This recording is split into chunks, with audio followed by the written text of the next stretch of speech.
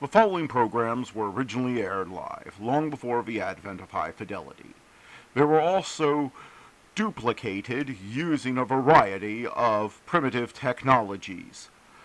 This, in addition to some of their nearly century-old status, has led to variations in audio quality as well as some episodes being incomplete. I hope, however, that these imperfections will not take away from your pleasure in listening to these, some of the all-time favorite shows.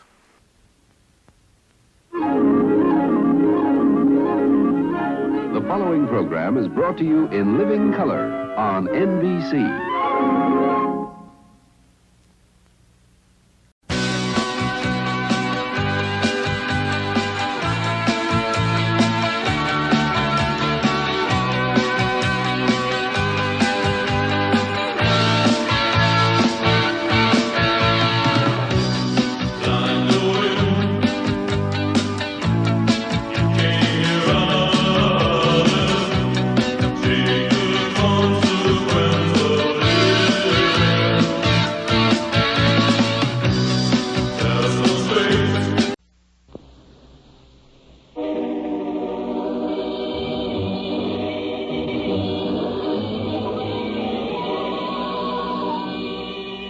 Calling all cars, a presentation of the Rio Grande Oil Company. Calling all cars, attention all cars, attention all Marin County Sheriff's cars. Broadcast 61. 4 convicts just escaped from San Quentin Prison using a state car. License Diamond E 6154. Diamond E 6154. The convicts are reported headed north. All cars use discretion and hold 5 if possible, as the escaped convicts have kidnapped 4 members of the prison board and are carrying them as hostages. Stand by for further orders.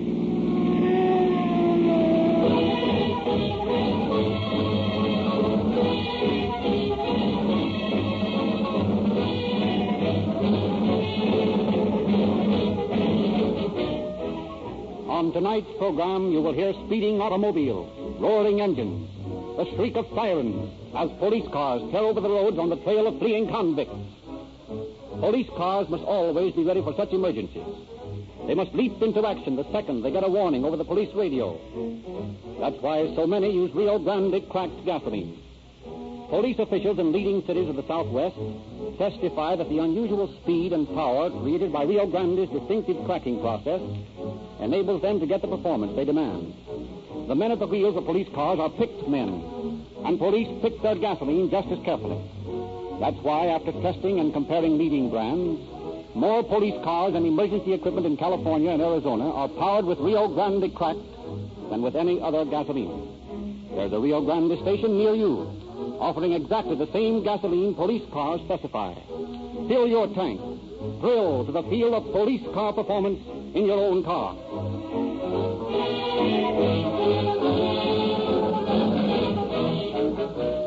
And now, ladies and gentlemen, it is with great pleasure that we bring you the complete radio dramatization of the San Quentin prison break, which occurred last Wednesday.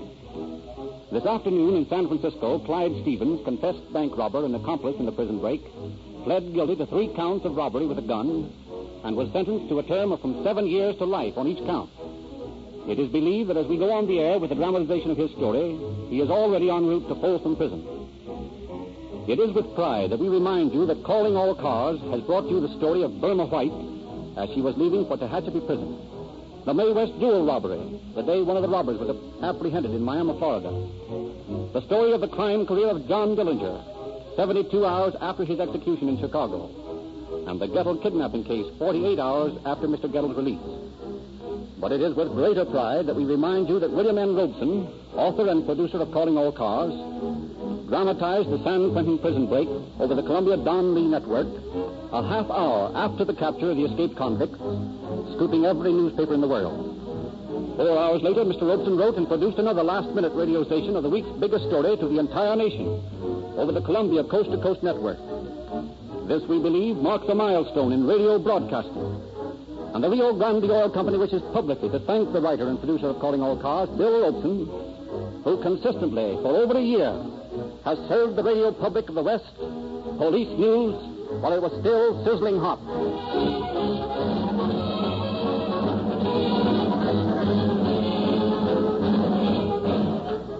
We now take you to San Francisco, where you will hear from the man who led the posse which captured the escaped San Quentin convict at Valley Ford. It is our great pleasure to present from the studios of KFRC in San Francisco, District Attorney Albert Bagshaw of Moran County.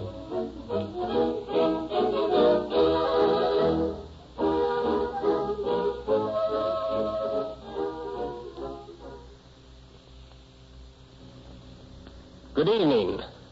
Last Wednesday afternoon, I spent the most exciting 2 hours of my life. I've hardly returned to normal yet. I'd gone to Tamales with Under Sheriff Blum to prosecute a petty case. We were following the routine of our duties when a telephone call from San Rafael plunged us into a melodrama as wild and exciting as any Nick Carter story you have ever read. That is the story you're about to hear on tonight's Calling All Cars. Before we go into this dramatization, which I know you are all eager to hear, I would like to point out to you a very serious condition which has existed for some time and which the prison break of last week has brought into the spotlight of public notice. I refer to the overcrowded condition of California prisons. Built to accommodate 3,294 inmates, the San Quentin prison is now jam-packed with over 5,747 convicts. The result is a seething unrest among the prisoners. The rise in crime during the past years has been responsible for this overcrowding. Critics have pointed out that our parole system is lax. This may be so, but the brutal fact is that the parole board has to release many prisoners in order to make room for those coming up from the courts. So long as paroles are easy to obtain, crime will flourish. Our police forces in California do a splendid job, but the prison situation which causes the evil causes them to repeat over and over again the same work. Recidivists, habitual criminals, should be put away for good. But we in California, unfortunately, have no place to put them. We must have another prison. When we can adequately care for the criminal for as long as he is sentenced, he will show less desire to repeat his acts. As it is now, men like Clyde Stevens do not wait a week after they're released to start robbing banks again. This must be stopped. We have efficient police. They do their duty, and having done it, are forced to do it all over again. It is not only our faulty parole system which is to blame, but it is also our faulty prison system. May last Wednesday's deplorable incident served to arouse the people of California to demand the proper check against the rising tide of crime. Thank you and good night.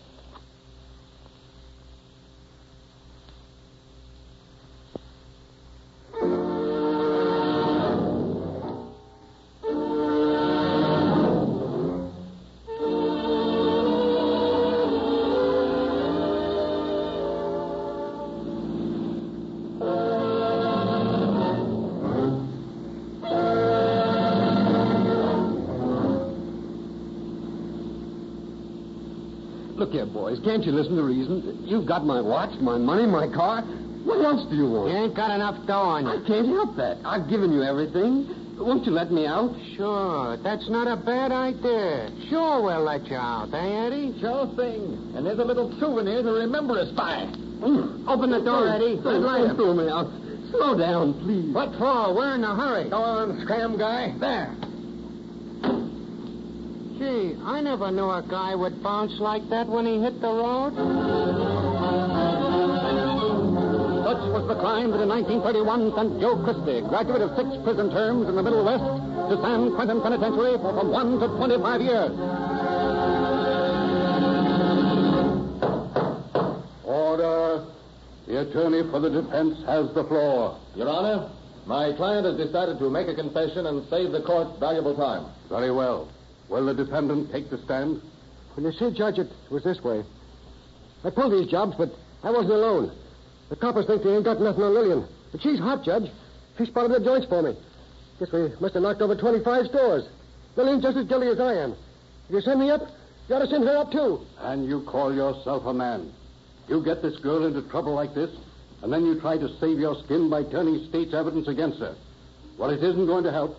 You'll serve time, all right. There is no place in society for a skunk and a rat like you.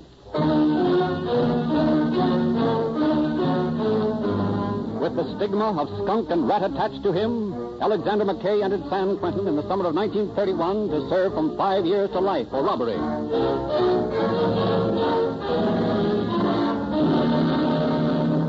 All right, you mugs. Back up against that soda fountain and don't pull any funny stuff. Clean that cash register, Ben. Okay. Where you going, sailor? No, I was just turning around. Stay put. I said stay put. No, you plugged him, Fred. I meant to. Come on, scram.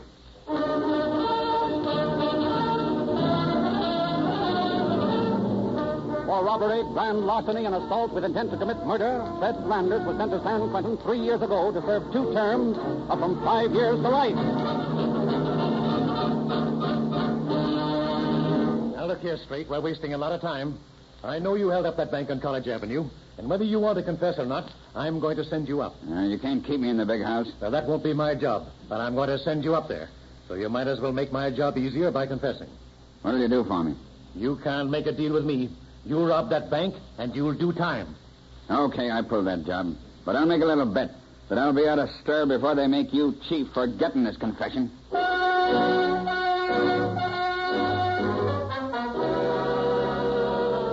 Rudolph Straight, confessed bank robber, and veteran jailbird, tried twice to make good his boast. Once he sawed through the bars of his cell. Another time he was caught working the bolts of his cell door with the bent wrench. He was thrown into solitary. Returned once more to his cell, he strikes up an acquaintance with Clyde Stevens, another bank robber, in the prison yard. You look like a tough guy to me, Straight. I am. You want to get out of this joint, huh? Don't you? Sure. I'm getting out, too. How come? I got dragged. The parole board will hand me my walking papers next time it meets. Yeah? Sure. They gave me a 5 to life rap. And you're getting out after 3 years? Sure. Parole's a cinch in this state. Well, I ain't going to wait for no parole. That's the way I figured you. And I got a plan. Yeah, what is it? As soon as I get out, I'll fix it so I can get some gaps into you. You will? That's all I need. Give me a good gap and I'll walk right out of here. Okay. I'll get you the gats. You get a couple more guys you can depend on. Yeah. We join up as soon as you make the break. By that time, I'll have some joints cased. Why, son, we'll make that Dillinger mob look sick. That's okay with me. All right. Now stop this monkeying around with files and bent wrenches. Stay out of solitary, and you'll be at the business end of a 45 in no time.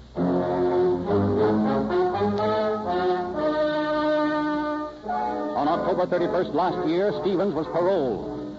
And within 2 months, he is wanted by San Francisco authorities for bank robbery. Although the police are unable to find the man, he manages to keep in contact with his prison pal, Rudolph Straight. One day, a fortnight ago, in the prison carpenter's shop. Hey, Alec. Yeah? Where's that prison truck again? Yeah, what about it? That's the truck that goes in and out of the walls. Steven hid the gaps in it. They're under the dash. They've been there for 2 weeks, and I ain't had the chance to get them out. That driver's liable to find him. That's what I'm afraid of. Now, listen. Watch that guy. And if you got a chance, glom those rods and hide him somewhere. Yeah, where? Now, that cake of nails will be okay. Look. There goes the driver now. He's walking toward the office. I'll keep my eyes on him, and you grab those gaps. Okay. Get him okay? Sure, I got him. All right, stash him in that keg. Yeah. That's fine. Now we'll roll this keg behind this workbench where nobody can see it. Hey, there's just you and Joe Christian and me in this deal, ain't there? That's right. Well, Steve said it's 4 gats. Yeah? Well, in that case, we better make it a quartet. Hey, who do you want to cut in? How about Landers over there? Yeah, he's okay. He can take it. I'll talk to him.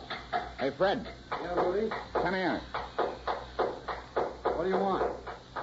Act like you was giving me a hand. I want to ask you something. What is it? Look here, Landers. Got a 45 in your hands. You take on the lamb out of this joint? What are you doing, trying to kid me? No, we're on the level. Hey, you bird. Separate. Get back to work. What do you think this is, a tea party? I'll tell you about it later, Fred. Beat it.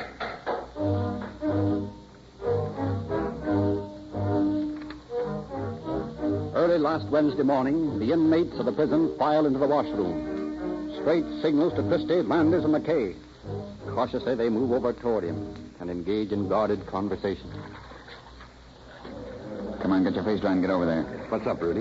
I asked you the other day if you'd be willing to blaze out of here with a 45. Yeah. Well, today's the day. I thought you was through. I'm on the level. How about you, boys? I'm all set. Anytime you are ready. What makes you set on today? The prison board's meeting with the warden this morning. None of these flat-footed guards want any trouble while the big shots are here. Maybe they'll get some whether they want it or not, eh, Rudy? The way we get so close to it, I've been kind of thinking. See, suppose it don't work. Suppose we get plugged or something. You ain't yellow, are you, McKay? Of course I ain't jealous. You better not be. You're in this too deep now to back out. I don't want to back out. I was just taking Do it. it. This ain't no chin fest. We gotta work fast. What do we do for gas? It's all taken care of. You ain't got nothing to do but come along and do what you're told. We got some 45 stashed away. That's swell. Who's that? One of the cons. Fresh fish, I think. I don't know him. You think you heard anything? No, he wouldn't be making a noise if he was spying on us. You can never tell about stools. Now, look. The board's meeting in the warden's office, see? Yes, so what? I've been tipped off that they'll go over to the warden's house for lunch, see? No. What's that got to do with that? If I knew how dumb you were, I wouldn't have cut you in. Now, get this. We drive up in the old Ford like we were doing our work. But all the time, we got the 45s in our belt, see? Yeah, then what? So we go in and we snatch the warden and the prison board. What? You're nuts. No, I ain't. We snatch the warden and the prison board. They'll come in handy. Cops won't shoot so fast when they know we've got big shots in tow. Natural. The warden and the prison board. They've been handing out lieutenant on paroles all morning. I'd like to see how it feels to be the guy on the carpet. And for once, we'll be the big shots. Kind of a funny idea, don't you think? It's okay if it works, Rudy. Listen to me, you guys. You stick with me and do this job the way I planned it, and we'll all be out of this joint in less than 4 hours. A few minutes before noon, Joseph Stevens, Frank Sykes, Warren Atherton, Charles Cox, and Mark Noon, members of the State Prison Board, take a recess from their morning meeting and join Warden Holohan at luncheon at his home within the prison walls. The pleasant sun-filled room gives no indication of the impending danger that lies just outside those curtained French windows, where 8 hard eyes are watching every movement, 8 keen ears hearing every word. Well, Warden, you're to be congratulated on the splendid work you're doing, especially in view of your limitations here. Thank you, Mr. Sykes.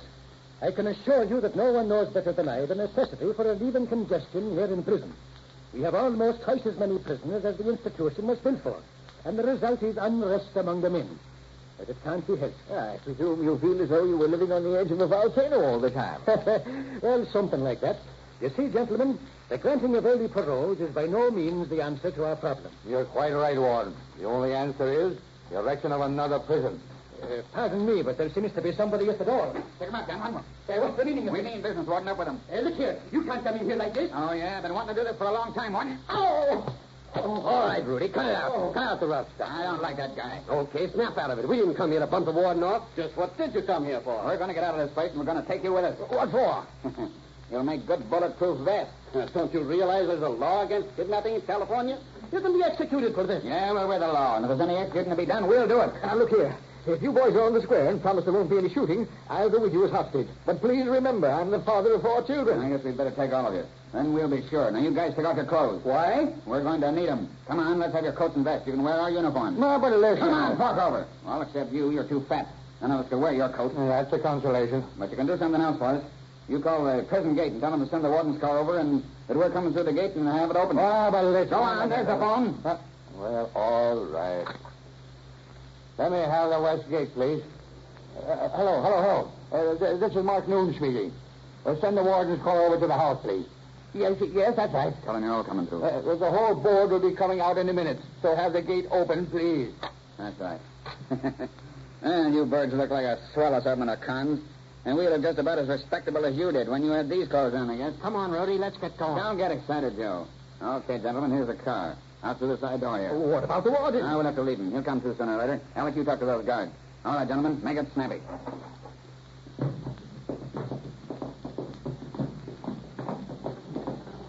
Drop those rifles. What the devil? No, shoot these men. Okay, gentlemen, pile in the back. You there, stay at the wheel. You're driving it. This other guard, you stand on the running board. Come on, boys, make it snappy. Okay, man, you'll never get away with it. This is my party. That's fine. Okay, boys, let's go. Kick that siren open and drive straight to the west gate.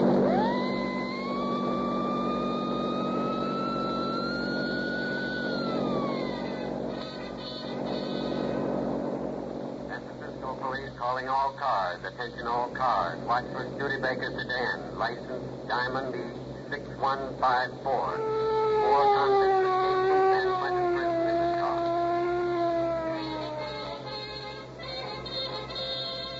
Calling all cars. Oakland Police calling all cars. Special emergency broadcast. 4 convicts escaped from...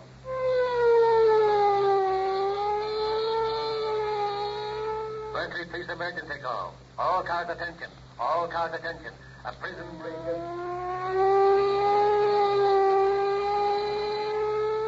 Hamilton Field, calling all bombing planes, calling all bombing planes. Return to your field at once for further orders.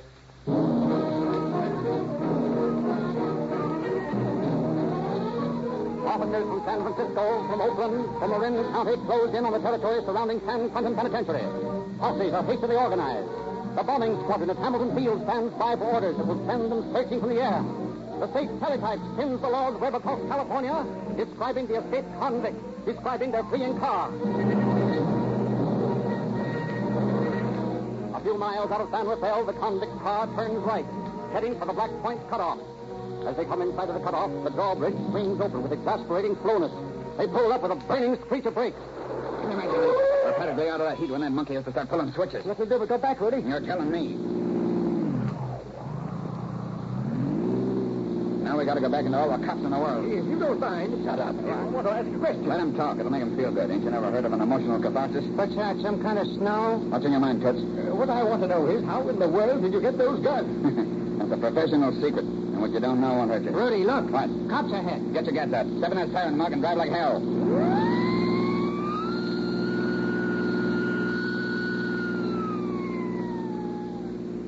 Yeah, just as I figured. They're afraid to shoot on account of our passengers. You boys are a great help to us. Now, look here, driver. What's your name, by the way? Jones. Oh, one of the Jones boys, huh? Well, listen, Jonesy. Just pull up a minute. I'm going to let your fat friend out here. What? Yeah, you're going to get out and you're going to tell that posse back there to call up the dogs, or we'll bump off your pals here. Give us a half hour and everything will be okay. Pull up, Jonesy. Get out. And don't forget that message. Get going, Jonesy.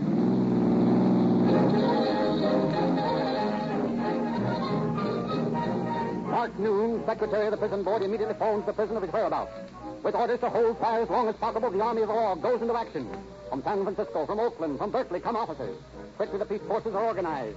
And with police radio blaring last-minute flashes, a posse composed of hundreds of men in scores of police cars block every highway and byway in Petaluma and Marin counties. The posse closes in, combing the hilly north coast country. As the convicts' car swoops into Hicks Valley's road, the posse sights them. The chase is on. Deputy sheriffs pull down their shotguns from the roofs of their high-powered police cars. State patrolmen crouch over their white motorcycles, unlimber their guns, fire and scream. 10 miles, 12 miles, 14 miles, they roll west of Petaluma. The law holds its guns in readiness. The convicts, still out of range, apprehensively look backward. Then, when they're 18 miles away from Petaluma, the convict's car takes a turn too sharply. The car skids. The law is within range.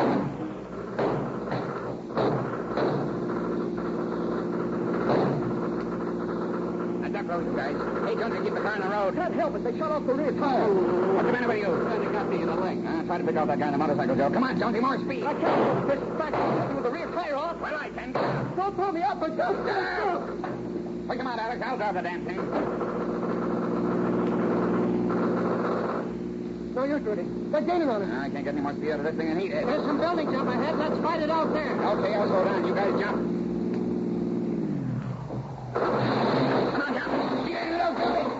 Are you all right, Frank? I think so. I tell you, Don't. For the love of God, Sheriff. That's Atherton. They made us change our clothes. Where are the men? Ran into that building. Okay, men, surround the building. We got back, George. Behind you.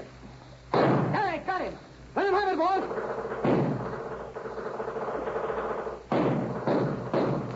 Hold your fire! Please surrender! Then throw your guns out and come out with your hands in the air.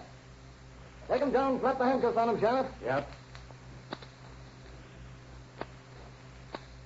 And boys, have you had a pleasant trip? What you do? Ready, Rudy? No, I got him before he got me. And now, unless there are any objections, suppose we return to San Quentin. There are some questions I'd like to ask you. Some very pertinent questions.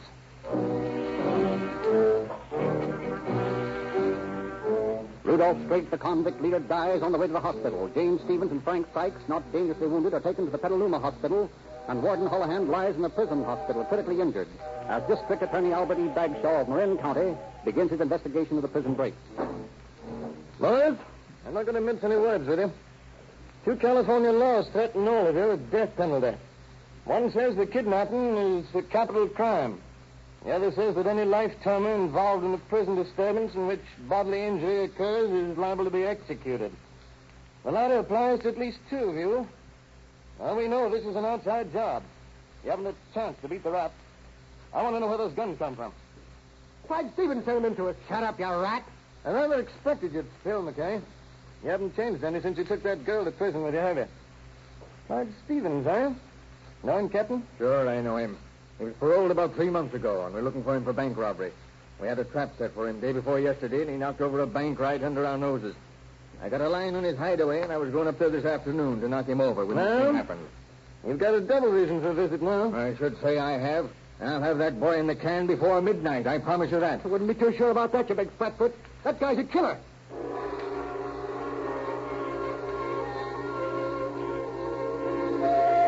It is close to midnight. San Francisco Bay is shrouded in deep fog. Captain DeLay, at the head of a posse of 15 men, crosses the narrow strip of water between the mainland and Sherman Island in the delta of the Sacramento River. Cruising at half speed, the motorboat scarcely makes a sound. Quietly, they shunt into a little pier, scramble on the land. That's his shack. Lights are still on. Take it easy. Surround the place, boys. And have your guns ready. All set? Set. Let's go then. Pick him up, Stephen. Hey, what the devil? Hey, what's this all about? Pick him up, Icehead. Your pal, too. What do you want us for? Running guns into San Quentin and a couple of bank robberies. I don't know nothing about running guns or bank robberies either. Oh? Well, we'll talk about that later. Slap the bracelets on him, Tom.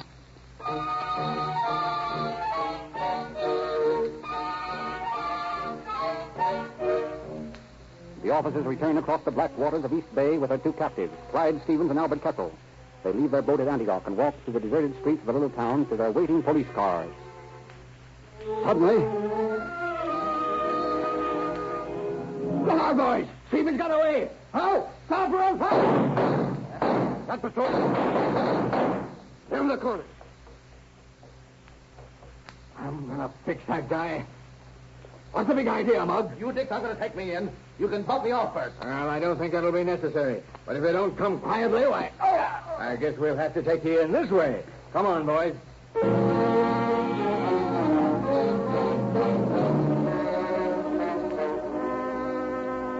For 3 days, San Francisco police questioned Clyde Stevens, and finally on Saturday he confessed and explained how he had smuggled the guns into San Quentin, hidden in the prison truck. He was sentenced to from 7 years to life in Folsom Prison this afternoon. District Attorney Bagshaw is now preparing the prosecution which may possibly send Christie, McKay, and Landis to the gallows. And high state officials are studying a wide, sweeping prison reform, which will include revision of the present parole system, separation of habitual criminals from first offenders, creation of a unified state police system, and possibly the erection of another state penitentiary in Southern California.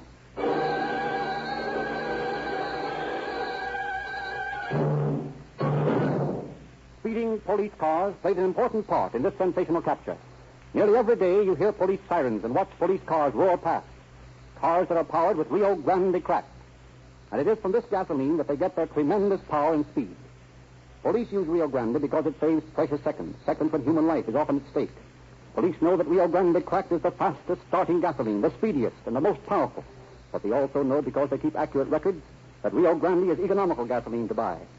Your own car may meet emergencies any second. When you tramp hard on the gas, you want action. If you've got Rio Grande in your tank, you'll get action. You can enjoy police car performance in your own car. Just drive into the independent station near you with a big Rio Grande sign. Ask for Rio Grande cracked with tetraethyl. It costs you no more than other gasolines, but you get much more for your money. And if you're interested in true detective stories, ask for your free copy of Calling All Cars News. This unique new publication brings you the truth about crime, police, movies, and the radio. Ask any Rio Grande dealer for a copy. It's absolutely free.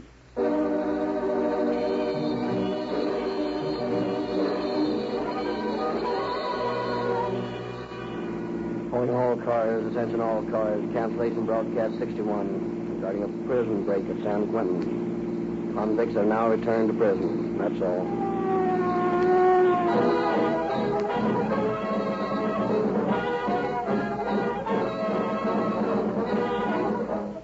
Calling All Cars is written and produced by William N. Robeson. This is your narrator, Frederick Lindsley, saying good night for the Rio Grande Oil Company.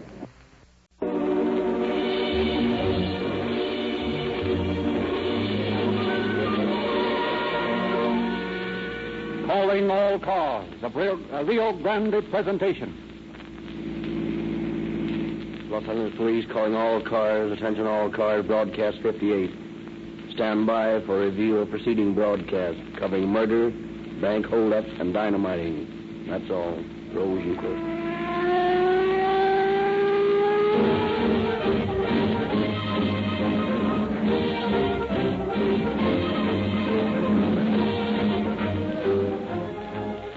Two police officers cruising about their territory tonight in a radio patrol car have as their guest a representative getting first-hand information for the next broadcast of Calling All Cars.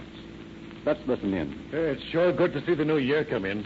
1934 wasn't such a good year for us all. Well, not for all of us, maybe, but so far as Rio Grande was concerned, 1934 was a splendid year. You mean to tell me that you sold more of that Rio Grande cracked gasoline last year? I understood most companies are losing business. Oh, no, sirree. Cracked gasoline sales have been growing month after month. We've more than doubled our sales. Well, you got a mighty fine gasoline, no question about that. We wouldn't be using Rio Grande cracked in our police cars if it wasn't the finest that the city could buy. Yes, more police cars in California and Arizona are using Rio Grande than any other gasoline. You know, most of our business comes from new customers. Motorists who want to get police car performance in their cars. I imagine that Calling All Cars radio program creates a lot of new customers for you. Yes, that's right. Nearly every listener is driven to a Rio Grande station to try cracked gasoline, and they stick with us. Rio Grande has a mighty loyal following, and the company tries to show its appreciation by giving better broadcasts every week. Hey, there's a special program on tonight. Let's listen to it.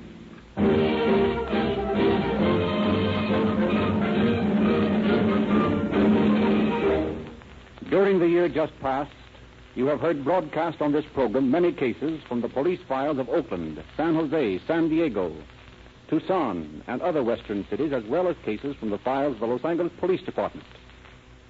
Tonight, we ask you to look back over the past year as we review memorable scenes from Calling All Cars for 1934.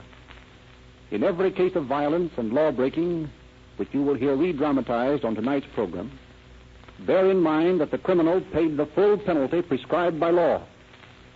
We Westerners have a great tradition to uphold, and the blood of the vigilante seems to flow in our veins. For out here, we have shown beyond a shadow of a doubt that crime does not pay.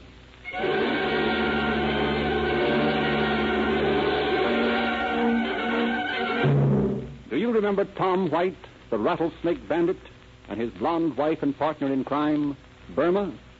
The very evening that newspapers screamed the headline story that she was on her way to Tehachapi, Calling All Cars broadcast the dramatization of her career in crime.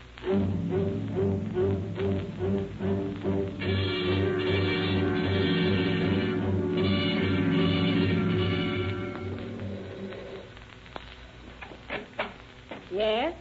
How do you do, ma'am? We're police officers, and we'd like you to help us. Why, come in. Is anything wrong? What can I do? We're looking for a blonde who lives in this building. A blonde? Well, there are several blondes here. Who are they? Well, now, there's Miss Arnold. What's she like? Well, I wouldn't want it to go any further, but she's heavy. In fact, she's fat. Yeah, that's not the one. Who else? Well, then there's Miss Gilman. She's 40. She's a day. Though she tries to tell people she's only 32, you know. She's... Well, that's not the one. Oh, yes. There's young Miss Adams. Hasn't been here very long. What's she like? Well, she's just a child, about 19 or 20, slim and pretty in a way. That's the one we're looking for. What department is she in? In 218. Now, look here. I don't want any trouble in my place. Well, there won't be any trouble. You just stay right here in your apartment.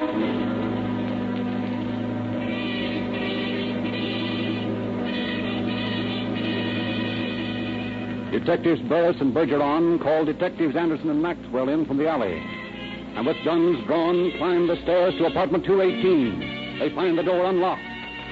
That's her. Grab her, Burris. Hey, Andy, there's that guy down the hall. We're police officers. Get him up. The hell with you! What are they doing, killing Tom? No, Burma. He just committed suicide by pulling a gun on an officer.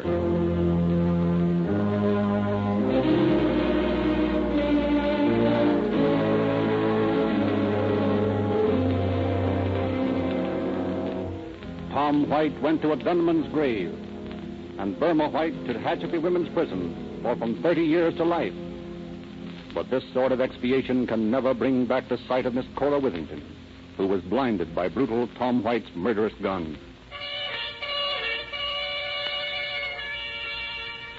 Los Angeles Police calling all cars, attention all cars. A bombing at the Los Angeles Times building.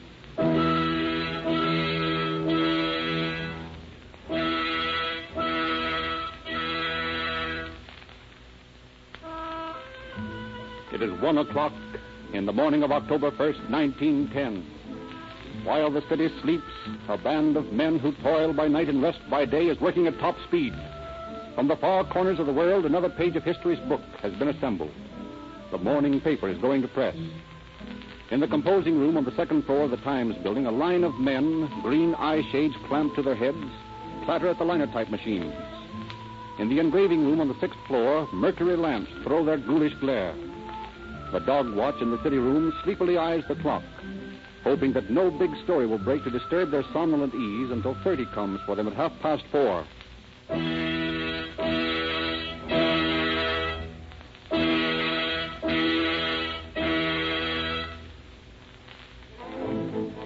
Seated by their silent telegraph keys, two men stand by in the wire room for last-minute news flashes.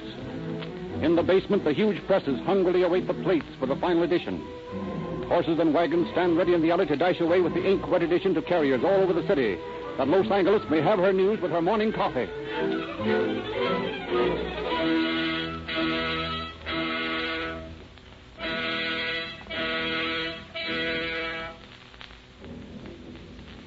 The hands of the clock slowly move on.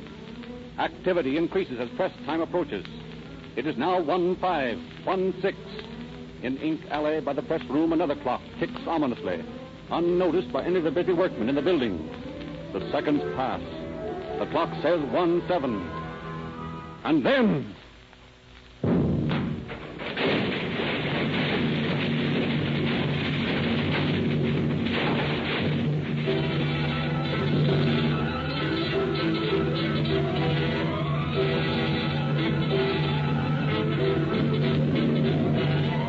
With a roar that is heard 10 miles, the center of the Times building blows up.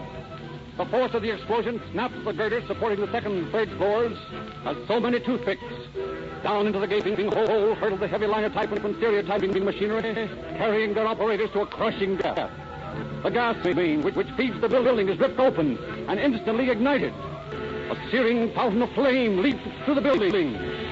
Within a moment, the entire structure is ablaze. Workmen clutched in the freezing maw of horror rush to the fire escapes to be met by a fiery wall. Through which escape is an impossibility.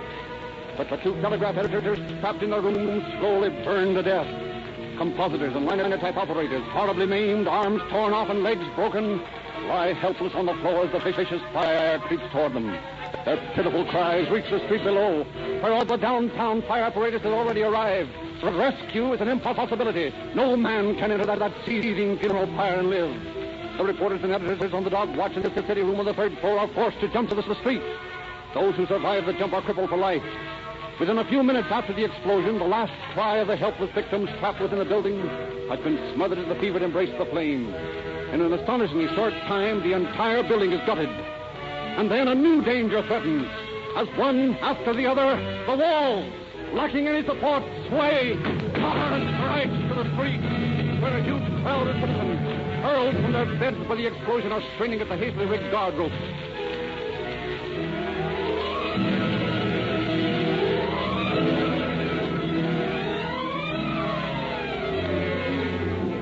All night long the fire rages, completely ruining the plant of the Times. Yet just a little later than usual the next morning, the Times is delivered to its subscribers, printed at an emergency plant by the battered, bruised, and bandaged survivors of the catastrophe. Before the last smoldering ember has died away, the law swings into action. Sam Brown, chief of the district attorney's investigators, and William J. Burns, world-famous detective, team together in a manhunt which extends halfway across America before the McNamara brothers, arch-terrorists, are run to earth and sentenced to life imprisonment.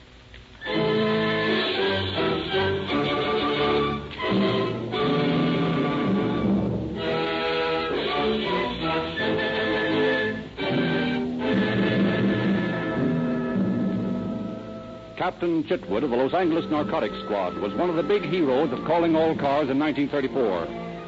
He it was who posed as a dope peddler and met with 3 wily Japanese high on the top of a hill. His problem was to get the goods on the Orientals and then arrest them and bring them into headquarters. He took his life in his hands.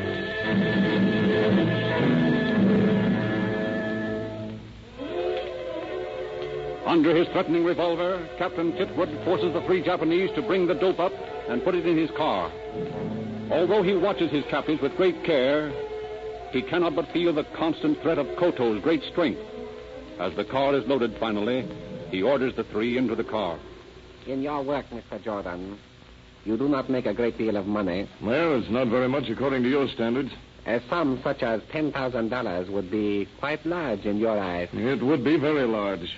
I happen to have such a sum within easy reach. You'll be able to hire a good lawyer with it. I was thinking of making a friend a present. A very lucky man, I should say. You are the friend, Mr. Jordan. And how do I merit this friendship?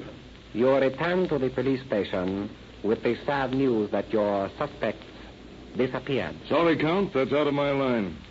$10,000 is a lot of money. No, you better get in the car. Back there, Koto. Mr. Jordan, I will give you one more chance. There are three of us. Koto here is a trained wrestler. We all know jiu-jitsu. Once we are in the car, you will be unable to manage us. True, you have a gun, but you cannot succeed in getting us to the city. I've been thinking about that. Oh, I think you had better accept Count's offer. It is impossible you will arrive in town alive. Let's put it another way. Let's say that it is impossible that all of us will arrive in town alive. I do not quite understand. It's very simple, really. Don't you see that Koto is the main threat? How much do you weigh, Koto? 210. When you, Count, and Huashi here are carrying Koto through the fields down to where I can call a police car, you won't be very dangerous. But why should they carrying me? Because I'm going to kill you. You cannot do that. My dear fellow, I can and will do exactly that. Koto, unfortunately, resisted arrest. My duty as a police officer, although unpleasant, was very plain. I had to shoot him. The law is quite explicit on that point. But I'm not resisting arrest. Oh, you have no imagination, Koto, huh? Who will ever know? Very good. You will not do this thing. It is fantastic. Just to show you that my gun is loaded, gentlemen, and that I mean what I say. Please, must be another way. We plead with you, Mr. Jordan. We have been very fair. We have offered you money. Well, you will not take it. But that is no excuse to murder one of us. I have no desire to kill, but there is one other way. What, please? Koto will lie on the floor of my car. You two will lie on top of him with your hands at my side. If you make a false move, I'll shoot all of you. If you don't, you'll arrive safely at the station. We accept. Into the car, then. And watch your step. This gun is liable to go off in my hand by mistake.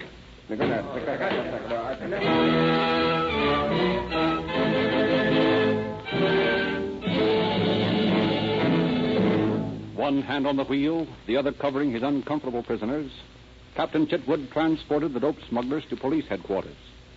They were speedily tried and speedily sentenced to 2.5 years in the federal penitentiary in Leavenworth for violation of the Harrison and Jones-Miller Narcotic Acts. Since serving their time for that offense, the Count has been sentenced to Folsom on a verdict of first-degree murder. Koto has returned to Japan, and Hawashi is a fugitive from justice, having jumped a bond on a forgery charge.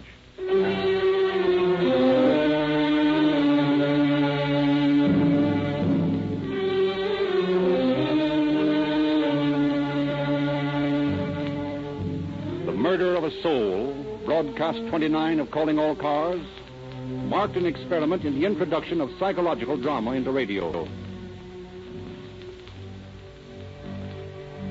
For weeks, distraught Marie Trentini broods over the fickleness of her cousin Vincencio and the brutal frankness of Gaetano, his brother. For weeks, behind her impassive, saddened face, her brain is in a turmoil, trying to adjust herself to the outrage she feels has been done her. And then, finally, on August 7th, 1928, as Marie lies tossing sleeplessly in her bed, something in her brain snaps. The turmoil of thought and counter-thought lines up into one straight, clear path of action. Marie slips from her bed, tiptoes into the front room, takes Gaetano's shotgun from the closet, and silently walks toward the bedroom in which her cousin and his wife are sleeping. I love him, Gaetano. You couldn't make him marry me. It will be all right. Once I had him, he would have learned to love me. I would have made him a good wife.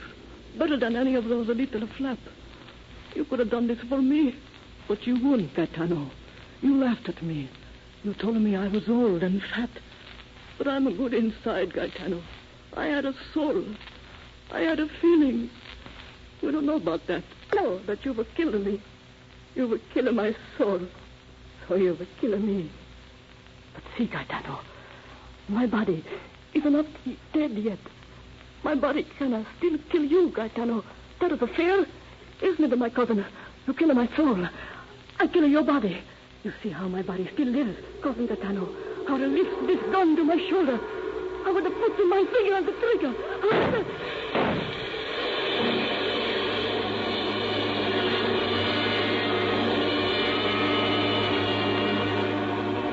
Marie Trentini established an alibi to the police, but Captain Barlow, police fingerprint expert, discovered her prints on the gun. Confronted with this damning evidence, Marie, excusing herself for a minute, stepped into an adjoining room and slit her throat.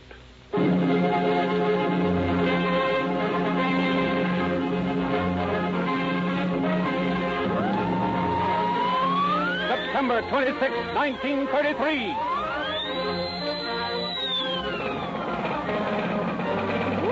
Under a hail of machine gun bullets, Charles Migley, Harry Pierpont, and Russell Clark, accompanied by 7 other convicts, successfully escaped from the Indiana State Penitentiary.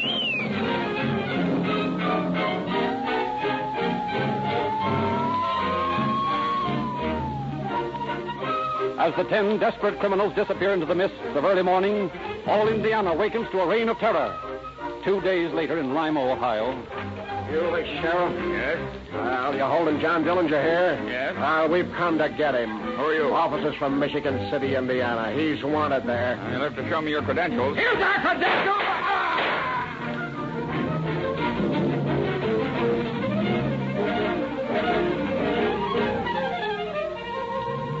Terror spreads throughout the Middle West. Hysterical fear mounts. Not since the days when Jesse James rode the prairies have respectable citizens lived in mortal dread of a ruthless outlaw. Dillinger is loose! Indianapolis. $21,000 taken from the Massachusetts Avenue Bank. New Carlisle, Ohio. And it's taken $53,000 from the New Carlisle Bank in daring daylight robbery. Farrell, Pennsylvania. Hold up in the Faro Bank. Lost $24,000. Daleville, Indiana. Hold up and lost $3,500. Montpelier, Indiana. $12,000 haul from the Montpelier Bank. Racine, Wisconsin. Hold up the American Bank and Trust Company. Lost $27,000. Greencastle, Indiana. $74,000 bank robbery. East Chicago, Indiana. Hold up of the First National Bank. $20,000 stolen. 1 policeman murdered.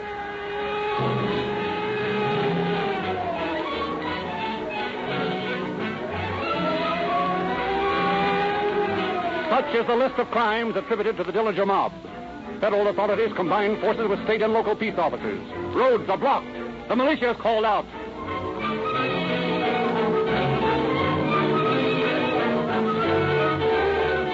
Then, as suddenly as it began, the reign of terror ends. Peace once more reigns in the Middle West. The shattered nerves of farmer, merchant, and banker gradually return to normal. Dillinger seems to have disappeared from the face of the earth. A pale desert moon casts its transparent coverlet over the jagged crest of Mount Lemmon. From a sandy wash, a coyote howls at the silent Sahara that broods above him, thrusting its spiny arms toward the star-speckled velvet dome overhead. Across this scene of beautiful desolation comes a discordant note, a tinny popular song played by a 3-piece orchestra in a desert roadhouse. The place is a few miles from Tucson, Arizona.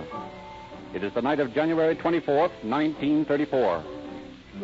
Here, Clark, the Dillinger henchman, boasts to a couple of traveling salesmen about his prowess with a machine gun.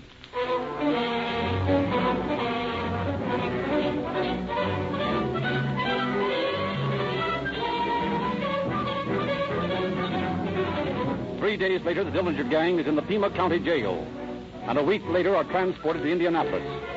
But Dillinger bluffs his way out of the Michigan City jail, and the reign of terror begins again. Then, late in July, the trail once more grows hot.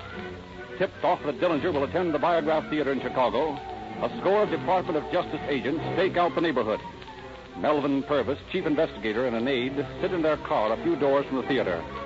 More than an hour passes uneventfully, and then, just before 9 o'clock, Hey, Ed. There he is. Where? Walking up to the ticket office. I can't mistake that head. Oh, yeah, I see. Now he's turning. It's him, all right. And look, Mel, he's dyed his hair. Yeah, black. He's wearing gold-rimmed glasses. That's him. You gonna let him get into the theater? Sure, we won't take any chances. There, he's bought his ticket and he's gone in.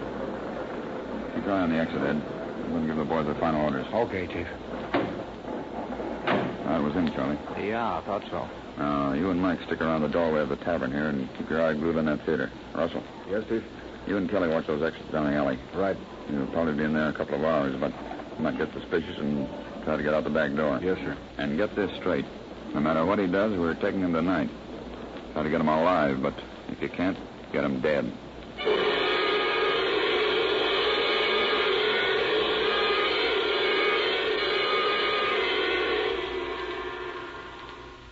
Two torturous hours are spent by the officers surrounding the theater. 2 hours and 4 minutes. And then the doors of the theater swing wide and the shirt-sleeved audience throngs out into the sweltering summer night. Dillinger saunters onto the sidewalk, accompanied, so some reports say, by a young woman clad in red. Purvis closes in behind him. As Dillinger crosses an alley, Purvis waves his hand. 5 officers close in. Suspicious, Dillinger reaches for his pocket.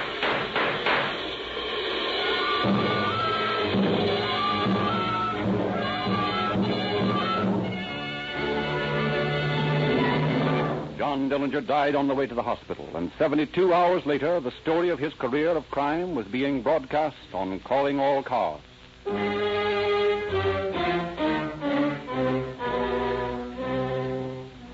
Another famous master criminal was the subject of broadcast 36. Herb Wilson, the nitroglycerin parson, minister turned safe robber. Only once in his career did he fail to break a safe. That was one night in Detroit when the gang, after weeks of preparation, set about to crack the safe of the National Maccabees organization, which contained $13 million. One by one, the guards are overpowered and locked up in closets. One by one, the 13 burglar alarm boxes are put out of commission. Then, all precautions taken, Wilson unwraps his equipment, the gas tank is wheeled in, and donning an asbestos apron of his own invention, the nitroglycerin parson lights his torch and sets to work on the massive safe. Like a knife through cheese, the hissing blue flame of the torch cuts through the thick steel box. Deeper, deeper as the hours of the night wheel on. Closer, closer to a tremendous fortune.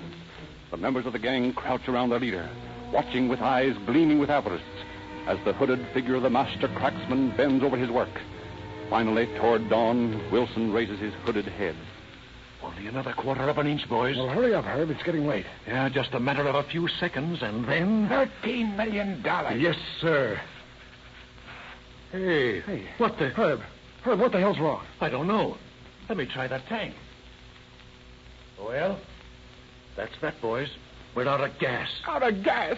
And a quarter of an inch away from $13 million. Yep, that's the way it stands. Well, what are we going to do, Herb? What can we do? You can't get gas any place at 3 a.m. on Sunday morning. Well, we could use nitro on it. Yes, if we had any.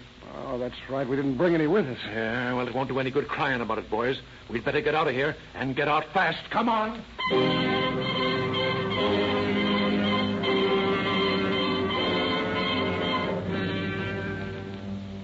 After stealing more than $15 million in 3 years, Herb Wilson finally made a little mistake. He left his fingerprint on an electric light bulb. He is now in San Quentin for life.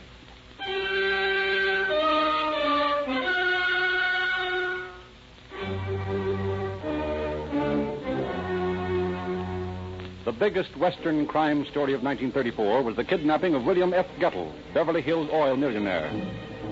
48 hours after Mr. Gettle was released, Calling All Cars dramatized his adventure and presented Mr. Gettle himself to the entire nation over a coast-to-coast hookup of the Columbia Network. The most pitiful aspect of the Gettle case was the horrible tension under which Mrs. Gettle lived during the long days when her husband's fate was a question. In the sun-filled garden of the Gettle mansion, the 4 children of the kidnapped millionaire, Billy and Betty, the twins, and Bobby and Jimmy, play their childish games, ignorant of the terrible plight of their father. In a darkened room on the first floor, Mrs. Gettle receives Mr. Noon, the attorney who is negotiating with the kidnappers. Mr. Noon, is there any news? Yes, Mrs. Gettle. I have just received a call from a man who calls himself Percy. That is the way the ransom note I received last night said the message would be delivered. What did he say? He said to hold myself in readiness for further instructions. Do you think Will is all right? I have every confidence he will be back soon. Oh, I hope so. Mama, I want my Daddy. Where's Daddy? Now, children, run out and play. But where's Daddy, Mama? Your daddy's gone away for a few days on business. When will he be back, Mama? He should be back any day now.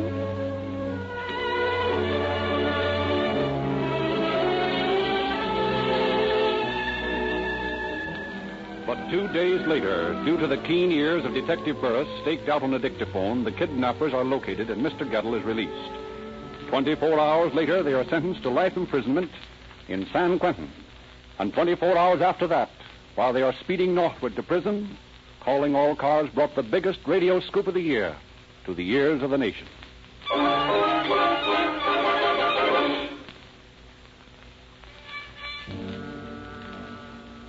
Another famous criminal case of 1934 was the Nellie Madison murder case. Mrs. Madison, accused of murdering her husband, is faced with an overwhelming array of circumstantial evidence. Her attorney, in summing up his plea to the jury, was played by Richard LeGrand in one of the most moving character depictions of the year. Ladies and gentlemen of the jury, have you ever lost suddenly and horribly someone you held most dear? Have you ever been so stunned by personal misfortune that you were cold and indifferent to all that transpired about you? If you have, then you know what has been happening to Nellie Madison throughout this trial. There can be no murder without motive. And what possible motive could this woman have? The Madisons were a loving couple. You are being asked by the prosecution not only to hang a woman, but by all we've shown during this trial, to hang an innocent woman. Don't do this thing. Don't have it on your souls and consciences the rest of your lives. Don't send this innocent woman to the gallows upon the tenuous threads of circumstantial evidence. Remember the command of our Almighty Father. Thou shalt not kill.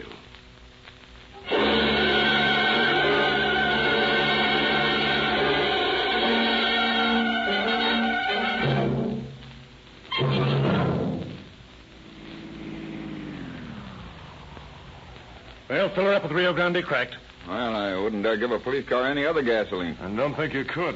I just been listening to Rio Grande's Calling All Cars program. Did you hear it? Well, we got a Calling All Cars man right here with us tonight. Oh, well, I suppose you two cops will be the heroes on the next broadcast. Hey, how about putting you on the radio, too? What have you got to say in behalf of the independent dealers who sell Rio Grande gasoline? Well, you tell your listeners that we independent dealers get a big kick out of so many people driving in after every broadcast and asking for a tank full of police car performance. Well, how about a business prediction for 1935? Everyone else is predicting. What do you think about business for next year? Now, I can predict good business for every independent gasoline dealer who lines up with Rio Grande. That's the only big gasoline company that doesn't compete with its own dealers. My business has grown steadily ever since I put in Rio Grande pumps. And my customers stick with me. They should. I give them better value in Rio Grande cracked gasoline, more power, faster starting, greater speed, higher anti-knock rating, and tetraethyl at the price of ordinary gasoline. Well, come on, fellas. We got to go. Happy New Year. I'll go one better. Rio Grande wishes you a prosperous New Year.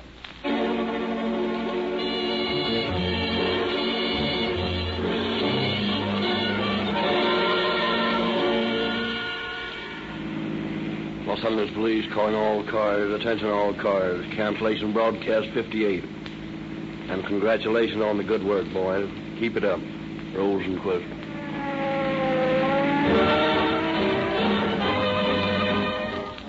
Calling All Cars is written and produced by William N. Robeson. The orchestra is under the direction of Frederick Stark.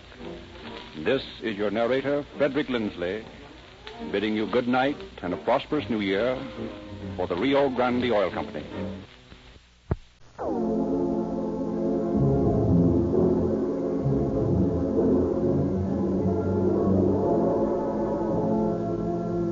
Calling All Cars, a copyright program created by the Rio Grande Oil Company. San Francisco police calling all cars, attention all cars. Calling all San Francisco County sheriff's cars. Be on the lookout for 3 young men in a stolen sedan. License 673429. 673429. These men are armed and within the last 2 hours have shot and killed 3 men. Watch your step, boys. They're plenty bad. That's all.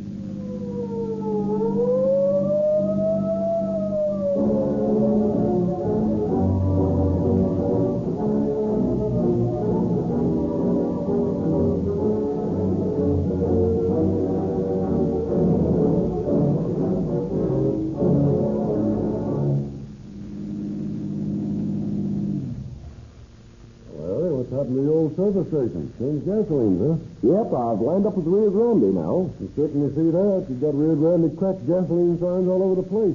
Why the change? Well, of all the gasoline sold in this market, Rio Grande has made the most spectacular progress. They even have the police and fire departments using cracked gasoline. Yeah, I've seen their advertising. All about police car performance with Rio Grande cracked. I heard the radio program, too, calling all cars. Always meant to try that cracked gasoline sometime. Oh, well, here's a copy of the Calling All Cars News. We'll give it away free every month. Got the radio programs in it and some detective stories. Good stuff. Thanks, Harry, but tell me, do you really believe there's anything different about Rio Grande crack? Well, last week I went through the Rio Grande refinery. It's the finest and the newest cracking plant in America. Must have cost a fortune. I've seen refineries before, but Rio Grande makes cracked gasoline by an entirely different process. I saw some tests made there in the laboratories which convinced me that there's all the difference in the world between gasoline refined by the old process and gasoline that's cracked. Yeah, but there's a lot of difference between testing gasoline in the laboratory and not on the road. Well, I don't know any more severe tests than police cars and fire engines. Those emergency engines want the speediest gasoline, the most powerful gasoline. But they keep records and insist on the most economical gasoline. Doesn't it mean something that more police cars, fire engines, ambulances, and other emergency equipment use Rio Grande cracked gasoline wherever it's sold than any other brand? Sold, Harry. Fill up my tank with Rio Grande crack.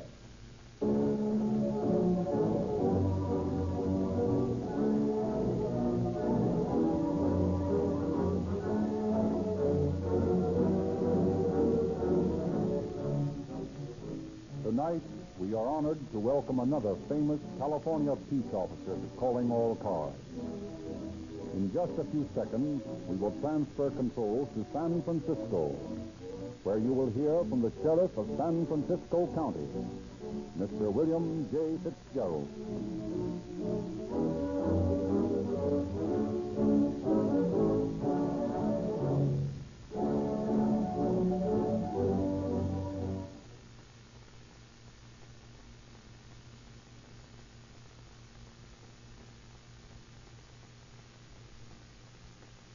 Good evening. Tonight I am bringing you from my confidential files the story of one of the most wanton killers in police history, Buck Kelly, gun-mad young taxi driver. Sheriffs not only must concern themselves with the capture of criminals, but it is their duty to keep watch over these men from the time that they are taken into custody until the courts dispose of their cases by acquittal or by sentence to the penitentiary.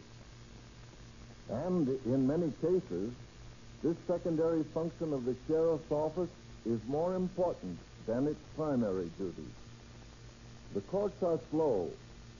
Often, we have the responsibility of guarding dangerous criminals for more than a year.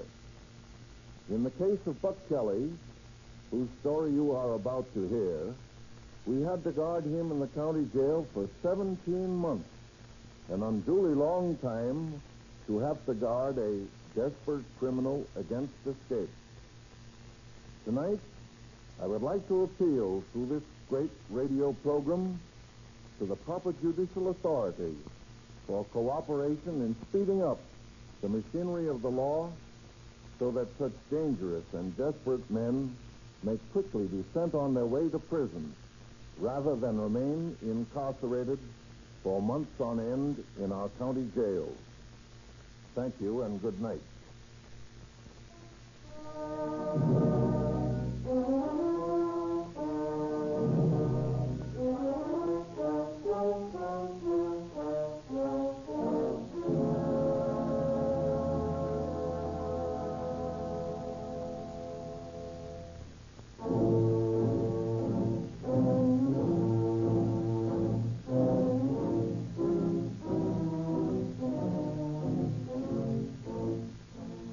The criminal career of Clarence Buck Kelly, San Francisco's wholesale murderer, begins in 1921, when as a youth of 17, he is arrested for grand larceny.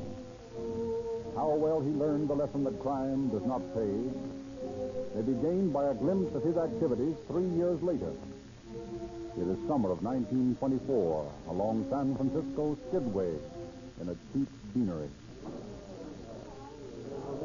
You got the stuff, Bud? Sure. I said I'd get it, didn't I? Got the money? Yeah, right here in my pocket. You sure this is first-rate morphine? That's the only kind I sell. See your dough. Yeah, here you are. 5, 10, 15, 20. Okay, figure snow. And here's a nice tiny pair of handcuffs to snap on your wrist. What? Who are you? Federal agent. You're under arrest. What for? Do we need to go into that? Oh, so you're trying to stupid on me, eh, Dopey? Supposed to be my pal, huh? Well, you squealing rat. Beat it, Dopey. Pay off tomorrow morning. Yeah, okay. A stool pigeon, huh? Dopey, a stool pigeon. Now, wait till I tell the boys about that. You won't get much of a chance to. Come on along to headquarters.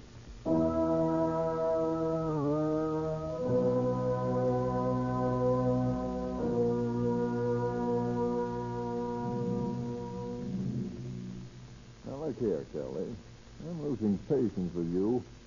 Where did you get that stuff we found on you? I don't know. What do you mean you don't know? Well, I don't know the guy's name. Who is he? An old Chinaman. Where does he live? In Chinatown. Where in Chinatown? Will you drop charges if I put the finger on him? What? Oh, come on. I know enough about your racket to know that you want to get at the source of supply. You don't care about the 3 ounces you found on me. Well, that's right enough. Okay. Now let me go, and I'll make a buy from the Chinaman. No. You give me his name and address, and I'll knock him over. Not this guy. He wouldn't get through the outside door before he'd have the evidence hidden. I'm telling you. Of course, if you'd rather send me up for possession of 3 ounces than lose a supply, that's okay with me. No. Frankly, I want the supply. Okay, I'll lead you to it for my freedom. And you're the guy who was yelling about Dopey being a stool pigeon. Now you're turning informer. Yeah, but I'm in a spot. Dopey's cutting both ends against the middle. Well, one of the provisions under which I let you loose is that you'll lay off Dopey. Okay, I promise. And say I'll need some grease. What for? So I can make a buy from the Chinaman. Okay. How much will you need? Oh, he gets $40 an ounce. Say about 120. What for? 3 ounces. Oh, no, you don't. You buy 1 ounce. That'll be plenty. Yeah, but... If he gets $40 an ounce, you're buying an ounce. Here's the $40. And don't disappear with it. Don't worry, I won't.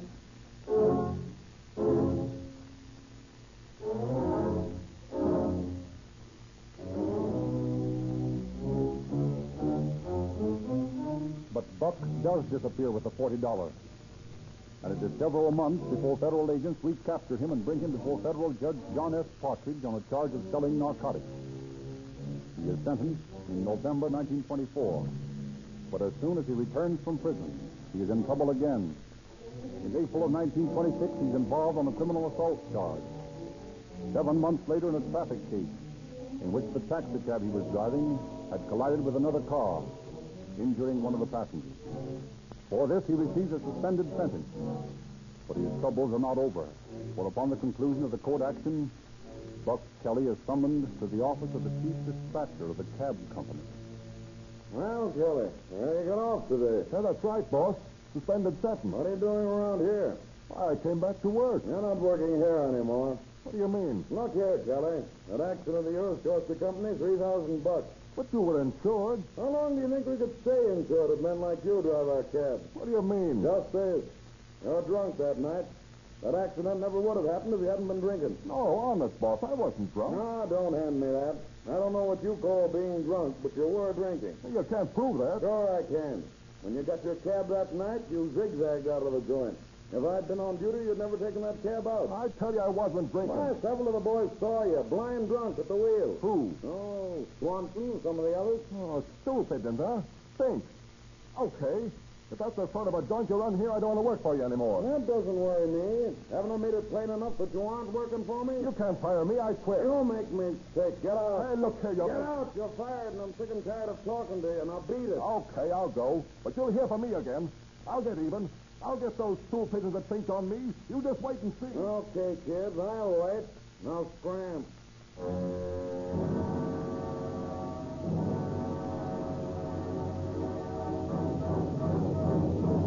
Can you imagine that, Larry?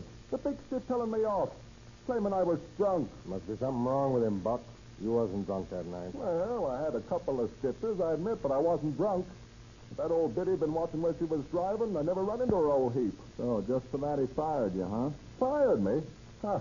He didn't fire me. He ain't got the guts to fire anyone, Mike. I walked out on him. Well, that's taking a chance. Jobs are pretty hard to get these days. Yeah? Well, I got plans, see? If you guys want to string along with me, you won't never have to work no more. No? How's that, Buck? Wait till we get some drinks ordered, and I'll tell you all about it. Hey, Tony.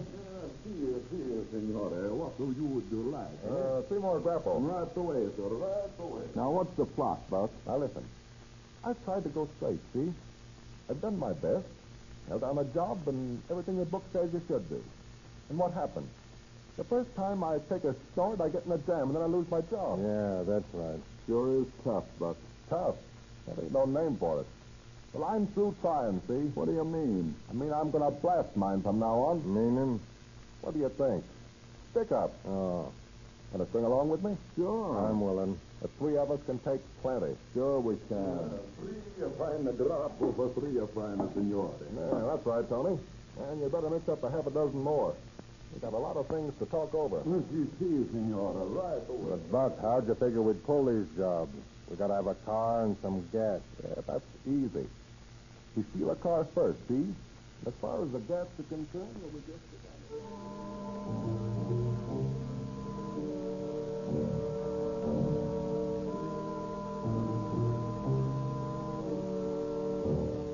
Fortified with many grapples, Buck Kelly and his 2 pals first steal an automobile and then visit a hardware store on Vallejo Street. Well, good afternoon, gentlemen. We want to look at some guns. Have you got a permit to buy a gun? I didn't say we wanted to buy them. I said we wanted to look at them. Well, you'll have to have a permit, you know. I heard you the first time. Tell us some gas to make us snapper. Very well. Now, what did you have in mind? A couple of good automatics. Well, here's a very fine 45. That's the kind that spins them, ain't it? Yeah, I guess so. For what purpose did you want these guns? What's that to you? Nothing. Now, here's a police What's positive. up with the coppers, John? They ain't supposed to kill people with. Hey, how's this automatic work? So, the clip goes in this way, you see, and here's the safety catch. Well, put some slugs in it. Let me see the work. Very well. You release this catch here, and then you take out the clip, and you place the cartridges in here. Yeah. See? Like that. And you slip the clip back in its place. Let me see it. Uh-huh. Now, it's all ready to shoot, huh? Yeah, just as soon as you snap the catch. Like that? Yeah. Okay, boys, stop him. Hey, look, stop! All right, come on, not me around. We gotta get going. Oh. Anything else? Like a lie. Okay. Grab yourself an automatic apiece and a couple of boxes of those shells. These the ones here? You already got them. Don't ask so many questions. Mine's all set. How about, Larry? Can we get mine together? Well, come on. You fix it for him in the car, Mike. Okay.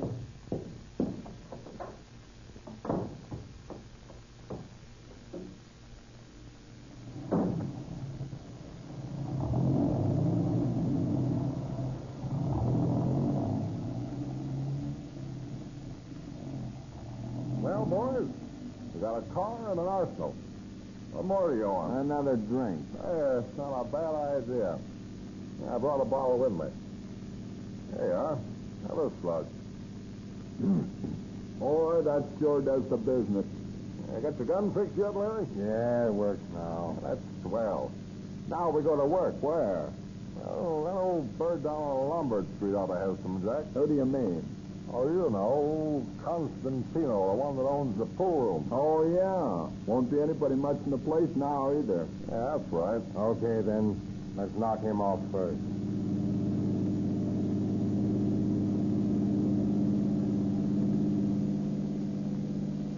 Here's the place. Better leave the motor running, Buck. Yeah, I guess so. Hey, you got the bottle, Larry? Yeah, here it is. Yeah, I better take another little shot before we pull this one. You guys look like you need one, too. I feel that way. Now, listen. We don't take no back talk from this mug, see? We get his dough or else. Okay? Okay. Okay with you, Larry? Okay. All right, let's go. That's a break. Just one customer in the joint. Oh, hello, boys. You drop in for a little game, eh? Yeah, a little game that you're going to lose. What do you mean? What's the idea of the gun? You guess. Come with the other guy, Mike. Now, let's have all the dough in the cash register. Look here, boy. You cannot come in here like this and bully me. Hand over your dough. I'll call the police. I'll have you run in. Help! Where's the police? Knock up the other guy, Mike. Larry, enter the cash drawer. Got the dough, Larry? Yep. Okay, let's go. Say, these jacks are the nuts, ain't they? Sure. Hey, let's empty them out on those mirrors. I always wanted to shoot up a joint right.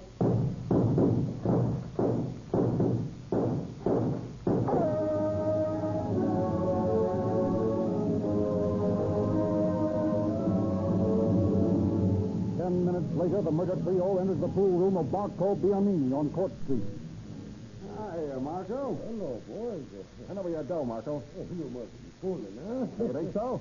I'll give you a 3 to empty that cash register. Listen here, boys. 1. Nowhere to ask. 2. You're reasonable, boys. I got to know more. 3. All right, grab the dough, Larry. The rest of you mugs keep their distance.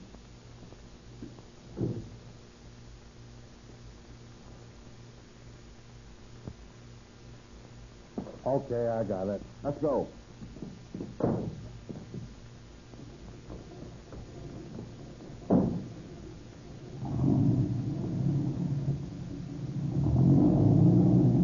Well, Larry, how much we got now? Close to $200. Well, we got to have a couple of grand. Where to next? Let's go back to the Tony's to get a drink. There's still some left in the bottle. Yeah, let me have it. I'm thirsty. Yeah, that ain't enough. I'd eat lots of liquor. Watch your step, Buck. The signal's changing. There's Mario Pagano standing on the curb. Yeah, that deal. Hey, Buck. Oh, hello, Mario. Where'd you get this little bus? What's it to you? Oh, I was just asking. Well, you're asking too much. What was the idea of bumping him off, Buck? I never did like him much. And anyway, I like bumping people off.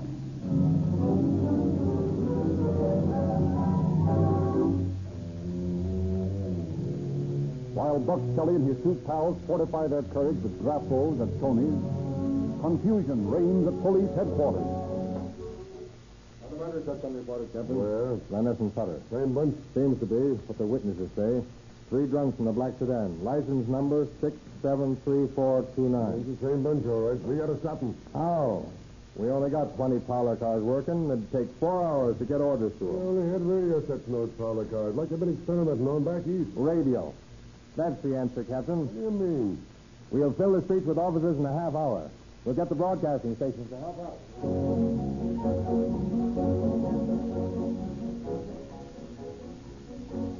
We are interrupting the broadcast of dance music coming to you over station KFRC from the Blossom Room of the St. Francis Hotel to broadcast an emergency announcement to all police officers. All police officers, attention. Hey, Terry, come in here. They're broadcasting a special announcement for officers on the radio. What? Listen. Wants all officers off duty to report in your own automobile to the precinct stations nearest your home. Bring your revolvers and be prepared for continuous duty. Citizens are also requested to help in this citywide hunt for 3 murderers who are driving a stolen black sedan. License number 673-429. If any citizen sees this car, please report its whereabouts to the police at once. KFRC will bring you later developments of this manhunt as it progresses. We return you now to the Blossom Room of the St. Francis Hotel. First day off I've had in a month. I gotta go out hunting murderers. Get my gun, Margaret. You'll be careful, won't you, Terry? Sure, I'll be careful. I'll shoot first and ask questions afterwards. But for the next 48 hours, while 211 private automobiles owned by police officers and 50 police cars comb San Francisco for the murdered trio, not a single disturbance occurs. During this time, Kelly, nursing a hangover, lays low, recovers from one binge, and by Monday evening has started on another. Once more, he joins his pals at Tony's. You guys bring your gas with you? Sure, just like you told us. Well, what are we pulling tonight, Buck? plenty. First, I want to get a heist out of these grapples. And I got a little visit with that Fink Swanson. You mean the guy that you used to work with at the cab company? Yeah, that's the guy. He squealed on me. That's why I lost my job. You gonna get him? Sure. Nobody can pull that stuff on me. What are we gonna do for a car? I ditched the one we had Saturday. You come along with me. Down to a cab stand on the corner. We'll get some wheels.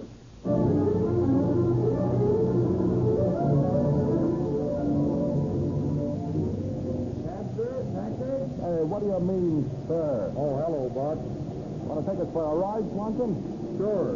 Glad to see you ain't sore at me, Buck. Oh, I ain't sore at you, Swanson. What the devil? What have I got to be sore about? Sure, that's the way I figured. Where you going? Out 17th Street. Okay, what address? I'll let you know when we get out there. Okay, hop in. Hey, got a couple of pals with me. Can 3 rides as cheap as one? Sure. Let's go, then.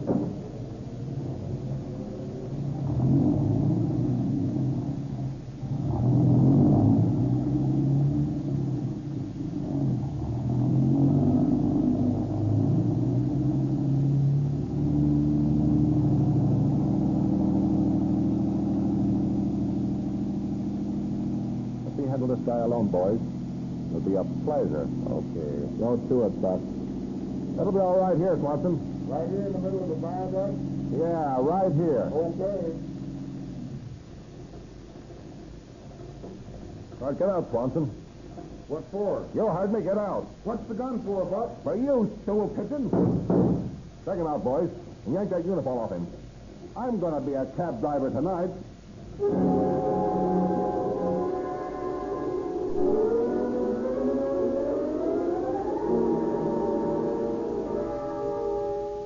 A few minutes later, Kelly drives his cab up to a stand on Brannan Street. As the car comes to a stop, Mike Petrovich, a friend of his, steps up to him. Hello, Kelly. Hello, Mike. Back in the taxi game again, huh? Yeah. Gee, Buck, what'd you bump him off for? I don't want no witnesses. Where do we go now? Down to the service station at the corner of 7th. Hey, you got the bottle? Yeah, here it is. Good. Let me have it. Boy, nothing like good old grapple.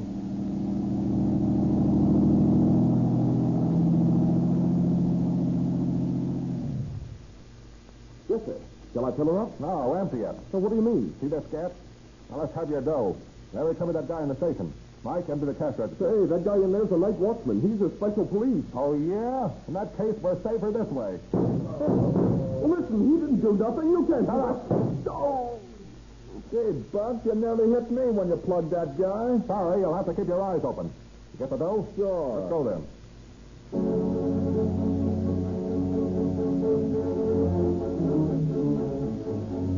In 2 days, San Francisco County and city officers traveled 34,000 miles searching for the murdered terrorists. From North Beach, over Russian Hill to the sea, from Mount Davidson to the Mission, out into South San Francisco and Daly City, back through Chinatown, the human bloodhound's court. All docks, railroad terminals, ferries are watched. Every underworld haunt is searched. More than 100 suspicious persons are caught in the police dragnet. And then Inspectors George Patrick Wafer and Louis C. Mater, working on their own time, drop into Tony's joint. Yes, sorry, gentlemen. What will it be? How are you, Tony? Oh, Inspector, I did not recognize you. The light is so bad in here. Just a minute, I will raise the stairs. Well, you ain't been around here for a long time. Oh, Tony, I've been working Chinatown. Chinatown? Oh, she's no good. Maybe you coming back on the Vice Squad. I see more of you, eh? It all depends on whether you behave yourself or not. Oh, you're a joke. Any bad boys in here in the past couple of days, Tony? Oh, I do not have no bad boys coming to my place, Inspector. Oh, I mean 3 young punks who got good and oiled. Well, Bucket Kelly and a couple of kids got pretty drunk in here Saturday. And then they came back a Monday evening. But Kelly, huh? Where's he live? Oh, I do not know. I think it is over on south of Park Street. Say anything about buffing off anybody when he was drunk? Oh, he'll talk a big about how tough he is, but I think it was my friend Darapo talking. Yeah? Wouldn't be talking about those murders in the last few days, would he? Oh, no. I'm not thinking so. Buck, he's a harmless. Yeah, so's a rattlesnake. Oh, don't have to bother him. He's a good boy. Don't worry, Tony. We won't bother him. Thanks for the tip just the same. Well, wait. This isn't all tip I give you. Oh, no, it isn't, Tony, but it won't hurt you any. So long.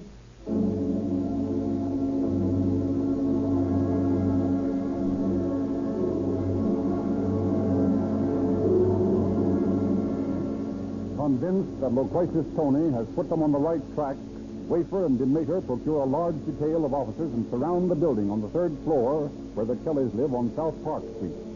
As DeMater rings the front doorbell, the back door swings open and Buck vaults down the back stairs. All right, Kelly. The place is surrounded. You better surrender. Oh, yeah? Look out, Kelly. Back me. Okay, I will. Got to the 2nd floor window there. Go on, boys. In here. All right. Step to the try each door. Go on, Eddie. Oh, dear Leo, what is it? Out of the way, man. Where is he? I am a good woman. I did not do nothing. Where is he? He's in that closet. Okay, Kelly. Come out. With your hands in the air. I'm emptying this gun on the count of 3. 1, 2. Hey, he's fainted. Call the police ambulance, Eddie. He's badly shot up.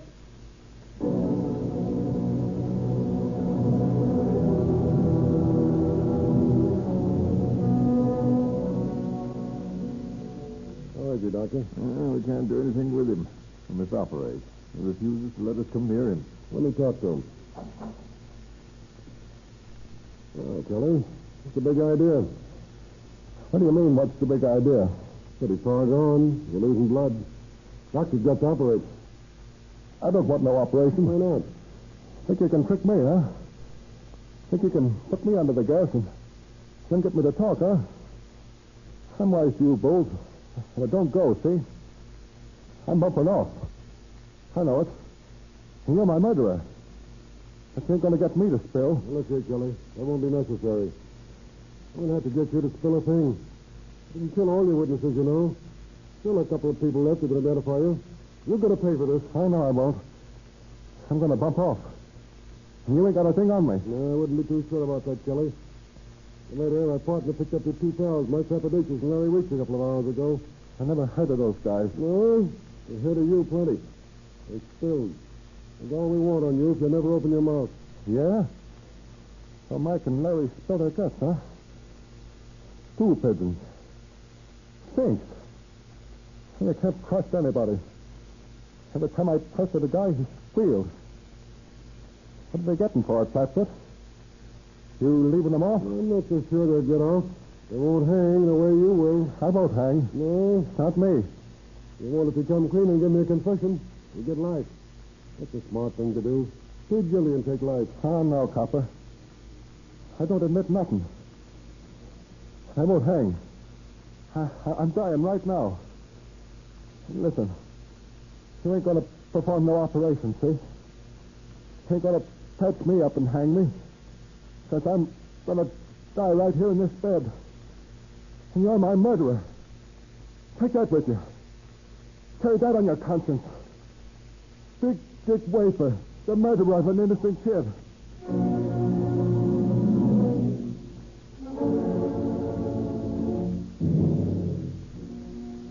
But the instinct of survival is stronger than any other instinct in life.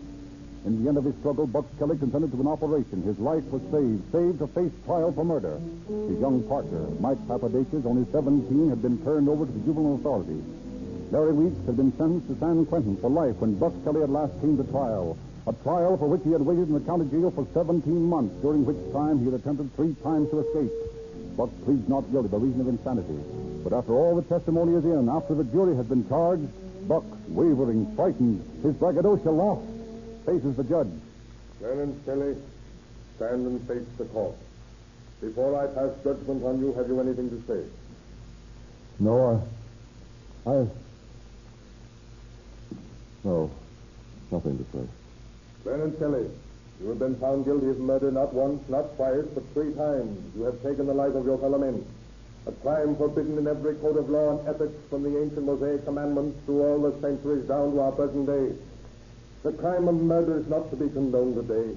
Your generation, laughing at conventions and laws, seems to feel they may live their lives as they see fit. But let me assure you, young man, that the ancient law still stands. An eye for an eye, a tooth for a tooth, a life for a life. This is our law, and by this law shall we live, and by this law we shall die. You have broken this law, Clarence Kelly, and society demands its fight. Clarence Kelly, you shall be removed to San Quentin Penitentiary, where you shall be confined until the week of May 10th, 1928. During that week, according to the penalty prescribed by the law of this state, you shall be hanged by the neck until dead. May God have mercy on your soul.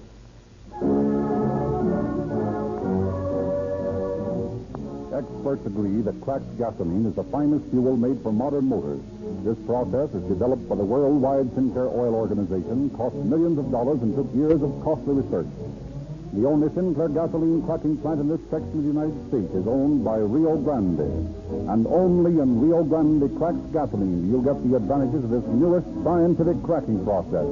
The process that gives you extra speed, extra power, extra mileage at no extra cost.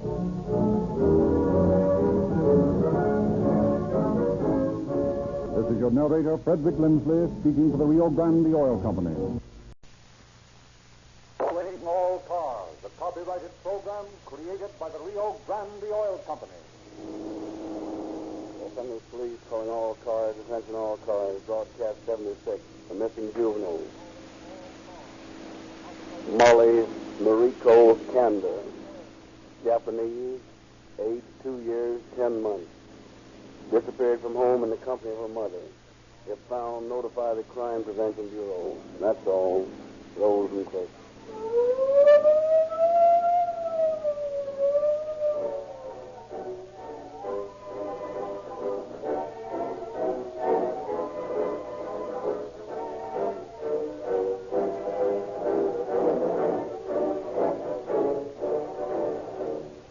Hey, Sam, look at this newspaper. Amazing progress made by the Rio Grande Oil Company. Well, what does it say, Lou? Why, it says Rio Grande sales growing faster than any other gasoline in this market.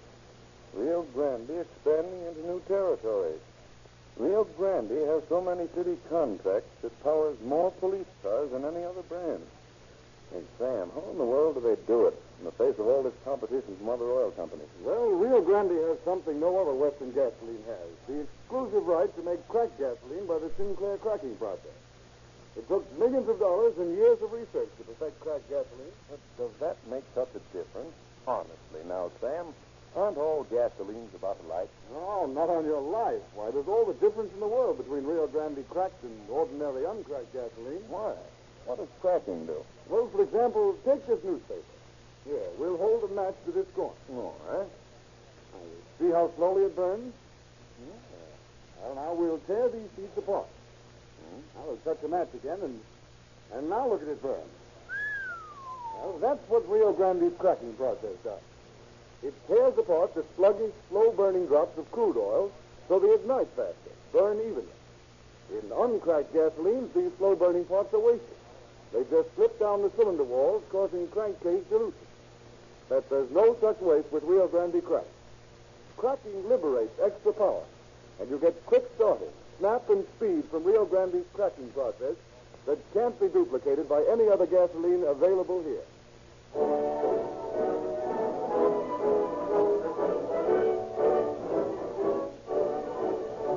And now it is our pleasure to introduce Chief James E. Davis of the Los Angeles Police Department, who has a message for you.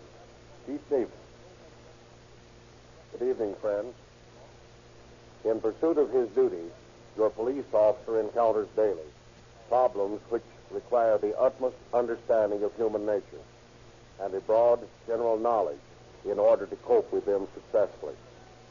Clear-cut cases of premeditated crime for material gain are relatively easy.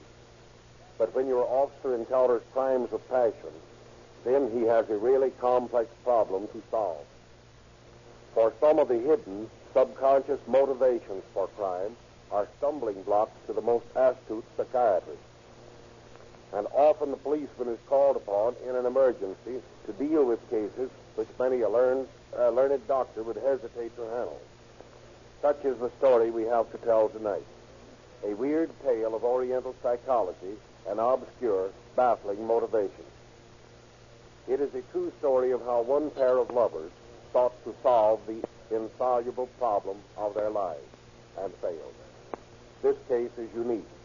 In the history of the Los Angeles Police Department, there have occurred but a very few crimes in the Japanese colony, and this group of citizens offers less trouble to the police department than almost any other of our heterogeneous population.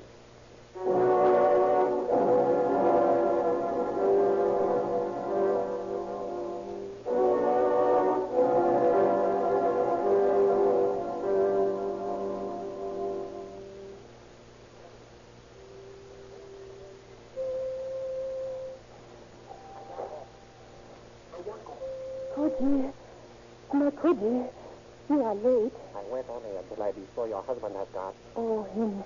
He gone all right.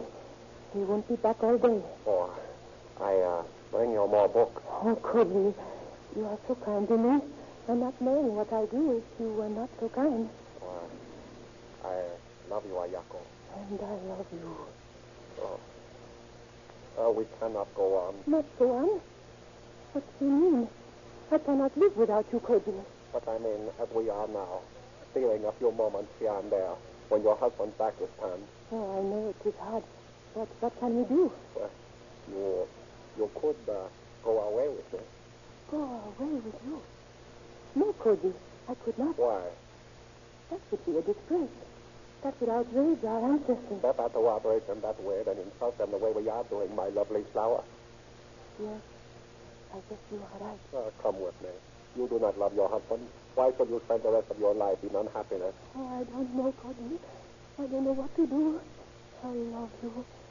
I only live when you are with me. But there are other things. What other things? What matters but our love? Many, many things. Customs of our people. Our religion. Forget them, Ayako. Come with me.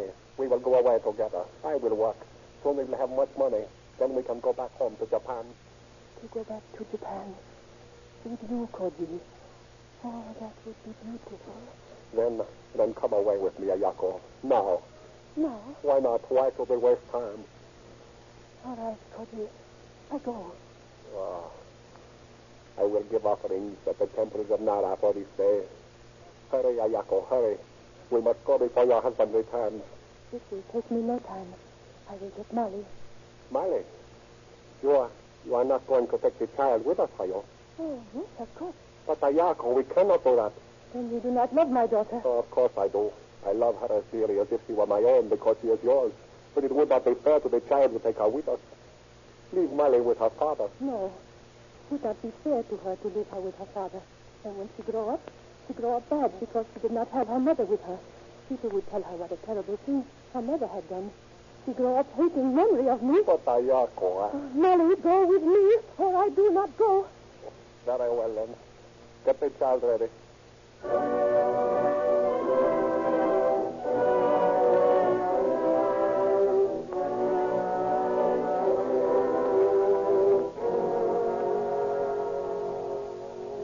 Yeah, what can I do for you? Oh, please. I want to see boss the policeman. Who do you mean, the chief? Oh, no. Man, tell me, come here. What's it about? My wife. She go away. No coming back. Oh, well, you're in the right place, all right. This is the Missing Persons Bureau. You finding my wife for me? I can't guarantee that. Just a minute. I'll let you talk to the captain. Right this way. What is it, Sergeant? This man's wife is missing. Very well, I'll talk to him. Come in, sir. Oh. You, boss? lost policeman? Well, I'm head of the Missing Persons Bureau. Oh. You say your wife is missing? Why, she go away. She took Molly with her. Molly? Who's Molly? Oh, Molly, our little girl. Wife, she go away, took Molly with her. You find, please? Well, we'll do what we can. I think maybe somebody murdered them. Oh, I'm feeling very worried. No, I wouldn't think anything like that. Had there been any trouble like that, we'd have heard of it. She's probably gone to visit some friends and forgotten to tell you. Oh, no. No going visiting friends. All friends say no see for 1 2 days. Have you been getting along all right with your wife? Please? Had any arguments or fights with your wife? Oh, no. Ayako and I, we peaceful. We're not fight. Was she interested in any other man? Oh, no. My wife not being that kind of woman. She's a good woman. She only interested in me. Well, if you'll just fill out this report here, we'll keep our eyes open for her. Yes. Thank you. Oh, please. Do you think maybe she and Molly kidnapped? Might have been. Any money? Oh, little bit. Maybe somebody think I have much. Maybe. In that case, of course, you'll receive a ransom note in a few days. And if you do, be sure to let us know. Oh, yes. I do. And you look for them, please? Sure thing. We'll do the best we can.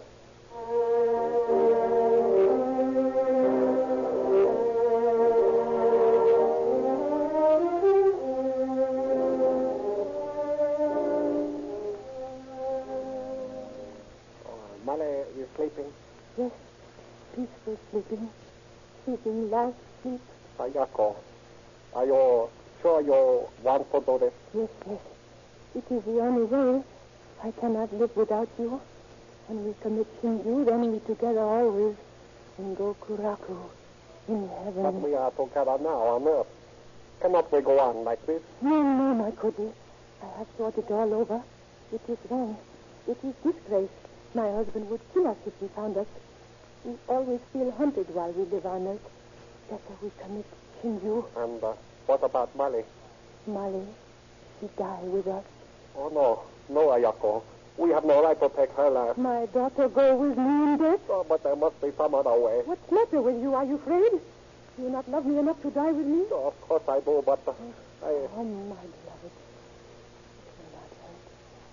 I have stopped the door and window. Just turn on gas. No. In each other's arms, we await death. Very well. I turn it on. My beloved Koji, I love you. And I love you, Ayako. This way, my sweet Lord, we be together for eternity.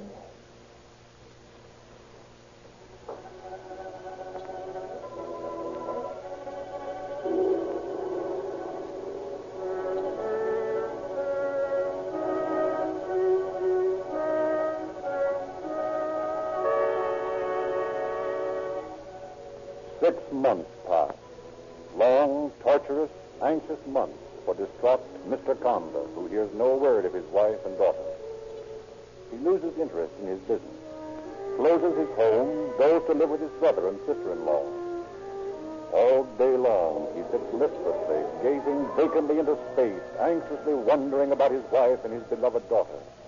Then one day the phone rings, and his brother answers it. Hello? Kanda-san? Yes? Kanda, is the Buddha-san? No, this is his brother. Do you want to speak to him? No, you do. He's still looking for a wife and baby? Yes. Yes, do you know where they are? I know where, Kanda. Otofani.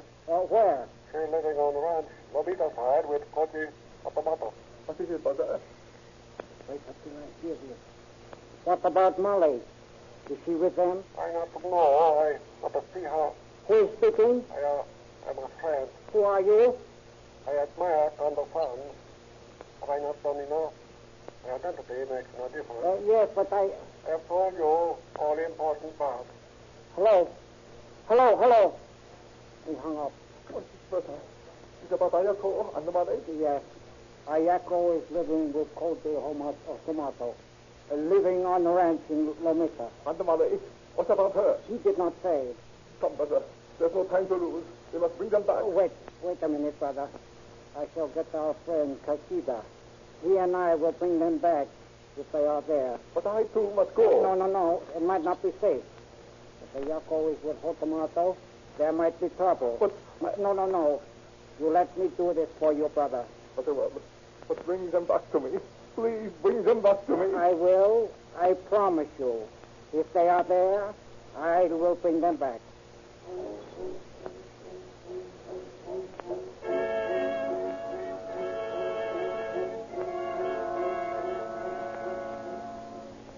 Los Angeles Police calling car 32, car 323483 West 97th Street. See the man. 3483 West 97th Street. See the man. Oh, 3483. Well, throw your light over on this side, Ed. Yeah. This is a 3400 block. Yeah, there's the house. The one with the old Ford parked in front. See the man? What man? I don't see any man, do you? No. But listen. Well, somebody's raising the devil, that's the thing.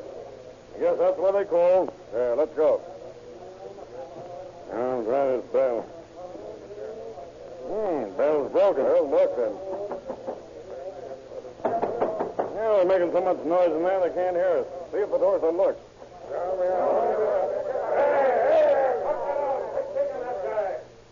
What's the trouble here?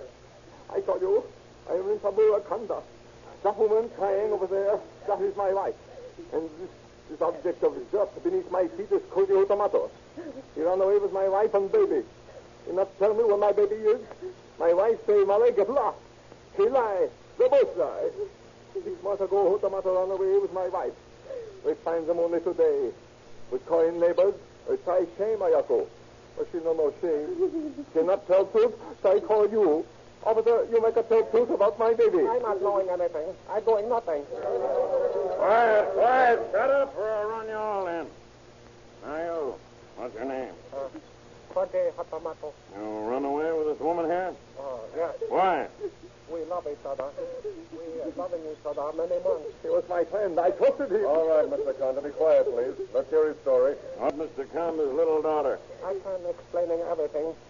Ayako and I, we go to San Pedro. As soon as I'm making enough money, we go to Japan. All right.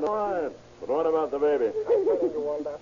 The next morning, after we run away, I go to a store for groceries.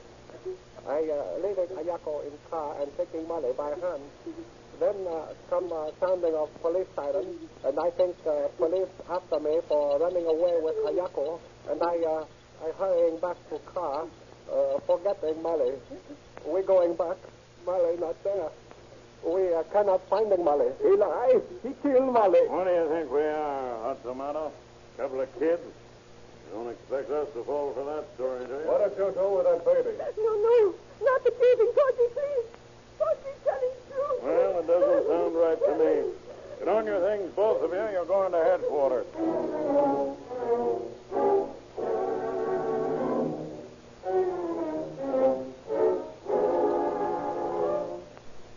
The alert radio patrolmen deliver their 2 prisoners to the University Station, where detectives Harvey I. Birch and Clifford A. Gillen are assigned to the case. The 2 men direct their attention first on Hotomato. 4 hours they question and cross-question him, trying to blast his story, trying to break him down. Tomato, for the last time, where's that child? I'm very sorry, not knowing. Why don't you admit you're lying? Why don't you tell us the truth? I tell the truth. You say that you were frightened by the police siren. Ran back to the car where Mrs. Conda was waiting for you. You drove away and then realized that you'd forgotten Molly, huh? Yes. And you returned to this market, or whatever it was, and you couldn't find her. I guess. How long were you away from the market? Oh, maybe 5 minutes, driving around block. Did you question anybody in the market about the child? Oh yes. Nobody knowing anything. Why didn't you report a disappearance to the police? I was saying police make Ayako go back to her husband. Ayako want to stay with me forever. Been in this country long, Koji? Oh, 7 years now. Yeah, what do you do for a living? Oh, I first-rate #1 mechanic. Business pretty good these days? Oh, yes. Many Japanese needing automobile fixed. Yes, I guess that's pretty good business to be in. One day you'll have a garage of your own and be a big shot, I guess, huh?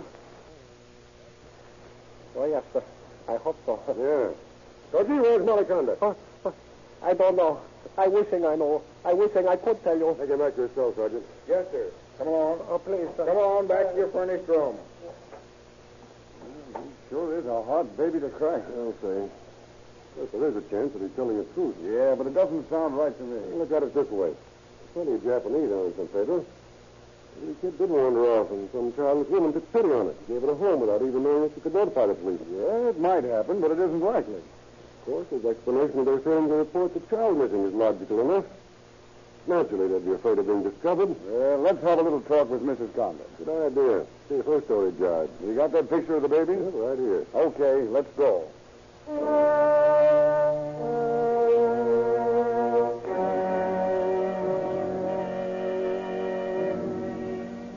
At the Lincoln Heights jail to which Mrs. Conda had been removed, Gillen and Birch are admitted to the unhappy woman's cell. Morning, Mrs. Conda. I'm Detective Birch, and this is Detective Gillen. Huh? I want to ask you some questions. What for? What for you keeping me here, please? I want to know about Molly. Where is she? Molly lost. Lost? How'd she get lost? Could you tell the truth last night? Mrs. Conda, didn't you worry about her?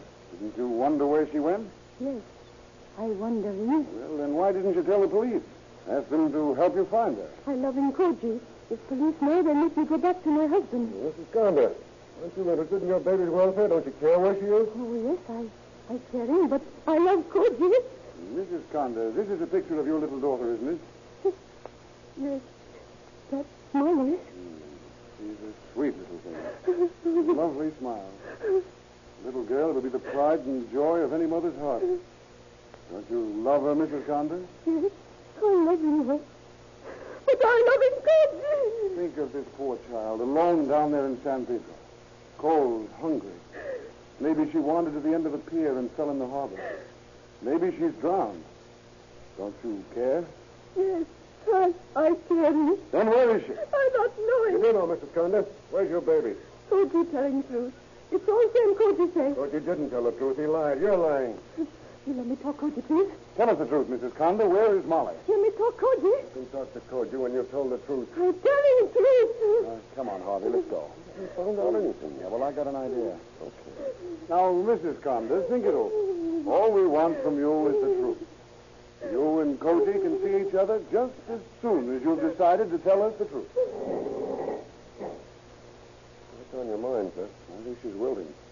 I believe you're right at that. Well, let's get a Japanese priest. Maybe if he prays over her, she'll come clean.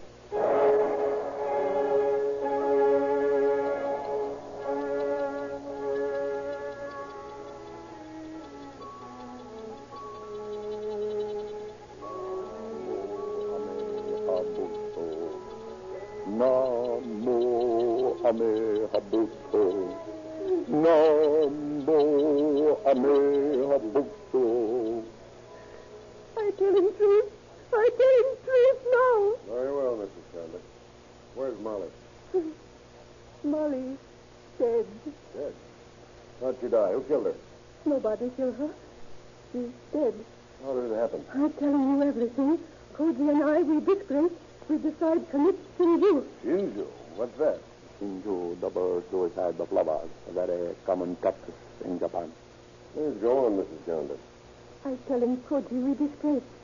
We're not finding happiness in life. We're finding happiness in Gokuraku, in heaven.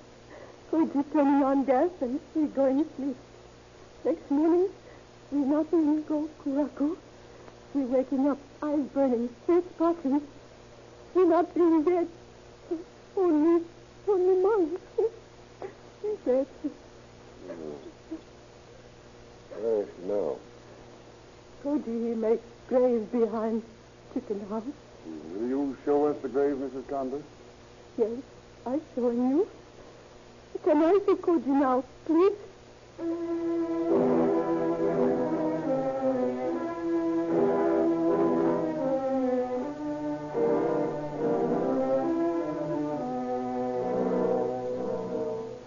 The stenographer takes down Mrs. Conda's tragic story and she signs it.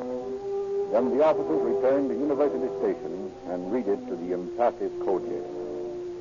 And here's the signature at the bottom. Yes, sir. I see. Is this a true statement? Yes. You says you intended to commit suicide. Why didn't you try again? We're planning to try again. We're going to railroad track. I was to shoot Ayako and then shoot myself. A train come along, run over. Well, why didn't you do it? Oh, too many people around. You just abandoned the idea of suicide. Well, man next door, he finding a job for me. I see. Oh, I'm sorry. Ayako is sorry. We die to pay for our sins. Maybe you're well at that. First, I want you to go down to the middle with us and show us where you buried that baby.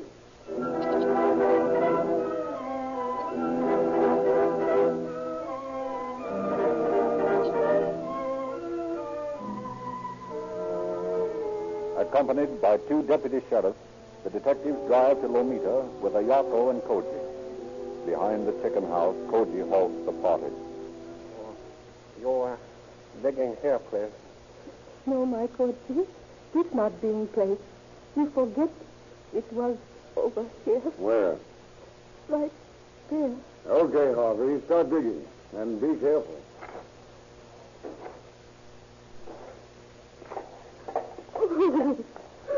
Hey, what is this? All I'm digging up is tin cans. Molly down there, all right. I telling Koji put tin cans on top so nobody thinks he buried here. Make it look like an old rubbish pit, eh? You better go careful now, Harvey. Okay.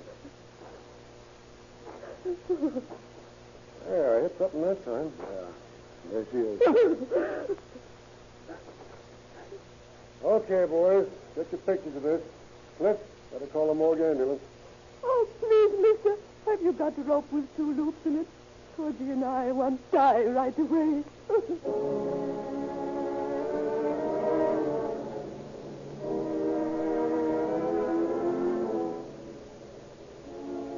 Following day, little Molly Conda's body is post-mortem at the morgue. What the autopsy surgeon discovers sends him flying to the telephone to summon Bertram Gillen to his office. Oh, Doctor, what's all the excitement? Plenty. Well, what is it? That child wasn't asphyxiated. She was shot through the head. What? How do you know? I found 2 bullet holes in her skull.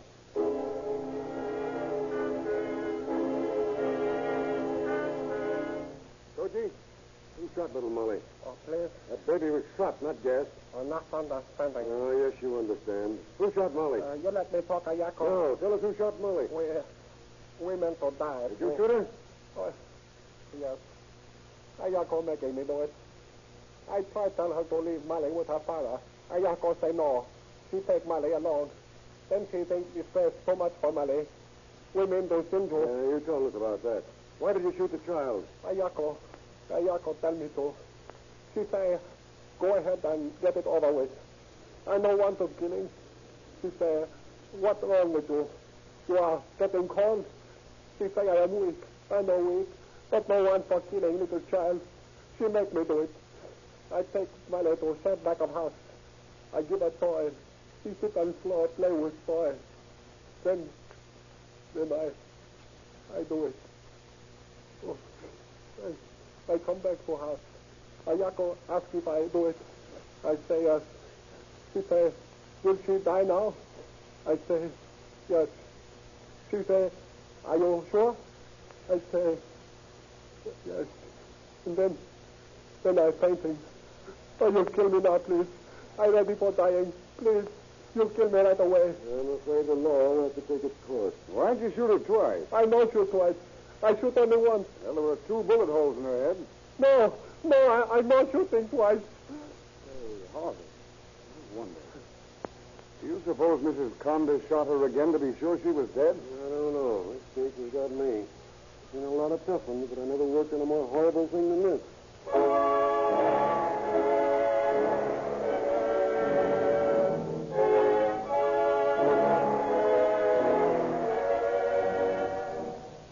Faced with the accusation of having also shot her child, Mrs. Conda vehemently denies participating in the actual murder. Both she and Potamoto enter pleas of guilty. But when Mrs. Conda comes up for trial, she changes her plea to not guilty and demands a jury. Feeling in the Japanese colony runs high, and prominent Japanese throng the courtroom to hear the trial of this woman who had become a disgrace to their nationality. Mrs. Conda on the stand changes her story, tries to lay the blame at Cody's feet. Cody come tell me he giving farewell party before going to Japan. I leave house with him. He makes me come to rest in Nonito. He tell me we do in you. I don't want to die, but he say I must. I say if I must, then I must die with my Molly. They say you shooting me. You shooting me with Molly in my arms. Molly in my arms. I'm afraid, Cody. We try to die with gas, but our head aching and our eyes burning. After Cody shooting Molly, we try to die many times. We no can do. We try and die again when the officers finding us. Now, all we want to do is die. Oh, please, just give us order to die.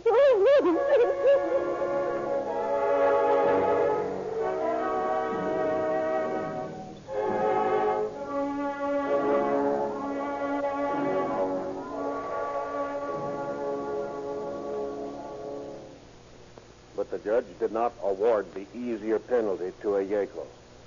She was sentenced to San Quentin, where for the rest of her life she must contemplate her crime. For the judge recommended that she never be granted parole or pardon. Koju Hotamata, her lover, was sentenced to hang.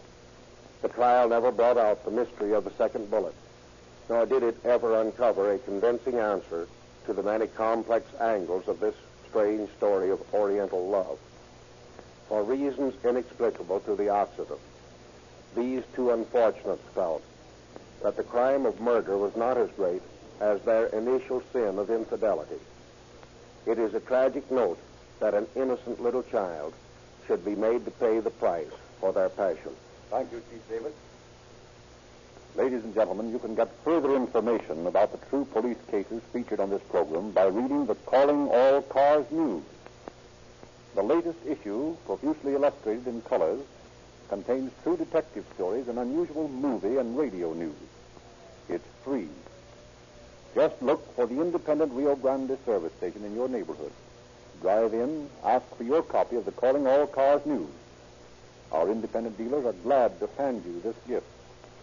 You are under no obligation to buy Rio Grande cracked gasoline.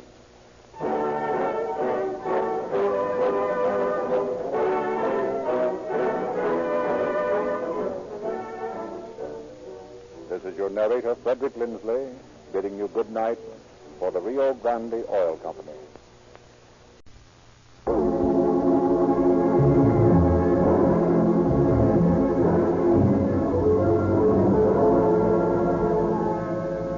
Calling All Cars, a program created by the Rio Grande Oil Company from confidential police files.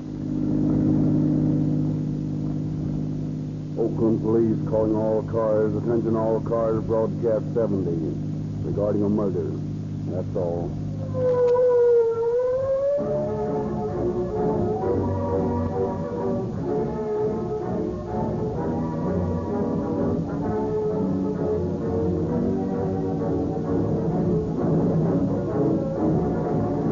Calling car 42. Car 42. Woman reporting a crazy man at 14 from Pierpont Street. Hurry. That's us. Let's go. It's got a lot of pep. This old car's got a lot of pep. Hey, it's a different car since we've been using that Rio Grande cracked gasoline. Oh, has the city changed gasoline? I didn't know. No, you'd know the difference if you were driving police cars regularly. All the drivers are nuts about this new gasoline. It starts so fast. And look how it accelerates. Hey, I never got speed like this with the old gasoline. Well, this hill will slow you up. Are all the Oakland police cars using Rio Grande gasoline now? Yep. New city orders. All police cars, all fire engines, all emergency equipment. They've all switched to Rio Grande cracked. The Berkeley police and fire departments are using Rio Grande, too. Yeah, you know, it looks like all the cities are using it. I hear that Los Angeles police cars are using it for the third consecutive year now. And no wonder. Look how he breezed up that hill. In high, all the way. Yeah?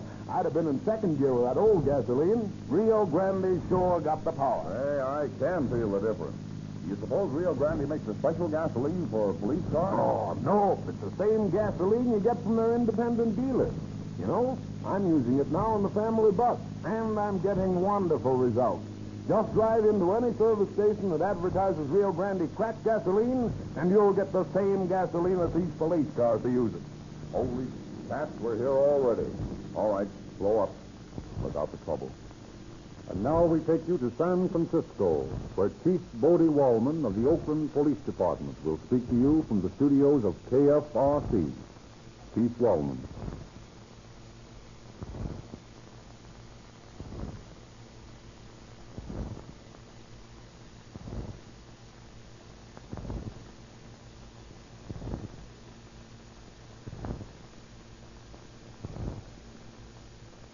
Good evening, ladies and gentlemen. Those of you who are regular listeners to Calling All Cars must have come to the realization that the average criminal is a pretty sorry fellow. He doesn't win. He never comes out ahead. And for the most part, he doesn't use much originality in the conception and execution of his crime. In telling the story of crime, the activities of the police are almost always the most interesting. But occasionally there occurs a case where the story of the man involved is the focal point of interest. Such is the story that we have to tell tonight. You will not hear a story reeking with blood and melodrama and complicated with detective work. Instead, we will tell the story of a man endowed with the attribute of greatness, but unable to cope with the bitter realities of life.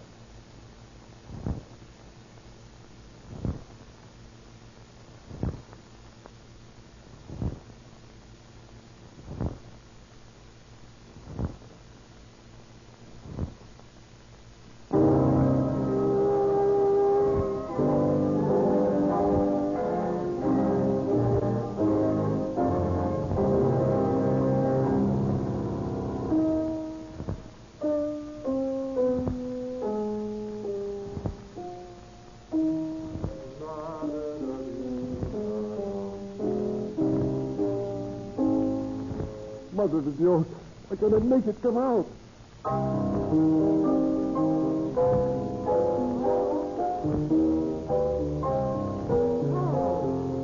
What? Carlos, I must speak with you. Did I not tell you not to disturb me? Didn't I tell you to leave me alone? Yes, Carlos, I'm sorry to interrupt, but the baby has no milk, and... You dare. When I am composing the most difficult passage of my symphony, you dare to bother me about milk. I'm sorry, Carlos, but we must have money. Money, that is all I hear. Have I not earned money for you? Yes, Carlos. You have been a good husband. But until you quit your job 3 months ago... Oh, you accuse me. No, Carlos, I don't accuse you. Your voice, it was accusing. How could I go on in that job any longer? How could I continue to work in that music store, selling pianos to people who will never play them, listen to big talk Beethoven, when within me sang a great melody, a great symphony, burning, searing my soul, bursting the bonds of my brain, demanding to be written down that all the world might hear it. Yes, Carlos, I know all that. And I borrow money on my beautiful diamond ring so that you and the child could eat? Carlos, you did? Pay those people with all that money. It is all gone, Carlos. There is no more money. And get some more. Go out and walk these streets. Get it any way you like. Do not bother me. Carlos, you must listen to me. We must have money. Get out. Get out or I'll kill you with my 2 barrel fists. Carlos. You heard me. Do not want to be annoyed. Get out. Get out. Get out.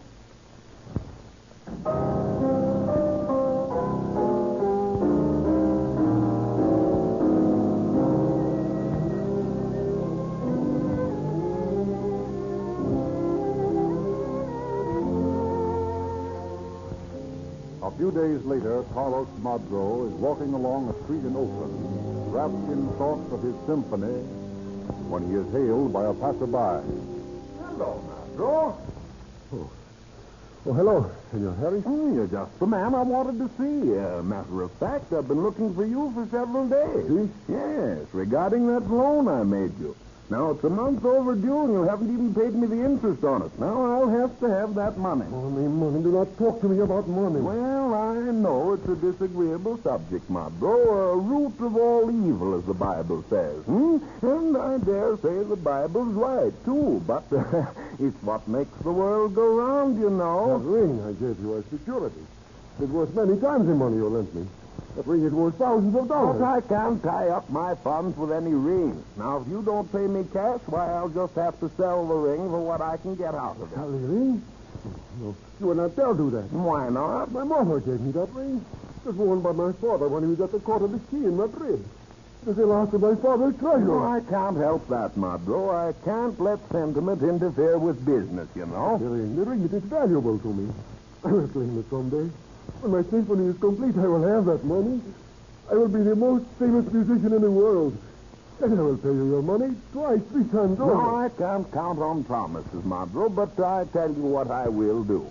I'll give you until day after tomorrow. And if you don't pay up then, why, I'll just have to sell the ring. No, you cannot do that. Oh, yes, I can, and I will. Very well. I'll get the money. Now you're talking. Come to my house tomorrow afternoon. Bring the ring with you. That's fine, Madro. I'll be there, say, around 3 o'clock. 3 o'clock. 3 o'clock will be as good a time as any.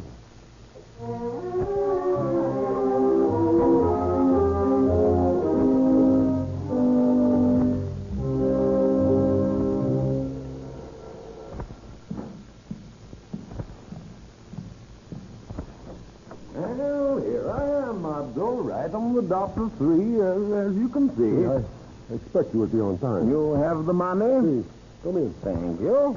Into my studio here. You have got the ring? Right here in the pocket. No. Sit down, Senor Harris. Before we conclude our dealings, there is something I want you to hear.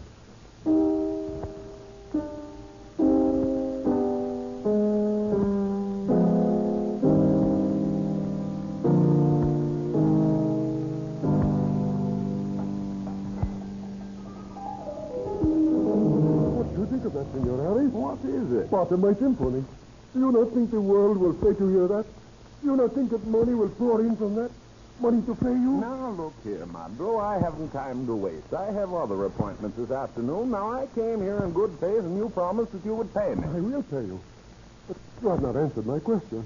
What do you think of my symphony? Well, now I can't say, Madro. I don't know much about this classical stuff. I lean more to ragtime and Terry Jacobs.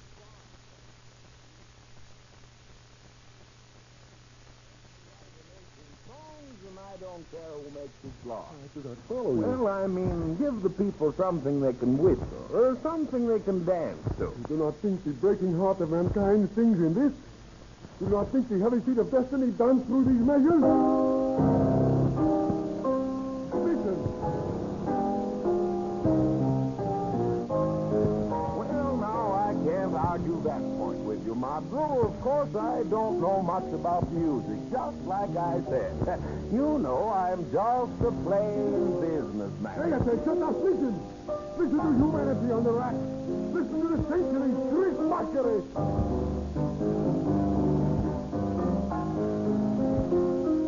Mankind will revolt.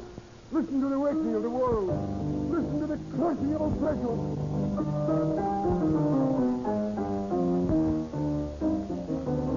Oh, look here, Madro. I haven't any more time to waste here. I have a lot of appointments this afternoon. Now this demonstration's gone far enough. If you kindly pay me just as you promised, I'll turn over your ring to you and our dealings will be at an end. Listen, Mr. Harris. Listen to mankind's answer.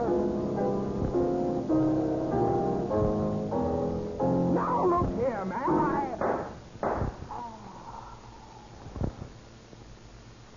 No, Senor Harris. Our dealings are at an end.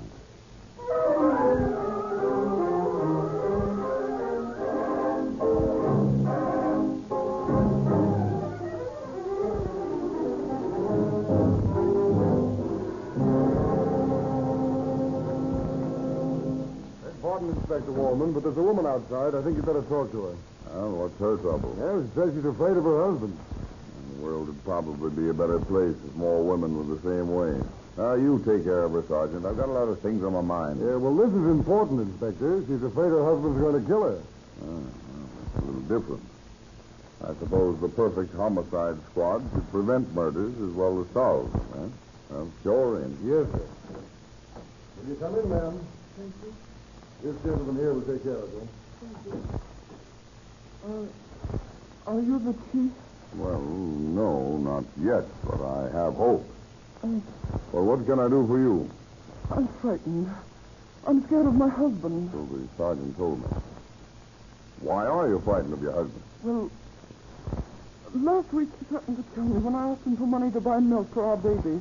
And today, when I came home, he had his diamond ring back and he tried to get me to go into his studio with him.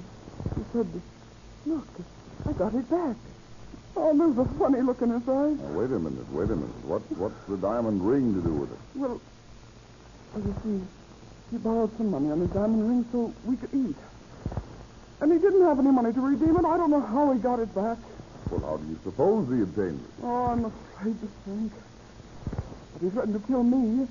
Maybe he killed Mr. Harris, the man who lent him the money. Well, why didn't you ask him where he got the ring? No, I was afraid. He was afraid. He kept telling me to come into his studio, and he never lets me in there. I see. Well, we'll just calm your fears. I think Inspector Kai and I better see you home.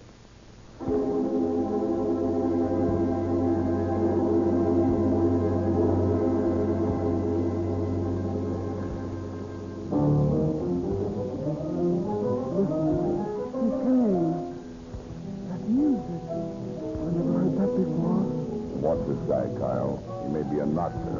All right, lead the way, man. Keep out! Gentlemen are here. They're looking for Mr. Harris. Not bothered. I have it at last. Just listen. Where's Harris? I don't know. He was here, wasn't he? I think so. Perhaps he was. Because he left out. Do not bother me now.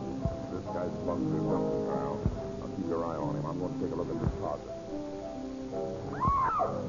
What's up? Here's Harris. You have spoiled it. Murder. You have spoiled it. I had the whole thing. The essence of humanity suffering. I had it, I tell you. You spoiled it. Who killed this man? Who killed this man? I don't know.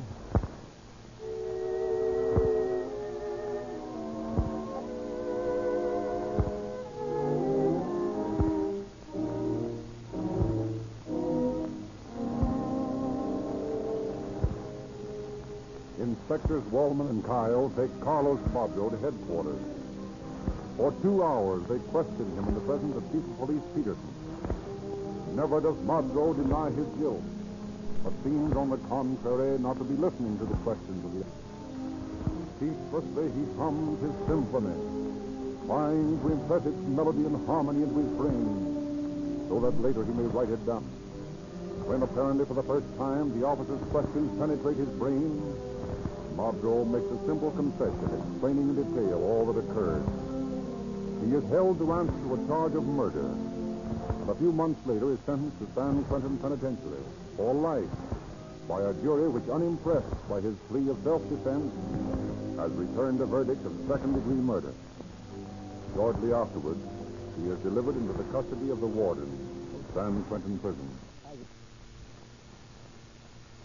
New arrivals today, McIntosh? Aye, sir. One. Where from? Oakland. Second-degree murder. Has he been taken care of? Yes, sir. Mugged, printed, sails, and outfitted. Waiting outside now if you want to talk to him. Yes, I'll talk to him. Bring you in. Aye, sir. Come in here, 7612. Aye, you. My name is Carlos Metro. Yeah, you're off that when you walk through that gate out there. From now on, you're 7612. You see, the number's printed across your jacket. See, the warden wants to see you. Right this way. Here he is, sir. Thanks, Mac. Well, that'll be all for friends. Aye, sir. Well, you don't look much like a murderer to me. Not a murderer. I am a composer. A composer? Well, that's fine. We'll find you a place in the printing press. You do not understand. I do not just type. I write music. Oh, you write music. All I want is a chance to finish my symphony. I see. What is your name? Marshal.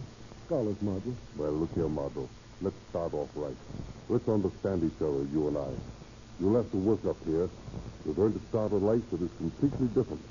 You'll have to adjust yourself to a set of circumstances completely different from any you've ever known before.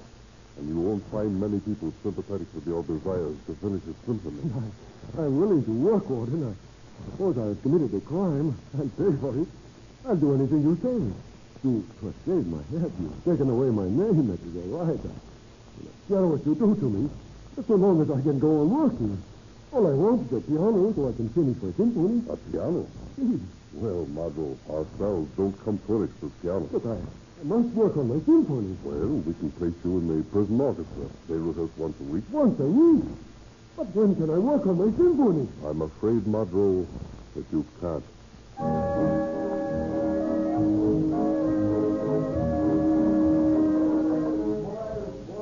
Not that way. Now look here. Clarinet, not so loud. You must have learned to play in a beer garden band. String, more smart. Trumpet, you tap it with that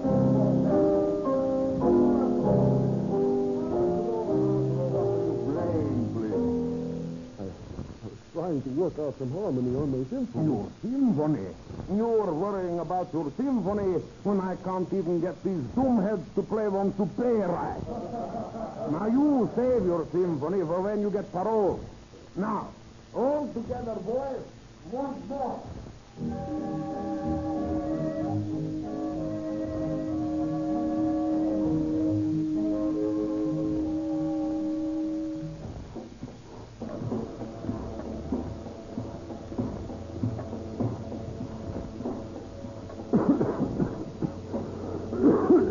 What's the matter, pal?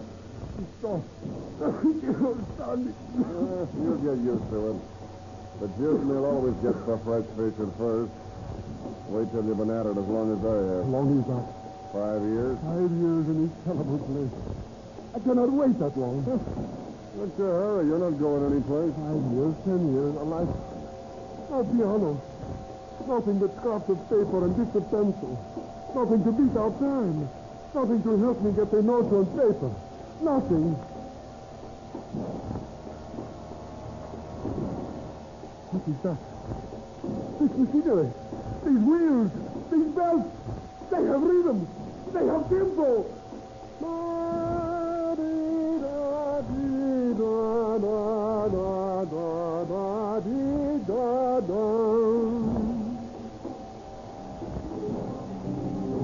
That is it. That is it. My Sir my mark. The rhythm of the juice.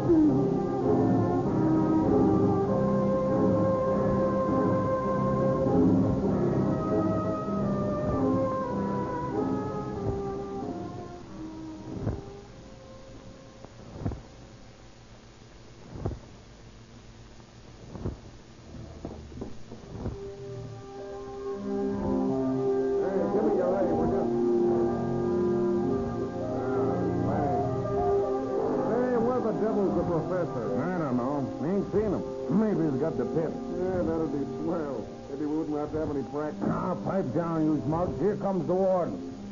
Hey, look. The Screwy piano player Madrow's with him. Oh, boys.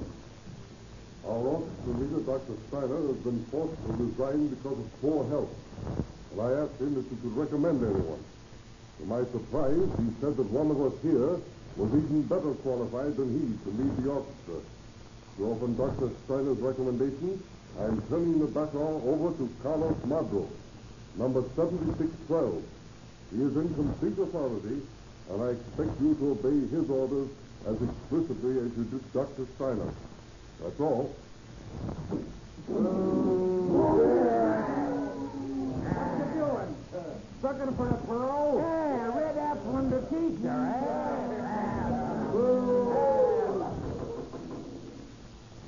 Are you finished now? Thank you for the welcome.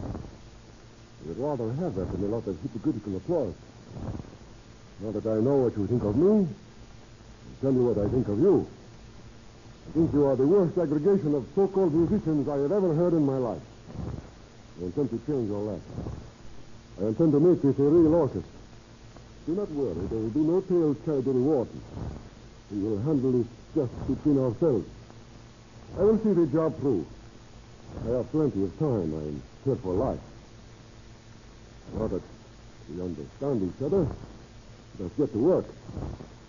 First violins and basses, then clarinet. Start on high up. Come down to E and B, basses and the bass. D minor chord on second beat, sustained. I play that very broadly. You ready?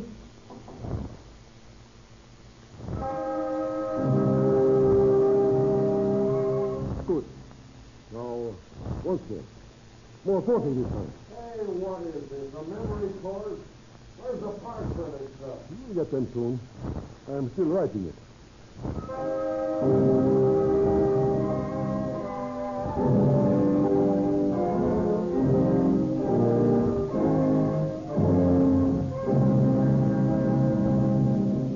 Under Mobdro's expert musicianship, the San Quentin Prison Orchestra becomes a really fine musical organization, and its fame spreads all over the country. Slowly, Mobdro wins the hard-boiled members of his aggregation to a staunch personal loyalty, and many are the fine musicians he develops and sends forth from the grim walls of the old prison.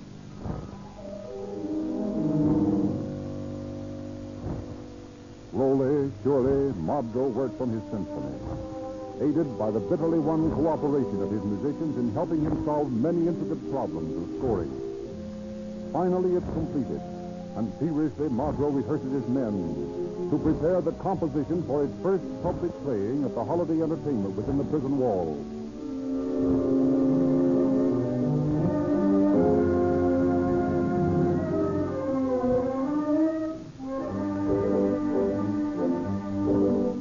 At last, the great day arrives. Proudly, the warden announces to the inmates and the guests from the outside that the San Quentin Orchestra is about to play for the first time the Symphony No. 1 of Carlos Mobdro. Trembling with emotion, Mobdro takes the stand, raises his baton, crashes into the opening chords of his great work.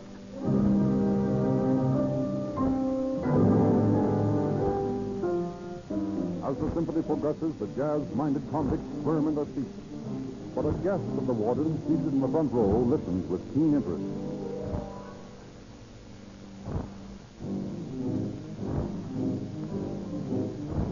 Yeah, you know, Warden, that's great stuff. Yes, I'm mighty proud of that boy.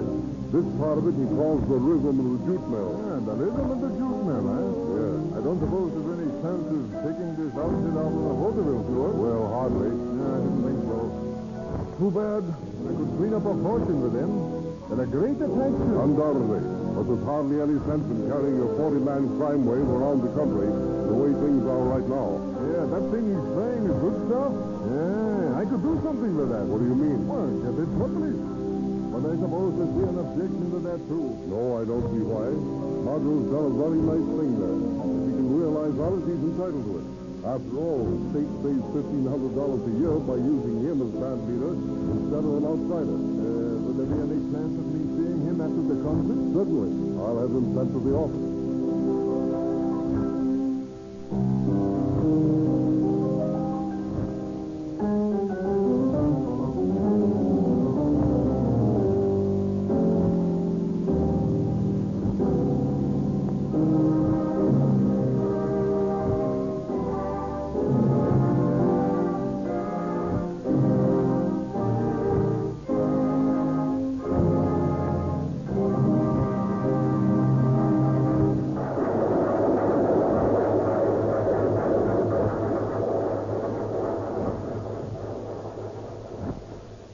Mobdro, I want you to meet a friend of mine, Mr. Edward Combs. Permiso, senor. Mr. Combs in the theatrical business, Mobdro. Yeah, it was a real pleasure to hear your composition tonight, Mobdro. I want to congratulate you. Yes, senor. I worked a long time on it. Yeah, you can see that you have. I like particularly the third movement. The march.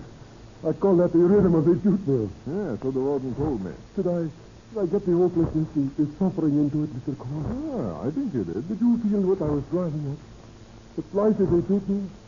That we are all convicts? Our souls in prison within our bodies? given a life term in a slobby prison of flesh. But we labor there in that mortal jute mill hopelessly until death arose us. That is what I was trying to say of the forceful bit. The freedom, the parole that death brings, the transcending spirit solving all problems in eternal peace. Yeah, I got all that. Very good indeed. A fine piece of work. Now, what I wanted to ask you, Margot, would you be willing to have this work published? To have it published? To bring this message to the world? Will you publish it for me? Can you do it for me? Can and I will. Wonderful. Wonderful. This is more than I ever expected. More than I hoped could happen. To be able to bring my message to the world. We will do that, Margot, I can assure you. We will make recordings of it so that people can play it in their homes. Recordings of it? Magnifico, magnifico. Of course. Be sure to tell whoever makes the record what I have just told you. It's all there. It's all in the music. Of course it is. Now, Margot, I've done up a little agreement here. If you'll just sign it. You promise you will publish it and we'll make recordings of it? Yes. I'll give it to him. I'll sign it. There is only one thing more, Senor Cone. Yeah, what's that? Send me the first record they make, will you? I certainly will. Thank the you. very first record will come to you. Thank you, Senor. Thank you very much.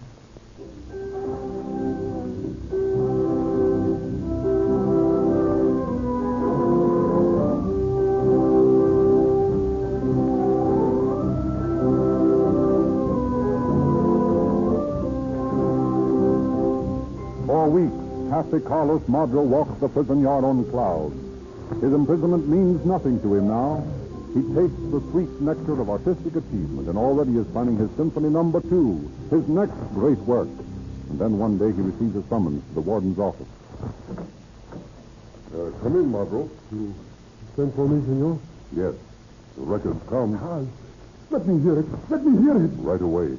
I had my electric phonograph brought over from the house so that you could get every note. Please turn it on. Turn it on quickly, please. Very well. Here it is.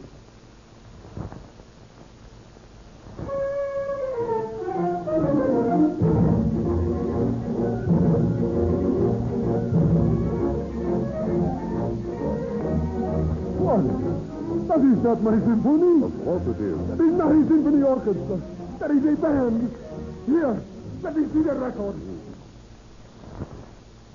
There you are. San Quentin, March. Convict number 76 to us. My rhythm of the jute mill, played by a cheap band. Do you want to hear the rest of it? Thank you. Well, here's your record. I do not want it. What's the matter, Bartle? Where are you going? I'm going back to the jute mill.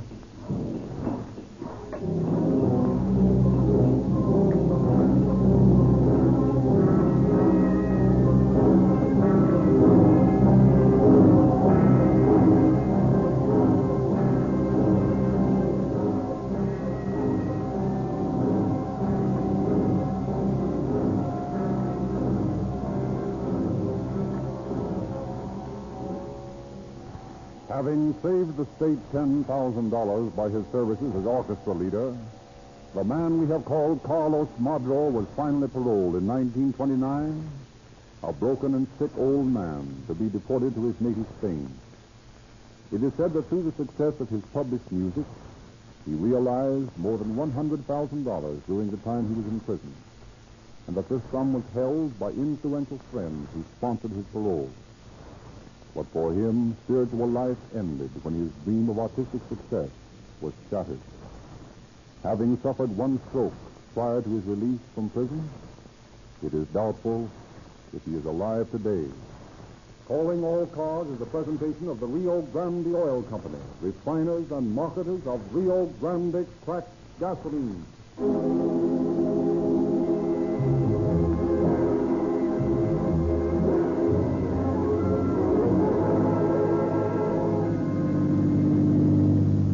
Oakland Police calling all cars, attention all cars. The cancellation broadcast 70 regarding a murder. Suspects in this case are now in custody. That's all.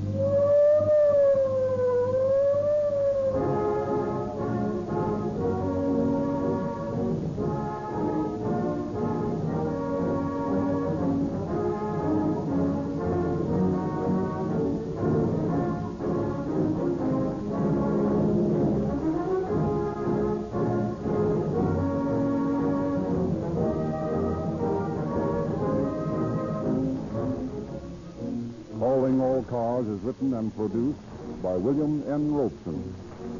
Original music for tonight's broadcast was composed and arranged by Albert Hay Malott. The orchestra was under the direction of Frederick Starr.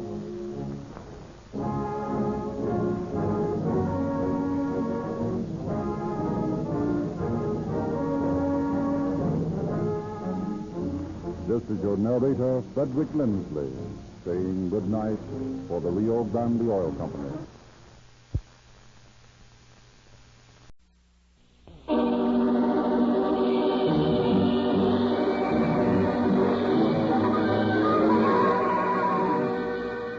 Calling all cars, a presentation of the Rio Grande Oil Company. Oakland Police calling all cars. Attention all cars, broadcast 59. Regarding a murder. Patrolman William Kohler was found shot in the back a few moments ago. Suspects unknown. That's all.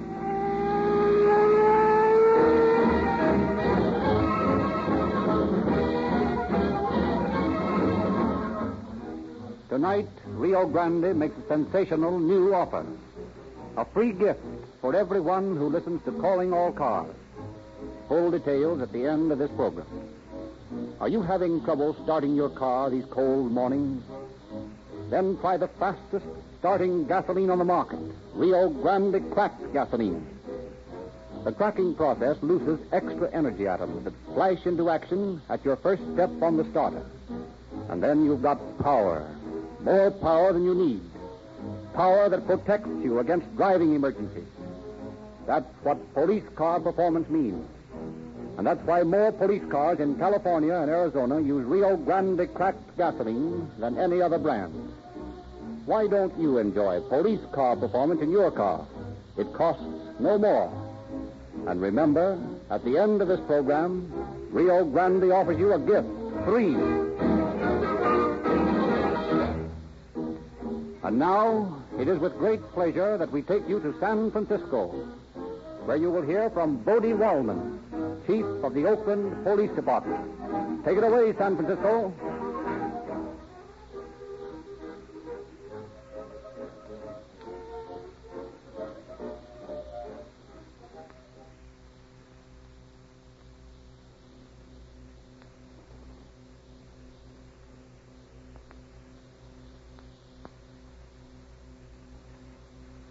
Good evening.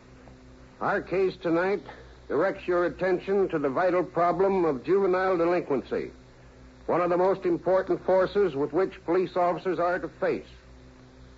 A large part of the crime prevention activities of your police departments is concerned with juvenile work to prevent potential criminals from becoming actual ones. Opposing this concerted effort of your police are powerful factors. First, the natural restlessness of the juvenile adolescent. Second, the present economic situation, which makes it almost impossible for the youth to find work when the lack of funds or of interest separates him from his high school or college studies. And third, the most important, the pernicious practice of a few industries in painting criminals as exciting, thrilling heroes. Where were the sympathies of the youth of the nation when the police of a score of states were hunting for John Dillinger? Who but Al Capone was the great American hero of Prohibition?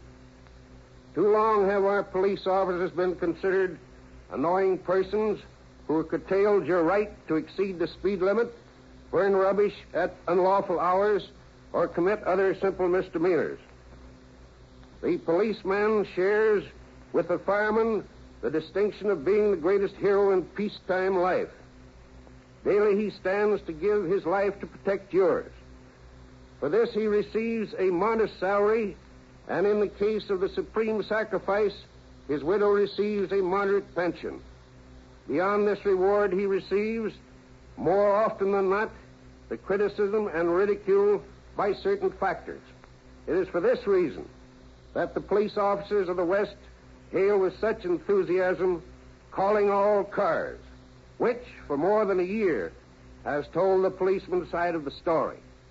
Tonight, I am pleased to bring to you a story of two boys who worshipped well but not wisely at the shrine of the gangster. They set out to emulate their heroes. They conducted their career in true storybook fashion, but they could not win. They, as every other criminal who tried to beat the game, discovered that crime does not pay.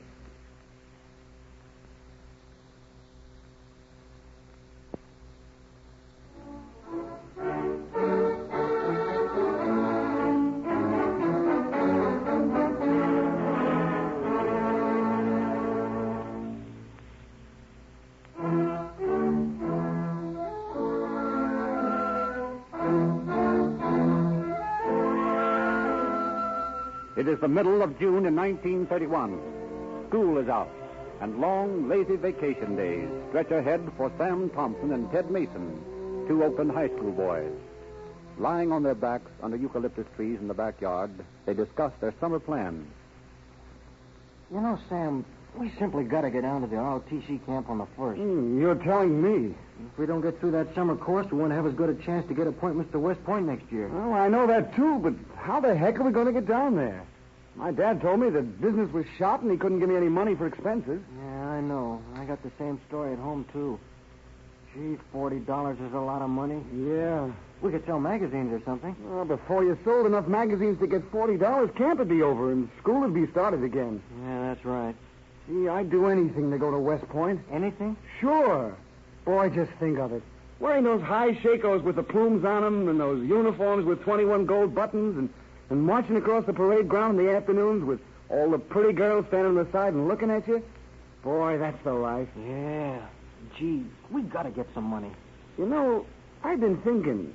You remember how Jaime Waters got his start? What do you mean? Well, he started up gas stations. Are you crazy, Sam? No, I was just thinking. Oh, I don't want to be no Jaime Waters. I want to go to West Point. Well, who said anything about becoming a beer baron?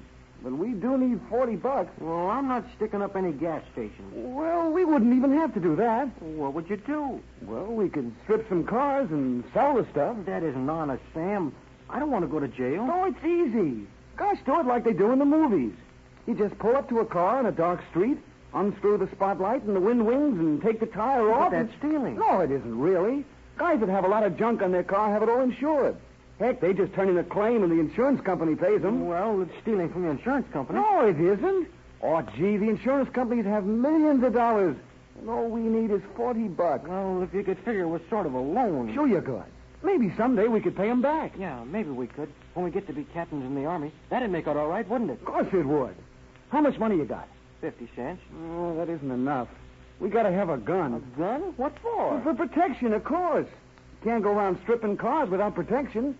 And then we got to rent a car. Why? For our getaway. Yeah, but that costs money. Well, if you can't get any dough, I know where I can, and I'll buy a gun. Well, where are you going to get the money? Oh, I know where Ma keeps her grocery money. I'll borrow some for a couple of days. And then here's what we'll do. We'll drive down the road.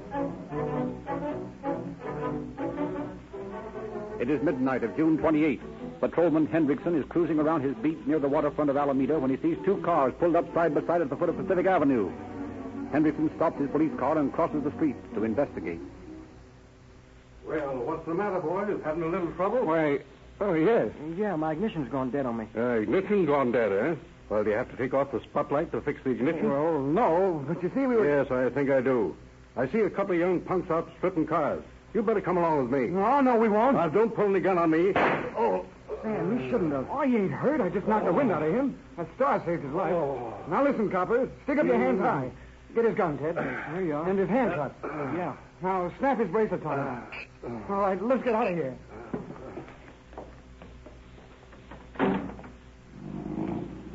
Sam, you shouldn't have shot at him. Why not? If he'd taken us in, they'd make jailbirds out of us.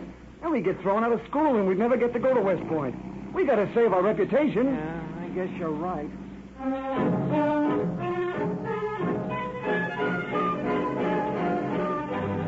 A few days later, Ted and Sam steal a car in Piedmont and go up to a secluded spot in the hills behind Oakland for some target practice.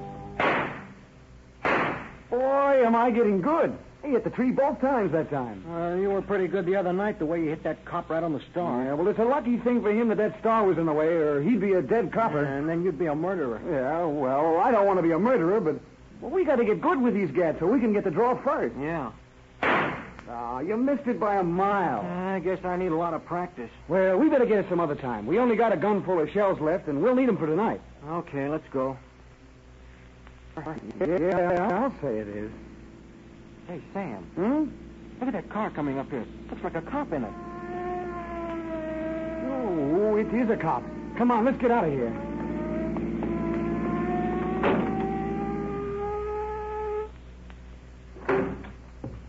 Just a minute, boys. What's the hurry? Oh, nothing. What are you doing up here? Nothing. Just looking at the view. Thought I heard some shooting up here, did you? Oh, no. Got your driver's license with you? Yes? Have a look at it. Oh, here you are. Mm-hmm. Where's your registration card? Why, I don't know. Supposed to be on the steering post of the car. Yeah, I know. Who's the car registered to? Oh, I don't know that either. Well, I guess you kids better take a ride with me. Get out. Now, I'll just take a look at this license number. We make a break for it? He's got your right name. Well, let's give him the works. Oh, it's the only thing we can do. Think of our reputations. Okay. Let him have it. Come on, we got to get out of here. Wait a minute. I got to get that book and my license from him. But Sam, he's lying right in front of the car. We can't go ahead. Well, we're not going to back out. We'll run over him. Oh, gee, Sam. Get in and quit squawking. The wheels will clear him all right. You suppose we killed him? Oh, I don't know, but we better get out of town fast.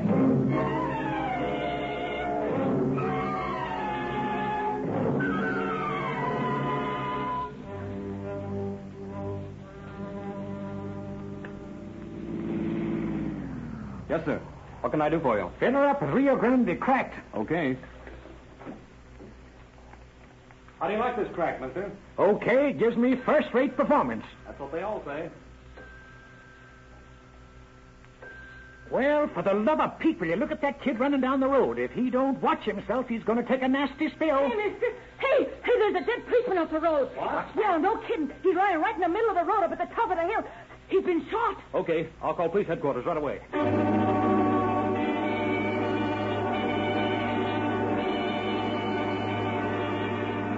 It is a matter of minutes before Inspectors Bill Marshall and Eugene Murphy arrive at the scene of the crime.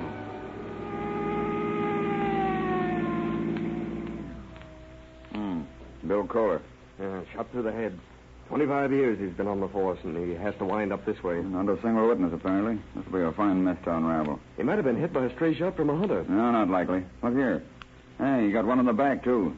Well, it doesn't make sense that two stray shots have hit him. And he's been murdered. Yeah, but by who? Why? That's the question. Well, let's figure this thing out. Road curves away less than 100 yards ahead and behind. You got a canyon over here to the right and a hill covered with trees to the left. So the job could be done without anyone seeing it. And a fine chance you'd have tracking anyone. The concrete road doesn't hold any marks, and neither will these pine needles and eucalyptus leaves to the side. All right. But wait a minute. Something funny about the position of his car here. It's parked in the middle of the road. Wait until I measure that.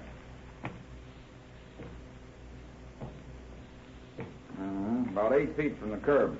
And Kohler's lying with his feet a little ahead of the car and the body practically parallel to the curb. Meaning what? I don't know yet. And take a look at his gun, Marshal, while I give this clearing the once over.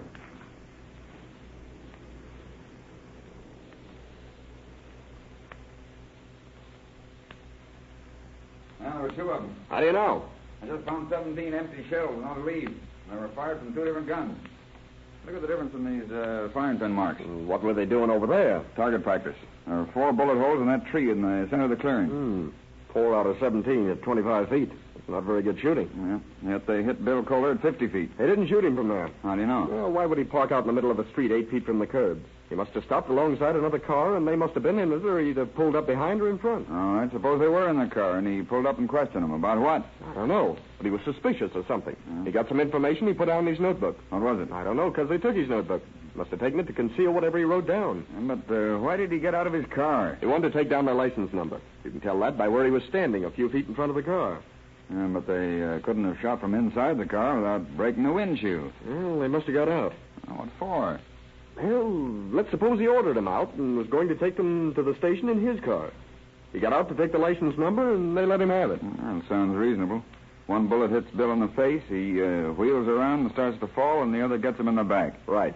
So then they jump in the car and drive away, but in which direction? Well, that's easy. Straight ahead. How do you figure that? Look at that black smudge on Bill's coat. Yeah? Automobile grease. Dirty, dried grease like you find on a crankcase housing. Meaning? Meaning they drove right over him and the grease rubbed off the crankcase onto his coat. You're a regular Philo Vance, aren't you? Don't call me any dirty names. Oh, no offense. Philo Vance is a great detective in these here crime novels. Oh. Well, then, Hawkshaw, maybe you can tell me what kind of a car they drove. I think I can. Go ahead, I'm waiting. See that pile of leaves? Yeah? The wheels went right over them, ground some of them to dust, and I marked the width of a Ford tire. The fresh track or the wind had blown it away. That's right. The wind's blowing the dust away this minute. That's okay. We're looking for a Ford with the crankcase grease wiped off. Come on, let's go.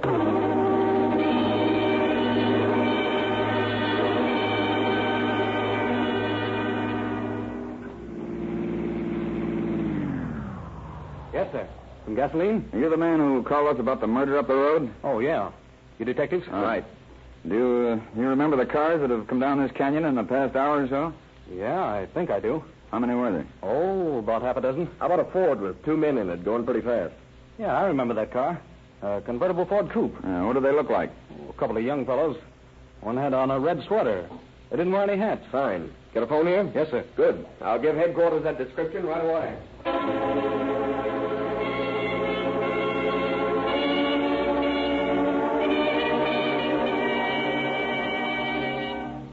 Oakland police calling all cars. Attention all cars.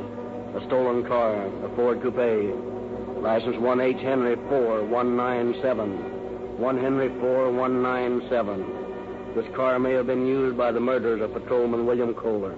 That's all.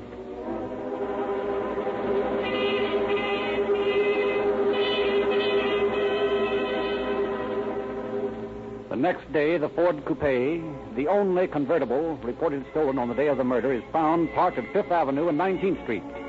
Murphy and Marshall immediately investigate the car.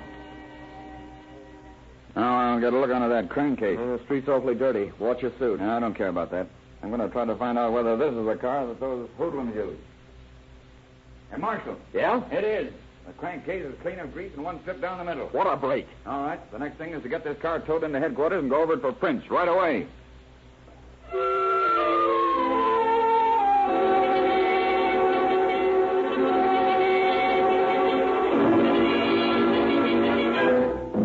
After photographers have gone over the car for fingerprints, and Marshall checks the prints against his records, he reports to Captain Bodie Wallman.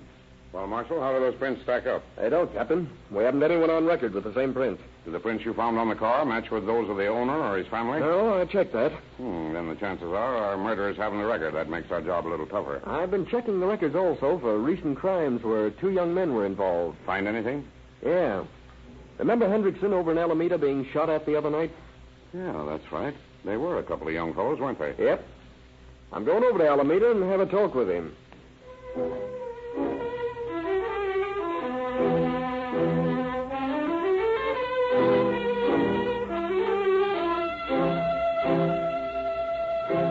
Patrolman Hendrickson recounts his skirmish with death to the officers. After hearing the details of the incident, Marshall hurries on to more pertinent information. What kind of a gun was it they stole from you? 38. Bill Kohler was killed with a 38. Maybe it was yours. You got any empty shells from your gun? Yeah. I think there's some in this desk. Yep. Here's a couple of them. Uh-huh. It was the same gun. See the mark this firing pin made? Yeah. It left the same mark on the shells we found up in the hills where Bill was killed. What do those fellows look like? Well, one was medium height with dark curly hair. He was wearing a red sweater. The other was taller and had his hair slicked back. They were about 17 or 18. Pretty young to be murderers. Oh, they weren't hard guys. Matter of fact, they were a little scared. What kind of a car were they driving? A Chrysler coupe. Did you get the license number? Well, I didn't have much time to get it, but I noticed it began with a 9F. Well, that'll do for a starter. Now I'll have to go over the hot sheet for the past week and see if any Chrysler with a number beginning 9F has been stolen.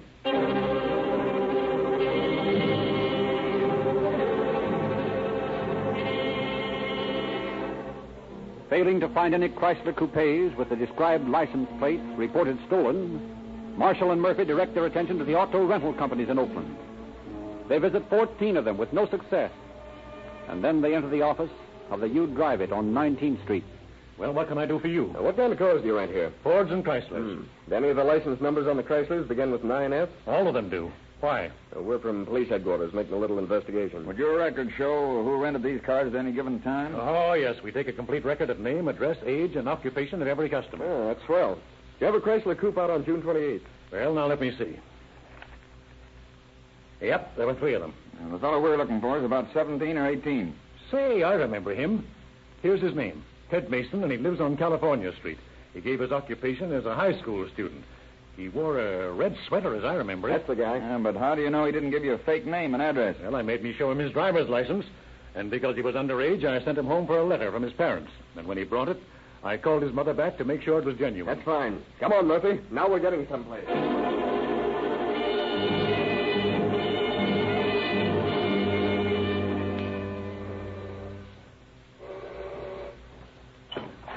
Yes? Is Ted home? I know. He's gone to ROTC camp. Oh, I see. Where is the camp? Down at Monterey. Have you a picture of Ted? Well, why do you want a picture of him? Well, you see, ma'am, we're police officers. Police officers? Oh, has Ted got into trouble? Well, I wouldn't say that, ma'am. He may not be involved at all, but we have to make sure. Well, I don't know if I should give you a picture. Well, it'd be best. Is that a picture of him on the table? Yes, but... I'll have to take it with me. Oh, has Ted a friend, a pal, a little taller than he is? Wears his hair slicked back? Why, that'd be Sam Thompson. Now, if there's any trouble, he'd be the one you're looking for. He's a bad influence on Ted. I try to tell him to get a new friend, but he just won't listen to me. Sam Thompson, huh? Where does he live? Just across the street in that gray house. Fine. We'll have a talk with his mother. Well, when can I have the picture back? Oh, sometime tomorrow, ma'am. We won't want it long. Oh, I do wish you'd tell me what's wrong. Nothing, ma'am. Nothing to get excited about. We're just making a routine investigation. Good day, Miss Mason. Good day. Poor dame. She'll just about kill her when she finds out her son's a murderer. And there's no doubt about it, he is. This picture tallies identically with Hendrickson's description.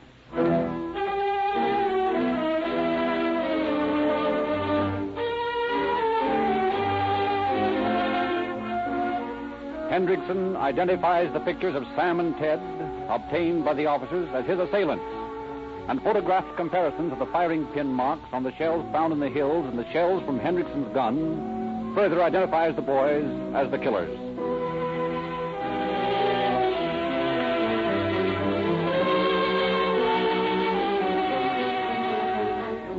Marshall and Murphy journeyed to the ROTC camp at Monterey to place the young men under arrest, but discover that they have not shown up at the camp at all. Circulars are printed carrying the pictures and descriptions of the youth, and these are sent all over the country.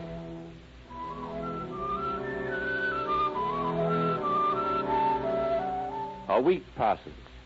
The scene changes to the little town of Cedar City, Utah.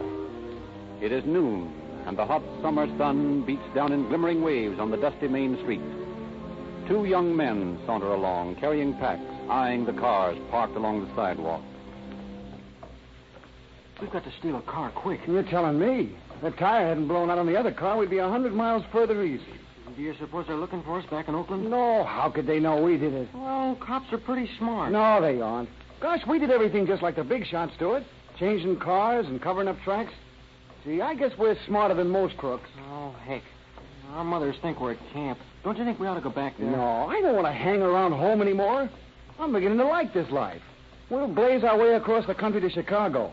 Then we can tie up with a mob of big shots where they appreciate good choppers. Gee, that'd be great, wouldn't it? Well, it beats going to West Point. Why, we'd be millionaires before we're 20. Yeah, that'd be swell. Hey, this car looks okay. Yeah, nice new Ford. And look, there's the keys in the ignition. Well, it's ours then. Pile in.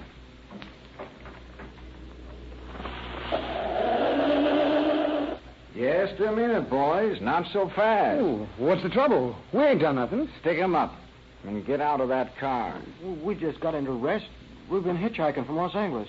Seems to me you fit the description of those kids that killed the officer down in Oakland. Oakland? Oh, we never been to Oakland. What's your name? Bob Graves. Yours? Johnny Fanning. Keep those hands up. Now, we'll just see what else you got on your hips. Uh-huh. A nice 38. What do you carry this for? Well, hitchhiking's dangerous. You gotta have protection. Yeah. Both of you need protection, it seems. 2 punks a toting a rod apiece. They sure start early these days. Well, there's nothing wrong with carrying a gun. We got permits down in Los Angeles. Yeah, I'll just bet you have. Let's see what else. What's this slip of paper? A receipt from the U Drive It agency in Oakland made out to Sam Thompson. So your name's Bob Graves, eh? Well, you see, I just bought this suit secondhand. Yeah, I'll bet. Well, boys, I'll have to detain you until I wire Oakland about you. Well, there's no point to that. We haven't done anything. Save it. We're heading for the telegraph office. Now, march.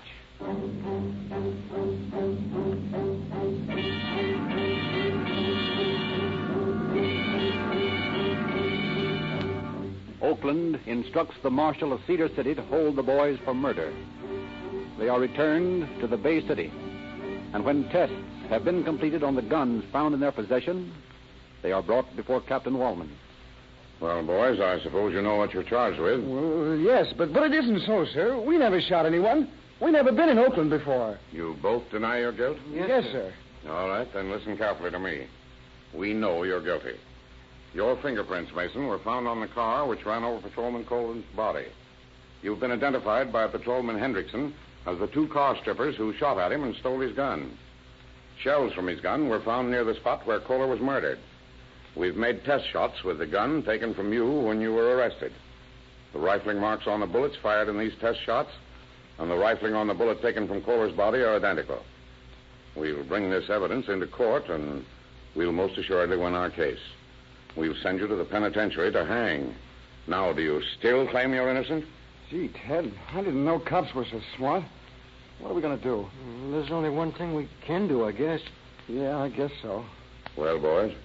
Well, we did it, sir. But we didn't mean to kill him. That is, we hoped he wouldn't die. I don't see how you ever found us. I thought cops were dumb. A lot smarter men than you kids have thought the same thing. Boys, you can't win the game the way you're playing it. I sincerely feel sorry for you. It's too bad that you've had to learn your lesson the hard way. But laws are laws. Stick your finger in the fire and it'll get burned. Try stick-ups and murder, and as sure as the sun will rise tomorrow morning, you'll get caught. I guess you boys realize now that crime doesn't pay.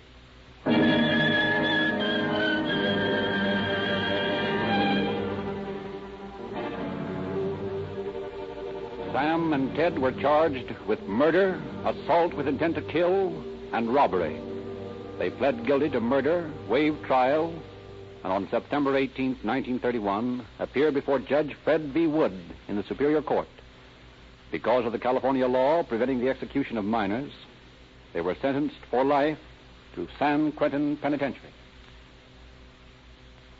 The Rio Grande Oil Company offers a gift absolutely free of charge to you and to everyone who listens to Calling All Cars. We offer you a year's subscription to Calling All Cars News, a unique new publication devoted to true stories of police, crime, movies, and radio. Your first copy of Calling All Cars News is waiting for you at your nearest Rio Grande service station. Drive in and get your free copy. You are under no obligation to buy Rio Grande cracked gasoline. In this unusual new publication, you will read the truth about Clark Gable, a true story, the inside story of the Gettle kidnapping, an illustrated authentic article, what Warner Baxter thinks about women, written exclusively for Calling All Cars News, unusual photographs of exciting news events of 1934, last-minute movie news with previews of the latest pictures and an honest theater guide, a list of radio programs you must not miss for January, describing the best bets on the air, including a review of the crime cases to be broadcast this month on Calling All Cars. Get your free copy of this remarkable new publication tomorrow morning. Drive into the Rio Grande service station nearest you. Remember, you do not have to buy Rio Grande cracked gasoline. Just ask for your gift copy of Calling All Cars News, and your Rio Grande dealer will gladly give it to you.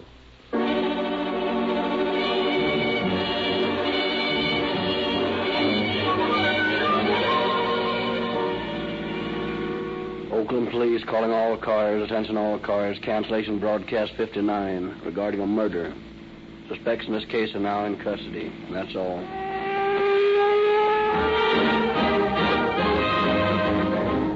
Calling All Cars is written and produced by William N. Robeson.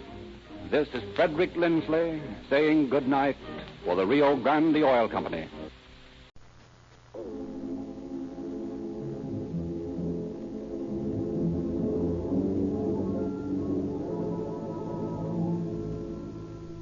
Calling all cars, a presentation of the Rio Grande Oil Company.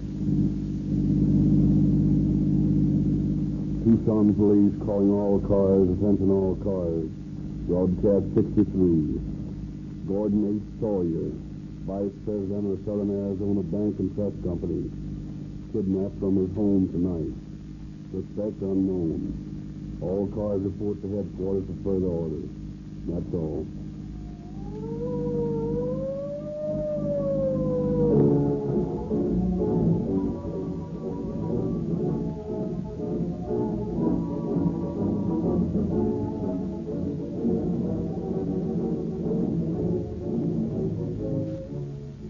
Newsflash. Oakland, California now specifies Rio Grande cracked gasoline for all its police cars, fire engines, and emergency equipment.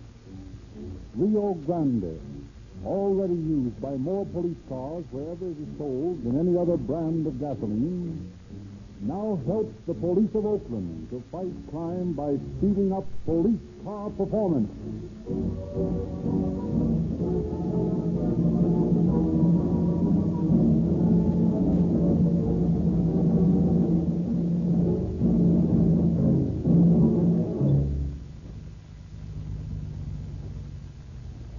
Fill her up with Rio Grande cracked gasoline. Yes, sir. Oh, George, what's that headline? It's about a train wreck. I'll buy the paper. Oh, that's the Calling All Cars News, sir. Help yourself. It's free. Free? Oh, that's a novel idea. You want to read that train wreck story? It's true, and you'll hear it over Calling All Cars this month. Movie news, reviews of the new movies, and the theater guide. Oh, look. Here's a radio guide, too. It lists all the good programs. This is just what I want. What's this? It says 1,000 gallons of Rio Grande cracked gasoline to be given away free. Now they're talking. I'd like to get 1,000 gallons of Rio Grande. That's the finest gasoline I ever used. Yeah, everyone who listens to Calling All Cars ought to come in and get a copy of this Calling All Cars News. It's the most unique publication I've ever seen. And you give these copies away free? Oh, yes, indeed. Tell your friends to drive into any service station selling Rio Grande cracked gasoline, and they'll get a free copy.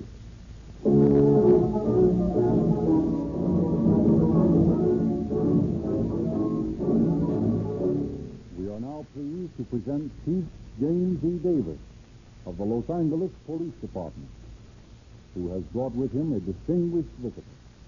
Chief Davis. Good evening, friends. It is with natural pride that I have often, on these programs, lauded the excellent work of the men under my command. But in so doing, I have by no means intended to underestimate the value and efficiency of our other Western law enforcement organizations.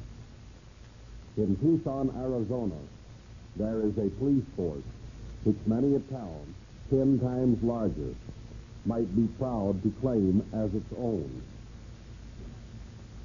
Under the able leadership of Chief C.A. Wallard, the Tucson police, just a year ago, became world famous when they brought the Dillinger mob to their first accounting with the law. Tonight, we are dramatizing another famous Tucson crime, and I have asked Chief Wallard to come here as my guest and to say a word to the audience of Calling All Cars. It is my great honor to introduce Chief Wallard of Tucson, Arizona. Good evening, ladies and gentlemen of the West. I'm one is honored to be asked to participate in a splendid radio program. For more than a year, Calling Cars has performed a great public service and acquainting the public with policemen's problems. No one realizes this value of this work more than we police officers. Our task of preserving the peace in Tucson is much different than the one performed by metropolitan police. Our native crime rate is very low. There has never been a bank robbery in Tucson, and only one safe has been blown in our city in the last year and 1.5. I have been chief. We have had 2 kidnappings. We have solved them both. Beyond the petty crime, the theft and robbery, our citizens give us little trouble. But because of its isolation, our city has been regarded by the eastern criminals as a safe place to come and cool off. Our little skirmish for the Dillinger mob last year has changed that opinion considerably. Tucson is an unwise place for criminals to commit a major crime. Relatively isolated, with only 3 or 4 roads leading from it. The fugitives cannot get away before we have every means of exit blocked. Contrary to general opinion, the desert is not a safe place to hide. Tonight, I have selected from my confidential files the story of the first kidnapping in the history of Arizona and the abduction of my good friend, Gordon Sawyer, what happened to him and how we solved the case. You're about to hear. On with the show.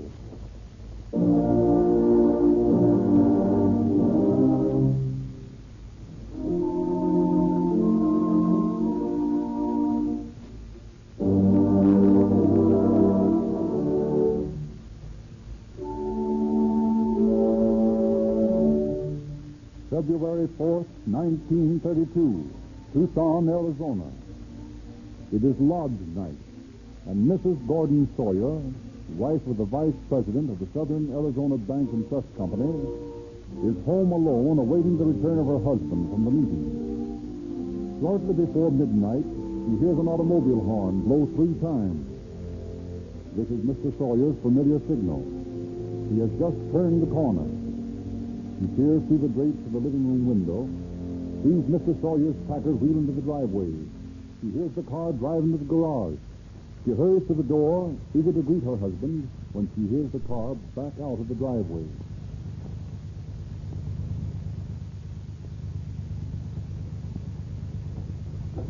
Gordon! Gordon! Gordon, where are you going?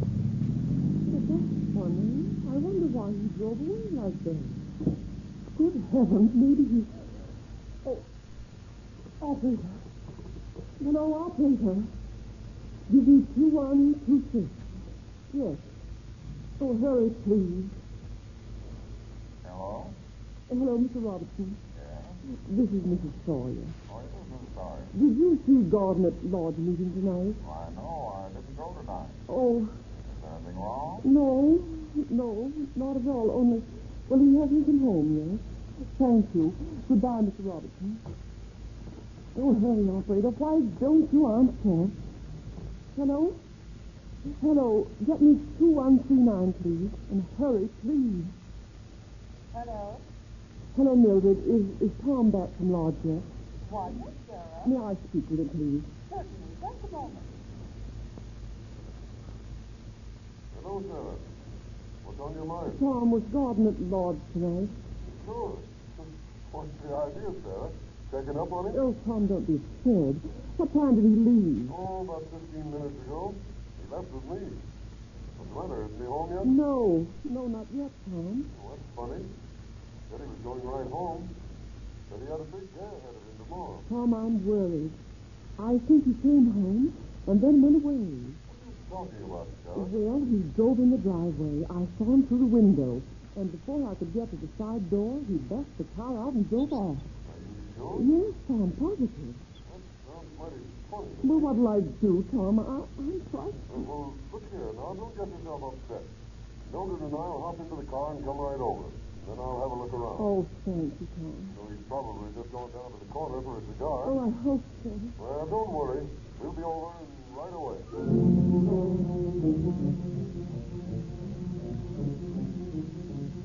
A half hour, an hour passes, and Gordon Sawyer does not return home. His friend Tom searches the ground around the house, while Mildred tries to calm Mrs. Sawyer's fears. Finally, Tom decides to call the police. Mark L. Robbins, identification expert of the Tucson Police Department, interviews Mrs. Sawyer at 3 o'clock in the morning. And the car drove away and he hasn't come back. Might have gone to the bank or to visit some friends. Oh, certainly not, Mr. Robbins. I've called all of our friends. They haven't seen him since he left lodgings tonight. And he never goes in the place without telling me. I searched the grounds, Mr. Robbins. There's no sign of any disturbance. I've asked the neighbors, and no one has heard any callers around tonight. It's just as though he disappeared into thin air. Did he have any valuables on him, Mrs. Sawyer? Oh, yes, he always carries quite a bit of money, $40 or $50.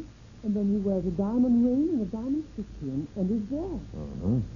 Might be a robbery. Well, if it were a robbery, why did the robbers take him away like that? Oh, that's hard to say, Mrs. Sawyer. Of course, it might be a kidnapping? Oh, Mr. Robbins. Now, don't get so excited, ma'am. After all, we're not sure of anything. He's been kidnapped. Don't worry, ma'am. We'll bring him back wherever he is.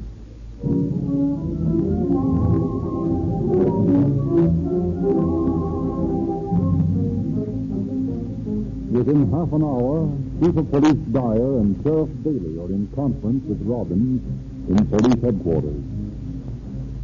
Well, from all the Robbins has reported, it looks like a kidnap to me, Sheriff. Yes, I think you're right, Chief. If it was plain robbery, they'd have held him up, and that'd be that. Well, there's little we can do tonight. It'd be better to throw a blockade on all the roads. Right. Oh, Watson. Yes, sir. Phone the Border Patrol in Nogales.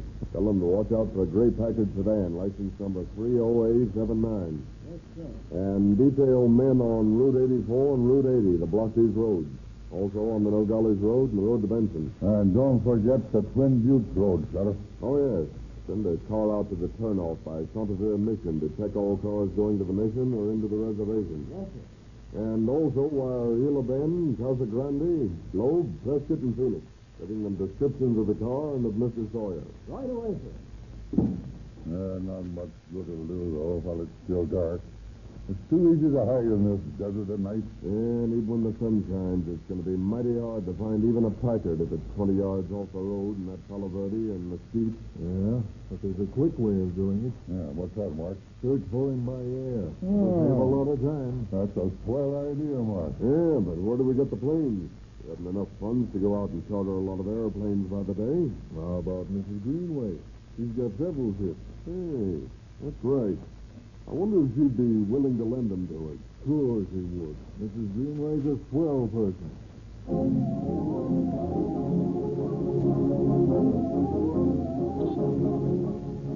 Summoned from her sleep in the middle of the night, Mrs. Greenway, famed Arizona congresswoman, is informed of the possible abduction of Mr. Sawyer. Asked for the use of her plane, she readily grants the request and assures Sheriff Bailey that the ships will be at his disposal whenever and for as long as he wants them.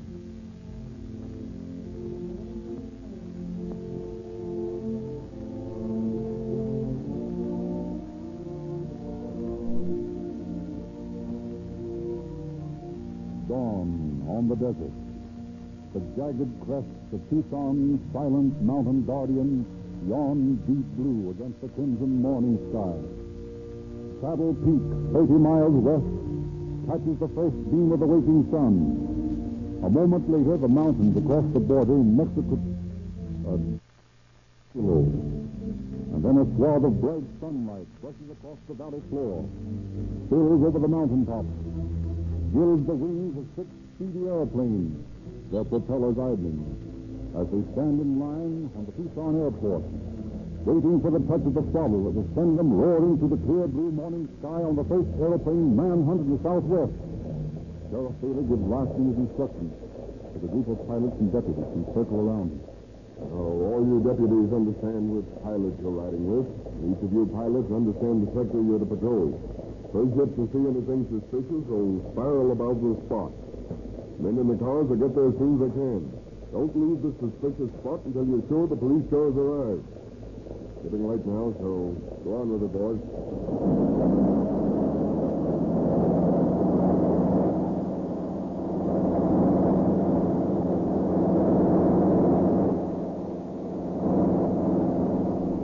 One by one, the sleek, swift airplanes take off in the chill morning air. The scene might be an airdrome behind the lines in France, as the dawn patrol takes off to meet their poker-mounted adversaries in battle high above no man's land.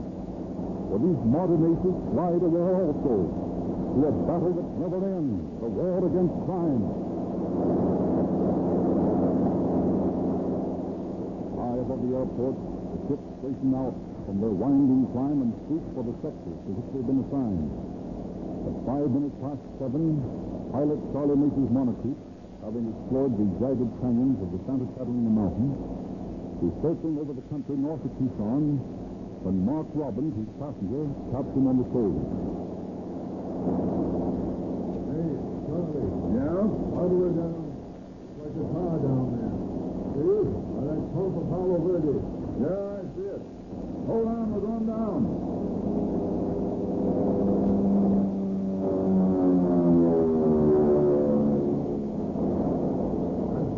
Sedan, all right. See, I'm not a mile from the city limit. Starts just firing, boys. Got to get altitude first. Here we go.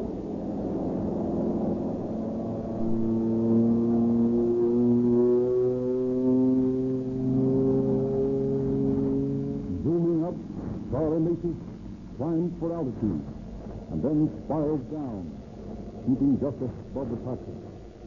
In town, Deputies King, Getz, Weiler, and Chin on their way to headquarters in a police car see the spiraling ship and wheeling around speed north towards the city limits. In a very few moments, they have pulled up beside the gray sedan and rarely get out of the police car. That's the ship, boys. Can't tell who may be hiding back in the Greekwood. Better remember your guess. Right. Well, it's Sawyer's car. Let's look inside. Nothing to go by here. Look less things, thank heaven. Looks like kidnapping, all right. And apparently a transfer was made here. Look. Track of different size tires and a key.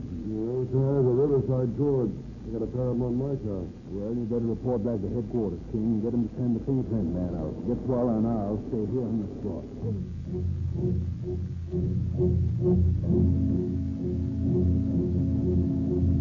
Convinced by the discovery of the abandoned gray sedan that Banker Sawyer had been kidnapped, Chief Dyer calls in Detective Clifford Cronow to discuss the next step in apprehending the criminal. There's no doubt about it, Cliff. Sawyer's been kidnapped. And there's no doubt in my mind that it was a local job. Well, what makes you think so, Pete? Well, no outside gang is going to try to work a kidnapping in this country. It's too hard to make a getaway. Yeah, that's right. Now, I figure from the way this whole job is proved, whoever did it is pretty familiar with Sawyer's habits. A ransom note is sure to be sent, and a ransom note is the best clue we can get. What do you propose to do? Well, I want you to go to the post office and make arrangements with Postmaster Ziff to place an undercover man over there to watch the local mail slot. What if they mail the ransom from a letterbox? Well, I'm gambling they won't. I've got a hunch that they'll mail it to the post office so they'll get quick judgment. Okay, what's the plan? Well, get the postmaster to detail a clerk to watch the local shoot from the inside while the undercover man watches from the lobby. Then rig up a card on the string up in that grill above the stamp window. If a suspicious-looking letter is dropped into the local chute, addressed to Mrs. Sawyer or to any official of the bank, the postal clerk will drop the cards in the grill. And you undercover men, well, your man there can have the party and the mail letter before he gets away. Yeah, sounds like it might work. Okay, get on.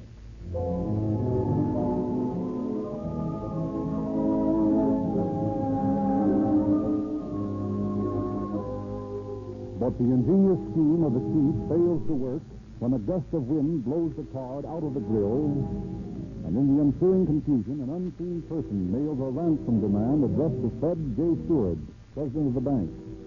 Stewart calls the chief of police to his office at once. Well, Chief, this looks pretty serious. What does he want? Read that letter, Miss Parker. Yes, sir. The letter says, "This is to warn you that we want $60,000 Saturday night, or Gordon Sawyer will be killed. We have killed and robbed other people. Another killing is nothing to us. If this note is made public at any time, we will kill Gordon Sawyer anyway, so you had better obey instructions. At 8:30 Saturday night, you are to start from the corner of Stone and Congress with $60,000 in cash and unmarked money. You must come alone. You will drive out to Silver Bell Road and turn north. Then continue until you see a white flag stuck in the side of the road. Stop, and you will be approached by one of our men. If you see no white flag after you have gone as far as Rattlesnake Pass, turn around and drive out the Bear Canyon Road until you come across the white flag. There will be no other warning. You had better do as you're told if you or his friends ever want to see Gordon Sawyer alive again. Sawyer will sign this to show that he is alive and all right. But he won't be very long unless you do as directed. Thank you, Miss Parker. Is that his signature on the bottom? Oh, yes, that's Gordon's signature, all right. This is terrible, Chief. We must get Gordon back unharmed at any cost. Of course. The bank stands ready to pay the sum they ask. Well, it may not be necessary, Mr. Short. Deputies King and Gutzweiler are following the trail of the kidnapped car this very moment.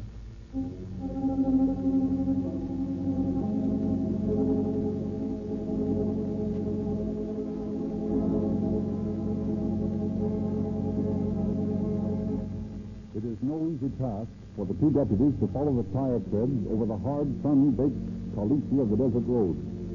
But straining their eyes, Deputies King and Gutzweiler laboriously trail the escape car from the transfer point along the well-traveled highway into the lonely DeMoss Petrie Road, and finally into a lane that leads to the Adkins Ranch.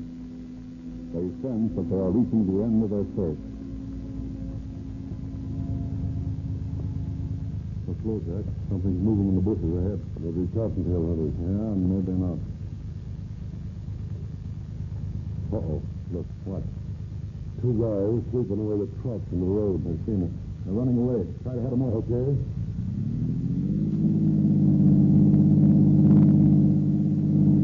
Duck into that mesquite. Pull up. Come on out of there. They're police officers. Get behind that car, Jet. You want to shoot it out. You plugged me that last time. Do what I'm moving. There. Better save your ammunition till you're sure of hitting something, Jack. You didn't bring much with us. Yeah, I know. Look out for this break that ranch house, Jack. Let him have it.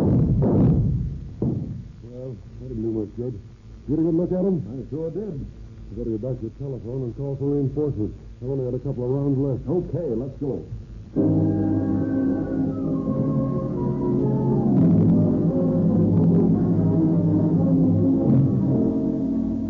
A posse quickly arrives in answer to the two deputies' call. And cautiously the band of armed men approach the Adkins Ranch, expecting to be met by a fusillade of bullets. But the only greeting they receive is the fierce barking of a cur dog which Gutzweiler and King had seen loping down the road after the two retreating men. Seems kind of deserted now. Yeah, we'd better be careful. Who are the people who live here? You know, Dallas? Yeah, the Adkins. Old Colonel Adkins owns the place. His son Chris is still time. Well, let's get inside and see if there's any sign of Sawyer. Yeah. Well, let's keep our eyes peeled outside here. You see anything moving, shoot first and ask questions afterwards. Okay, yes. All right. Well, it's sure listening, eh? Yeah, look here. Buckwheat cake, coffee on the table, still warm. Yeah, from the way all the clothing thrown around, I guess they just packed pajamas and a toothbrush and swam. Yes, sir. Well, no signs of Sawyer in here. Let's take a look outside. All right. Anything doing out here, boys? Hey, wait a minute. There's some stuff leading out toward the river. Yeah, you better follow him, Jack. Bob Wood, you go along with him. Right. Hey, Dallas, take a look at that well over there. Where? Oh, yeah. What about it? Looks to me as though those mesquite logs have just been thrown over the top of it recently. See, it does at that. Let's take a look. All right. Yeah. That's an old caved-in well, but the covering has just been put on it. Do you suppose they threw Sawyer down there? I don't know, but we'll soon find out. Here, give me a hand with this rod. Huh? Here, I got this. There. Now we can get a look. Got a flashlight? Yeah. Good heavens. Looks like a dead man down there. Sawyer, all right. They killed him. I'm being quiet. I haven't done anything. Oh, thank goodness he's alive. Gordon. It's me, Dallas Ford. Be careful, Dallas. Don't tell him the death. Oh, there's no one around here now but the posse. Come on. We'll help you up. Here, give me a hand. You take the other one, Get. All right. Yeah. I got him. Oh, there we are. Oh, Are you all right, Gordon? yes. I'm all right. Have they gone? Yes, Gordon. I guess I fainted when they threw me down there. Oh, they told me to keep quiet or they'd kill me. I didn't know anything until I heard you up here. And I was afraid you were in danger, too. Oh, everything's all right now, Gordon. Oh. Now, don't try to talk. The first thing we got to do is get you home to your wife.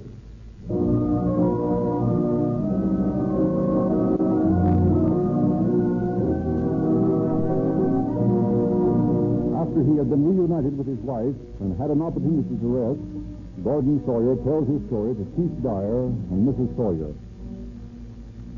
When I drove the car into the garage Thursday night after lodge meeting, two men stepped out from behind the door, pointed guns at me, and told me to get in the back of the car, lie face down, and not make any noise. Then they backed the car up. Did you hear me call when the car backed off the driveway, Gordon? Yes, dear, but naturally I couldn't answer. I was afraid they'd kill me. Well, where'd you take your next? Well, we drove for some time. Then they transferred me to another car. And while we were bumping along rough roads, they blindfolded me. We got to a house, they loosened my blindfold a bit and made me sign a note demanding $60,000 ransom. Then they tightened the blindfold and put me on some blankets on the floor where I spent the night. This morning, they gave me griddle cakes and coffee. Then I heard some shots, and they ran back and threw me in the well. You know the rest of it. How many voices did you hear? There were three. One was a woman. A woman? Yes. Well, that might be Billy Adkins. Who's she? Old Colonel Adkins' daughter. Gutzweiler thinks he recognized Trip Adkins' son as one of the men who ambushed him. I'm going to bring those in and question them.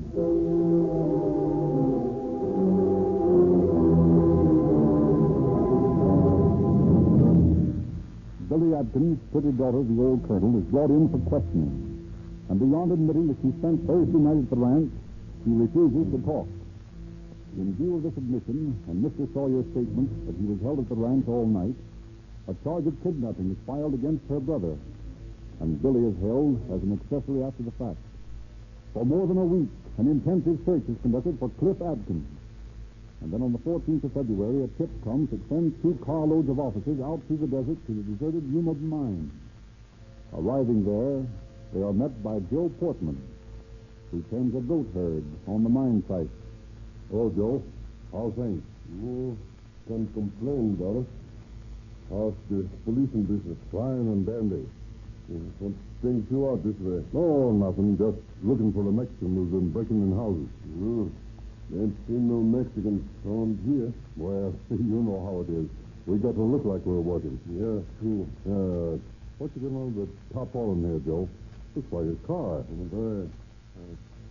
Yeah, that's the car, all right.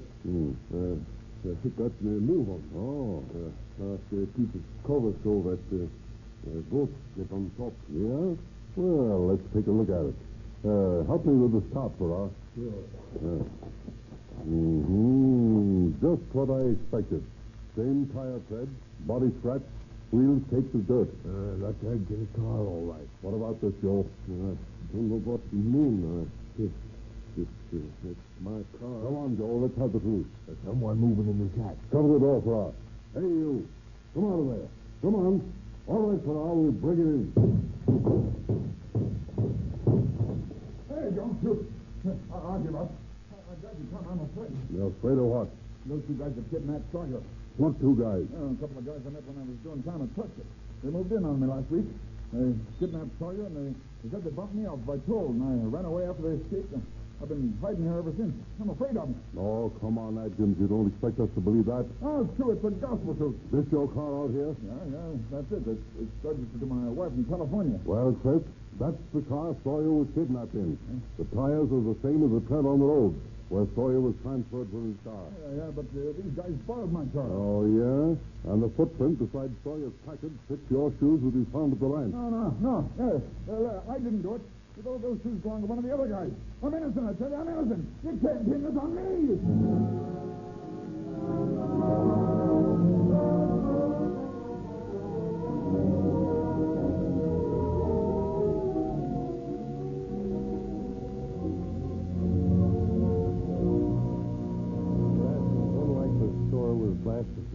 the trial when a Tucson shoemaker identified the shoes as a pair on which he had put rubber heels for the accused.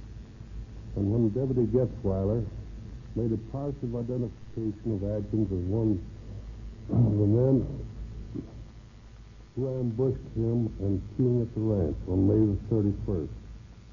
Judge Fass pronounced sentence on Adkins, was sent into the penitentiary for life. Thus, rapidly and efficiently did the Tucson Police Department and the Arizona courts dispose of the first kidnapping in Arizona's history. Thank you, Chief Wallace. And now, here we are back in the Rio Grande service station. The oil level's low. You need a quart. What kind do you have? Well, you wouldn't want to use cheap oil in a fine car like this. Yes, I do hate to buy bulk oil. I've been reading about canned oil, so I'm afraid to buy oil in bulk. Well, here's a canned oil.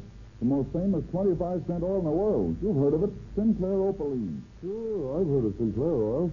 I didn't know I could get a quart can for 25 cents. You get more than a quart. There's 2 ounces extra in every can of Sinclair Opaline. Well, if I can get an oversized quart of Sinclair oil for a quarter, I'm sold.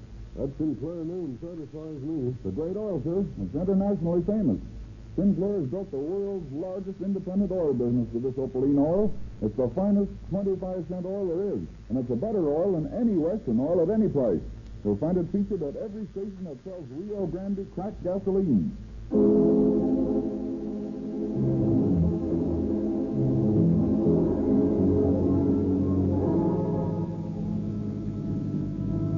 Tucson police calling all cars, attention all cars, cancellation broadcast 63 regarding the kidnapping. Suspect in this case now in custody. That's all.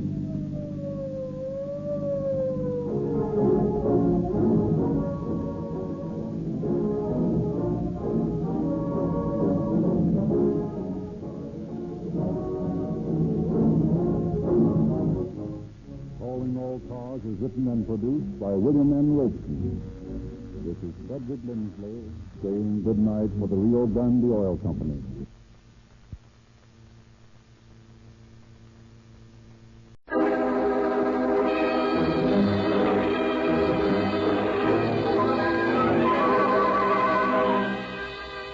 Calling All Cars, a presentation of the Rio Grande Oil Company.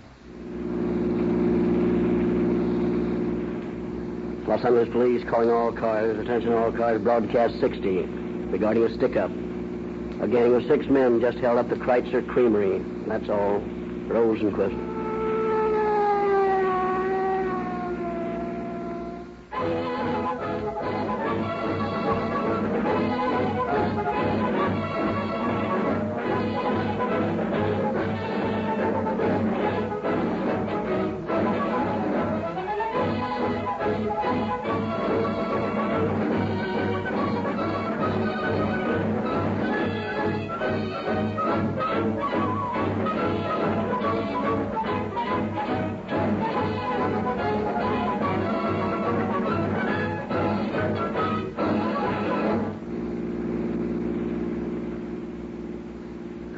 Cars, attention all cars.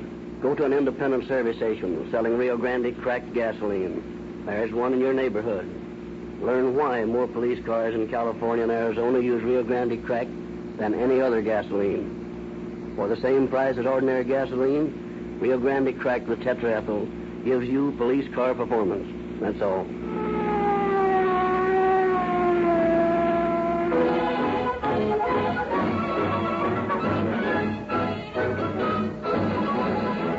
Now it is our pleasure to introduce to you Captain Harry Seeger, in command of the robbery and narcotics squads of the Los Angeles Police Department. Captain Seeger. Good evening, friends. We whose life work it is to keep the peace have all heard ourselves called dumb coppers and big flat feet. Our reaction to such epithets is not, as might be supposed, one of anger, but one of tolerant amusement. The average police officer each day is called upon to employ more practical psychology than many a professor of psychology has ever dreamed existed. The modern policeman uses his brains much more often than he uses his gun. He is a highly trained specialist, as capable and important a member of society as is your dentist or your lawyer or your doctor. The story we are bringing you tonight from our confidential files is an excellent example of the way two of the men under Chief Davis's command faced possible death with their wits.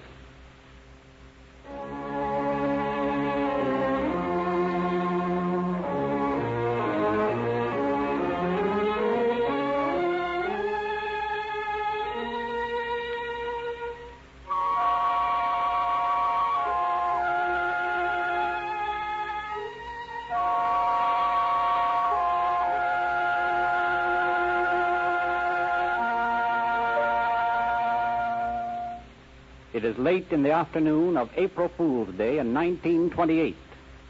The delivery men for the Kreutzer Creamery have one by one turned in their receipts, punched the time clock, and left for their homes. Mr. Kreutzer's secretary is eyeing the clock as it slowly ticks off the last half hour of their day when two men carrying guns shoulder into the office, closely followed by three more. Pick 'em up.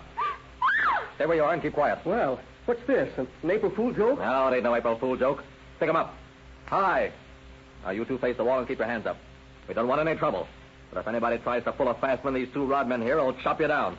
Okay, kid, let's get the dough out of that cage. There isn't any money in there. It's locked up in the safe. Don't hand me that. You don't put it in the safe until 5:30. All right, kid, hurry it up. And I'm getting it as fast as I can.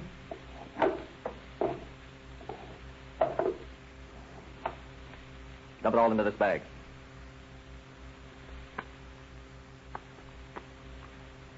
That's fine. Overlooked anything? No, I don't think so. Okay, let's go. I'll get this, you two. If you care anything for a living, just stay where you are facing that wall for 5 minutes. There'll be a man outside with a gat right on you, and he'll let you have it if you move. Come on, boys.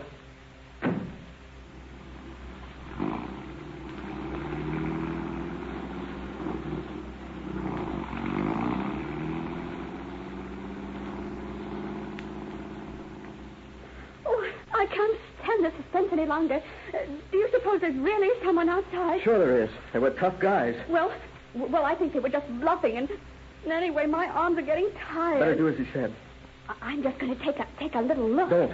I hear footsteps. He's heard us talking. He's coming back to shoot us. Well, for the love of Mike, what's the big idea? You two playing games? Oh, it's you, Harry. Say, is there anyone standing around outside? No one I noticed. What's the matter? Give me that phone quick. We've been robbed.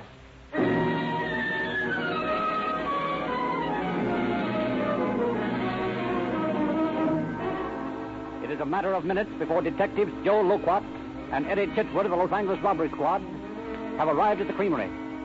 They question Mr. Kreutzer closely on the circumstances of the holdup. Now, how much do you estimate they got, Mr. Kreutzer? Well, I hadn't checked up yet, but every driver was accounted for excepting Harry Kerr, who came in after the holdup. I should say between $1,000 and $1,500. Yeah, not bad, not bad. If they'd only come 10 minutes later, I'd have had the money locked away in the safe. And if they'd have come a half hour earlier, it wouldn't have been turned in yet. Knew your movements pretty well, eh? Yes, and a funny thing happened. I tried to bluff them that I'd already locked the money up. And this man who did all the talking said he knew I didn't put it in the safe until 5:30. Looks like an inside job, Eddie. Yeah, it does, Joe. Mr. Kreutzer, have you any reason to suspect that one of your employees was in on this? Why, no. Not any of my boys. They're all honest. Maybe so. You'll admit, Mr. Kreutzer, that these hold-up men knew an awful lot about you for strangers, didn't they? Yes. But still, I'd stake anything that none of my boys were in on it. Well, possibly you're right. But in our business, we're suspicious of everybody. I think, Mr. Kreutzer, is there one of your employees that puts on the dog a bit? Oh, what do you mean? Well, spends a little more than he should with the salary he makes, for instance.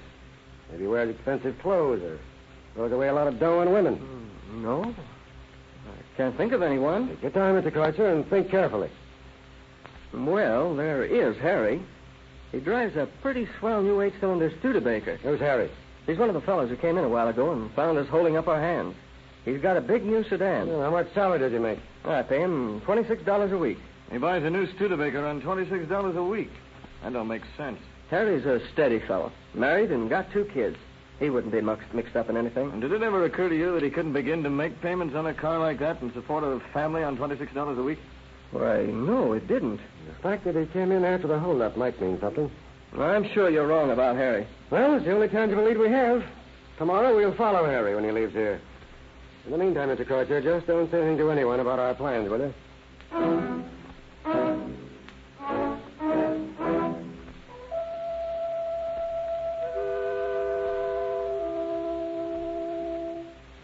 next day, Chitwood parked his own car near the creamery at through it.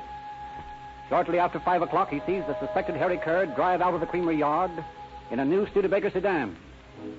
Chitwood follows the new car across town to a rooming house on East First Street, where Kerr parks. Sauntering into the house behind the suspect, Chitwood observes that he enters room 16. He immediately calls on the landlady. Yeah, what is it? I'd like some information about the tenants in room 16. What is it you want to know about them? Well, who occupies the room? Well, I don't know exactly who lives there. Quite a number of young men go in and out. Yes, but someone must have signed for it. Who was that? I don't know whether I should be telling you this. Who are you? I'm a police officer. Oh, I see. What are they after you for? Oh, nothing yet. Just making a little investigation. Tell me, do these young men have jobs? Well, not so you could tell. They keep irregular hours. Do they pay their rent regularly? Oh, yeah. I don't have no trouble with them that way. How many young men come in and out of that room? I should say 5 or 6. Any girls? Hey, what sort of a place do you think I run here? Don't get excited. I'm not trying to pin anything on you. I want to find out about these guys, and you might just as well help me as not. Well, yeah, there are 2 girls who spend a lot of time in there. Now, who's the man whose name this apartment is registered? His name is Bob Kerr. Sure it isn't Harry Kerr. No. Harry Kerr's his brother. He comes here sometimes. Know the names of any of the others? Yeah, I do. Okay, I get this. I'll be back a little later. While I'm gone, don't tell anybody that I was here. Above all, don't let those people in 16 know that I asked you all these questions. Yeah. Remember now, keep quiet, because you're playing with dynamite. Yeah.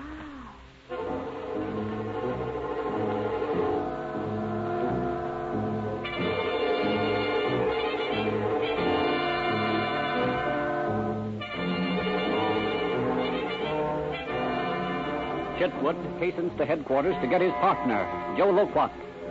Together they return to the rooming house and cautiously approach the door to room 16. Don't limber your gat, Joe. Can't tell what we're liable to run into. Okay.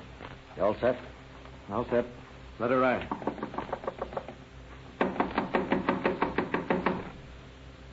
Come on. Come on, open up or we'll break the door in, will you? Let's try to open it first. All right. Throw your flash in here, Joe. Oh, you son of a gun. You've flown the coop. Beat it, huh? Oh, the devil. Hey, I've only been away from the spot long enough to go up and get you. Hey, I'll bet that landlady. Hey, landlady! Oh, there you are. What is it you want? These people have gone. Taken everything with them. Gone and took my beautiful painting of the Canal of Venice with them? Why, the ungrateful wretches cost me $3 that picture. Now, wait just a minute. I want to know who tipped them off. What are you looking at me for? I had nothing to do with it. I did just as you said. I didn't go near them. You sure about that? Yeah. Why should I want them to move out? They were paying the rent. All right. No good crying about it. Let's take a look around, Joe. If they left anything, that might give us a clue. Okay.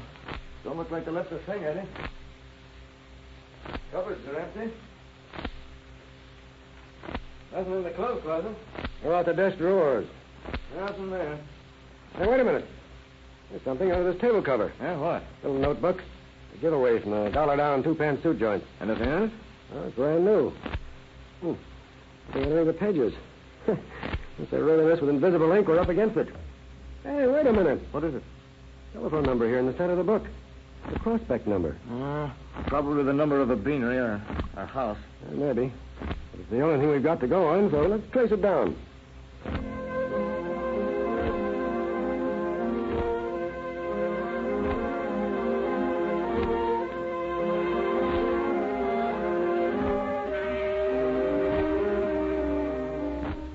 Chitwood and Loquat begin at once to trace down the mysterious phone number.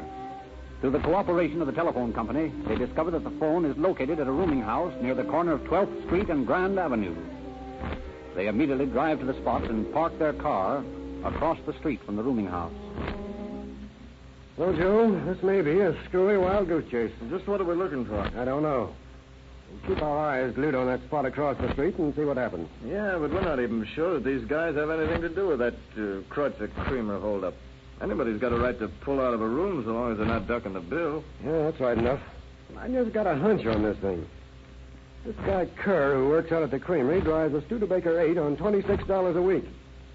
He beats it over to that joint on First Street after work, and I find out from the landlady that the room is rented by his brother. Doesn't prove anything. I know it doesn't, but it's worth working on.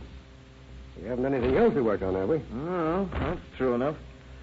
Well, let's get over there and talk to the landlady. Yeah, not this time, Joe. I'm not taking any more landladies into my confidence on this case. Oh, that dame didn't tip them off. She was on the level. Well, maybe she was, and maybe she wasn't. We haven't anything to talk to this landlady about anyway. All we have is a telephone number of her joint. Yeah, no idea who we're looking for. I guess you're right. Now, the way I figured... Wait a minute. What? There it is. Well, there what is? Studebaker sedan. Just pulled up in front of the place. You see it? Yeah. I'm so sure this leader'd get us somewhere. Come on. Let's follow that bird and see where he goes.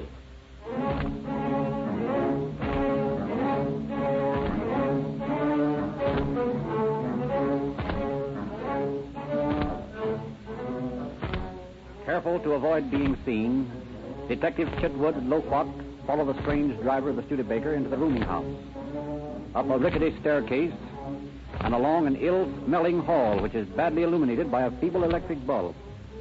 They observe which room the man enters, and then they cautiously approach the door. Is that the guy from the creamery? No, but it was the same car. Must have been Kerr's brother. Tough-looking customer. Sure was. On your toes now, Joe. Anything might happen.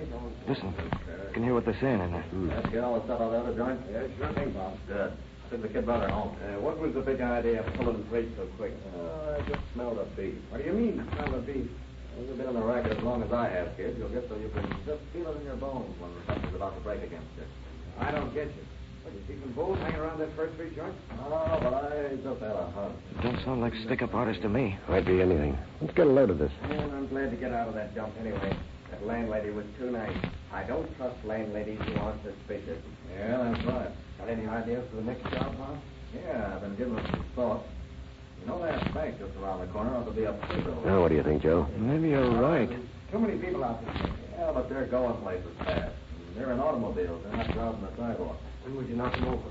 About 2:45 some afternoon, and they've got lots of dough in the bills. Well, I figure that we can take plenty of time casing the joint. That dough we got at the creamery yesterday will take us for a couple of weeks. You're right, Eddie. These are our guys. You better stay here while I'll go get some more men from headquarters. And by that time, maybe they'll all take it on the lam again. Well, what do you want to do? We'll take them ourselves. You're crazy, Eddie? There's 5 or 6 of them in there, and only 2 of us. Why, they'd make sieves out of us. Well, not if you use psychology on them. Psychology? What good is psychology when you got a rat holding an automatic up against you? Psychology's helped me out of spots before. Like the time you had them Japs up on top of the hill? Oh, maybe. Well, you were just lucky that time. I'm going back to headquarters with some more of the boys. Now, listen here, Joe. The last time we closed in on a mob, we had about 20 of the boys all around the joint. A couple of them nearly got bumped off when the shooting started. There's no sense in risking anybody else's neck. We can handle this. Well, I don't see how you and I are going to manage a mob like that. First, we got to get a break. Once I can get inside, I'll look the place over and then decide what to do. Listen, Eddie. Those guys are tough. No, they're not. I can outsmart them. All I need's a break. Quiet. Somebody's opening the door. Duck back here around the corner of the hall. Hey, where you going, Sam? I'm just going downstairs for a pack of cigarettes. Yeah, well, don't let no big bad policeman pick you up, Kitty. Don't worry, I can take care of myself. That's our break, Joe. What do you mean, Eddie? When that monkey comes back with his cigarettes, I'm going to follow him in as though I was with him. And get bumped off? Yeah, we'll see. I'm gambling that every one of these mugs will think I'm a pal of the other one. I'll say prayers for you. No, you won't. You'll be right there by the door. When I say shoot the works, you wander in. Have your gun ready, but keep it out of sight. And this is what you call psychology? Yep. I call it suicide.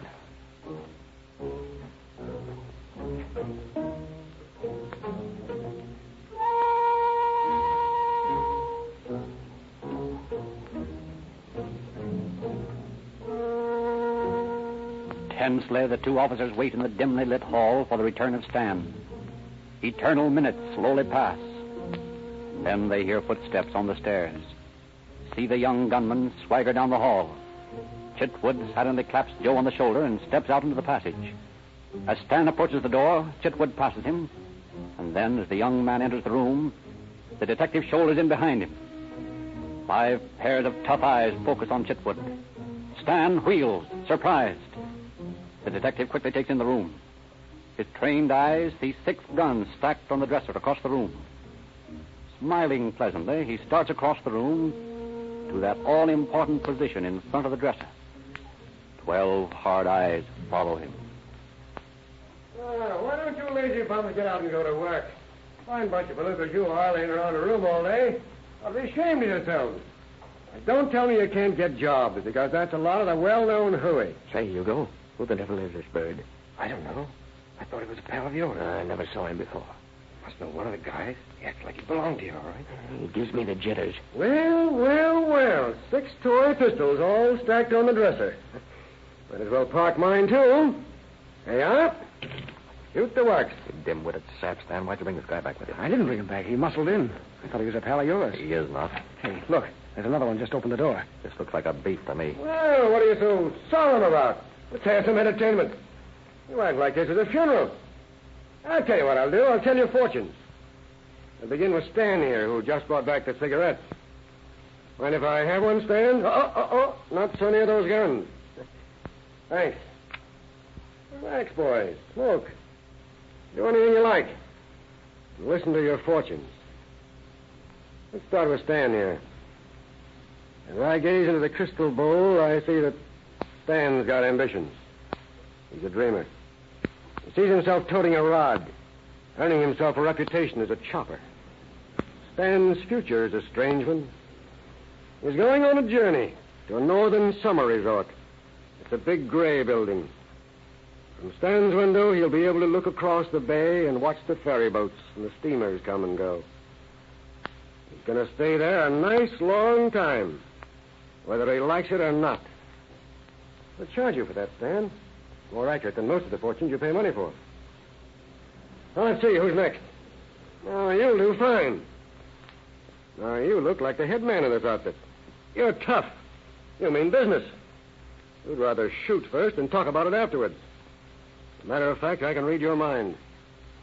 You're thinking right now, if you could get to those guns here on the dresser, you'd shoot me. I advise you not to try it. It wouldn't be healthy. You can't tell about that fellow standing over there by the door. He might be a hard guy himself. For you, my tough friend, I see a most interesting picture. It's dawn. In a gray courtyard, there is a high wooden platform. 13 steps rise to it. There's a strange beam above it, with a neatly tied rope attached. I see you walking up those steps. I see a man placing a strange piece of black velvet over your head. I see it. All right, lay off, will you? Oh. Made a mistake on that one. You're not as tough as I thought you were. Well, let's go on to the next. This lad over here is a likely subject. He thinks he's tough, too. Swaggers and he leers and scowls. He really isn't tough. He's scared to death right now. He isn't tough at all. It'll be a long journey for him, too. I see him living in a gray stone apartment. There are bars at the windows. I see him trying to act tough for the man in charge of his quarters. He's trying to live up to his own opinion of himself. For that, he's removed from the light. He spends many days in a cool cellar. He feasts on bread and water. And he thinks constantly of his mother. Down in his heart, he realizes that he isn't really tough. He had no right tying up with this mob of lazy mugs. He sits in his sunless solitude and breaks his heart, trying to undo the things that he has done. Bring back the past.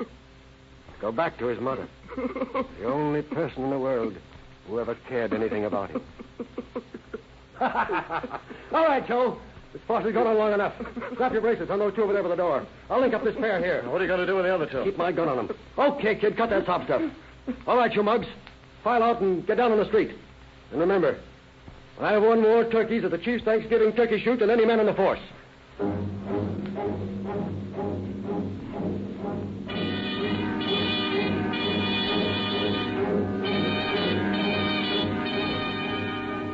Shuffling along the dark hill and down the creaky stairs, the strange procession makes its way to the street. Chitwood herds them toward the Studebaker sedan parked by the entrance. Eddie, we can't ever get all those guys into headquarters. Let me call for the wagon. Won't be necessary, Joe. I know how to pack them all right. Okay. You two that are cuffed together. Into the back seat with you.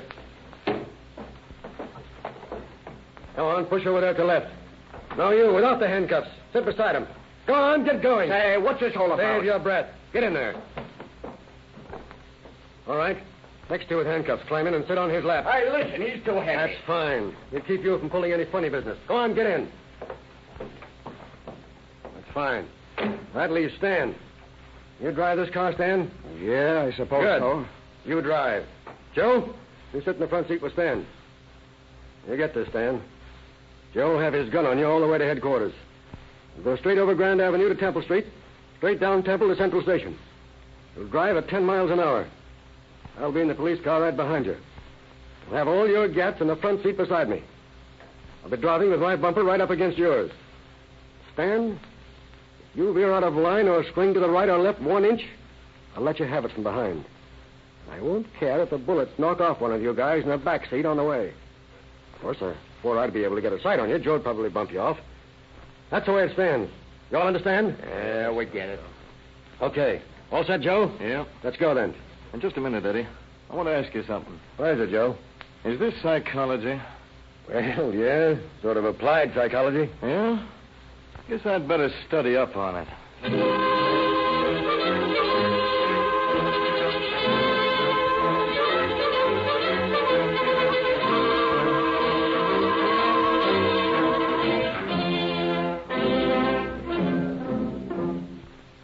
The next day, all 6 men confessed not only to the Kreutzer Creamery robbery, but to a string of stick-ups in San Diego, Bakersfield, Taft, and as far north as San Francisco. They were tried on a charge of first-degree robbery. 4 of them were sentenced to San Quentin prison from 5 years to life. 2 of them beat the rap, so we sent one of the survivors to San Quentin for from 1 to 15 years on an old forgery charge and turned the other over to the Navy, where he was sentenced for 2 years for desertion. There is a deplorable aspect to this story that I want to point out to the citizens of the West. Although 6 years ago, 4 of these men were sentenced to prison, 4 from 5 years to life, today, due to the sentimental parole system under which we suffer in the state of California, these 4 dangerous, habitual criminals have already been released, and we have certain knowledge that at least 2 of them have returned to their old haunts in Los Angeles. Thus, the brave work Captain Chitwood did when he and his partner Joe Loquat brought these men in must again be repeated by your police officers, and the next time, possibly some officer will pay. Thank you, Captain Seeger. Mr. Lively. Yes, Mr. Buchanan, what is it? This time, my Grandy has asked me to have you read this letter. A letter? Oh, this one? From Mr. and Mrs. F.P. Bender, 61 State Street, San Francisco. Rather nice handwriting, isn't it? Well, let's see what it says. For years, we have had cars in our family and have used all the leading gasolines. We have been driving a Dodge E632 sedan, quite a heavy car, and heretofore the most mileage ever received has been from 13 to 14 miles per gallon. On Sunday, we took our usual trip, and for the first time used Rio Grande cracked gasoline. And believe me when I say that we were the most surprised motorists to learn that we received 18 miles to the gallon. What do you think of that? Well, let's see. Rio Grande gives them 5 more miles per gallon. Not bad, is it? Well, anyway, she goes on to say here, now we know the gasoline for us and intend to pass the word along. This is not written for any reason other than to express our appreciation. And it is the absolute truth. Well, that's an interesting letter, Mr. Buchanan. But it sounds almost too perfect to me. Are you sure one of your friends didn't write it? I'm afraid some of the audience might be dubious, so I wrote to Mr. and Mrs. Bender in San Francisco and asked for permission to read the letter. And here's their answer. Your letter asking to read our expression of appreciation received. We assure you it's quite all right with us. Glad if our letter means a help to Rio Grande, or Rio Grande has helped us. We wish you success. Yes, I guess that is a genuine testimonial, all right. But there must be hundreds of motorists listening tonight who have even more pleasant experiences with Rio Grande cracked gasoline. Will you folks write to the Rio Grande Oil Company, care of the station to which you are listening, and tell us what you think about Rio Grande cracked? I want to read your letters over the air. If you haven't yet tried Rio Grande, fill up and enjoy the thrill of police car performance. You will find plenty to write about.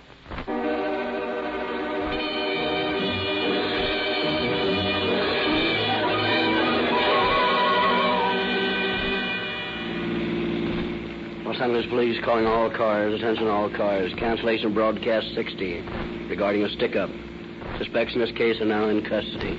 That's all. Rolls and close. Did you get your free copy of the sensational new publication, the Calling All Cars News? The demand was so great after last week's broadcast that many Rio Grande stations ran out of these free copies. Don't miss this first issue. Go to the Rio Grande dealer near you and get your copy of Calling All Cars News. It's free and full of news about police, crime, movies, radio. It reveals the true story of the Gettle kidnapping. Written by William N. Robeson, writer and producer of Calling All Cars. And this is Frederick Lindsley, Grande Oil Company.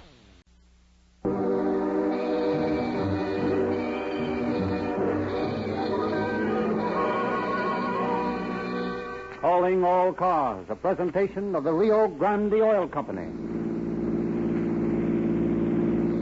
Los Angeles Police calling all cars. Attention all cars, broadcast 62. Wanted for highway robbery and murder. A man described as about 40 years old. Has gold teeth, sunken eyes, a harsh voice. This man is masquerading as an officer. Has a gun. That's all. Rosencliff.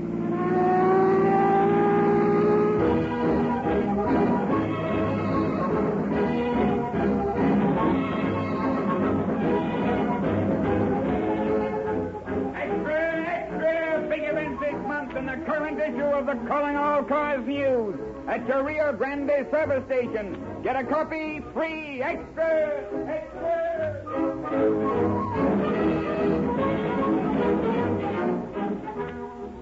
Rio Grande takes another step ahead. Within the next few weeks, Rio Grande will open 19 additional distribution plants in new territories. Tonight, a dinner is being held at Marysville, California, attended by civic officials and independent gasoline merchants to welcome Rio Grande. Tomorrow, the motorists of Marysville enjoy for the first time the thrill of police car performance in their own cars. Congratulations, Marysville. Steadily, the sales of Rio Grande cracked gasoline have been growing. A 44% increase over last year. Rio Grande sales are growing faster than any other gasoline in the West. There must be something unusual, even sensational, about a gasoline which enjoys such popularity when other companies are losing. The remarkable performance of Rio Grande is due to the costly cracking process, which releases energy that goes to waste in ordinary gasoline. Because Rio Grande cracked gives extra speed and extra power, it has been officially specified, wherever it has been sold, for more police cars, fire engines, and hundreds of thousands of motorists now get thrilling police car performance from their own cars, even though they pay no more for Rio Grande cracked gasoline with tetraethyl. Tonight it is our pleasure to present Chief James E. Davis of the Los Angeles Police Department. Chief Davis. There is a crime committed all too often for which the law provides nowhere sufficient punishment. I refer to the impersonation of an officer. Anything from petty extortion to murder can and sometimes does result from this one offense.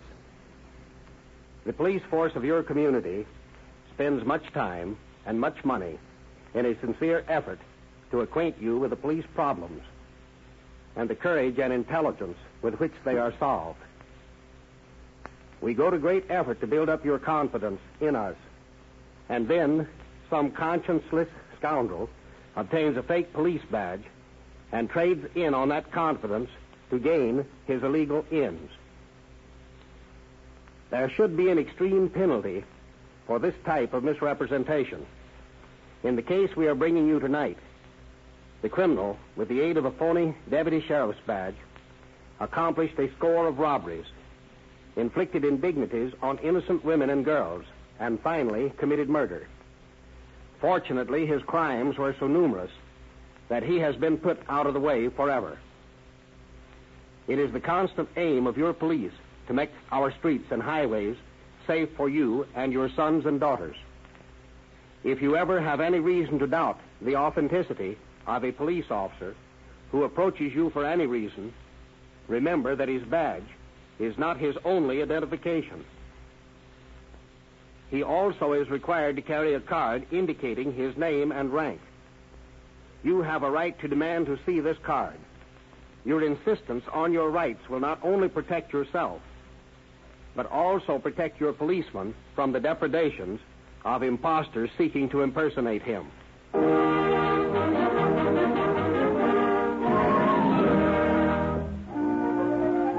It is a balmy evening in April 1923. 18-year-old Edgar Milburn and his companion, a girl of 15, after taking Edgar's parents home from church, drive on to the girls' home a few blocks away. In the spring, a young man's fancy. Gee, this is great. Being with you, I mean, and just sort of driving along. Oh, I wish we didn't have such a short ways to go. Gee, so do I. I'd like to go somewhere and just sit and talk to you. And look at the moon. Mm-hmm. It's warm tonight, too. We could drive up on Mulholland Drive and park for a little while. But Mother might worry if I didn't get home early. Well, we'd only be a little late. It's only a couple of blocks out of the way. Come on, let's do it. Well, all right. But only for a little while. Promise? Promise.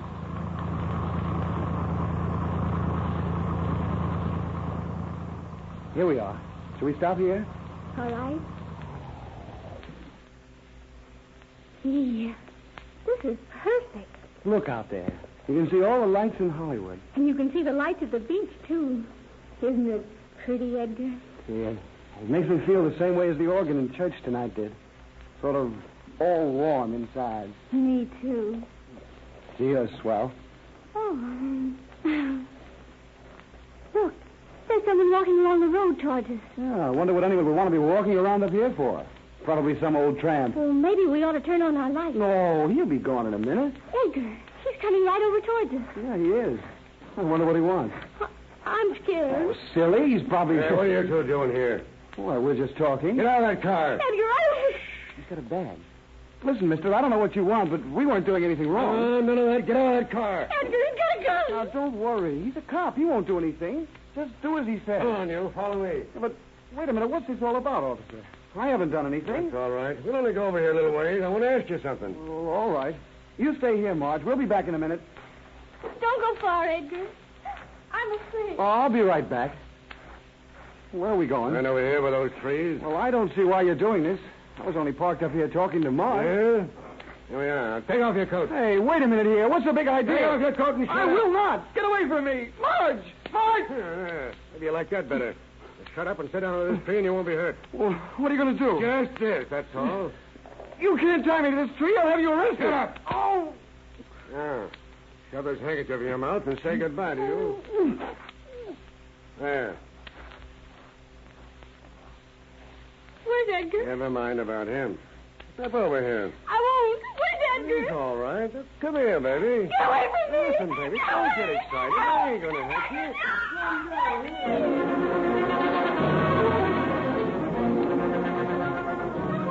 you. A week later, Ray Dirk, 200-pound truck driver, and a woman companion are parked in a lonely spot in San Fernando Valley when suddenly... Get out of that car. What? Say, who are you? He's got a badge and a gun, Ray. Oh, a cop, huh? Well, that's different. Come on, May. Let's get out and see what he wants. There. Now, what's up? Put your hands up. What is this, a stick-up? Sure. Put up your hands and shut up. You too.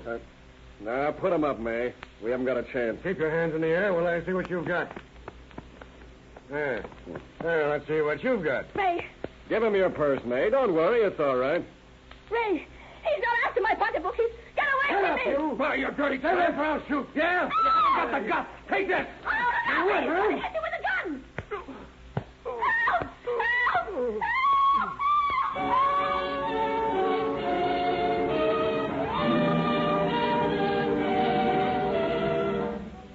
Just 4 days later, William Jacobson and his fiancée are parked on Foothill Boulevard near Pasadena, talking over their approaching marriage when the vicious badge bandit orders them out of their car. As the couple step out, the bandit suddenly grabs the girl. Jacobson, beyond himself with rage, rushes forward when... Ah! Don't tell him! Don't tell him! Shut up, you! I don't shut up! Help! Murder!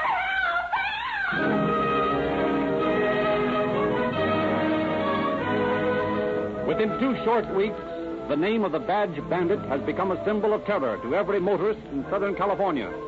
Outraged citizens appeal to the police to bring the vicious marauder and killer to justice.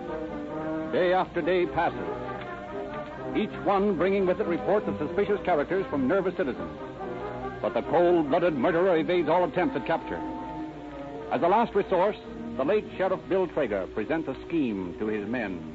Boys, we've tried all the regular ways and means of finding out who this bird might be. And so far, we know as much as we did when we started. Now, I'll grant that this is a tough case to crack. We can't use the stool-pigeon methods because it's obvious that this man is a lone wolf. But there is one thing we haven't tried, and I want you men to take a crack at it. What's that, Sheriff? Well, it's going to sound mighty silly to you boys, but it might work. I want about 10 of you to dress up as women. What? Wait a minute till I finish. I want you to team up in pairs. One of you dressed in women's clothes and one in plain clothes. And I want you to go up and park in all the spots off the regular roads. In the canyons, up on Mulholland Drive, everywhere this fellow might strike. Well, it might work at that. Yeah, it might. But I'm going to feel mighty silly sitting around on a hill dressed like a woman and trying to look as if I enjoyed it. Well, how about it, boys? Will you have a go at it? Okay, Sheriff. Good. Now get this. Take your rifles and be careful. You've all heard how this man works. If you run into him, bring him in. If you can't bring him in alive, then bring him in dead. But get him one way or the other.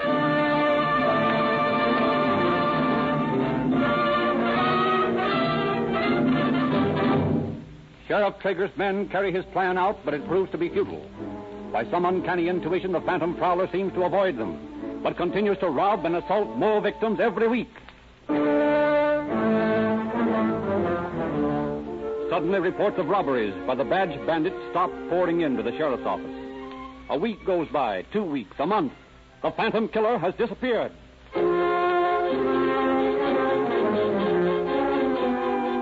Gradually, the feeling of apprehension dies as the weeks go by with no more robbery. The papers no longer carry headlines in black type telling of the phantom's latest atrocity. And then, as suddenly as he disappeared, the badged bandit returns. Newsboys hoarsely scream headlines. The phantom killer has returned. The hunt is on again. Relaxed nerves suddenly tighten. Young lovers hasten home from the movies.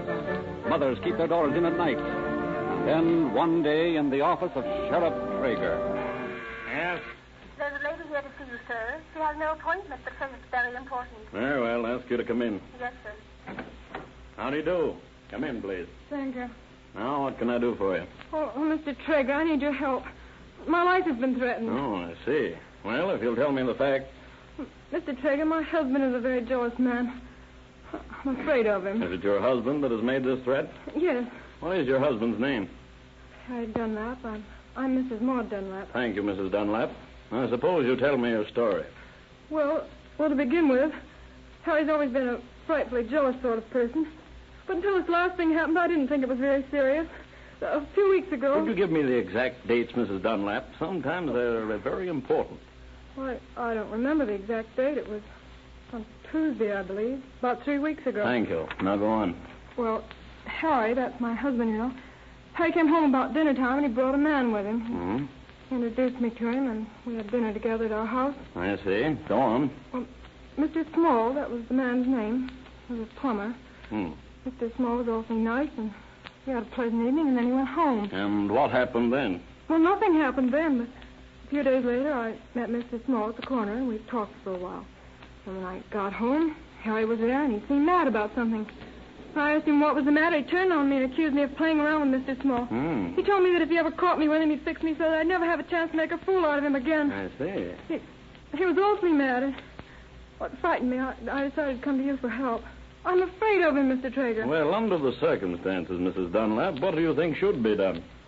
Well, I intended to go to Bakersfield and stay with some relatives. But I want one of your officers to go with me for protection. You feel that this is necessary, Mrs. Dunlap? Oh, yes. I see. Very well. I'll arrange for one of my men to be with you on the trip.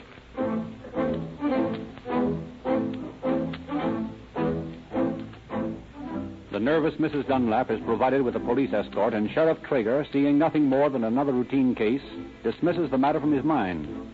A week passes, and then Deputy Sheriff Frank Dewar appears in the sheriff's office. Come in, Frank. Well, what's on your mind? I've got a letter here that came to me yesterday. Thought it might interest him. A letter? Well, what's it all about? Well, it starts out like this. Say, Dewar, I'm handing you a hot tip which will be a feather in your hat, as you've done a friend of mine a good turn in the county jail. I was up in George Small's apartment on North Grand Avenue the other night and heard this, which is big. Well, then he goes on to accuse this guy Small of being a hijacker by night and a plumber by day. Well, what's it all leading up to? Well, he says he runs around with a married woman who helps him on his jobs. Says she's a cashier down the drugstore at 6th and Spring Street. Oh. Well, the letter goes on, finishes up like this.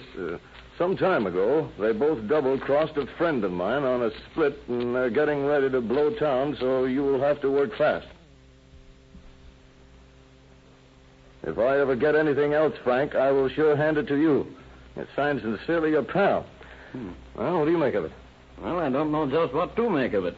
I tell you, Frank, you'd better run this down and see what you can find. It may lead to something.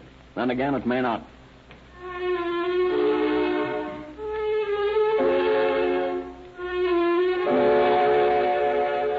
Deputy Sheriff Dewar and Deputy Frank Modi spend several days tracing and checking the various addresses. Finally, they discover the apartment of George Small on Grand Avenue. They take Small and a woman companion, who refuses to give her name, into custody. When they arrive at the sheriff's office, they are met with a surprise. Well, Bill, they got the plumber and the woman, but they both have denied they had anything to do with the robberies. The woman says her husband wrote that letter, and it's all a bunch of lies. Well, where are they? Right outside. Good. Bring them in. Right. Bring them in here, Modi. Okay. All right, you two right in there. Here they are, Bill. George Small, and I don't know the lady's name. She wouldn't give it. Come on in. Yeah, that's a pretty lousy thing, Sheriff. And just a Wait a minute. I think I've met the lady before. How do you do, Mrs. Dunlap? Oh, hello, Sheriff Trader. I thought you were safely in Bakersfield. Well, I was in Bakersfield for a while, but I've been back in town for the last few days. Have you heard anything more from your husband, Mrs. Dunlap? Well, nothing until this officer showed me this letter. It's in his handwriting. He's just trying to get us in trouble. Because he's sore about me. You're sure that this letter's from your husband? I'm positive. What the devil is this all Never about? mind, Frank. I'll tell you all about it later. Now, Mrs. Dunlap, perhaps you'd better tell me something about your husband. What does he do for a living? I don't know. He never would tell me anything about his business. He never told me anything except when he was threatening me. He never gave you any hint as to how he made his money? No, but once or twice I've wondered what he'd been up to. What do you mean by that, Mrs. Dunlap? Well, he used to come home late at night, and several times his hands were scratched. And when I asked him how he scratched them, he only snarled at me and told me to mind my own business. I see. Well, one time he came home early in the morning, and his hand was bleeding. It looked as though he'd been bitten. But he wouldn't tell me how it happened. Bill, I got an idea. Mrs. Dunlap, do you happen to have any pictures of your husband? Why, yes. As a matter of fact, I have 2 or 3 of them. Where are they? Well, they're over at the apartment we just left. Come on, Frank. I've got a hunch.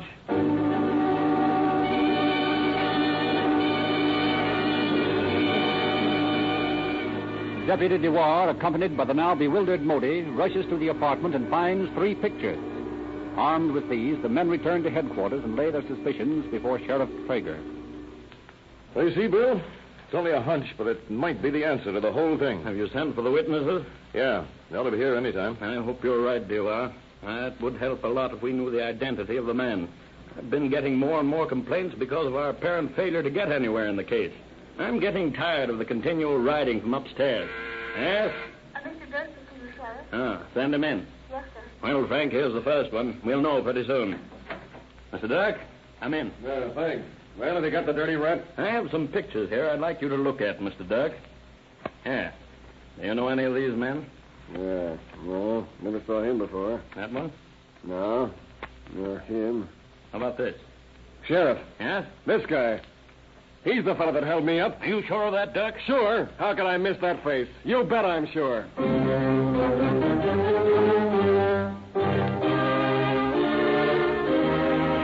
One after another, the victims of the Badge Bandit are shown the pictures, and each one of them identifies the subject as the man who held them up. Deputy Sheriff Dewar's hunch is right. The Badge Bandit is Harry Dunlap, the threatening husband. Mrs. Dunlap is as surprised as anyone when she is told that her husband is the fiend that the whole country is looking for. The Los Angeles Examiner offers a reward of $1,000 for the capture of Henry Dunlap. Traps are laid for him.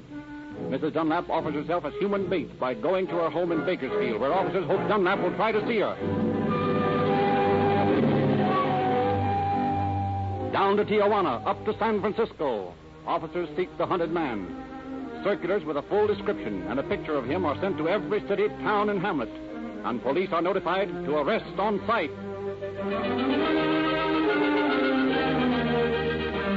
And then, just 1 month later, a man enters a dry goods store in Detroit. After selecting a sweater and some other wearing apparel, the man offers a check. When the girl clerk refuses it. Now, listen, lady. This check's good, and I want my change. Well, I'm sorry, but I can't take this check. I don't know you, and I don't know the maker of it. I don't care whether you know me or not. This check's good. I'm sorry, sir. Now, listen, girlie. You'll take this check and like it. I'm sorry. Yes, ma'am? Something for you? Well, I'd like one of these sweaters. What size, please? Oh, I think a 38 would be about right. 38? All right. Here you are. That'll be $3.98. Mm-hmm. $3.98. Well, there you are. $3.98 out of 5. $3.99, 4, and 1 makes 5. Thank you. Come in again. Yes, I will. Goodbye. Goodbye. Now, listen, sister. How about it? You going to take this check? I'm very sorry, sir, but it's against the rules to take checks from people we don't know. But this check's good, I tell you. I tell you, I'm sorry, sir. All right. He's a cash customer. Take care of him. I'd like to see your dollar shirts, please. All right, so right this way. What size? Size 14.5. 14.5? Would you like a plain color or something in a check? Oh, plain colors, I think. Yes, sir. Now, here's a check shirt and one in plain color that's been very popular this season. Which one do you like? Yeah, I think I'll take one of each of those. All right. That's $2 even. Yeah, $2, eh? Yeah, here you are. Thank you. Oh, What's the matter? that man out there by the door. He's been trying to get me to cash a $20 check for him, and he won't leave. I thought he'd gone. But when I see him standing right out in front again. Yeah? You know the fella? No. Gee, I wish I knew what to do. You just sit tight and I'll go to the corner and get a policeman. That's the best thing to do. Maybe you're right. Gee, I'd sure hate to get robbed. If he comes in when I leave, stall him till I get back with the officer. It'll only be half a minute. All right. And thanks, mister. It's all right. Well, sister, how about it? You going to cash this check for me, or aren't you? Getting tired of waiting while you talk to customers. Well, listen, mister. Let me see that check again. There it is. You see, I might be able to cash it. The only reason that I haven't done it is because the boss would fire me if he thought I cashed anyone's check whom I didn't know. Yeah, here it is, officer. What's the trouble here, miss? This man is trying to force me to cash a check for him, and he won't leave me alone. Well, mister, what's the big idea? What do you mean, what's the big idea? Hey, come back here. Don't try to walk out on Lay me. off me, you big flatfoot. Now, just quiet down and stop your struggling. I'll let you have one. That's better. What's this all about? I'm just going to buy a necktie here. Then what did you try to run out for? You want me to call the station? No, I'll just walk him up to the corner and call for the wagon. But first, I think I'll have a look at what he's got in his pockets. Keep your hands off me. Now, stand still. Do you want me to use this persuader on you? Let's see. Uh-huh. Nice little gun. What's this? Dagger. Say, you must have been out for no good. Now, what's this in your upper pocket? Huh. Well, a deputy sheriff's badge. Come on, you. We're going to headquarters. At headquarters, the suspect is fingerprinted and questioned. He denies any attempt to force the store girl to cash his check and claims that he only carries the gun and dagger for protection. Then suddenly, during the questioning, the arresting officer shoots a surprise question at him. How long's it been since you left Los Angeles? Los Angeles? I've never been in Los Angeles. You're lying. You're Harry Dunlap. You're crazy. My name's Fred Gunter. Your name's Harry Dunlap, and you want it for murder. Now, listen, tell you what, I haven't done anything. Where'd you get that badge? I bought it. Where? At a pawn shop. Los Angeles? Yes, no, I mean Detroit. All right, Dunlap. Tell us all about it. I admit my name is Harry Dunlap. I'm not the guy you're looking for. No? Well, take a look at that picture there on this police circular. Now, what do you think? Nothing. You have nothing to say about him, huh? No. Okay, Dunlap. I guess we'll have to take a ride out to Los Angeles. There's a couple of nice rewards waiting for you out there.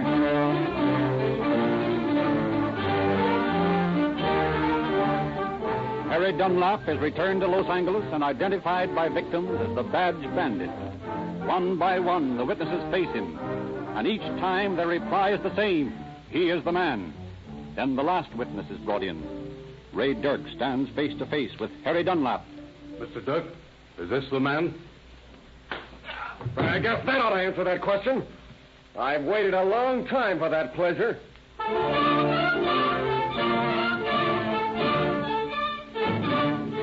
It is some time before the police manage to bring Dunlap back to consciousness. So terrific is the blow given him by Dirk. Days go by, and the final preparations for the trial of the Badge Bandit are finished. The day of the trial finds the courtroom packed with grim-faced citizens, eager to be in at the kill. The first witness is called.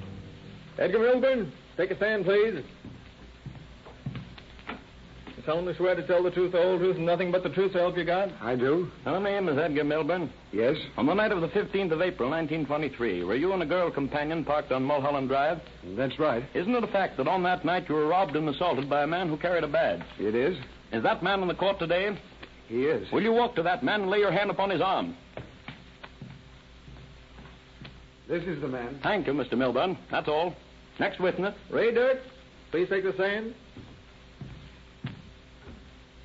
Solemnly swear to tell the truth, the whole truth, and nothing but the truth, so help you God? I do. Your name is Ray Dirk? It is. Mr. Dirk, the night of the 23rd of April, 1923, you were robbed and beaten by a man who carried a badge. Is that right? Yeah, that's right. Could you identify that man if you saw him again? I'll say I could. Is that man in this court? Yes. Will you please point him out to me? That's the rat over there. Thank you, Mr. Dirk. That's all for the present. Oh, no, it isn't. I'm going to smack that ugly face of his once more. Look out here. Now, wait a minute. Please. Order. Order in the court. Please, return to your seat.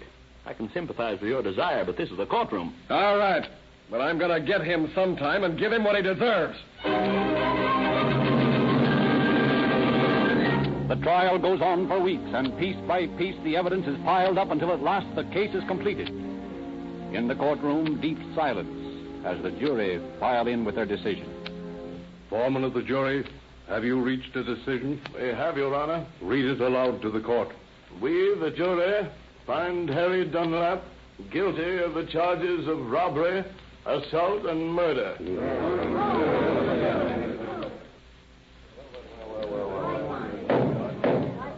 Harry Dunlap, stand and face the court. Before this court passes sentence on you, have you anything to say? Nothing. Harry Dunlap, it is unfortunately not within my power to impose upon you the death sentence. But fortunately, I can be sure that you will never again endanger the peace and security of your fellow men.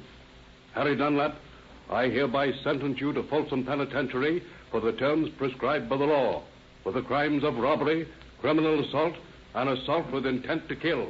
Such terms to be served consecutively.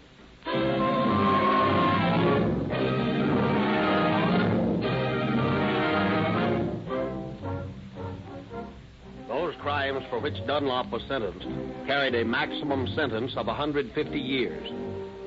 It should be a source of great satisfaction to the citizens of your community that the minimum sentence Dunlap must serve before he is even eligible for parole is 60 years. And it seems unlikely that he will live long enough to make his release possible. Under a sterner, and perhaps in the final analysis, a more just code, Dunlap should have been given the death penalty, a reward I heartily recommend to all such public menaces as he was. Thank you, Chief Davis. And now, because every good detective story ends with a confession, we call upon the criminal of tonight's program, played by Stuart Buchanan, who has a personal confession to make to you. Well, I must confess this because there are many persons listening tonight who are making the same mistake I made. And I want to convince you of the error of your ways. I've been buying the cheapest gasoline I could get. It didn't make any difference what brand. All that interested me was price. I drive rather an old car, and I figured any gas was good enough. By working on these programs, it induced me to spend a few cents more and try Rio Grande cracked gasoline. And I'm here to tell you that Rio Grande is not exaggerating one bit when they tell you what a difference crack makes in your car. I feel the difference especially these cold mornings when my old motor starts immediately. You know, instead of wearing out the battery like it used to. And for years I've been taking certain hills in second gear. No fooling, I actually make those hills in high now. Rio Grande cracked gasoline is responsible. I've been playing a part tonight to convince you that crime doesn't pay. Now let me tell you that it doesn't pay to use cheap gasoline. It costs you no more to get police car performance. Calling All Cars is written and produced by William N. Robeson. This is your narrator, Frederick Lindsley, saying good night for the Rio Grande Oil Company.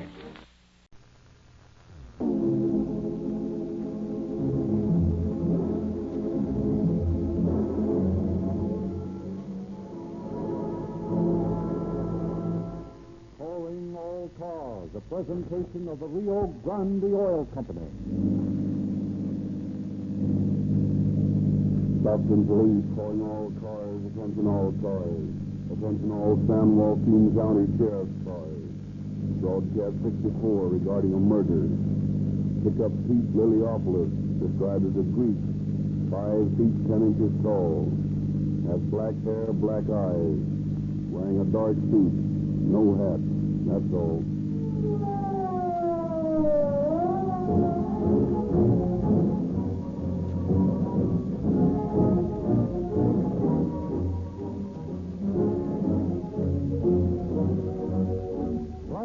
Third consecutive year, the city of Los Angeles again awards its gasoline contract to Rio Grande.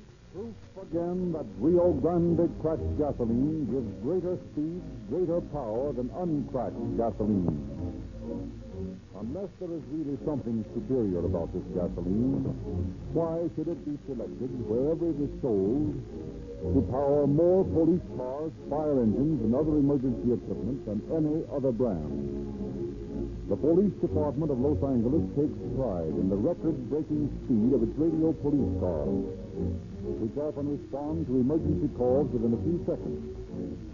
As the speed of these police cars depends upon the gasoline, naturally the city carefully tests all the leading brands. You can get the same Rio Grande cracked gasoline with tetraethyl at no extra price at an independent service station near you. And you, too, can enjoy the thrill of police car performance.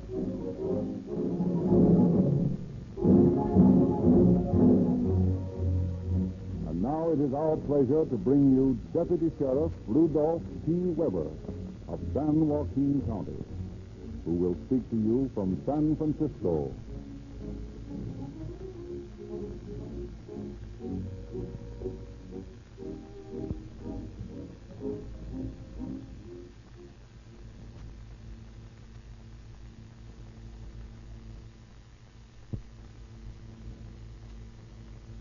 Good evening.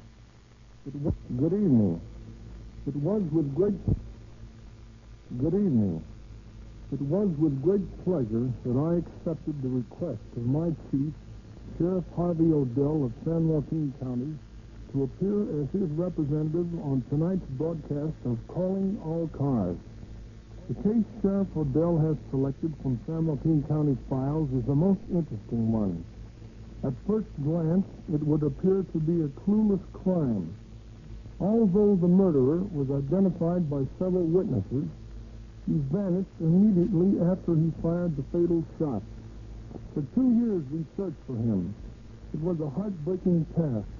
Finally, by checking the court records at Portland, Oregon, we were able to ascertain the true identity of the murderer and obtain a key to his past record. In the end, we got that key, and we got our man. What he did and how we caught him, you're about to hear. On with the show. On with the show. And what he did, we were able to ascertain the true identity of the murderer and obtain a key to his past record. In the end, we got that key, and we got our man. What he did and how we caught him, you're about to hear. On with the show.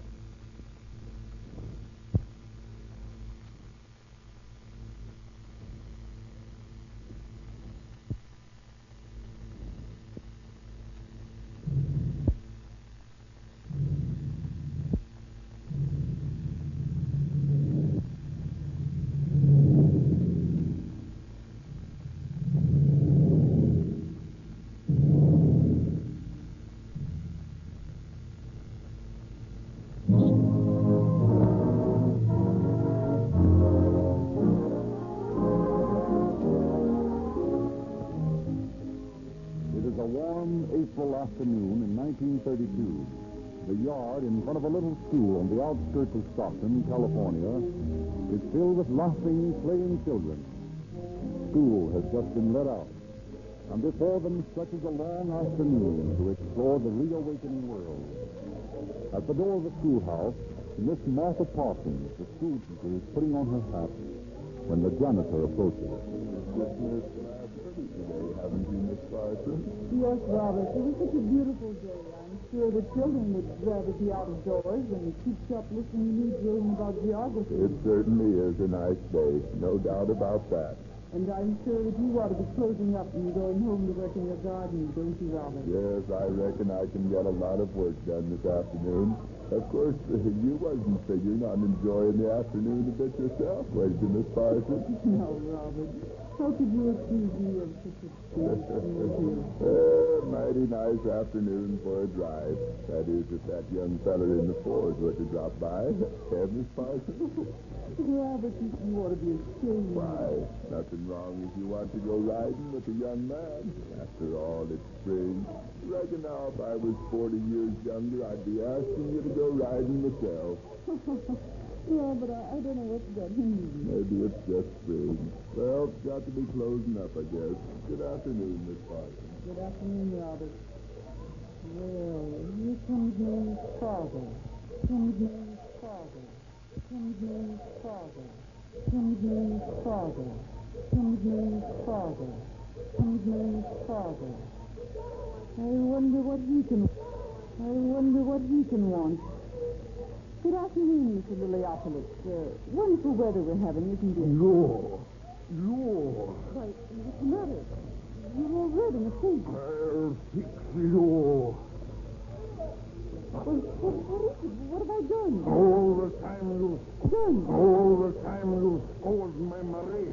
No more than any of the other children. I only disappeared into me. You scold my girl. I fix you. No, don't. Give me that gun. Don't get in my way, old man. And this is just to make sure, my fine boy.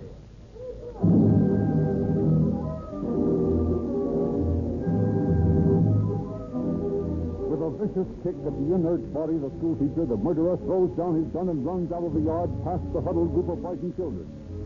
Within 20 minutes, Sheriff Harvey M. Odell of San Joaquin County arrives on the scene, questions the children and the slightly wounded janitor.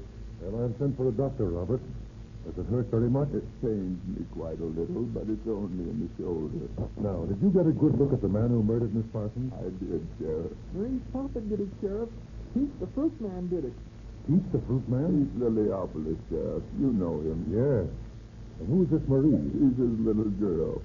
She goes to school here. Where is she now? Over there by the drinking fountain, crying. She's frightened out of her wits, poor child. Well, I'll go and have a talk with her. No, don't you cry, Marie. I want to talk to you. Now, please stop crying. Yes, sir. Was it your daddy who shot Miss Parsons? Yes, sir. Why did he do it? I don't know. Was he mad at Miss Parsons? I guess it was. But why? Well, last week Miss Parsons kept me after school, and yesterday she slapped my hair with a ruler. Why did she do that? Because I was a bad girl, I guess. But Papa knows that I'm a bad girl. Papa loves me. He loves me more than he does Micah, or Stella, or Steve. Who are they? They're my brothers and sisters. But Papa loves me most because he says I look like my mama. Where is your mama? I don't know. She went away a long time ago. She was wearing a black sock. When I came, I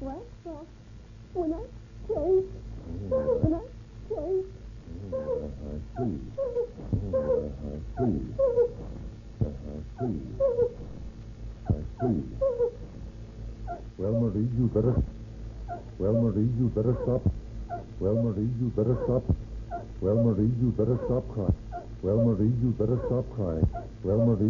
stop crying now and go home.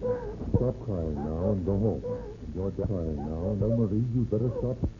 Well, Marie, you better stop crying. Well, Marie, you better stop crying now and go home. And your daddy will be waiting for you. Yes, sir. Say, kid. Yes, sir. You want to do some detective work? Oh, sure thing. All right, you follow Marie home and play around her house and watch for her father. And if he comes home, you hurry down to the courthouse and let me know. Yes, sir. And don't tell anybody what you're doing. This is a secret mission. Well, don't worry, Sheriff. I'll do it just like one, Sheriff. I'll do it. Don't worry, Sheriff. I'll do it just like the Sheriff. I'll do it just like one, Sheriff. I'll do it just like they do in the detective book.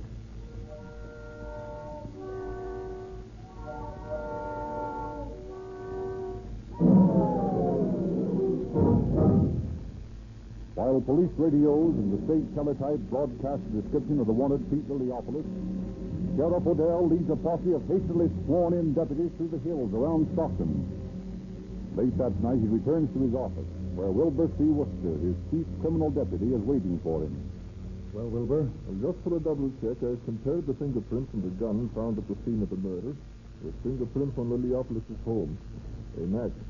There's no question of a doubt that the murderer is Liliopolis. And I didn't think there would be. Did you find out where he got the gun? He bought it at the Sterling Hardware Company day before yesterday. All right. Have 5,000 circulars printed describing him and giving his fingerprint classifications as well as his picture. Did you find a picture of him? I did.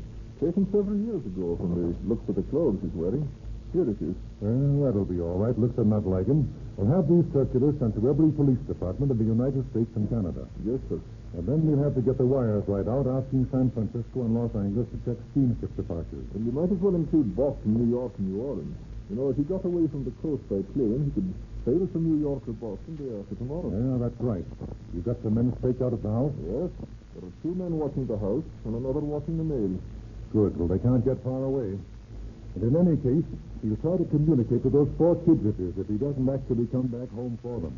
It won't be long now before we put that bird in the death house.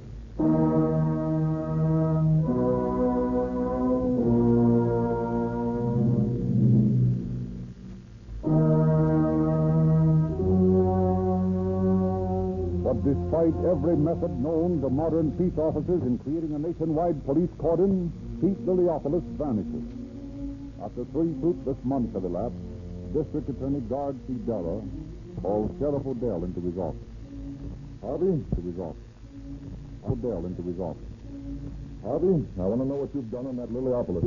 I want to know what you've done on that Liliopolis case. Everything I can think of. We sent circulars all over the country, and we've watched the house, and we've over the country, and we've watched the house, and we've had the forts both here and in the East covered. Why, we've even had a couple of ambitious boy detectives pumping Liliopolis children. But we haven't gotten any further than we were on the day Miss Parsons was murdered. Have the kids heard from their old man? Not a word. And there's been no attempt to communicate with them. He's abandoned them, all right. That's what they say a criminal always returns to the scene of his crime. Well, not this one, apparently. Of course, he didn't do anything according to rule book. He didn't even have any regular motive for the murder. He just got mad and went gun drunk. Well, how about your circulars? Any reply from them? Over 50 letters and wires from all over the United States and Canada. 8 suspects have been jailed, and every one of them has turned out to be the wrong man. Well, how the devil did he get out of town in the first place? Well, we know that all right. He drove out of town right after the murder and stayed for several days with some friends at Manteca. And then our men found his abandoned car in an orchard near Savita and located the ranch where he'd changed his clothes. He burned them and got some new ones from Greek friends. And then, while our posse was looking for him, he returned to the home of another friend to bid his children goodbye. We missed him by 5 minutes, and he hasn't been heard of since. You know, it's a mighty tough nut to crack, but there's nothing to go on. He's questioned all his friends, and I've even gone to San Francisco and talked to the Greek consul. And no one knows where Liliopolis has gone. There just aren't any clues. I wonder what Ellis Parker would do with a case without clues. Ellis Parker? Sure, you remember him. He's that Eastern detective who was out here a few years ago in that circus murder case. He's got a big reputation. Oh, sure, I remember now. I was a deputy at the time. Well, if you want to call in an outside man, you might as well. I confess I've done all I can. I know you have, Harvey. Now, don't construe this as a criticism of you, but I'd like to see what this modern Sherlock Holmes would do with no clues at all. Well, now, why don't you write to him then? I believe I will, just for the fun of it. It can't hurt any, and he might help us get a fresh angle on the case.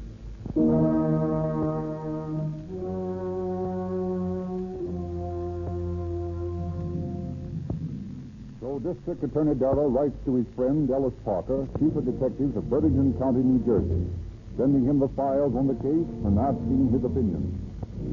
After poring over the material, Parker dictates a reply to Darrow. They say the murderers inevitably return to the scene of the crime. That isn't quite true. My observation after handling thousands of cases has been that a murderer, unless he's a common gangster type, almost always tries to hide out near his original home. He has a subconscious feeling that he knows all the ropes there and can most easily avoid pursuit in a familiar locality. Therefore, I would say that the best way of tracing this man is to follow his backtrack, find out where he came from, and take up the case there. There's no such thing as a case without clues. And District Attorney Darrow answers Chief of Detectives Parker. Not such a bad idea, excepting that we thought of it already, and there isn't any backtrack. Liliopolis' wife died in giving birth to her last baby, and none of the children remember where they lived before they came here. Not even his fellow Greeks know anything about Liliopolis' past. And I'm just wondering what you'd do if you had to solve it.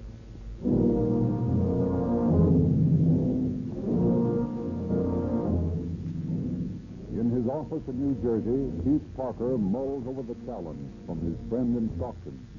Leafs through the records of the murder, thinks out loud. No clues, huh? Clueless crime? There isn't such a thing. Let me see. Let me see. There isn't such a thing. Let me see. Let me see. See. See. See. See. See. See. There is a clue. That's an excellent clue behind him. There's 4 children are a clue. Marie, born in Stockton, age 9. Steve, age 11.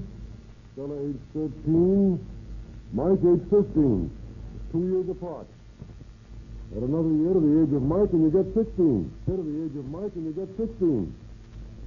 16 years ago, it's reasonable to assume, Pete Liliopolis got married. So I can assume, 16 years ago, it's reasonable to assume, Pete Liliopolis got married. Liliopolis got married. So I can find the day of that marriage. There'll be a record. That will constitute a clue. Miss Lippincott. Yes, please. Take a letter, please. Take a letter. Yes, sir. Will you be good enough to examine the marriage records on file in your bureau? Inform us whether you have any record of the marriage of one Pete Liliopolis. Record of the marriage of one Pete Liliopolis. The date should be around 1915, not later than 1916. Later than 1916. Thanking you in advance, I am sincerely yours. I send that letter to the Bureau of Vital Statistics in each of the 48 states and all the Canadian provinces, please. Yes, sir. In all the Canadian provinces, please. Yes, sir. I'm sure my good friend Dara, whether there's a clueless crime or not. Well, whether there's a clueless crime or not.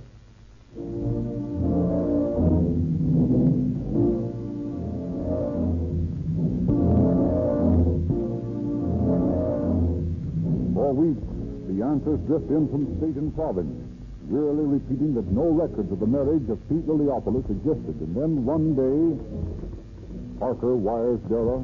I've established Liliopolis married Vancouver, Washington, 1915. Letter following explained. Shall I continue? And Dara promptly replies, "You win. Continue by all means."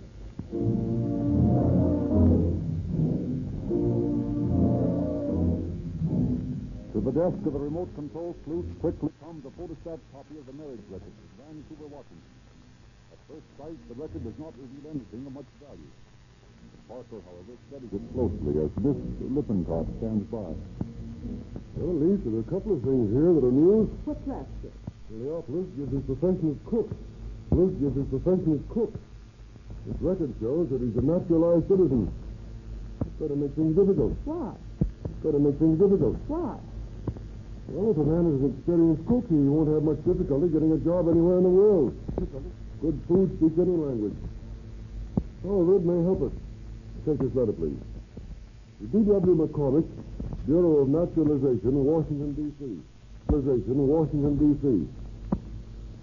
Kindly send me all information in your files on one Pete Liliopolis, who received citizenship papers sometime before 1915.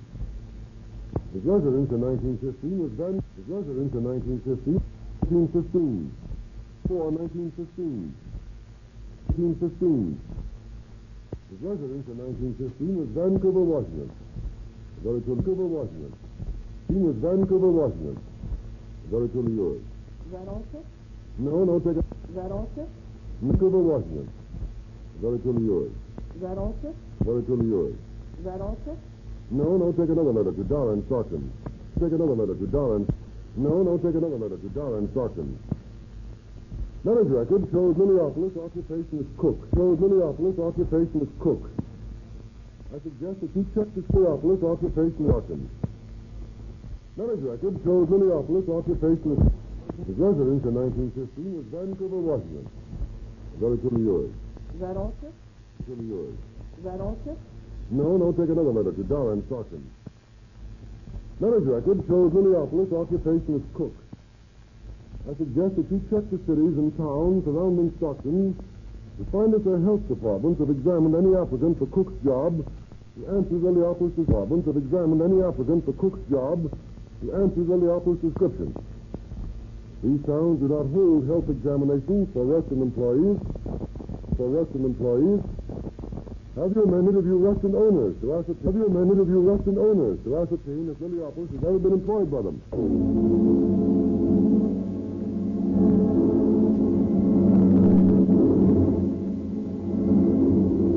While 5 deputy sheriffs combed the San Joaquin Valley for restaurant owners when they recognized the picture of Liliopolis, Parker received information from Washington, D.C. that the group was naturalized in Portland in 1914. Then Dara wired Parker. Liliopolis picture identified by Merced Restaurant as cook employed there a few days in April. Proprietor forgets name used, but sure it wasn't Liliopolis. What's the next step? And Parker replies, Liliopolis naturalized Portland 1914. Indicates lived there for some time. Try Portland. They have other record there.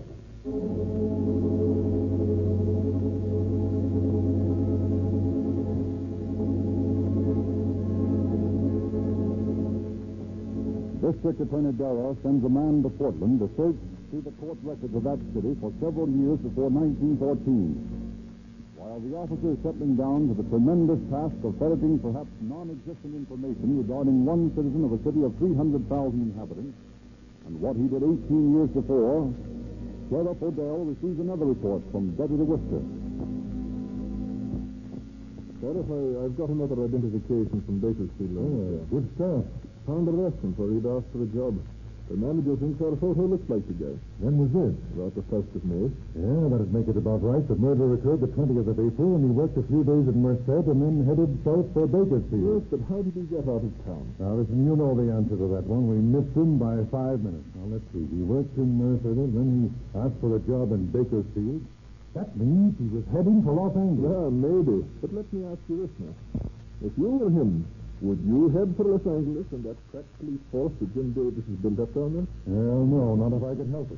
But where else could he go? Well, over to Tehachapi to Mojave, across the desert to Barstow, and through Arizona to Mexico. Yes, you may be right. Here, let me take the trail across the Mojave then.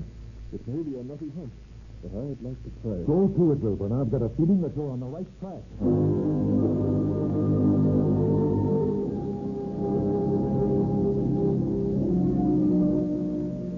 Barstow, California. A shimmering, parching desert moon in midsummer. At a roadside restaurant. Sure, I know that hombre. He worked here for me last year. He did? When? Oh, he was here for... Well, I don't know. Hattie, how long does Sam work here? Most of May, I think, Clark. Yeah, that's right. He was here most all the May. You say his name was Sam? That's right. What was his last name? I don't think he ever told me. The other one never mentioned his last name either.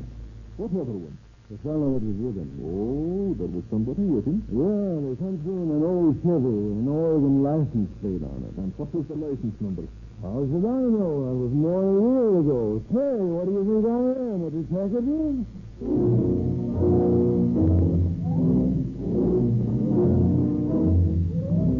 Back in New Jersey, Chief Parker ponders this new information.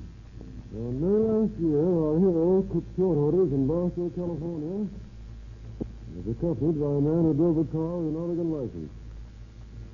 The trail led from Stockton to Merced, south to Bakersfield, across to Barstow and in. Well, in time to agree with Deputy Worcester that they were heading for Mexico. And from Mexico where? Well, we'll backtrack again. Miss Lippincott. Yes, Chief. You got atlas out there, the big one?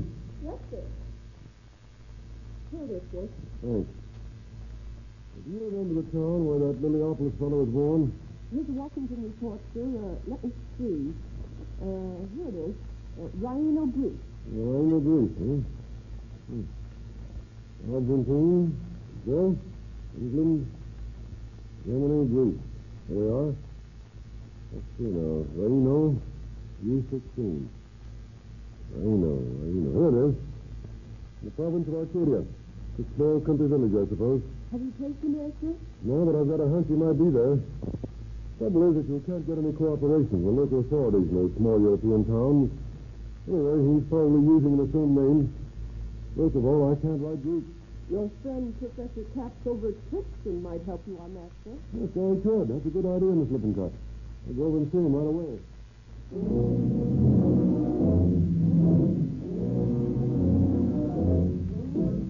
And so Chief Parker leaves his desk for the only time during his amazing remote control investigation of the Stockton murder. He travels just 20 miles to Princeton, New Jersey, to explain his problem to his friend, Professor Edward Capps, teacher of Greek at the university. That's the situation, Professor. The sail ends in the Mojave Desert. But according to our theory, it may reappear in this little town in Greece. I'll be glad to help you all I can, Chief, but I disagree with you on one point. I believe we should communicate directly with the police officials in Arcadia rather than work through Athens.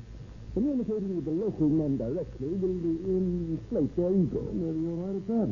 Now, you say you believe your man was heading for Mexico. Well, why not communicate with ports on the east coast of Mexico? He may have shipped there to some port in Europe, possibly in Spain. Why not write them? And once again, I don't speak Spanish either. Oh, I can find someone in the language department to help us with that. That's fine. Now, if you're heading for home, by the time you get to Mexico, you'd be pretty low on money. They sort of work his way. Probably ship it a cook. I don't think he's wages to the men they sign on Mexican ports. Well, they can't hear anything by asking.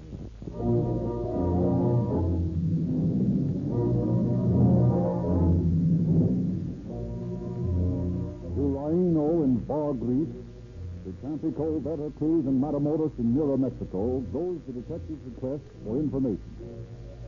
Slowly the answers come back. No, never heard of Pete Liliopolis. He is not in Rhino. He never signed aboard any boat leaving Veracruz or Matamoros or Tampico. As far as Parker's correspondents are concerned, he never existed at all. Parker's investigation comes to an ignominious halt. But the next day, a letter from Stockton arrives at Parker's desk. District Attorney Darrell Wright, one of my men has uncovered something for you in those Portland files at last. In 1914, 3 months before Liliopolis was naturalized, he had gone to court to have his name officially changed from Smirno Smirnogranis to Pete Liliopolis.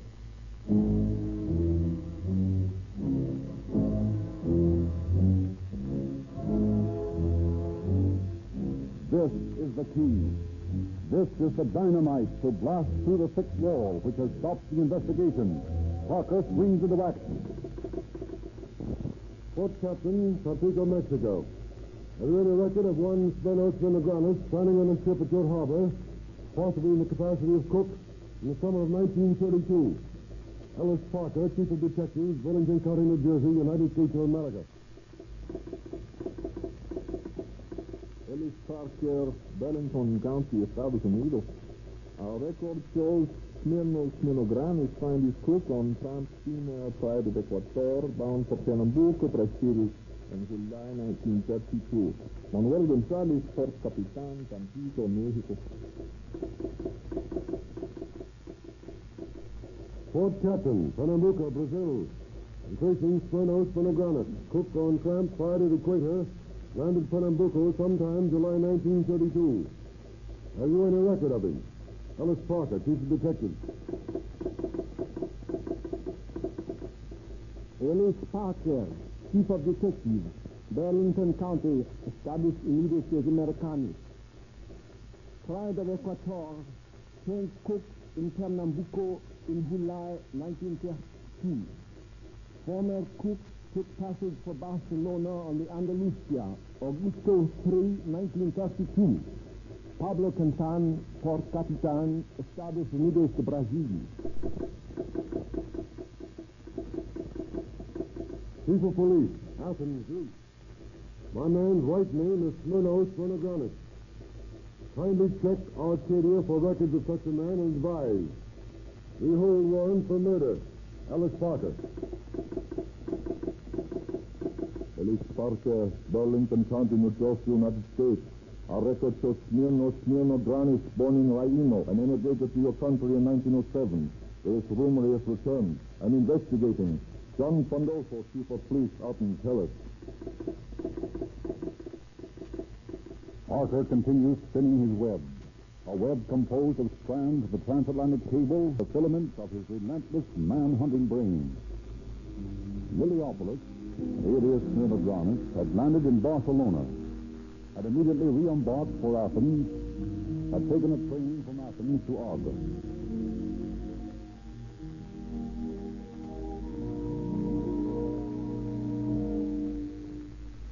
Two years have elapsed.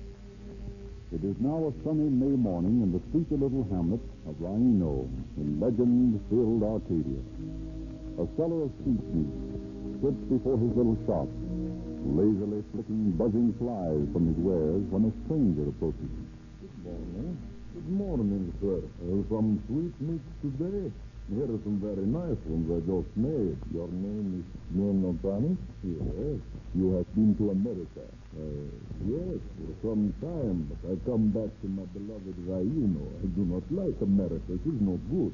Did you ever know a fellow countryman in America by name of Pete Liliopolis? Pete?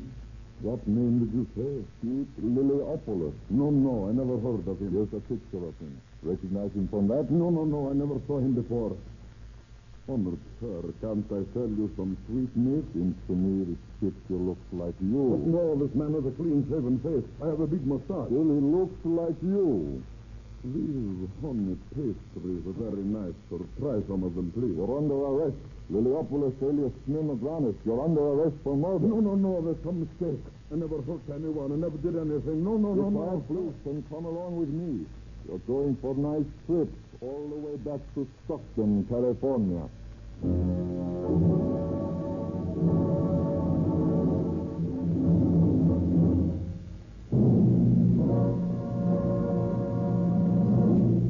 So, with a keen brain, the mails and the telegraph, did Ellis Parker, the remote control sleuth, find Stockton's murderer.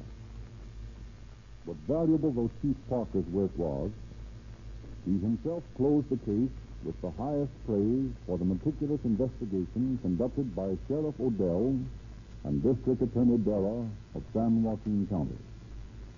Without the aid of this valuable and complete groundwork, Chief Parker admits he could have done nothing. The United States government, at the request of District Attorney Dara, immediately began extradition proceedings with the Greek government. But due to the fact that Vernogranis, alias Liliopolis, had failed to inform the Greek government at the time of his naturalization in Portland, Greece held that he was still a Greek citizen. However, the Greek Foreign Office ruled that Vernogranis had violated the laws of Greece by committing murder in California and therefore must stand trial in Athens. Depositions had been taken and are now en route to Greece, where Vernogranis' guilt is held to be a foregone conclusion, and the facts of the case are being awaited by the High Court in Athens, merely to determine the degree of punishment to be meted out to the murderer of the Stockton schoolteacher.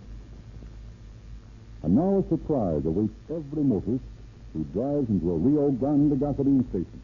What's this I hear about your selling an oversized quart of oil for a quarter? That's right. You get 2 extra ounces in every quart can of Sinclair Opaline motor oil. But only 25 cents? Well, that's the cheapest canned oil you carry, isn't it? I've got Western oils here to sell for 30 cents a quart. But all the trick processors in the world can't improve on a poor quality base. I'll guarantee the Sinclair Opaline oil made from the finest mid-continent crude will outlast the highest priced Western oil. You guarantee it? Well, what proof is that? My guarantee is backed by Sinclair, the world's largest independent oil refiner. And Opaline is the oil that made Sinclair famous. Rio Grande guarantees it, too. So, give me an oversized quart for a quart of that. And, oh, by the way, I'd better have some Rio Grande cracked gasoline to go with it. You're a smart buyer, sir. And here's the present for you. Read this latest copy of the Calling All Cars News. There's a true detective story, lots of movie news, a theater and radio guide. Why buy a magazine when you can drop into any Rio Grande service station and get a publication like this absolutely free?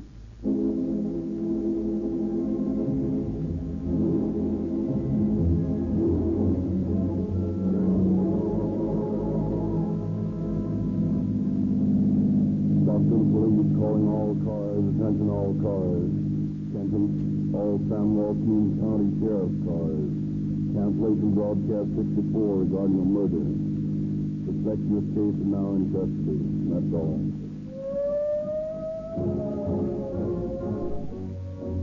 Calling all cars is written and produced by William N. Robeson. This is your narrator, Frederick Lindsley, saying good night for the Rio Grande Oil Company.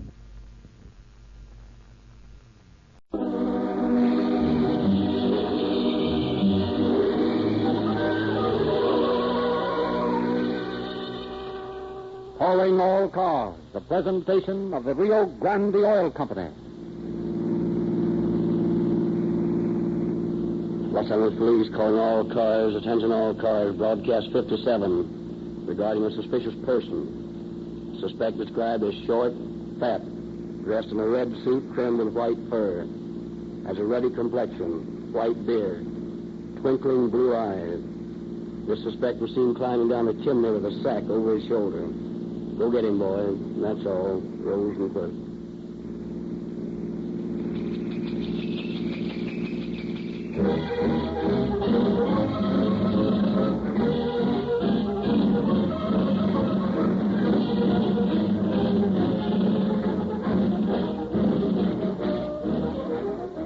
At the darkest hour of Christmas night, just before dawn, a roving police car sights an automobile parked at an awkward angle on a dark street. Suspicious, they draw up behind. What's the matter, buddy? Police officers. Say, I'm glad to see you. I'm out of gasoline. How about giving me a lift to a gas station? Well, you'd have a long walk back this time of the morning, old man. But we've got a reserve can here. Reach back there and help yourself. Say, that's great. You know, I passed an all-night station not long ago, but I didn't like the gas they sold, so I took a chance. There's only one kind of gasoline that works right in my car. Did you ever use Rio Grande cracked gasoline before? That's what you're pouring in right now. Well, that is luck. You know, Rio Grande is the only gasoline I use. But that's right, I remember. All your police cars use Rio Grande cracked gasoline, don't you? You bet we do. And we feel the same way about it you do. No other gasoline can equal Rio Grande crack for police work. No fooling. It certainly does make a difference in my car's performance. If I use any other gasoline, my car acts sluggish. Your car's no more temperamental than these police cruisers. When we step on the gas, we step all the way down. Ordinary gasoline would choke and sputter. But with Rio Grande crack, we just step right out. Well, here's your can, fellas. You sure were lifesavers. Well, how much do I owe you? Oh, it's a gift. It's a gift. This is the holiday season. Just return the favor to the next fellow you see who needs gas. Tell him to use Rio Grande crack, too.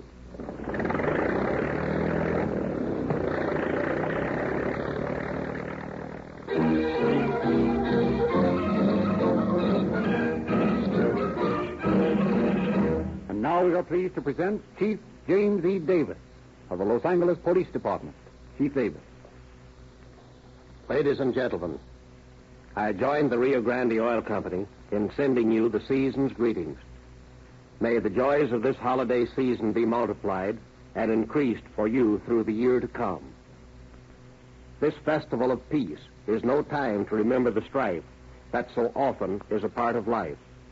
We feel that at this happy time, you do not want to be reminded how far men sometimes wander from peace on earth, goodwill toward men. Your police officer is a peace officer. His duty is to keep the peace. Beyond and above the call of duty, he often gives his life that the peace of the community may be preserved. These are the more spectacular instances. But every day in every city in the land, police officers perform acts of kindness, of humanity, of courage. which never appear in the public press, and reports of which seldom appear even on the police blotters. It is to this human side of the cop, that we turn our attention tonight.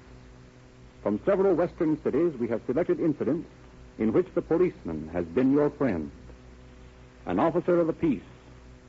Your policeman lives constantly with the ideal, peace on earth, goodwill towards men.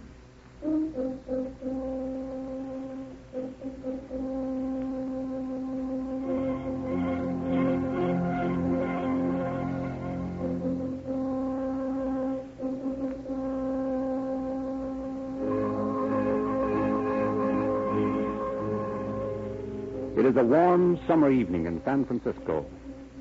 Officer George Guyman, off duty and out of uniform, steps into a candy store to make a telephone call. As he leaves the phone booth,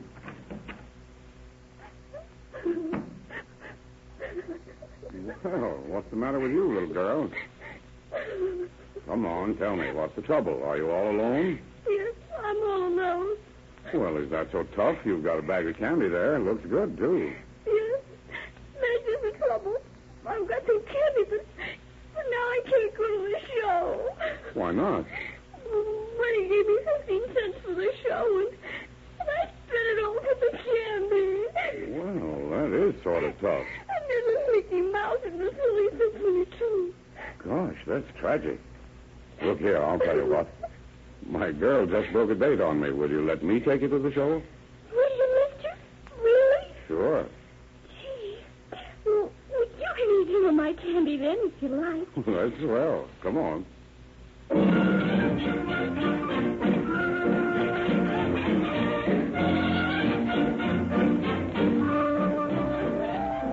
the show is swell. Little Edith and her escort have a grand time. And the Mickey Mouse and Silly Symphony are so funny that Edith has to stay through the second show to see them again. It is way past 9 o'clock when the pair emerge from the theater. Well, Edith, it's pretty late for little girls to be out alone. You live far from here? Oh, 5 or 6 blocks. You better let me drive you home in my car. Oh, no, I couldn't let you do that. Why not? Oh, I'm not allowed. What do you mean you're not allowed? My mother always told me not to take rides with strange men. Oh, well, Edith, you're perfectly safe with me. I'm a policeman. A policeman? Mm-hmm. You're not fooling. No, I'm not, really. Then show me your star. There it is. Well, it looks like a real policeman's star, all right. Bet your life it is. But if you're a policeman, well, why haven't you got a uniform on? Well, you see, Edith, I'm not on duty. Policemen only wear uniforms when they are on duty, but they wear their stars always. Oh, I didn't know that. Come on, you better let me drive you home. Oh, if you're a policeman, I guess Mother wouldn't mind. I guess it's all right.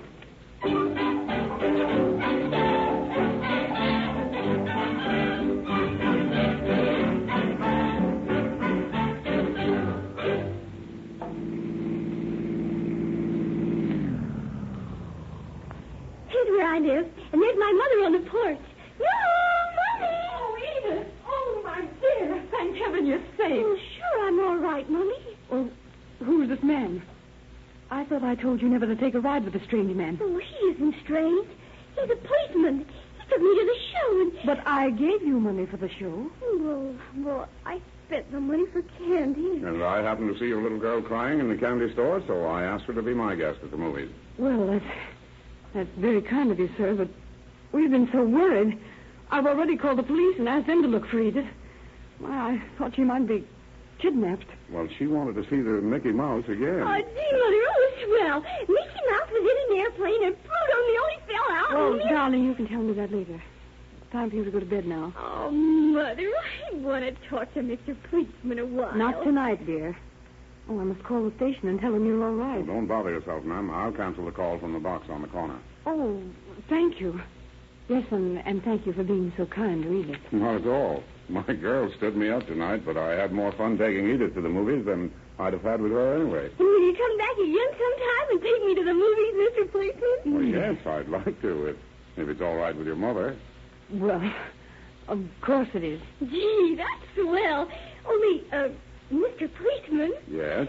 Well, the next time you come, could you wear your uniform?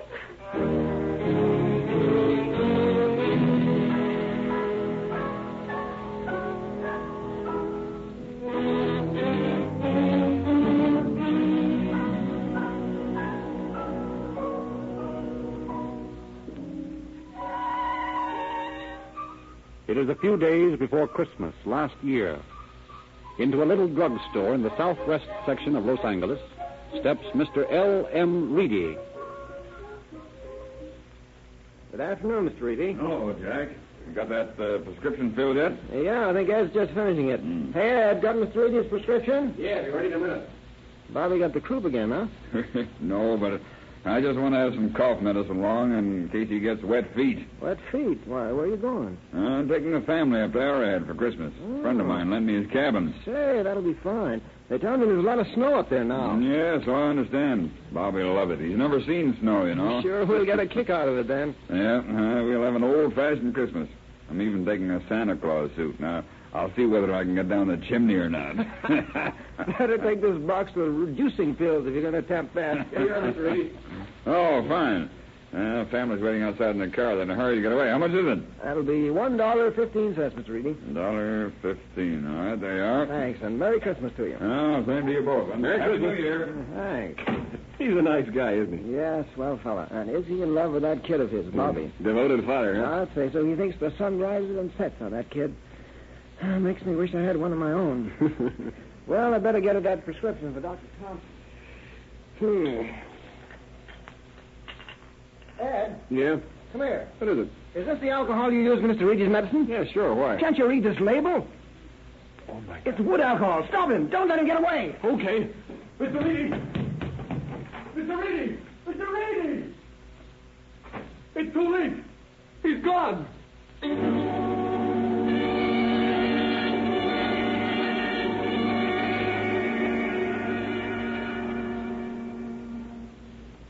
Los Angeles Police calling all cars. Attention all cars. Attention all Los Angeles County Sheriff's cars. Be on the lookout for an automobile described as a 29 green Chevrolet sedan. Containing a man, woman, and a child. The name of the driver, L.M. Reedy. This car is believed to be headed for Lake Arrowhead on the Valley or Foothill Boulevard. Stop this car. Mr. Reedy was sold some medicine in which wood alcohol was placed by mistake. This is urgent. All cars be on the lookout for this automobile. We are now checking Sacramento for the license number.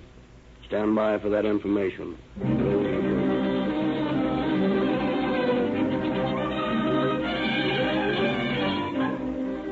All over Los Angeles, radio patrol cars scan the heavy pre-Christmas traffic for the meagerly described automobile. The teletype flashes the message to the sheriff's substations, to San Bernardino, to Lake Arrowhead. The state motor patrol is notified. The Valley and Foothill Boulevards are watched for the green sedan. Motorcycle policemen stop the traffic in Waterman Canyon, gateway to Lake Arrowhead. A breathless 2 hours pass. And then on the Foothill Boulevard near Glendora, 2 officers in a patrol car.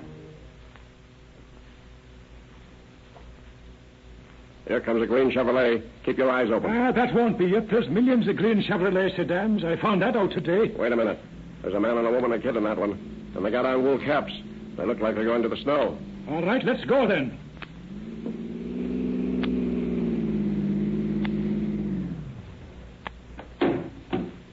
Pull over. I wasn't doing anything, officer. This old buggy can't go faster than 35. That's all right, mister. Is your name Reedy? Yeah. What's the matter? Did you buy a bottle of cough medicine from a druggist before you left Los Angeles? Yeah? Well, I'm sure glad we found you. Let me have it. What's the matter? I need it in case Bobby catches cold. You won't want to give him this. Why not? Because they made a mistake when they filled the prescription. It contains wood alcohol. Good heavens. Oh, Lester, just think. I wanted to give him some back in Monrovia. Here, officer. You take the bottle. I don't even want it in the car. Thanks. We'll just make sure nobody gets a hold of this. Oh, officer, you've saved our boy's life. How can we ever repay you? Lester, we must do something for this officer. Forget it, lady. It's all in the day's work.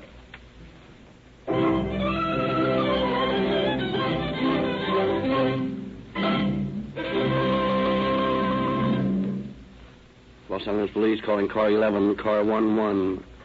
5 in Spring. A woman threatening to jump off the building. Get on there, boys.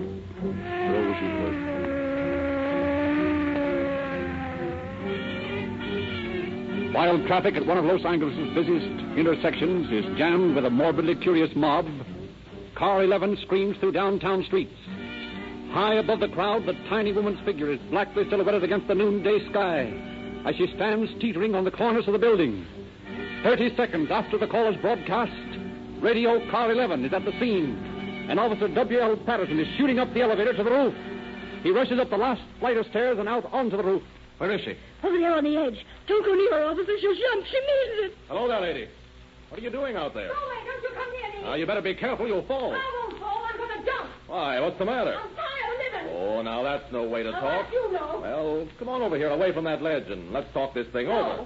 I've thought it all out. I'm through with life. I'd be better off dead. Oh, what's wrong with life? Everything. My husband's left me. I can't find work. There's nothing to live for. Well, you'll change your mind when you're halfway down, and then it'll be too late. I've never finished anything I ever started, but I'm going to finish this job, and I'm going to do it right now. Now, just a minute. You better think this thing over. I have. Here, look. I'll tell you what I'll do. I'll toss a coin whether you jump or not. What? Sure. You're a good sport, aren't you? Well, yes, I've always tried to be. Okay. Now, I'll toss a coin. If it comes up heads, you jump. If it's tails, you don't. How about it? Well, all right. I'll gamble with you. All right. I'll toss this quarter. Oh, it fell on the roof. Here, what is it? Let me see. It's a... Let me go! Why didn't you let me jump? You wouldn't even let me finish this, would you? I'm sorry, ma'am, but it's against the law to take your own life. You can be arrested for it. Yeah, and you hurt my head when you knocked me over. I beg your pardon for that, ma'am, but it really doesn't hurt as much as it would if you'd hit the street with it.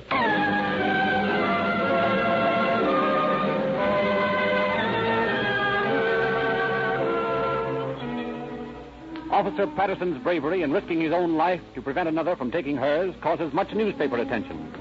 Once quieted and cared for in the Georgia Street Receiving Hospital, the attempted suicide is glad that she was deterred from self-destruction. And through the Missing Persons Bureau, the police department manages to find her lost husband and reunite the couple.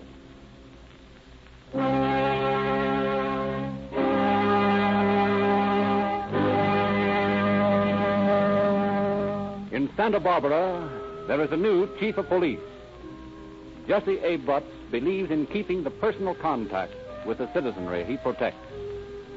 Recently, he had a very serious case to consider. What's the trouble, Sonny? I want to see Chief Butts. Well, no, he's pretty busy right now. I gotta see him. I gotta have his help. Yeah, but you see, kid, the chief's awfully busy chasing robbers. Can't you tell me what the trouble is? No, I gotta see the chief. What's the trouble, Sergeant? A citizen here demanded to see you, Chief. I told him you were busy, but he won't take no for an answer. Okay, send him in. Right this way, kid. Are you really Chief Butts? Sure. Gee. Come on in and sit down. Well, now, let's have your story. What's your name? Johnny Burns. How old are you? 6, going on 7. And what's your trouble? My dog's lost. Well, maybe he'll come home. No, I don't think so. Oh, sure he will. No, I'm sure he won't. What makes you so sure? Well, you see, I haven't any license for him. Oh. But gosh, I'd be willing to get one. If I could only find a job. So you're one of the army of unemployed, huh? What's that, Chief? I mean you're out of work. Yes, sir. I ain't old enough to sell papers. The other kids that sell papers, gosh, they can earn money for the license. I see. Queenie's a good dog, Chief. She never hurt no one. Can't you get her back for me? Well, now, you wouldn't ask me to break the law, would you? No, not exactly. But I would like to get Queenie back. I don't care much how I do it. Well, come on. And we'll take a ride over to the pound in the police car and see what we can do about it. We're going in a real police car? Sure enough? Sure enough, Johnny. Gee.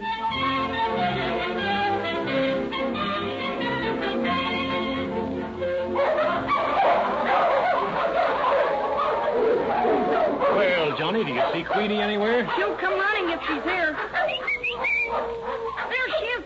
Come here, Queenie. Hello, Queenie. Oh, dear. Get her up for me, will you, Chief? Please get her for me. Well, we'll see what we can do. Pound doctor. There's Queenie. Say, what's Johnny got to do to get his dog out of here? Hey, for his life. Well, how much is that? $2. Well, here you are.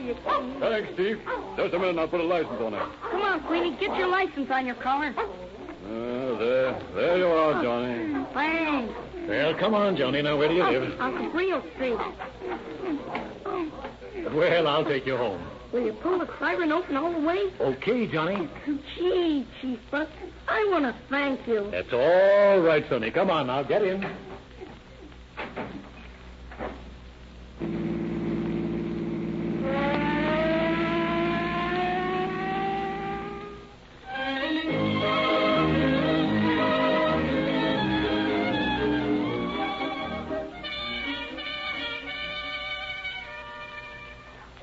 San Diego police calling all cars. Attention all cars. A drunken man has stolen a black Studebaker sedan. License 8Z like zebra 8816. 8Z like zebra 8816. Get in quick, boys, before it crashes into someone. That's all. Officers DeWolf and Stevenson, cruising about in a San Diego police car, hear the warning to watch for a drunken driver. And almost before the end of the police broadcast, a heavy sedan tears toward them, weaving dangerously down the street. There he goes. Boy, is that guy drunk. We'll get him. I'll run him to the curb. Hang on. Yeah. But the crazed driver of the big sedan refuses to stop.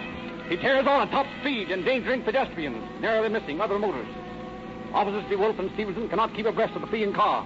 The shrieking sirens and screaming brakes attract another police car containing officers Westerdahl and Agnew. They join the chase. Get up the gas, Agnew. We gotta stop that fella before he kills someone. Hey, look out. He's going to hit that streetcar. But the plunging sedan miraculously misses a crowded streetcar, veers to the wrong side of the street, and gets ahead of the police car. Officers Stevenson and DeWolf realize that unless the rolling juggernaut is stopped at once, a serious accident is inevitable. You'll have to shoot, Stevenson. But if I kill that driver, the car will run wild. It's wild anyhow. Hurry up. Shoot. I'll shoot up in the air. Maybe you'll stop if he hears a few bullets.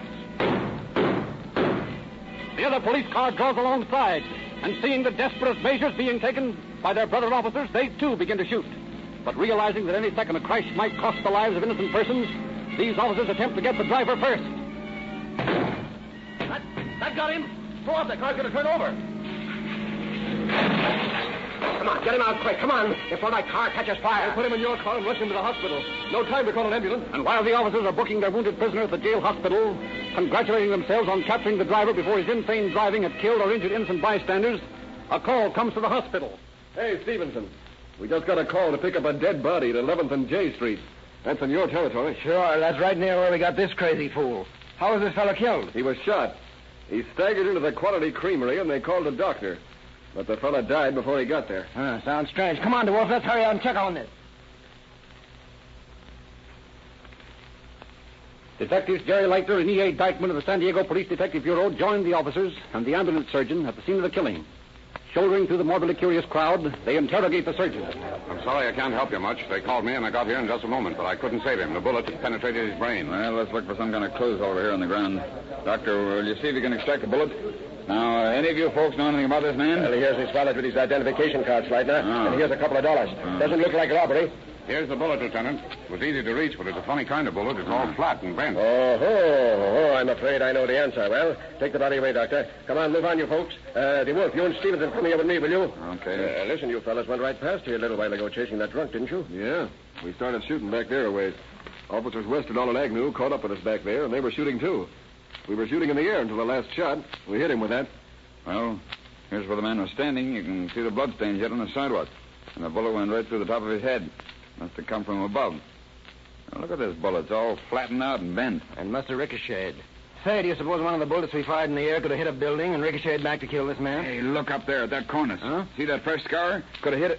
It could have hit there and bounced over here and killed this innocent bystander. Hey, that's a terrible thing, but, well, it could have happened. Of course, we're not actually responsible, but it was entirely accidental. I don't like the job, but I'll go see this man's family. That evening, Detective Leitner comes into the San Diego police station and walks somberly up to the group of officers at the sergeant's desk. What's the matter, Jerry? Why the sad look?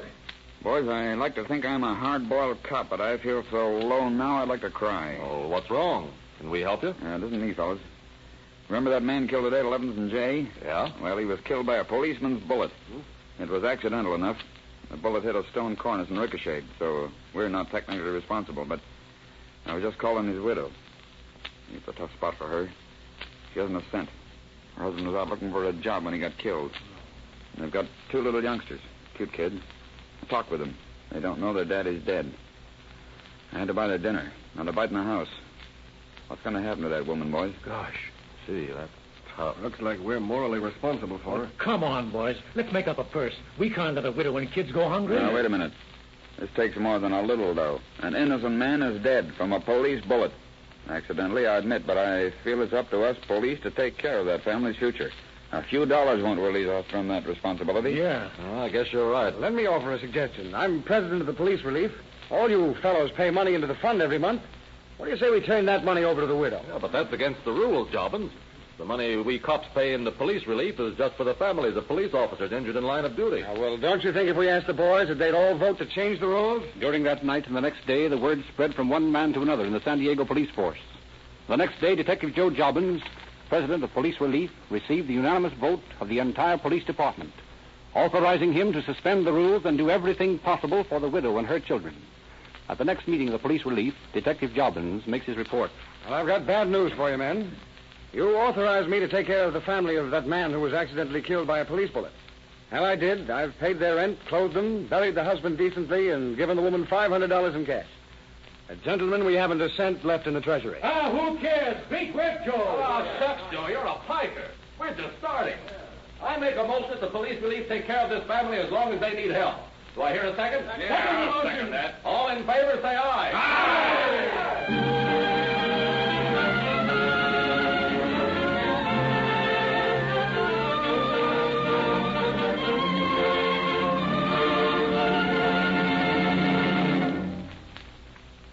Such are the off-record activities of your police officers.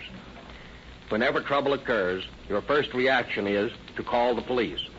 And you would be astonished to know the variety of requests for aid which come over the police complaint board during the course of a day. It may be an old lady's escaped parrot whom the officers have to rescue from a tree, or a man who has lost the key to his own home, who requests the policeman's assistance to make his entry legal. We return lost children to their parents, find missing dogs, advise transients on the best place to spend the night, help stalled motorists start their cars, lend a stranded pedestrian car fare to get home, and on and on. Time does not permit me to enumerate the hundreds of various services your policemen perform, and the cost of this service, a service which, like insurance, when you need it, you must have it. The cost, for example, in the city of Los Angeles is only 1 1/3 cents a day per citizen. Think of that. 9 cents a week is all it costs you in taxes to ensure the peace of the community. I leave it to you whether it isn't worth 100 times that. Thank you, Chief Davis. I have a letter here suggesting that the Rio Grande Oil Company give their thousands of independent dealers something for the holidays. Give them? What more can Rio Grande give them? Right now, they have the greatest value in gasoline on this market. Rio Grande cracked gasoline, the gasoline that gives police car performance, the gasoline that gives every car greater speed and greater power, the fastest growing gasoline. And Rio Grande sells this gasoline at a competitive price. That means the independent dealer who sells Rio Grande cracked gasoline with tetraethyl offers a better value than his competitors. You're right. But there is one thing we can do that will make a lot of people happy. Let's send our Rio Grande dealers a lot of new gasoline customers. This big audience of ours is full of holiday spirit, aren't you? We want to be happy and to make other people happy. Don't you? Then will you drive into the service station in your neighborhood that sells Rio Grande cracked gasoline and tell them that you have listened to Calling All Cars tonight? And tell the owner of the station that you hear he has the best gasoline on the market and you want to experience some of that police car performance. That's the holiday spirit. Do a good deed and do yourself a favor at the same time.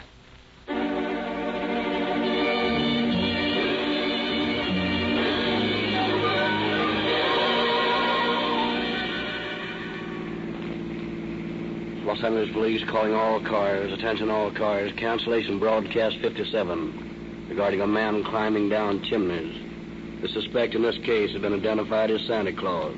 That's all. Rosenquist.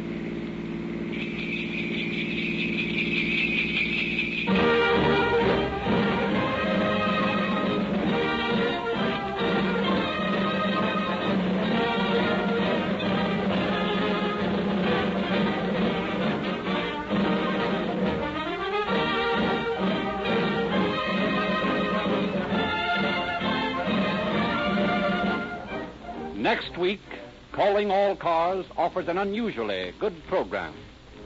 The most exciting scenes from last year's episodes will be re-dramatized.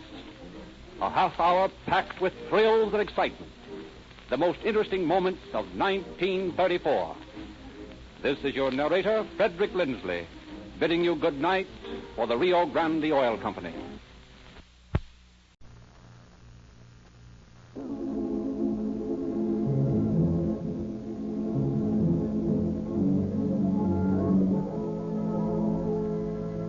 Calling all cars, the presentation of the Rio Grande Oil Company.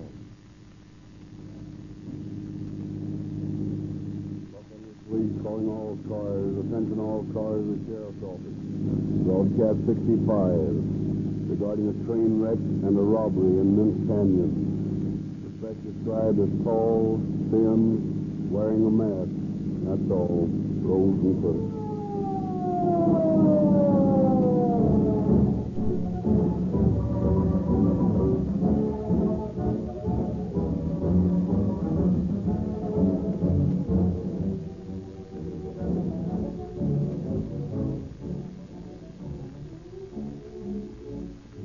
Tonight we bring you a dramatization of the wreck of Old 59. With us in the studio are the men who escaped a painful death in that wreck of the S.P. Crack Flyer. Engineer R.C. Ball and his fireman R.C. Fowler.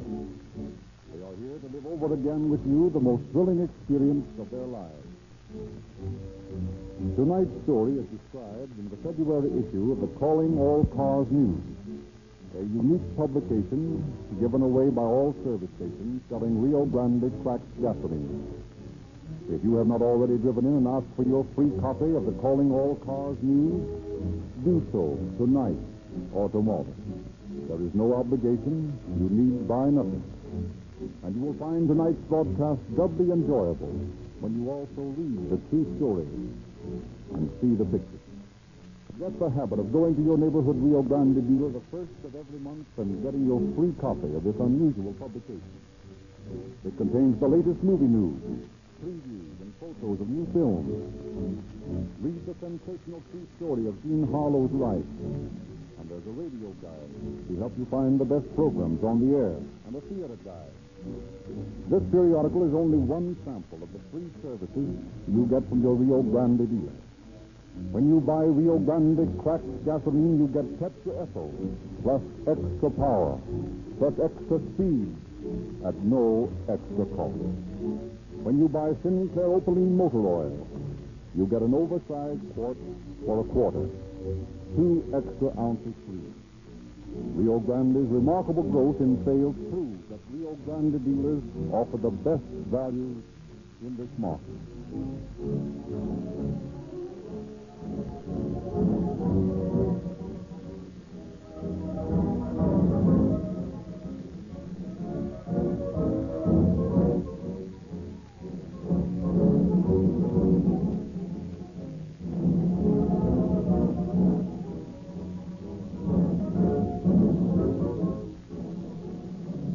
Tonight we had hoped to present as our guest officer Sheriff Eugene Biscalou of Los Angeles County. But a summons from the governor has taken him to Sacramento, and he has delegated as his representative the hero of tonight's case, an officer who followed his man across half a dozen states and finally brought him to earth in Oklahoma. Presenting Captain Tom Higgins from the Sheriff's Office of Los Angeles County. Good evening, ladies and gentlemen. I guess I'll have quite a time living up to that send-off Dr. Lindsley just gave me. To tell the truth, I'd much rather be chasing the toughest train wrecker in the country than standing up in front of this mocking little brown microphone. Casey Jones, my partner, and I got quite a kick out of running down the man who wrecked the West Coast Limited. I guess the case developed on hunches, those things that officers talk and get, but can't quite explain. Of one thing I'm very sure. If the boys in the sheriff's office hadn't chipped in with their hard-earned dough to finance me for the trip, the chances are that Vernon the train wrecker would never have been caught so soon. But I'm getting way ahead of the story. Just sit tight and you'll hear all about it. A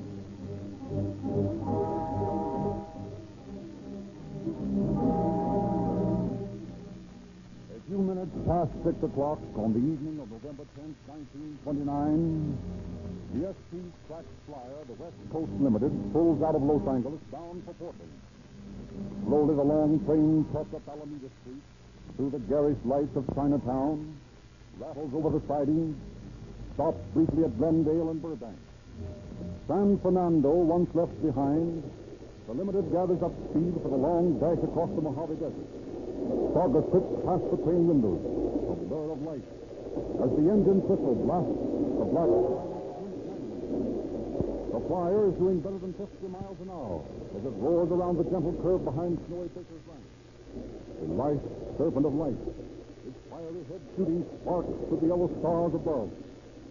Inside the train, more than 100 passengers enjoy the comfort of furious travel, dining from clean white linen in the dining car, reading the latest magazines in the club car, serene and confident that they will be speedily delivered to their destination. And then...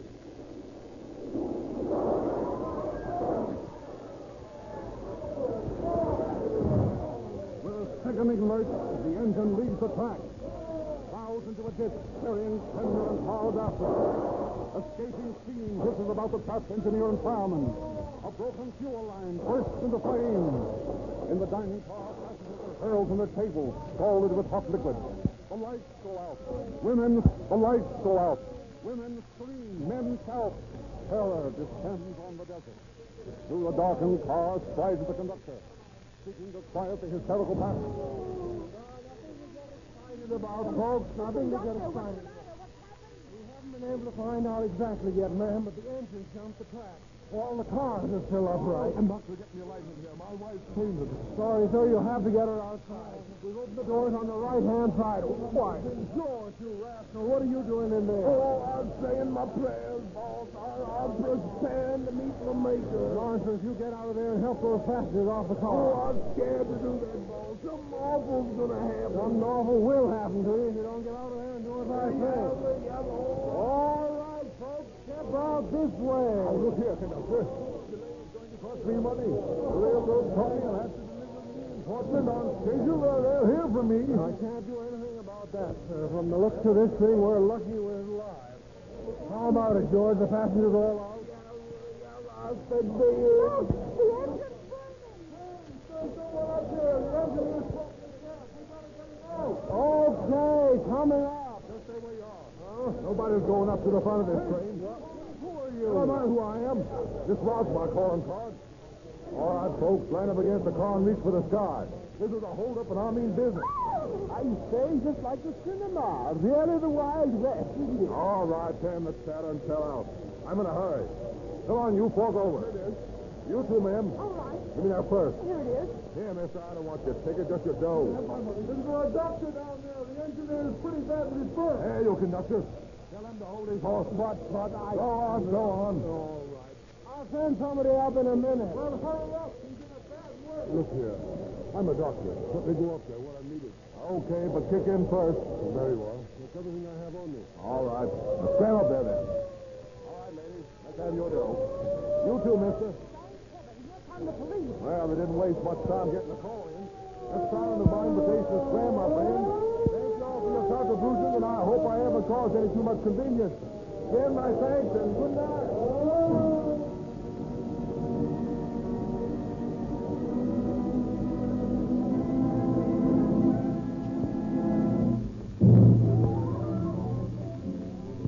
The engineer, suffering from painful burns, is quickly taken to a hospital, and a relief train dispatched from Los Angeles returns the battered and shaken passengers, none of whom have been seriously injured.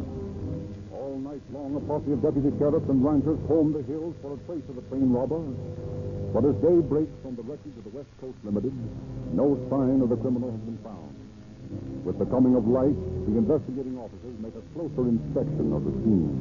Whoever did this job knew his railroading. How come? He pulled the spikes that held the fish plates to the ties. The rails were loosened and they spread when the train went over them. But notice he didn't touch the tie wires connecting the rails. What are they for? They're part of the signal system. If they were shorted, the blocks would automatically have been shut off to warn the limited. Smart guy, huh? You bet he was. But I can't savvy why he went to all these pains for the $300 or so he lifted from the passengers.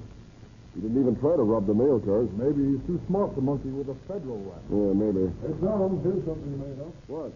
One coat. Searching party just brought it in. Well, that's it. Yeah. No identification on it. Might be anybody's coat. Well, we better interview some of the passengers and see if they can identify him.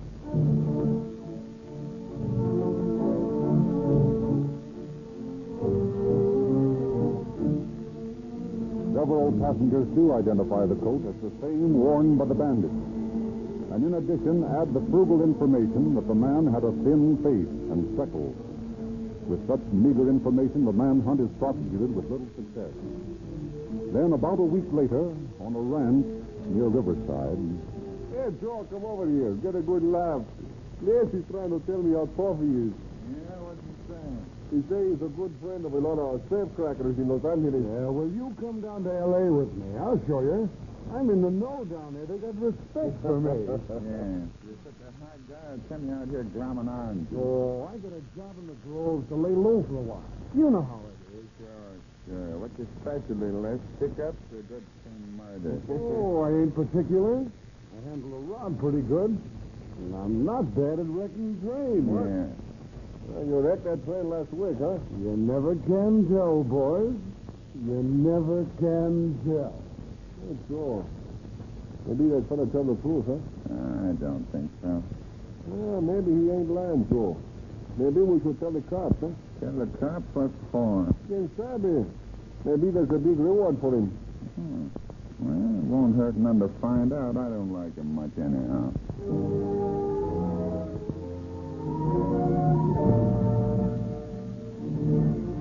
Meade, the Brighton orange picker, is arrested and closely questioned by several deputy sheriffs. After some time, he confesses. Sure, I did it. I broke open a section toolkit and pried the spikes loose. But I wasn't in the holdup. You weren't, huh? Oh, why not? Well, I happened to run into a couple of guys when I was bumming down from Bake to Lush. They propositioned me to fix the track.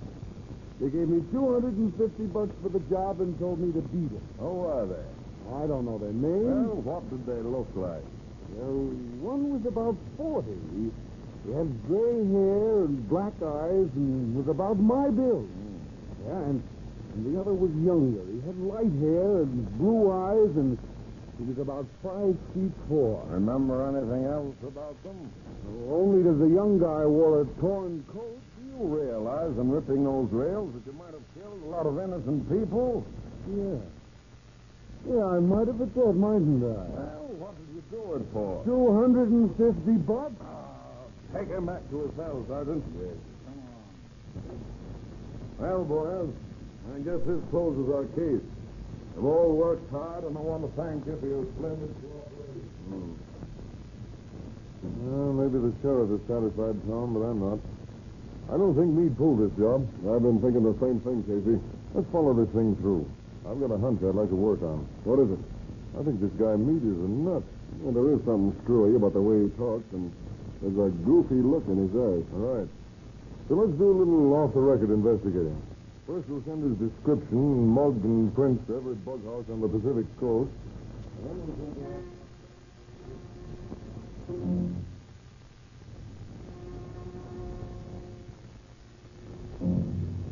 Deputy Sheriffs Higgins and Jones are right. Their query receives a reply from the Medical Lake Asylum at Spokane, Washington, that Meade is an escaped inmate of the institution. This discovery reopens the case. Newspapers again devote columns of space to the story and carry the legal description of the train robber. The newspaper stories send an excited young woman into the sheriff's office, where Higgins and Jones interview her. I think I saw the man who wrecked that train. You did? When? The night of the wreck. My father gave him a lift into Hollywood. What? Yes. And he had a thin face like the paper said. Now, just a minute, miss. Please start at the beginning and tell us just what happened. Well, we live in Burbank. And on the night of the wreck, my father and mother and my sister Helene and I were driving into Los Angeles when a man hailed us. Yeah? Father stopped the car, and he got in the back seat with Sister and me. He said he'd been in a train wreck, and he'd like to be driven to the Hollywood Hospital if we were going that way. Where was this? Between Burbank and Magnolia Park. Yes, but the wreck occurred near Saugus. Well, he said he must have been out of his head and wandered across the hills. He said he didn't remember a thing from the time the train jumped the track till he came to the road where we picked him up. Helene and I wanted to go back and see the wreck, but this man said he was hurt pretty bad, so Father said we'd best send him to the hospital. But he had a thin face, just like the paper said. And did he have freckles? Well, he had liver spots on his face. They might be mistaken for freckles in the dark. Anything else you noticed about his appearance? Why, yes. Yes, he had a drooping eyelid. The left eyelid, I think it was. A drooping eyelid, thin face, liver spots. I got it, Casey. I got it. Got what? I know who pulled this job and also pulled the train robbery in Wyoming last week. You mean the one that was assembly to the SC job? Yeah. Well, who is it? It's... Wait a minute. Not so fast. Let's get an identification from this young lady. Just a second till I go through this mug book. Captain, we know who wrecked the West Coast Limited. You do? Yes, sir. And it's the same guy who wrecked the Union Pacific's Portland Flyer near Cheyenne last week. Well, who is he? Tom Vernon, three-time loser. Oh. He ran the donkey engine in the cruising yard while he was at Folsom. I set him up the last time. He came to see me when he got out last month. Said he was going straight. Apparently he has. I've been awful dumb about this. I should have connected him with this thing before. Well, how are you sure he did it? Just talked to a girl whose father gave him a lift from Burbank into L.A. a few hours after the wreck. She identified his mug, and his description tallies with those furnished by the victim. Now, here's the payoff. I got a letter from Vernon from Denver on the 14th, telling me he had left Los Angeles on the morning of November 10th to look for work in Denver. Now, the 10th was the day of the West Coast Limited wreck, and Vernon was trying to build up an alibi. Well, a check of the bus lines and trains would prove whether you're right. Yeah, Jonesy and I'll make that check, but I know I'm right. And if I do find he left after the wreck, will you let me go to Denver and bring him back? Well, Tom, I'd sure like to, but we haven't any funds for that purpose. No funds? What do you mean? Dean Biscaluse went all the way to Honduras for Clara Phillips. Well, you see, Tom, the state law says that you can have any amount of money to travel to another state, or even to another country to bring back a fugitive already under arrest. But there are no funds available for expenses of officers seeking evidence or apprehending a mere suspect. Well, all I got to say is that's a screwy law. Well, unfortunately, we can't do anything about it. If I had any money of my own, I'd pay my own way. The only thing we can do is to ask Denver to pick Vernon up. And they'd probably muff it. They don't know the guy. I do. I'm sorry, Tom. That's all we can do. What a nice 8-ball that puts us behind.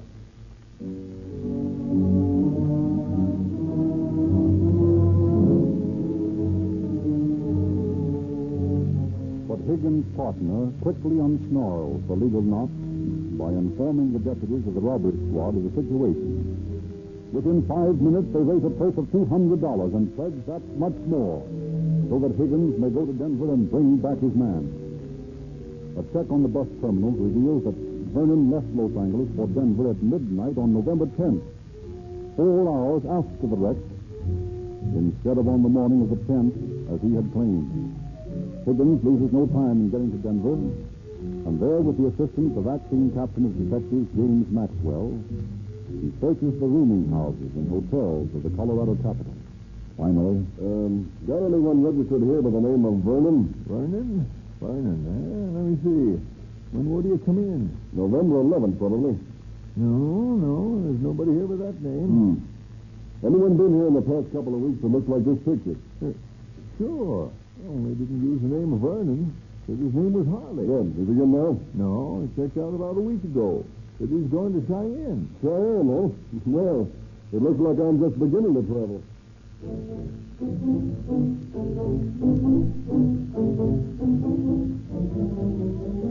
Higgins boards the next train for Cheyenne, and upon his arrival in the Wyoming city, pays a call upon Sheriff G.H. Roman of Laramie County.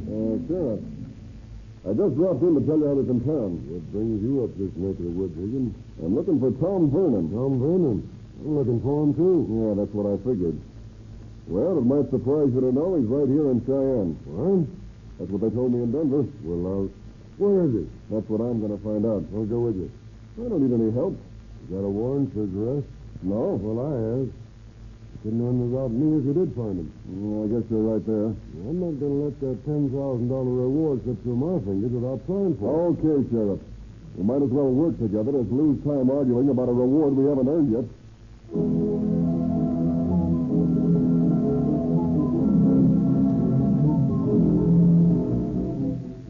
But the search in Cheyenne merely results in the information that Vernon has returned to Denver. Higgins hopped a train for the city, and to his great disgust, Sheriff Romser accompanies him. Arriving in Denver, Higgins ducks Romser, and tired out, goes to the nearest rooming house. He spends a restful night, and next morning is studying his notes of the case when the chambermaid comes to clear up the room. She is cleaning an ashtray when her gaze falls on Vernon's picture thrown carelessly on the dresser. Well, the saints be praised. What's the matter? How come you to be having a picture of Mr. Vernon? Do you know him? Indeed, I do, and a nicer man you never met. It's handsomely he Is he does. staying here? No, he left a couple of days ago. He's gone down to Oklahoma. Yeah. Where in Oklahoma? Well, he told me to forward his mail to Pawnee, Oklahoma. He's down there visiting a circus man called Pawnee Bill. Thanks. That's just fine. Oh, for the love of heavens, what are you throwing all those things back into your bag for? I suddenly remembered I got to catch a train for Oklahoma. Oh, and here's $1 for being such a good chambermaid.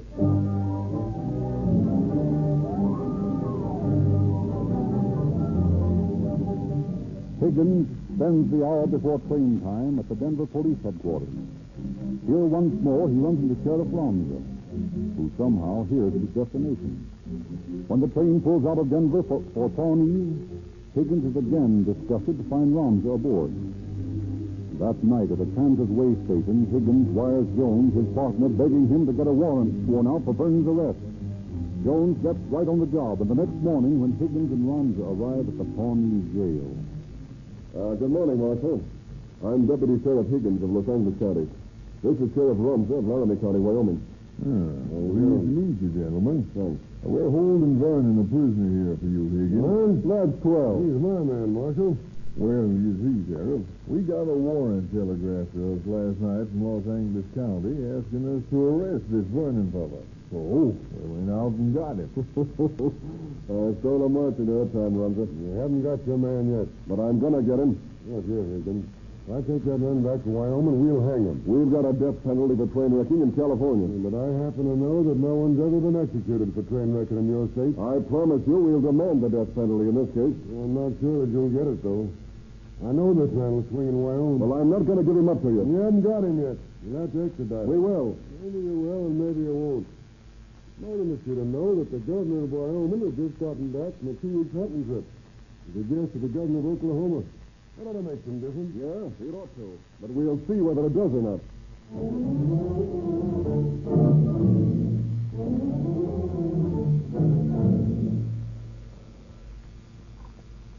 District Attorney's Office. Pawnee, Oklahoma, calls from the Bureau on Third. Just a minute, please. Long distance there. Who is it? I don't know. Pawnee, Oklahoma, the operator said. I'll tell you. Hello? Mr. Third? Yes? Just a minute, please. Go ahead, sir. Hello, Bureau. Yeah, who's this? Tom Higgins, Bureau. Oh, yes, Tom. I'm down here at Pawnee, Oklahoma, and I've got Tom Vernon in jail. But Wyoming's starting extradition proceedings right away. It seems the governor of Wyoming and the governor of Oklahoma are buddies. Now, don't worry about that. I'll take care of things. You sit tight, and I'll see you in the morning. In the morning? How can you get here that quick? Don't worry about that, too, Tom. Great work, old man. See you tomorrow. Get the sheriff's office on the wire. Tell them to send a man by plane to Sacramento and get Governor Young to sign extradition papers returning Tom Vernon to California. Then get the governor on the phone, and I'll talk to him myself. Is my bag packed? Yes, sir. It'll all be here. Good. Now call Western Air Express and arrange to charter a plane to take me to Pawnee, Oklahoma. When do you want to leave? I'll see 4 hours. As soon as the man gets back here from Sacramento with those papers.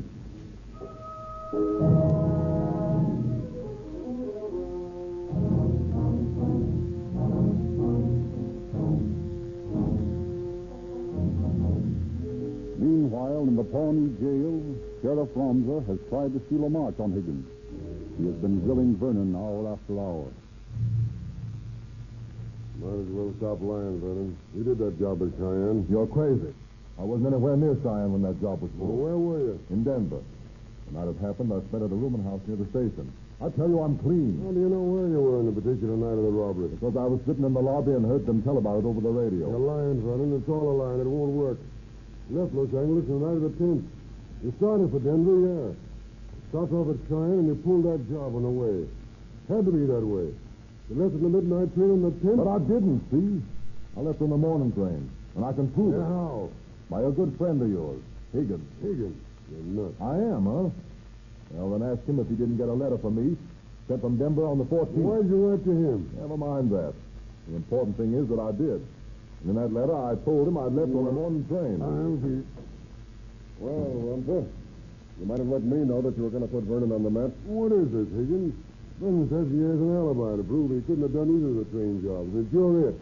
I'm it. Some letter he sent you proved he left there before that job was done and came straight to Denver.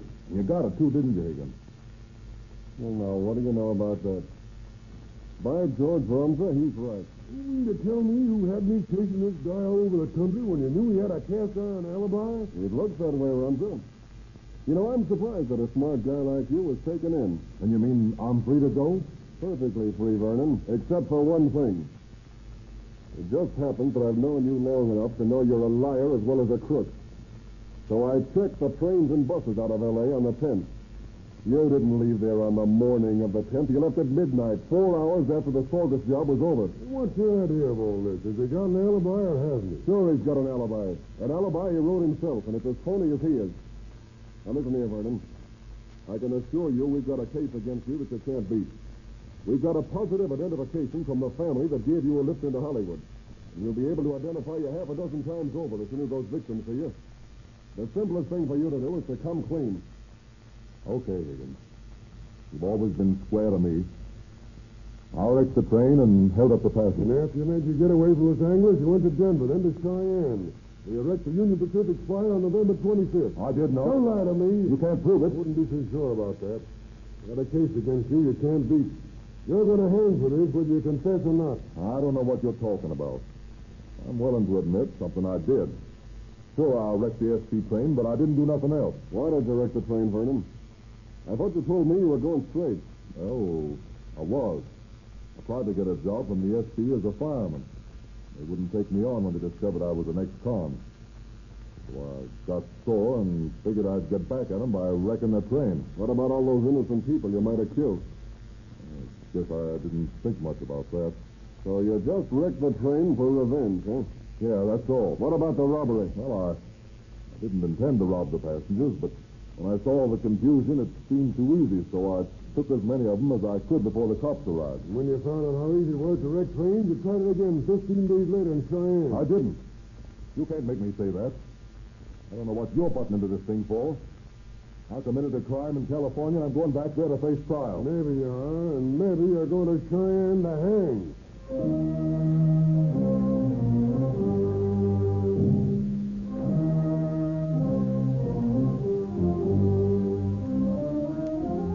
The following morning, Buren Fitz flies into Pawnee. Higgins, Ramza, and he are quickly closeted with the governor of Oklahoma, who listens quietly to the pleas of California and Wyoming for the prisoner. Your Excellency, this criminal has confessed his crime in California. He belongs to us. We will surely convict him and put him away where he can no longer threaten society. If this man remains alive, he'll always be a threat to society. Give him to Wyoming, and we'll hang him. We can speedily convict him on his own confession. Wyoming would have to conduct a costly trial. We don't care how much a trial would cost. We'll string him up in the end. He confessed to the California crime because he's afraid of the death penalty. I will promise you this. If Vernon is returned to California, and if by any chance we should fail to obtain a conviction, we will turn him over to Wyoming. Well, gentlemen, I've heard enough of the case to see that only one course is clear. What is that, sir? The California crime occurred prior to the Wyoming crime. Therefore, California has a prior right to the criminal. Surely, Sheriff, you can have no objections in view of Mr. Fitz's promise to turn the criminal over to you if he fails to obtain a conviction. I want to see this man hung. I'm afraid we must let justice take its course. The only fair solution of the situation is to award the criminal to the state of California, which I am sure will see justice done in this case as he always has in the past.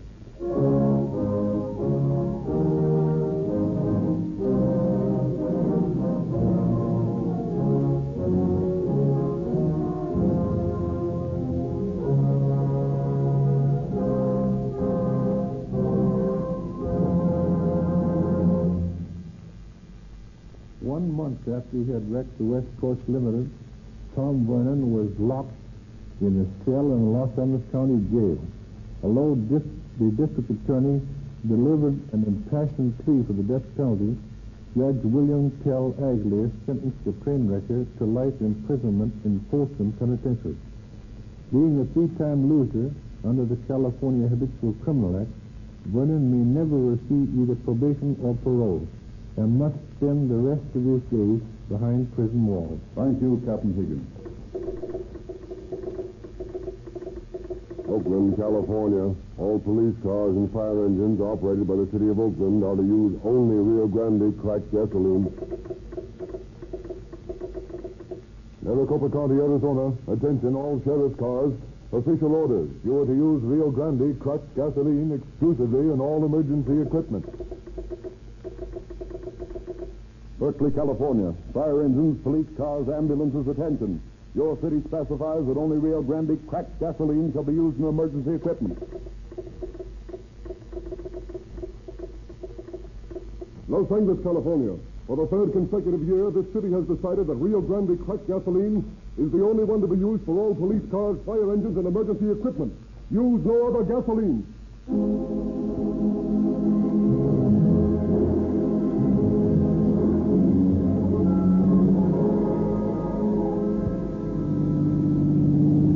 Los Angeles Police calling all cars. Attention all cars to Sheriff's Office. Cancellation broadcast 65. Regarding a train wreck and robbery. Suspect in this case now in custody. That's all. Rolls and clips.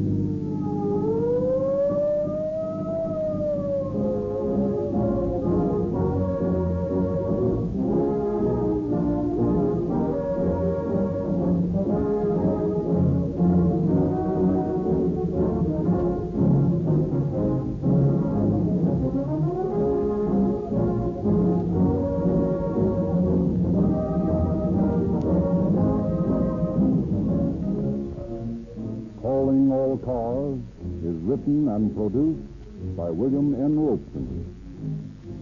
This is your narrator, Cedric Lindsley, bidding you good night for the Rio Grande Oil Company.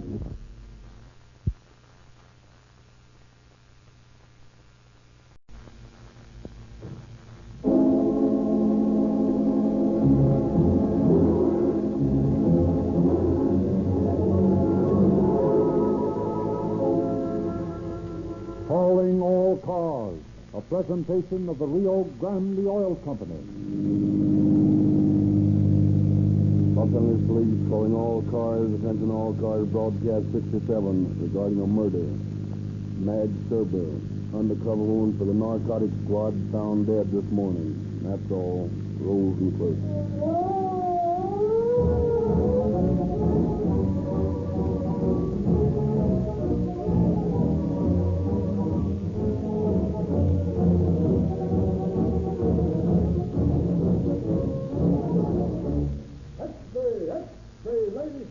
Calling all cars news. Hot news about May West, William Powell, and Greta Garbo. That's your puppy free.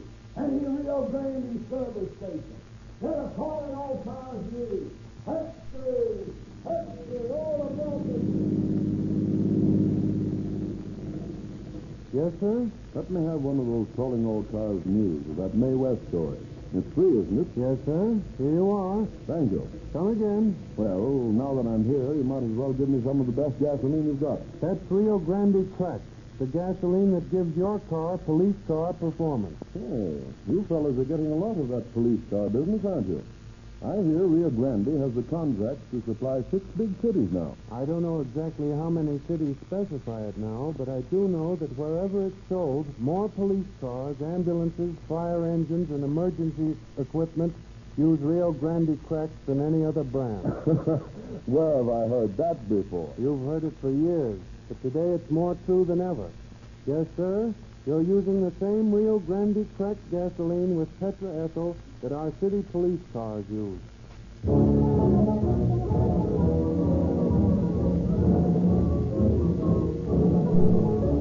Once more, we present Chief James E. Davis of the Los Angeles Police Department. Chief Davis. Good evening, friends. In the police stories I have brought you from our confidential files in the past, you have become acquainted with the activities of the uniformed men and the detective force. There is another and very important group of operators whose identities remain anonymous, who carry no badges, but whose work is of great importance in the complex task of policing a great metropolitan community. I refer to the undercover agents. Tonight I am bringing you the story of one of them, a woman who worked for years with the personnel of our narcotics squad, motivated by a burning desire to curtail the spread of the drug traffic, the evils of which she knew all too well. Madge Serber worked ceaselessly to send merchants of horror, the drug peddlers, to the penitentiary. What reward she earned for this tremendously important public service, you soon will learn.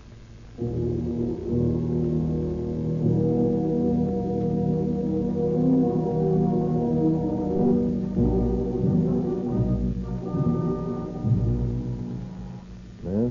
Mr. Good to see you, Captain. Send her in. Hello, Madge. Morning, Captain. You come for me? Yeah, sit down. Have a cigarette? No, thanks. Not too early in the morning. Well, have you been keeping yourself, Madge? Oh, I've been around. What's on your mind? I got a tip. Yeah? What is it? I just received some information last night that a couple of Chileans are unloading a lot of morphine in town. Yeah, I heard something about that. But I was going to check on it before I bothered you about it. Well, I got a line on them. Their names are Ruben Romano and Alfred Lopez. Yeah? What else? They hang out at Freddy's down on Spring Street. You know the joint? I know where it is, but I never gave it much of a play. Well, we start hanging around down there. If this gets on the level, these two boys will soon get next to you. What do you mean? Oh, you know what I mean, Madge. You look like a hype. Well, don't rub it in, Cap. I can't help it if they put me on the stuff while I was in the hospital that time. Yeah, I know that, Madge. That's an indelible mark on you.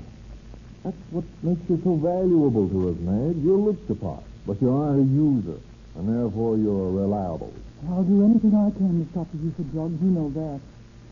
Even when you get them legally, like I did, to stop pain, the results are terrible. Thank heavens they finally cured me. Yeah, if they hadn't, we'd be looking for you instead of working with you. That's right. Well, Madge, you start making Freddy's joint. Get acquainted with these two Chileans. You got their names? Ruben Romano and Alfred Lopez. That's right. I'll make a buy off them. Establish yourself. And then when you make arrangements for a second buy, we'll send a couple of men along with you and knock them over. Yes, sir. And watch your step, Madge. These guys don't like undercover women. Don't worry. I can take care of myself.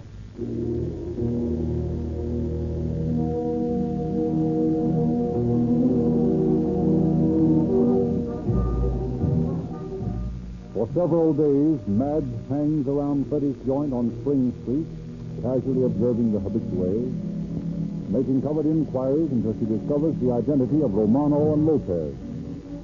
With the subtle tricks known to experienced women, she insinuates her presence upon the two South Americans without so much as exchanging a word with them.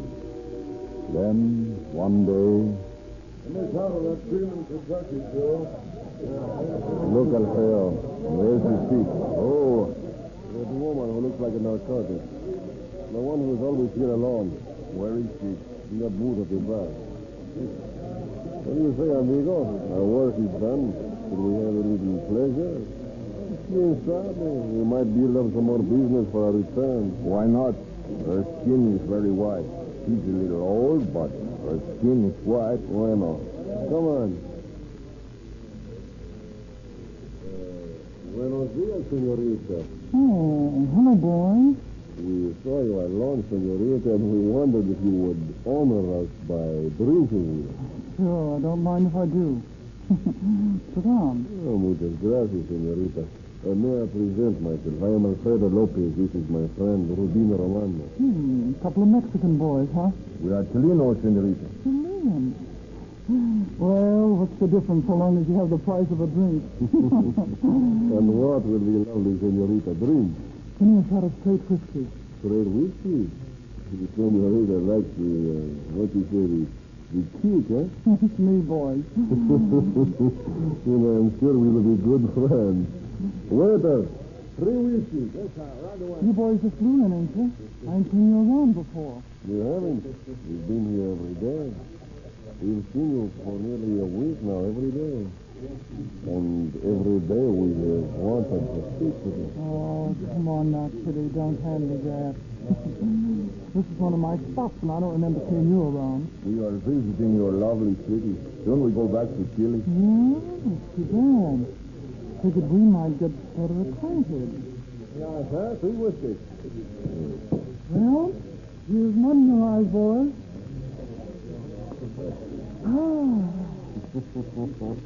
The senorita seems to like her whiskey. Yeah, nothing like it. That is when you can't get something better.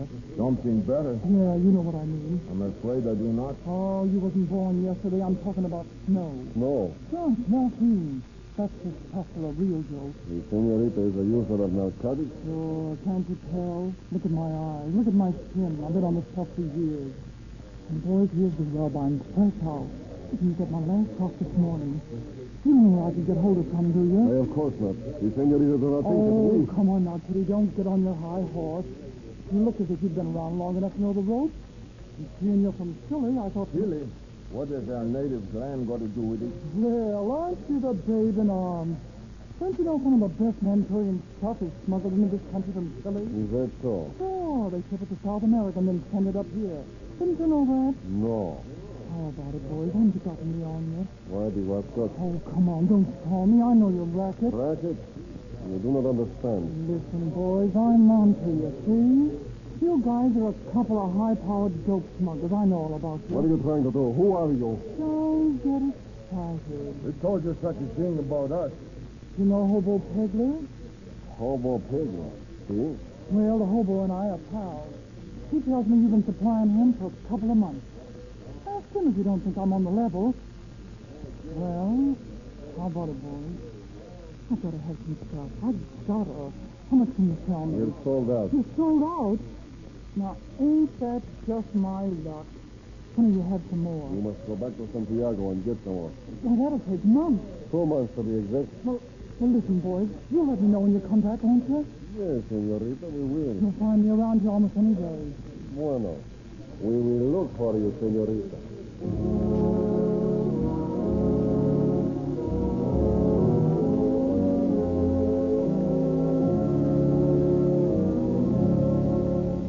2 months later, just as gray dawn is breaking on a hazy July morning, a little passenger-carrying freighter seeks the San Pedro light off Los Angeles Harbor.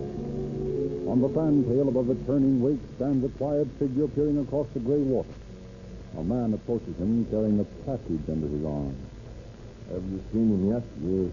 I think that is his boat just running the breakwater. See, that is Miguel. Just an innocent fisherman. The package ready. See, the waterproofing is wrapped tightly around it. Look for yourself. Yeah, it looks all right. He doesn't have line attached to the buoy. See, 30 foot. Yeah, bueno. Let's drop it over then. Wait a minute. We can look around. Go ahead. There is no one looking. No one but Miguel. He's watching us. Yeah, I hope so. It's not his hard to consign 30 ounces of morphine to the bottom of the ocean. Well, throw it over. There you are. His boy is bobbing around, just like another piece of driftwood. And before we are in dock, our friend Miguel will have the package safely aboard. He'll be on his way back to the harbor. Smuggling is such easy business. See, until you are caught. Smart men like us are never caught, amigo.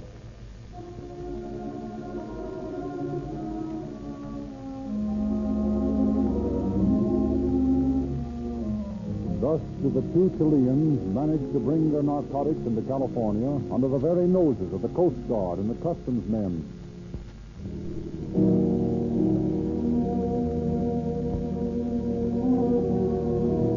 A few days later, at Freddy's joint on Spring Street, the Chileans run into their friend, Madge.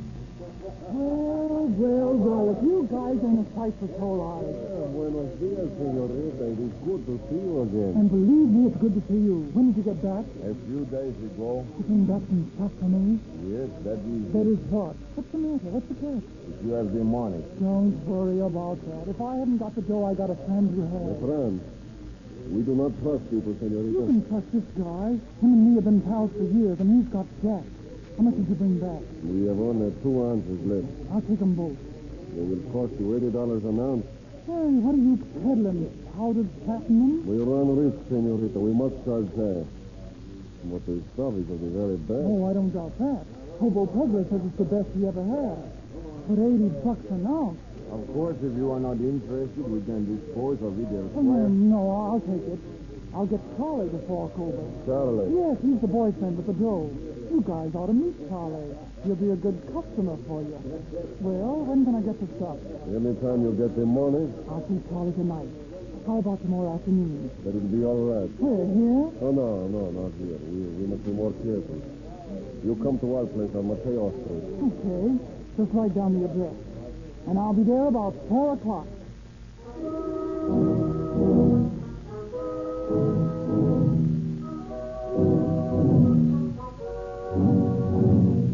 Madge immediately reports her progress to Captain Littlejohn, and he assigns Detective Lieutenant Warren to accompany her to the rendezvous with the dope smugglers. Warren disguises himself in rough clothes, and the next day he and Madge present themselves at the Mateo Street address precisely at 4 o'clock, while Detective Lieutenant Murphy parks nearby in a police car. Now remember, you're Charlie, and you're an old pal of mine, see? Yes, sure. Now, don't worry about me. You just get out of the way if there's any shooting. Murphy and I'll handle that end of it. Okay, let's get in here. Ring the bell.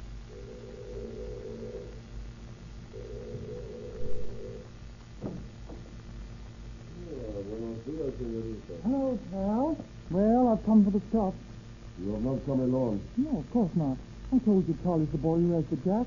Charlie, this is Senor Lopez. Hiya, senor. I like you, senorita. Now, listen here, Lopey, old kid. You got nerves like an old lady. Charlie's okay, and he's got dough. We're both in a bad way, and we want what you got to sell. Come on, don't keep us standing out here in the cold. Very well, if you say so. You have the money, senor? Sure. Take a look at this roll. Well, no. Come in, please. Rubín. Nuestro amigo dinero para la fiesta. Tráigalo aquí. Oh, no stranger, pal. This is my friend Charlie. He's got the dough. Oh, I see. ¿Está bueno eso? Sí, me aseguro la mujer que está bueno. Y así me parece también. Bueno, let me sample it. Feels all right. Tastes better. Yeah, it's good stuff. How much dough do you want? There are 2 ounces here. $80 an ounce, senor. It will be $160. 160. There you are. I got it.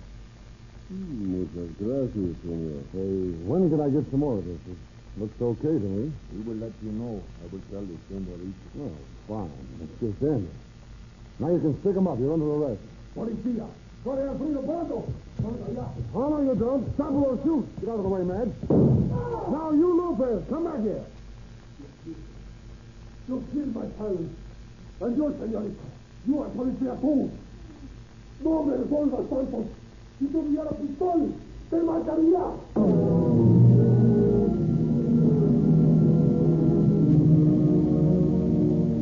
Detective Warren's bullet ends Romano's life as he attempts to escape. But Lopez is placed in custody and charged with violation of the State Poison Act. Facing deportation to Chile, he is held in the Los Angeles County Jail. And there he strikes up an acquaintance with a huge Negro. What you all in here for, Mexican? I'm not a Mexican. I come from Chile. Chile? Most likely you all born the place. It ain't that Chile, though. Oh? You don't understand. Well, what you all in here for? What they arrest you for? Narcotics. Stoner? I'm in for the same thing. The school people did it for me. The woman. And they killed my friend. How was that, boy? A damn thing got you here? What's her name? You remember? Madge, she called herself. Madge? But that no-count tramp? What's he look like? Old white face and yellow hair. Is that the one? They got me sent up, too. Said you wanted to buy some snow, and when I got some for, he put the coppers on me. If I could only get out of here, I would revenge myself. I will take her life. Just the way she made him take the life of my friend. Well, you ain't going up forever. This violating the State Poison Act, well, you only be wrapped for a few years. They won't send me to the penitentiary. They will send me back to Chile. I can never come back to this country. And I want that woman out of the way. Look here, boss. I'm still going to be here. What do you mean? They'll send me away for a few years, and then I'll be out again. I could arrange to bump off if you want me to. You would? Sure. Of course, it would cost you some money. Because it was money to revenge my friend. How much would it cost? Well, now, soon as how I got a grudge against that being myself, I'll bump her off for you for only $25. $25. I'll pay it. I'll send it to you as soon as I get back to Chile. Only be sure you get her out of your way for good. No, don't worry, boss. When I bump them off, they stay bumped.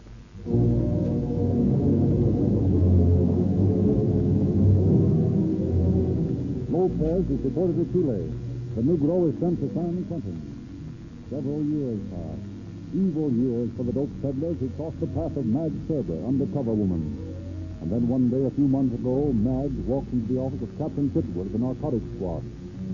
Hello, Mag. Hello, Eddie. Well, you've been seeing yourself, Mag. Haven't seen you for a long time. Oh, I've been around keeping my eyes open. Yeah, what you got? I got a line on some boys putting out coke in the blackjack. Well, let's have the lowdown, and I'll send some men out there. I'll work it, Eddie. Central Avenue is a pretty dangerous place for a woman to work. Listen, Eddie, I'm too old a hand at this game to let that worry me. You'd better let me send a man along with you. I'll be okay. I'll get fired in my way. Those coppers of yours still look like coppers no matter how you dress them up. Yeah, well, I still think it's dangerous. Don't you worry, Eddie. Just stand by and I'll tip you off when I'm ready to make the bar.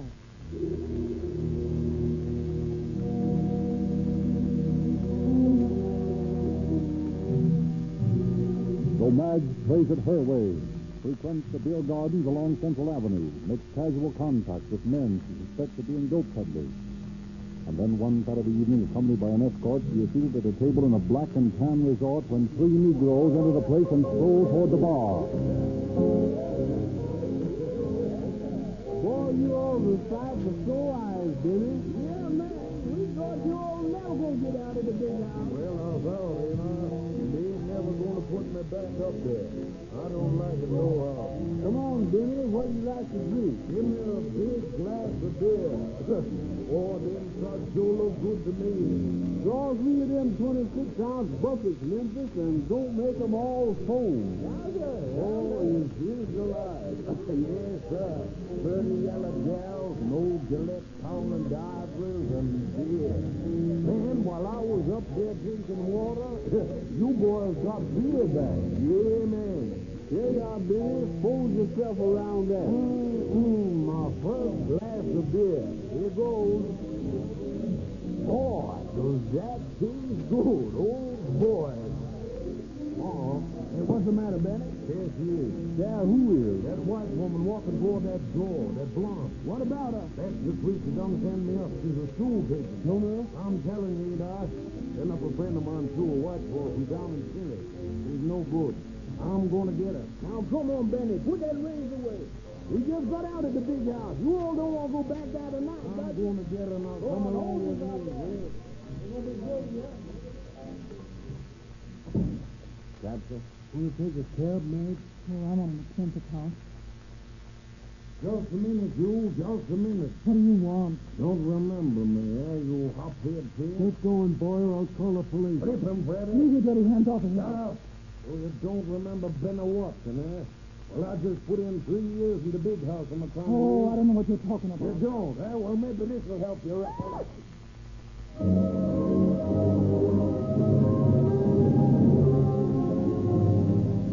As the three Negroes disappear down an alley, Mag's escort and the cab driver assist her to her feet. She is badly beaten, her eyes blackened, her clothing torn. They take her home, and the next morning her friend returns to discover how she spent the night. Mag. Oh, Mag. Are you the landlady? I am. What's the trouble? I was trying to rouse Miss Service. Yes, I know. She told me last night that she'd had a bad fall. Poor thing. Bad fall. Oh, yes. Yes, of course. Have you the key to her room? I'm afraid maybe she's sick. Why, no. She got the only key I have when she came in last night. And she said she lost her pocketbook. Oh, I see. Well, I'll have to try knocking again. Max? Max? It's Hobo, Max. Look here, I'm worried. I think we'd better break the door in. Wait. I don't want you busting my doors down. I'll pay you, Fanny, damn it. Well, if you'll pay, go ahead. Max! Max! There she is, lying on the couch. Max! Max! Speak to me. Wake up, Max. What's the matter? Good heavens. She's dead.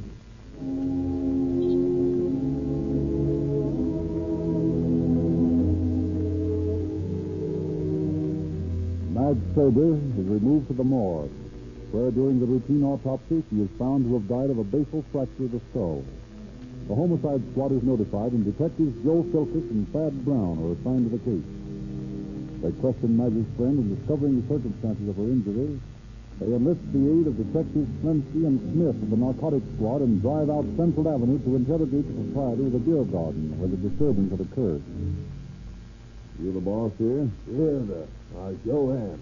What do you know about a fight out front last night? I don't know nothing about no fight. Don't give us the runaround. A white woman was knocked down last night out in front of your place. This morning she was dead. Hey? Yeah. And you know what that means. Yeah, but I didn't have nothing to do with it. We're not saying you did, but you do know who did it. Listen here, white man. I ain't fixing to caress no razor between my ribs.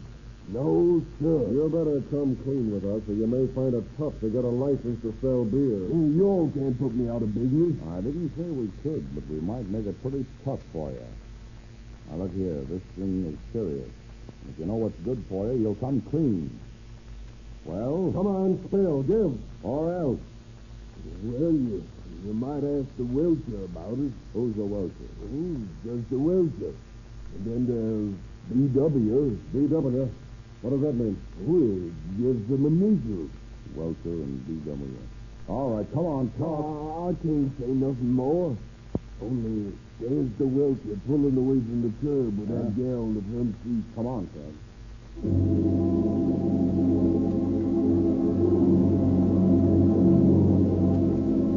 The detectives tail the Welcher to a house on the side street off Central Avenue. They see him leave the woman in the car and enter the house. Then they pull up behind the Negro's car, and Philkis casually saunters up to her. Oh, hello there, sister. Where's the Welcher? Welcher? He just went in the house. Oh, thanks. That's all I wanted to know. Oh, come on, Fred. Yes. Thank you. You and Smith go down to the back. And you, sister, keep your trap shut.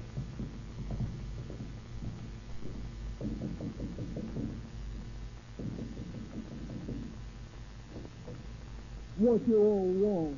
Is the Welcher here? The Welcher? I don't know no Welcher. Yeah. Oh, we know better. You all can't come in here. We're police officers, and we're coming in. Let's go. There's something moving behind that curtain. Come out of there. Pull the curtain. What y'all want? I ain't done nothing. Benny did it. Where is Benny? Benny, he skipped town. I don't know where he is. Yeah? Well, you're coming along with us. Maybe a night in jail will refresh your memory.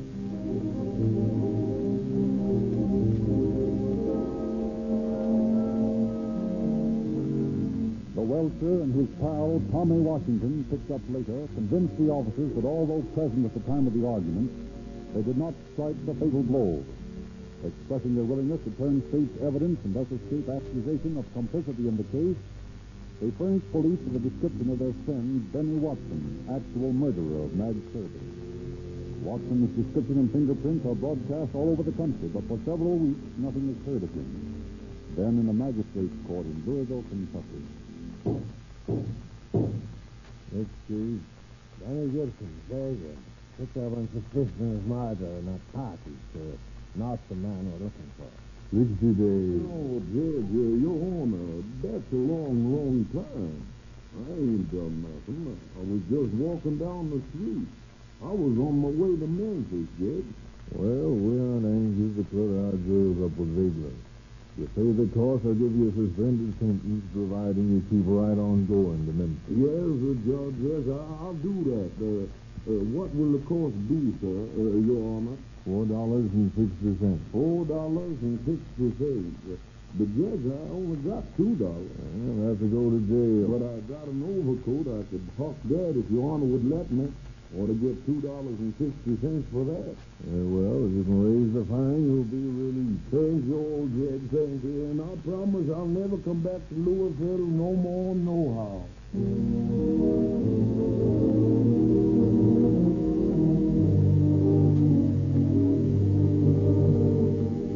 But the unfortunate Negro can raise only $2 on his overcoat. Lacking the required 60 cents for his fine, he wires collects to his sister in Jackson, Mississippi, requesting funds. Next day, the chief of detectives in Louisville received a routine report from the Federal Bureau of Identification in Washington. Well, Ed, this is a break. Oh, what's that, Chief? Just a minute. Bring down that prisoner's book with Benny Gibson. What do you want with that bag? It isn't a bag. It's wanted for murder in Los Angeles. What? Yeah. They sent his mug and prints into Washington as a matter of routine. And here comes the answer that his real name is Benny Watson. He bumped off an undercover woman on the coast. There's Gibson, sir. Send him in. Well, you done come, Chief. Here it is. Here, what is? That 60 cents I'm on the city of Louisville. My sister sent it to me in the afternoon mail. Here you are. Now, that makes it square. So I guess I'll be going down to Memphis now. Not so fast, Watson. What's that? What do you say? I said Watson. Oh, my name's Gibson. Yeah? Well, let's call you Watson for fun. That same mail that brought you the 60 cents also brought me some good news. Yeah? I'm so glad to hear that, Chief. I'm not so sure that you will be. The news is that your real name is Benny Watson, and you're wanted in Los Angeles for murder.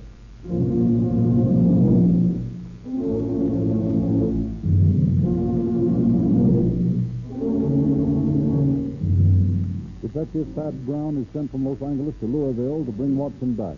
For 2 days, the Negro refuses to discuss his case as the two sit cooped in a compartment on the transcontinental train. Then he breaks and admits his guilt. But to him, his misfortune is not completely clouded with bad luck. For he observes to Lieutenant Brown, You know, Mr. Brown, it's a mighty lucky thing for me that they didn't catch me down there in the Mississippi Valley. Like as not, they'd have lynched me. You know, Mr. Brown, them white folks down there, they just ain't civilized.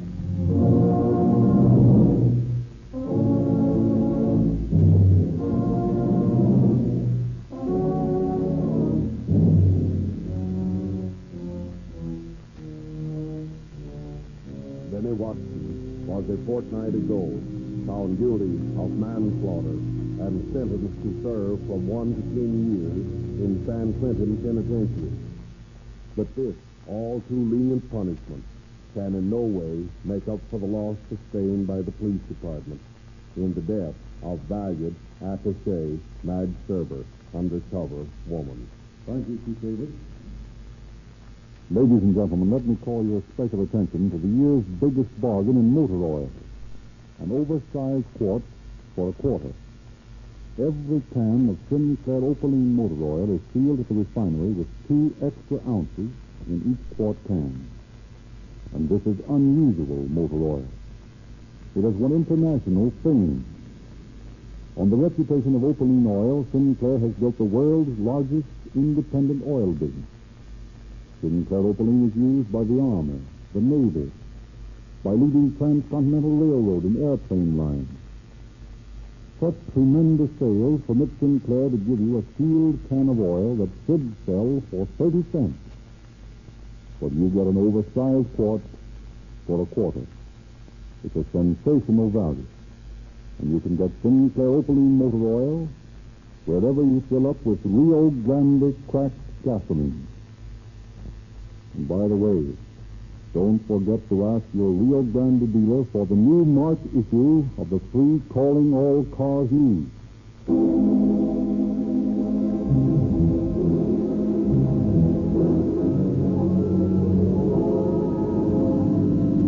Los Angeles Police calling all cars, attention all cars, cancellation broadcast 67 regarding a murder. Suspect in this case is now in custody. That's all. Golden Cliff.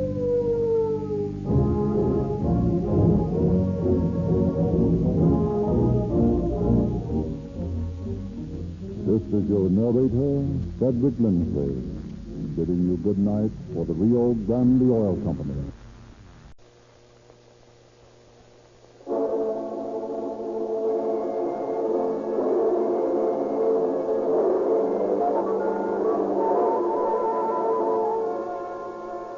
Calling all cars, the presentation of the Rio Grande Oil Company. Los Angeles Police calling all cars, attention all cars, broadcast 69. A hold-up. Suspect described as 5 feet 10 or 11 inches. Weighed about 190 pounds. Escaped in a maroon-colored coupe. License number unknown. This suspect held up and robbed May West. Motion picture actress. Of more than $15,000. Jewelry and cash. Go get him, boys. That's all. Rolls and clips.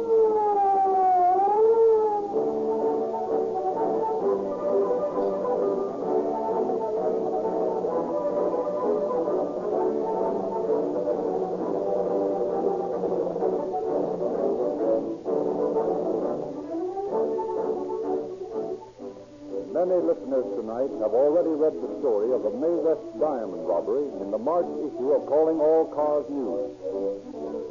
Over 300,000 motorists have already driven into Rio Grande service stations and asked for their free copy of this unique publication. But this isn't the only free gift you get from Rio Grande. If you fill up with Rio Grande cracked gasoline, you get extra speed, extra power, extra energy for emergency, extra fast starting.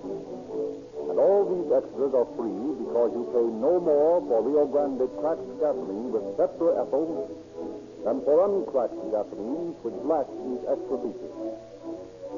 Because of these extra features at no extra cost, the police department which solved the May West robbery has specified Rio Grande cracked gasoline for all police cars for 3 consecutive years. You get another free gift if you ask your Rio Grande service station for Sinclair Opaline motor oil. It comes in oversized cans, a quart for a quarter, with 2 extra ounces free. You save when you buy Sinclair Opaline, yet you get complete motor protection. Sinclair Opaline motor oil enjoys a worldwide sale and is world famous for quality. The price is lower because the sales are larger. You see, the independent service stations selling Rio Grande cracked gasoline and Sinclair Opaline motor oil are actually giving you better values for your money.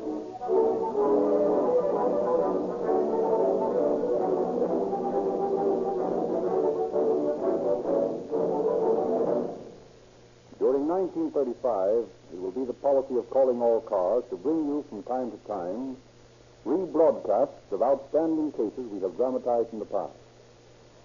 Thousands of you have written us and expressed your desire to hear the May West jewel robbery dramatized again.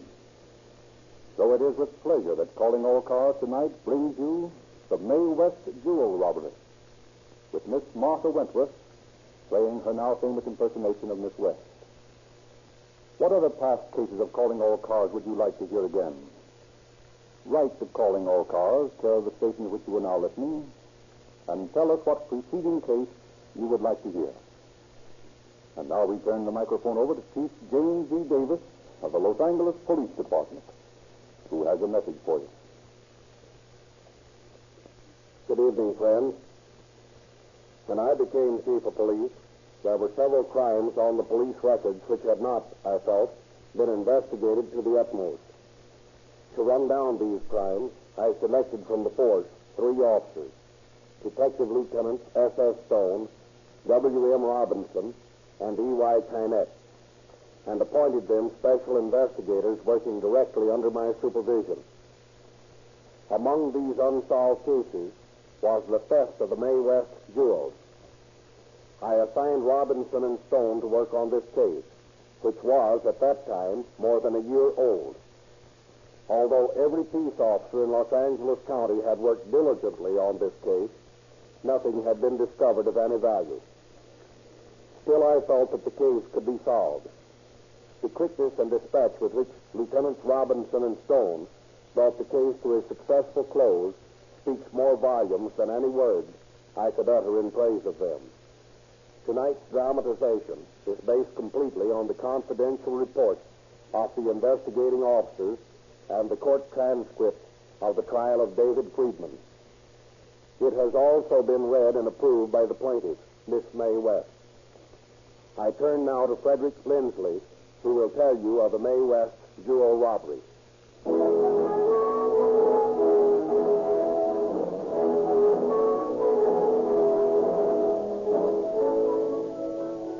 In the latter part of September 1932, Mae West's automobile is damaged in an accident. She is seriously inconvenienced by the lack of a car. And we find her in her apartment on North Throckmore, talking the situation over with her manager, James Timoney. Oh, tell you, Jim, it's a nuisance being without a car right now with this new picture starting. Yeah, you can rent a car. Yeah, and put your life in the hands of any palooka they send along to drive it. You could use cabs. Oh, it's just as bad. And anyway, there's never a cab around the studio when you want one. See who it is, will you, Jim? Sure. Hello, it's West Department. Who? Come in and I'll see. There's a Mr. Brennan in the lobby. You in? Oh, that's Dave. Sure. Tell him to come up. Send him up, please. Hey, who's this guy? Oh, you heard me speak of Dave Brennan. His wife and I were good friends in the big town. Oh, yeah. Seems to me I do remember the name. Well, he looked me up at the studio today. Just isn't in town. I told him to come up and sing us sometime. Oh, Revolver, what's the matter with you? Hey, Jim, this monkey looks hungry. Did you feed him? Yeah, right on his throat it's heaven. Oh, okay. What is it, fella? What are you trying to tell me? Huh. You know, Jim, the Revolver here, he has more sense than any man I've ever met.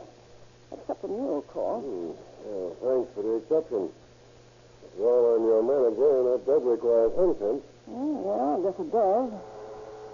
Well, that must be Dave, Jim. I'll let him in. Oh, Dave. Good to see you again. Good to see you, man. I didn't have a minute to talk to you this afternoon. Come on in. Oh, tell me, how's Marge? Fine as silk, man. Wants to be remembered to you and everything. Oh, gee, that's swell. Oh, Dave, this is Jim Timoney, the manager. I don't think you ever met. Jim, this is Dave Brennan. How you doing? Hello, Jim. I'm glad to know you. Sit down, Dave. Have a cigarette? Thanks. Gold tips, huh? Doing all right, ain't you, man? Little different from the time they closed Pleasure Man over in Jersey, huh? Well, I wasn't doing so bad then either. Yeah, you ring the bell every time, man. Well, tell me, how's every little thing out here in Hollywood? Oh, it's okay. I can't complain. I mean, I'm walking instead of riding these days. What are you talking about, man? You walking? You turned over in a new leaf? Oh, don't be funny. Well, that lousy chauffeur of mine wrecked the car the other night, and I fired him. And they're still fixing the car, so I haven't a chauffeur or even a car to put him in. Hey, that's tough. And the same, man. I'd be glad to help you out. What do you mean? Well, I'm not doing anything out here, just looking the place over. I'll drive you around. Oh, no, Dave. I couldn't ask you to do that. Why not? You're welcome to it. Oh, Jim, that sounds like the answer to a maiden's prayer. Well, anyway, the answer to a prayer. Okay, then I'm your new chauffeur. Oh, Dave, I accept with pleasure.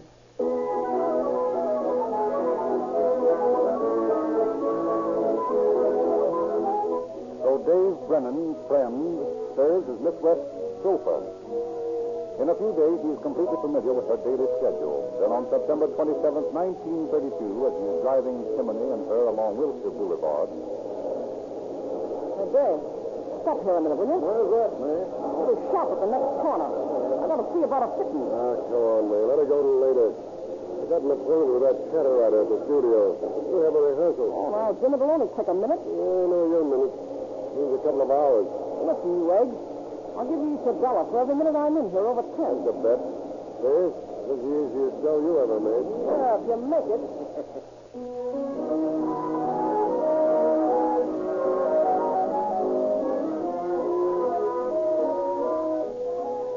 Well, here she comes at last. Yeah, and look at all the buns. Yeah, what'd I tell you?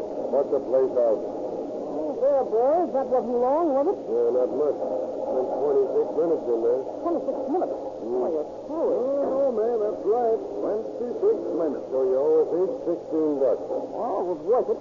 I found some of the loveliest lads here. Never mind what you found, May. Come on, pay off. Gee, I can't right now. Why not? Well, I haven't got the car. Oh, go on. You're a biker. Oh, on the level. I haven't any change. Woman, I don't trust you. Let's see your purse. Oh, here you are. Gee, $3,000 note and $400. Nothing smaller, so I can't pay off. What's the idea of toting that fortune around with you, May? I just got it out of the bank. I'm sending it east. You know, my mother. Yeah. It isn't safe to carry it around like that. I'm getting the postal order for it this afternoon. No, you're not. We've got rehearsals all afternoon and all day tomorrow, too.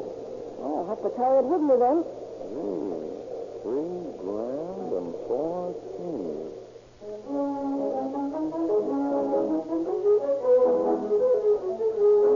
The next afternoon, Dave Brennan makes a date to meet a friend of his at the corner of 6th and Rampart. Hello, Dave. Hello, Ed. This is a pal of mine. Shake hands with Sammy.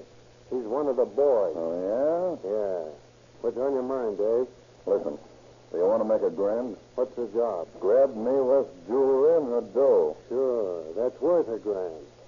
How about my pal here? Oh, I'll cut him in for $1,000, too. Fair enough. How about it, Sammy? Well, fair enough. Okay, hop in and I'll take you out to the joint and give you the layup.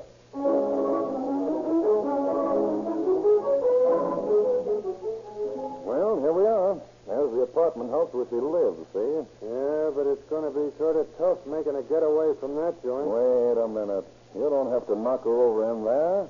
Like I've been telling you, I've been driving her around, see? Now, every night after she leaves the studio, her and Jim Timoney, that's her manager, and me, we all put on the feed bag together, see? And right on the dot of 7, we pull up here, and Timoney goes up and feeds Revolver. What do you mean? He loads his gas? No. Revolver's the name of her pet monkey. Oh, I get it. Now, look here. I drive her up here at 7 sharp. I'll pull up by that fire plug across the street, see? Nobody will be parked by it. There's sure to be a vacant place there. Yeah, then what? You guys be parked right here. When you see Timoney get out of the car and go into the apartment house, you move in, see? Easy. Get the rocks and the dough and take it on the lam. I'll meet you at 11 p.m. at the same place as this afternoon.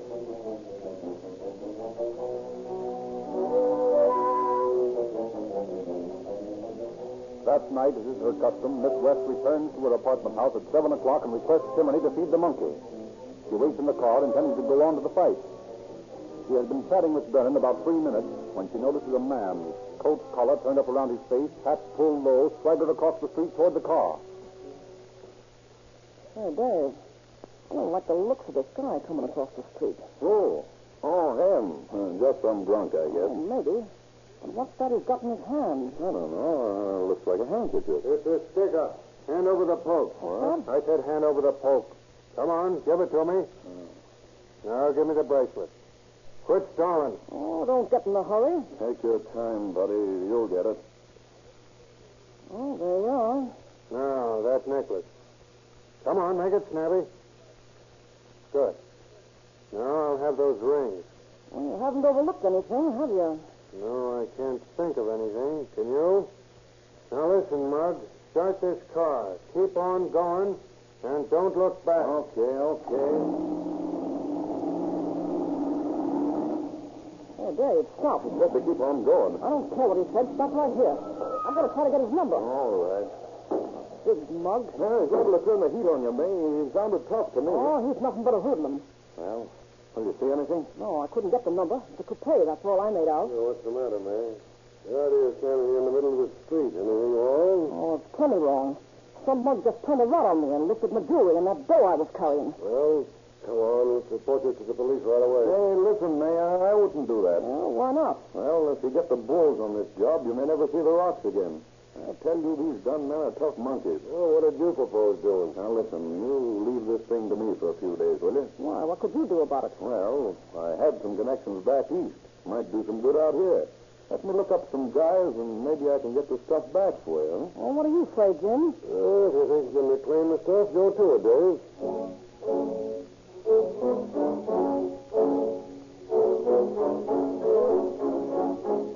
4 hours later, Dave does reclaim the stuff for himself.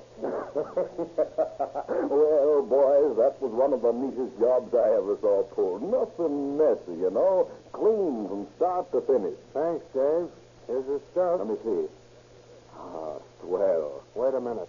What about our cut? No, I'll pay you off in a couple of days. Yeah, well, why not now? You got $3,000 notes there. Hey, you don't want to try to change a $1,000 bill with every bull in town looking for them the way they made it, do you? Well, no. No, I'm trying to stall May from reporting it to the cops, but she might jump out of line. Now, you fellas just leave this all to me, and I'll pay you guys off day after tomorrow. Well, okay, Dave. Hey, Dave. What? Hadn't you better return the ice? Why? Look, Dave, those rocks are her business. She looks like a good dame to me. We got $1,000 a piece of her dough. Ain't that enough? Yeah, but there might be another $10,000 in sparklers there. Hey, you don't expect me to turn that back, do you? Look, Dave, it's none of my business. I done the job for you, and you're going to pay me off. To do with the rocks is your own business. But if I was you, I'd turn them back. Gee, the dame's going to make a pitcher soon, and she's going to need him. Yeah? Oh, maybe you're right. Sure I am, Dave. Give them back to her. Okay, pal. I will.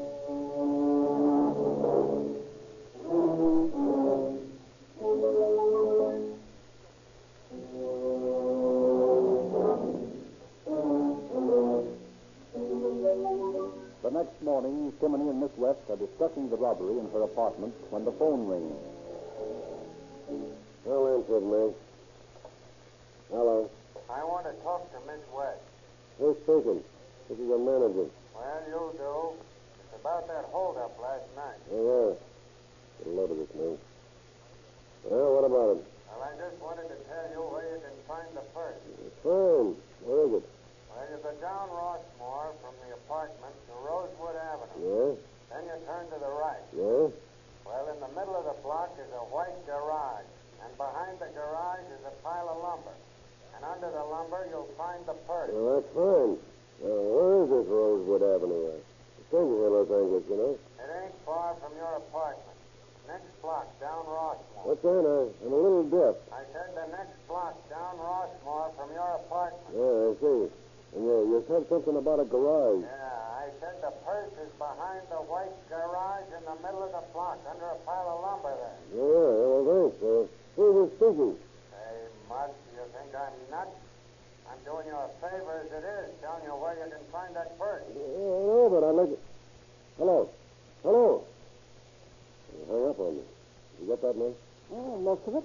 What's the idea of all the stupid questions and that crack about being deaf? I just followed him so I could remember his voice if I ever got a chance to hear it again. Oh, smart boy, Jim. You ought to be a cop. You got the figure for it anyway. Oh, that's right. So they left the purse for me, huh? Yeah. Oh, I wonder if there's anything in it. Well, let's take a walk over there and find out.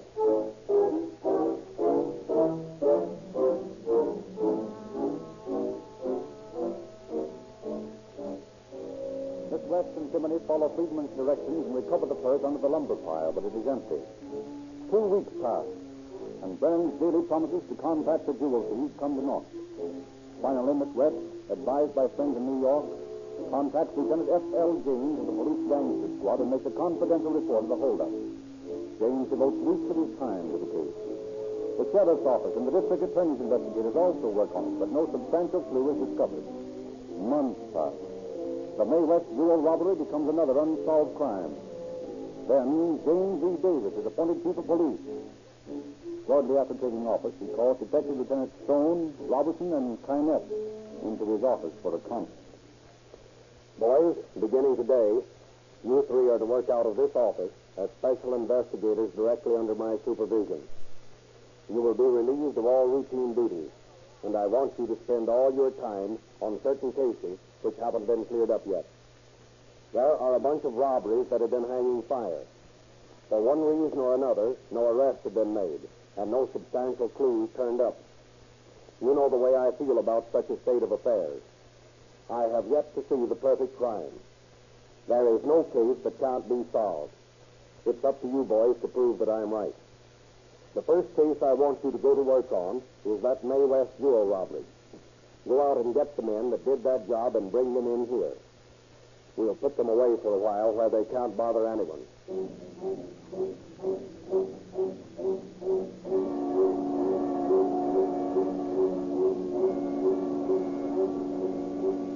Detectives Stone and Robertson studied the investigation reports of the officers who had originally worked on the case, and then planned their criminological strategy.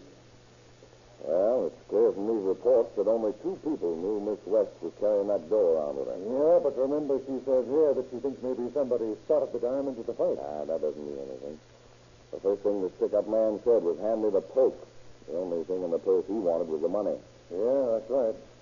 Now, two people knew about that money.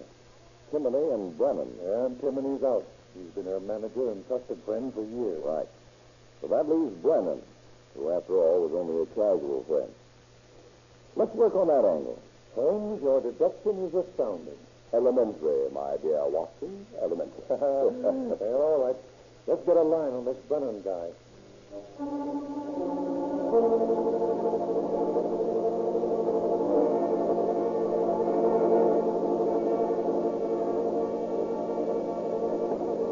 The investigation of Brennan's acquaintances limits itself finally to Edward Friedman as the man most closely resembling the general description of height and weight given in Miss West's report. Friedman, having been booked on a previous charge, the police records include his picture and fingerprints. Stone and Robertson take Miss West the mug of Freeman for identification. Well, is this your man, Miss West? Oh, let me see now. He's sort of dark and handsome, isn't he? What about it? Is he the guy? Well, I can't tell for sure. You see, he had his hat pulled down and his coat collar pinned up, so his face was pretty well hidden. But if I could hear his voice or see his hands, why, then I'd be sure. What do you mean, see his hands? Oh, he had short, pudgy hands. That was the one thing about him that impressed me. Well, we'll run this guy down and let you get a look at his hands.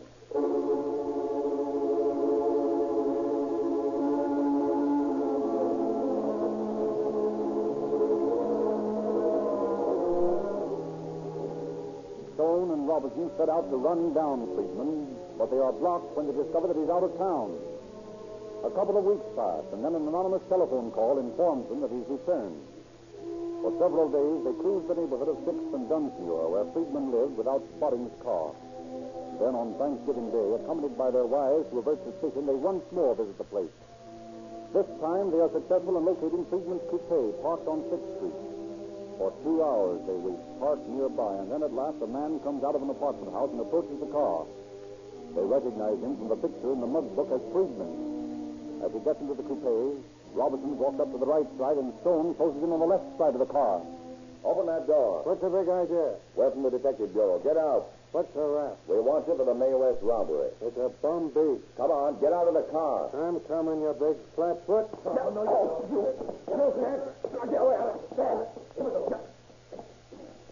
All right. Yeah. All right. I'll go. Put the braces on, Bill. Okay. All right, let's go.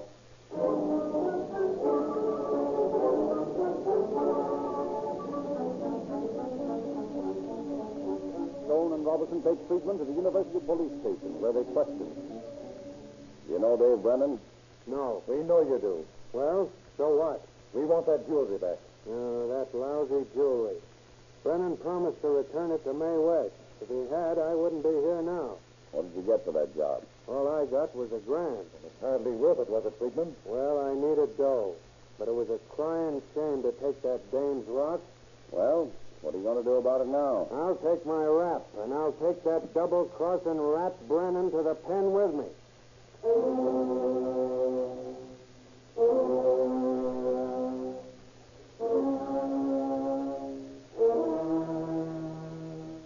Having obtain Friedman's full confession, Lieutenant Stone calls Miss West and informs her that they have a suspect in custody who has confessed. Miss West asks him to bring the man over to the apartment at once. He and Timoney greet them outside the apartment house. Miss West, this is Mr. Friedman, the suspect I told you about. I remember Miss West from the night I held her up. Oh, yeah. I remember your voice now. This is the man, all right, Lieutenant. Well, what would you say, Mr. Timoney? Sounds like him to me, but you have to hear his voice on the phone to be sure. Well, I guess we could arrange that too, Mr. Timoney. Listen, Lieutenant. No, I'd like to talk to Mr. Friedman alone.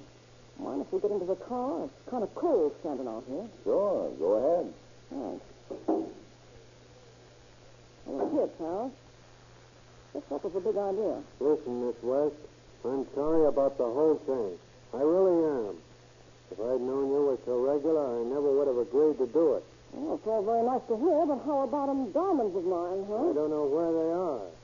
I got $1,000 for the job, and I was through. Brennan took the rock. Oh, so Brennan was in on it, eh? Sure. Oh, that's the limit. And I call that guy a friend. I guess I'm just a chump. I made Brennan promise to return the diamonds. Oh, you're good at moving mountains, too. I wanted to come and tell you about it a lot of times. If I could have gotten the jewels back for you, I would. Well, you're not a bad guy, Friedman. I don't know, but I feel kind of sorry for you. But that double-crossing Brennan, if I could get my hands on him... You and me both.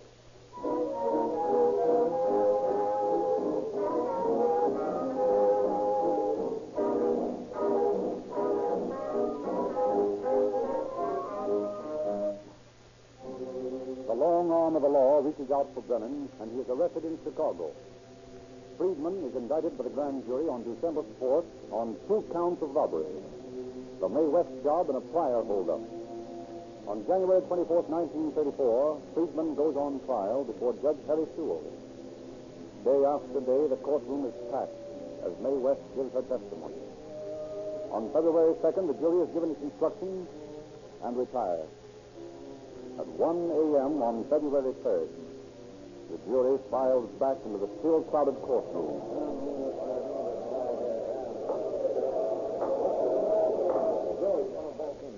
Gentlemen of the jury, have you reached a verdict? We have, Your Honor. Read the verdict, please. We, the members of the jury, find the defendant, Edward Friedman, guilty as charged in the indictment of robbery in the second degree. Stand back there. What seems to be the matter, Jim? Friedman's fainted. Oh, a tough guy, huh? Just a poor hoodlum. He can dish it out, but he can't kick it.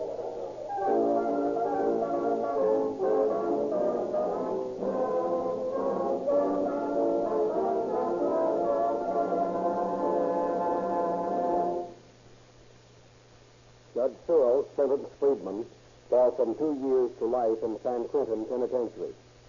He appealed his case, and the appellate court confirmed the judgment. Stubbornly, he carried his fight to the state Supreme Court, but that august body refused to review his case, and Friedman must serve his time. Dave Brennan, instigator of the plot, was arrested in Chicago, jumped a $10,000 bond, and traveled to Miami, Florida, where he was arrested again. Although Captain Stone traveled all the way to Miami to bring back his man, the governor of Florida ruled that as Brennan was under bond in Illinois, he would have to be extradited from that state. So the fight for extradition goes on. We, the police, have performed our duty and discharged our obligation to Miss West and to society in apprehending these criminals. But how quickly they can be locked behind prison bars is a question that can only be answered by those who manipulate the red tape of the law. Thank you, Chief Davis.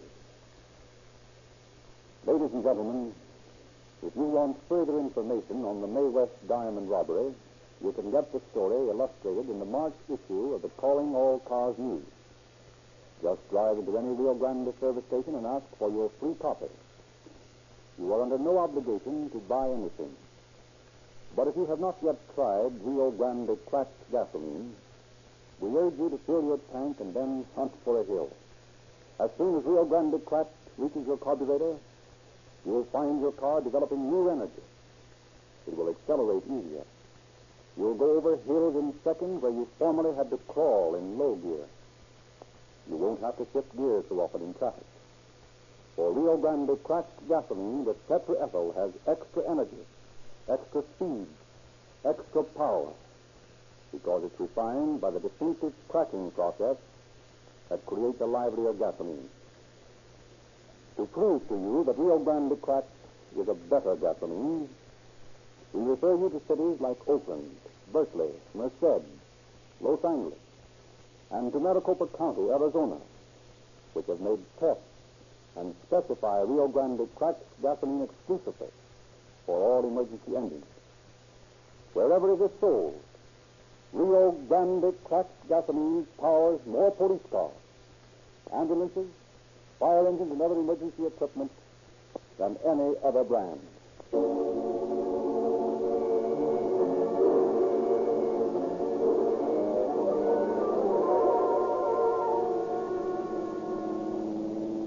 Los Angeles Police calling all cars, attention all cars. Cancellation broadcast 69 regarding a holdup. Suspect described in this broadcast is now in custody. That's all. Rosenquist.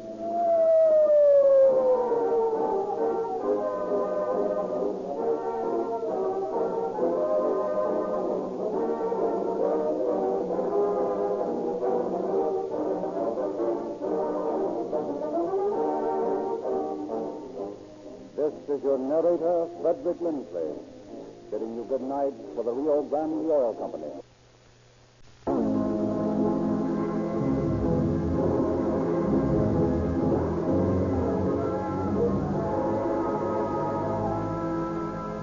Calling all cars, a copyrighted program created by the Rio Grande Oil Company. Los Angeles Police calling all cars, attention all cars, broadcast 71. Do not interfere with the movement of an old Buick touring car. License 162375. 162375. This car contains officers on a tail job for the federal government. That's all. Rosenquist.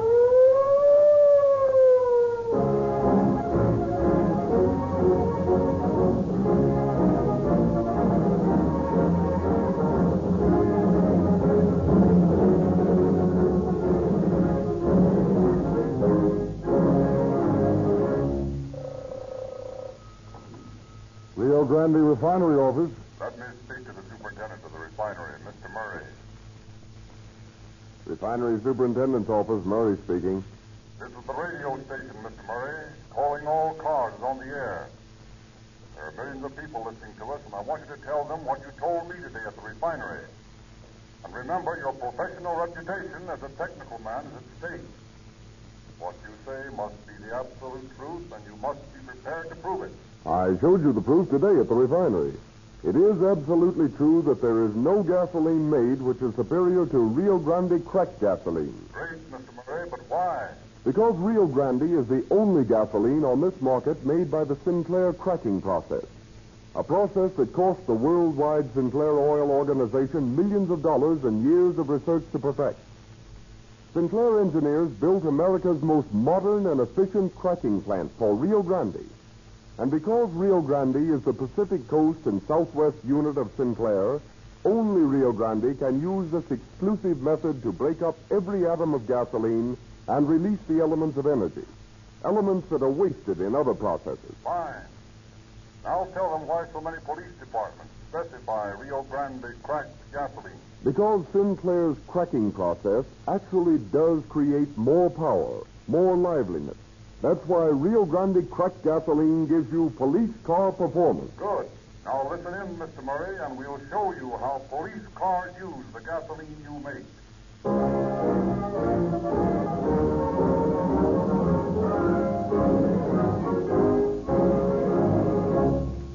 Chief James E. Davis of the Los Angeles Police Department is unable to be here this evening, but he has sent as his representative Captain C.B. Harlow, head of the Speed Squad, who will now speak to you. Good evening, friends. Chief of Police Davis has always felt that the forces of the law should cooperate so closely, one with another, that in effect we would have in the United States a federal police force. This has been repeatedly proven in other countries as the most effective method by which to combat crime.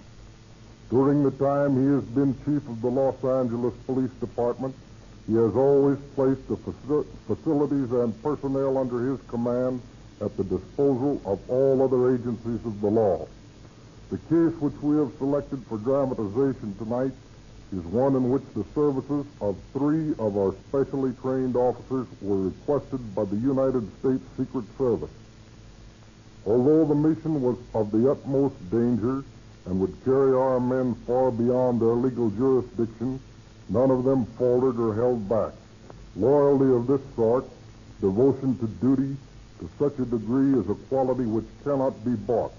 It preaches its own sermon on the type of men who safeguard your lives and property.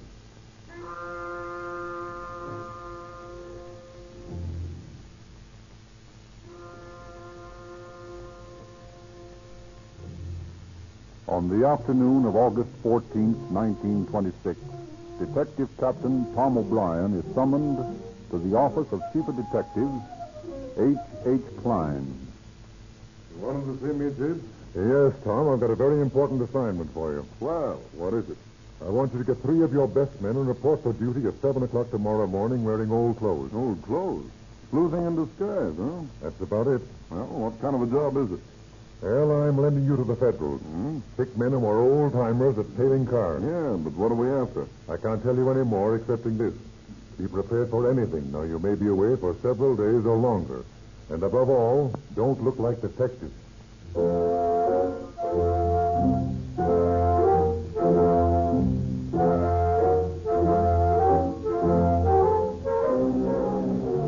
Captain O'Brien selects Detective Lieutenants F.T. Hawtrey, L.L. Curtis, and B.F. Cox to accompany him on the mysterious mission. He orders the men not to shave that night and to wear their oldest clothes. At 8 o'clock the next morning, the 4 officers are waiting in headquarters when Captain Hopkins of the Department of Justice arrives. Good morning, boys. Hello, Captain. Good morning. How are you, Captain? Tom, I think I better explain this to you alone first. Okay, Captain. Let's go into my office. Now, what's it all about? You're going to need plenty of nerve for this assignment, Tom. Maybe the last you or your men will ever undertake. You can't scare me off that way. Any assignment may be our last. Well, what's it all about? Revolution. That sounds like a job for Red Hines. No, this isn't his kind of revolution. Here's the dope. We've had men shadowing General Perez, the Mexican ex-secretary of war, ever since he arrived here after that last revolution in Mexico. Yeah? Well, General Perez is ready to go into action. What do you mean? What can he do up here more than 100 miles from the border? A couple of months ago, Perez and his backers placed an order for 400 rifles and 150,000 rounds of ammunition in New York. Those arms are consigned to the Watson Hardware Company in San Diego. But they weren't landed in San Diego. They were unloaded at San Pedro. Yeah? Been watching them for 10 days. They're in a warehouse on North Broadway, loaded on 2 trucks. Our men in San Diego report that General Perez and his staff are to leave Los Angeles and other points today for Engineer Springs. That's up in the mountains behind San Diego. There, they'll be met by an army of peons who'll be armed with those guns. Engineer Springs is only a few miles from the border. The dirt road leads from there to Tecate. They march from the Springs to Mexicali and Tijuana. So you want us to go down to the warehouse and knock over the trucks full of rifles before they get underway, huh? No, it's not as simple as that. These arms are legally consigned to the Watson Hardware Company in San Diego. Everything's within the law till they pass San Diego. If they go beyond there, well, then it constitutes a violation of the Neutrality Act. And then we can knock them over. Your job is to tail those 2 trucks till they pass San Diego and are headed for the border. Can you do it? Can we tail them? Say, if those boys of mine can keep bootleggers in sight in Los Angeles traffic, a couple of trucks will be a cinch. I don't doubt that, but this isn't as easy as it sounds. They mustn't know they're being followed. These birds mean business. If they suspect you're behind them, they may pull into some canyon and shoot it out. Or they simply deliver the arms to the hardware company in San Diego, and well, then we've got to wait weeks or months for the next move. The guy gets to catch them in an overt act. I get it. When do we start? Be at the corner of College and North Broadway at 4 o'clock this afternoon in a private car, an old touring car if possible, anything but a police car. You see the trucks go by. They'll be convoyed by 2 passenger cars. One in front, one behind. I'll be around, but I won't be paying any attention to you or the trucks. My men and I'll follow you later. All you have to do is keep those trucks in sight without being seen, okay? Okay.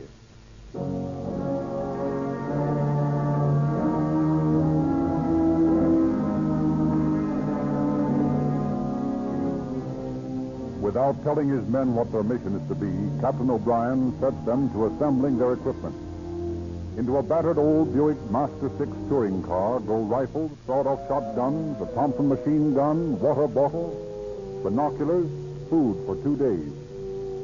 Curious reporters buzz around the taciturn police officers.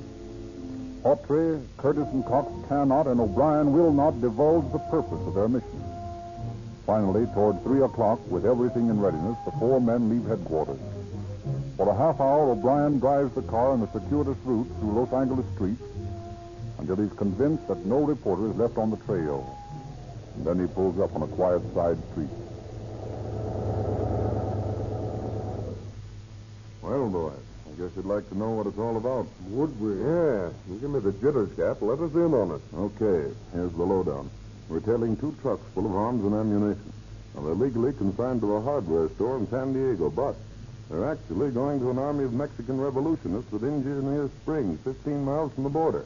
Regular Nick Carter stuff, eh? Yeah. Now, get this point straight, boys. This is a federal case. It's dangerous, and we may be killed. We'll be operating outside our own jurisdiction, and no one will be responsible for anything that happens to us. Now, if any of you, for any reason whatsoever, feels that he's justified in taking the chance, he's got a perfect right to back out. Nobody will criticize you for that, and nobody else will ever know about it.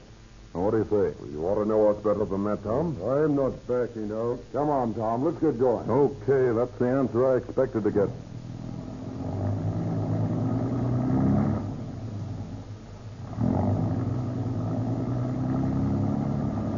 We'll pull down here at the corner of College and Broadway. The trucks are to start from there. We can't make the pinch, can we? We're not supposed to. We just keep them in sight. The federal men will be right behind us.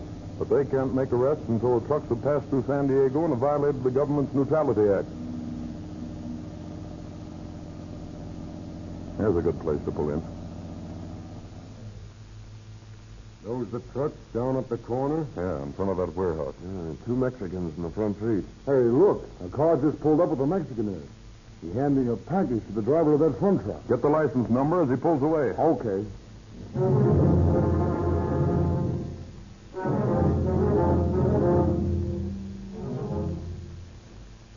During the next hour, several automobiles arrive at the scene and transfer packages to the trucks.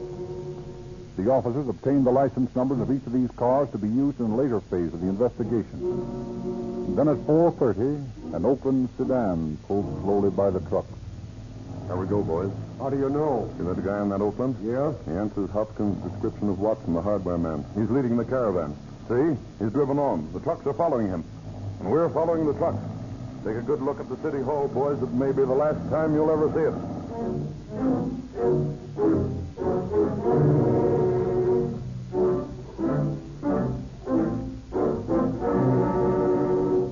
Slowly, the Los Angeles officers follow the gun runners. At 15 miles an hour, they creep along Telegraph Road through Santa Fe Springs. The sun splashes flat, dying yellow against the brown, burned hills of La Habra as the caravan tediously rolls onward. Early in the evening, they arrive at Santa Ana. O'Brien and his men watch the truck put up in a garage for the night. Keeping the drivers and their assistants, or swampers, under constant watch, O'Brien and his men follow them about town. Toward 10 o'clock, the captain takes a room in a hotel facing the main street. He is joined there by Captain Hopkins, the federal man. Well, Tom, how do we stand? Well, so far, so good. Hotby is out on the swampers. We followed them to dinner to a pool hall, then back to the garage. They're sleeping in the trucks. We stuck with the drivers on the hotel directly across the street. We took this room so we could watch them. Fine. Any of them get wise? Not a bit. We've been walking around town in our shirt sleeves just like any other citizen this hot night. And on the way down, the traffic was so thick they had no way of knowing we were on their tail. So far, so good. Tomorrow's going to be the tough leg of this trip. Between here and Oceanside, there are practically no side roads and very little traffic. You have to be on your toes. I know it. I think the best thing for you to do is get some sleep. I got to keep my eyes on that hotel across the street so those birds don't slip out on me. Let me take care of that. Put a man downstairs in the lobby. He'll tip you off when they come out. I'll send another man over to relieve Hawtrey so he can get a little rest, too. Oh, that'll be fine. We'll need all our wits about us tomorrow. Darn right you will.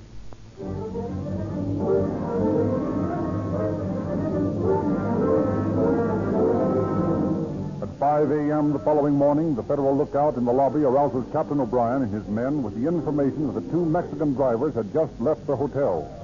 Quickly dressing, the Los Angeles operators breakfast at a restaurant on the main highway out of town. While they are engaged with bacon and eggs, the two trucks, led by Watson's car, file by. A few minutes later, the officers take up the trail, follow the trucks out through Tustin, down the valley toward San Juan Capistrano and the sea. They are driving slowly along the straight stretch of road between San Juan and San Clemente when...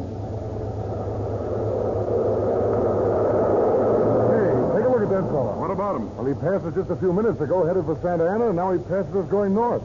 Looks like a Mexican to me. He might be the rear convoy of the outfit. We'll have to keep our eyes open, Tom. If he recognizes us again, we're sunk. Well, we're all right so far. No law against four dirty mags like us using the public highway. Yeah, but... Hey, wait a minute. There's the same car parked by the side of the road. There's a Mexican leaning against the fence. He's the rear convoy, no doubt about it. Must wait just over the top of every hill. Now, don't look his way, boys. Yeah, well, what are we going to do? It's a cinch he's giving us a once-over. Well, we'll throw him off. See that oil well right here? Yeah? Well, for the next few minutes, we're oil drillers. What's the idea? Get out and inspect this well, boys. Show plenty of interest in it until the hombre drives on. Yeah, well, listen, just how do oil drillers inspect wells? I don't know. But probably he doesn't know either. Curtis, you stand back here with me and look up at the derrick. Point your hands occasionally. Hopper, you and Cox putter around the pump. Test the levers. Look busy. Oh. I'll take a look in his direction every now and then. My back's toward him. Yeah, he's sure standing there. You know, he might be the general. He looks something like General Perez. Might be at that. Anyway, let's call him the general. I got a hunch we're going to see a lot of him, so we may as well have a name for him. Well, the general doesn't seem to be very much interested in us. Uh-oh, he's getting on his horse. Which way is he driving? Towards San Diego. He's one of the boys, then. Is he out of sight yet? Yeah, he's just pulling over that hill down there. Okay, come on then. He's plenty cagey, that guy, but I think I'm on to his plan. Yeah, what is it, Tom? He stops on the other side of every hill and watches the cars that pass. When he's just over the brow of the hill, an approaching car can't see him until they're in full sight. But we can play the same game ourselves. Yeah, how? Every hill we come to, we'll stop. One of us will go ahead on foot until we can just see over the brow of the hill.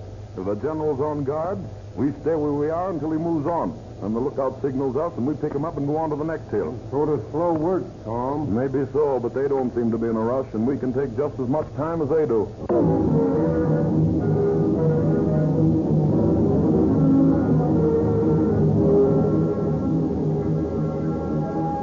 Captain O'Brien's analysis of the strategy of the man they dubbed the general is correct. For at the next hill, Hawtrey, sent on ahead, sees the Mexican on guard on the other side of the elevation. Waiting until he's departed, Hawtrey motions to his companions, who pick him up and continue on their route. So the slow southerly progress is made. When Oceanside is reached, Captain O'Brien takes advantage of the parallel streets to scoot ahead of the expedition and take up a strategic point on a side street in the center of town. Hey, what's the idea of the halt? Road split here. They can get to San Diego by the coast or by way of Escondido on inland route. If we see them go by the corner here, it means they're heading inland. And there they go. Well, boys, that means we're in for some heat. Yeah? What do you mean? No more ocean breezes. Today is going to be a scorcher, and that country back there really gets hot. I can stand that sort of heat, just so long as our friend the general doesn't send his kind of heat on us. Right. Well, I guess we better get started after them. Hey, wait a minute. Here comes Hopkins.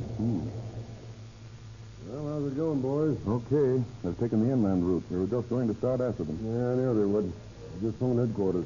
We got some dope on some new developments. Yeah? What sort of development? Serious ones. Oh. There are 300 armed Mexicans near Tecate waiting for the reinforcements to be armed with the guns you're tailing. Hey, the general means business, doesn't he? Yeah, he does. Here's something more important. The San Diego men have reported a rumor that 200 Mexican laborers from Imperial Valley and the Orange Groves are hidden in a canyon somewhere along the inland route, waiting for their guns. Somewhere before we get to Engineer Springs? The rumor. They'll be on the lookout for sudden deflections from our route to San Diego. Oh. They unload the gun before they even get that far south. We've got to stop that. Well, then I'll be right behind you. We'll take care of that end. Yeah, but you might not get up in time. We'll have to seize the trucks before they get a chance to unload them. That's taking a big risk. What I had in mind when I asked you for your men. I don't want to endanger your lives. Captain, we're in this thing to see it through. How about it, boys? You bet. Yeah, you're darn right, Tom. No, if they swing into a canyon or indicate in any way that they're going to unload, we'll move in on them and seize the trucks. We'll do our best to hold off the truck crews until you arrive. Is that understood, boys? Understood. Come on, let's go. No use wasting any more time, Tom. Well, go to it, boys, and the best of luck.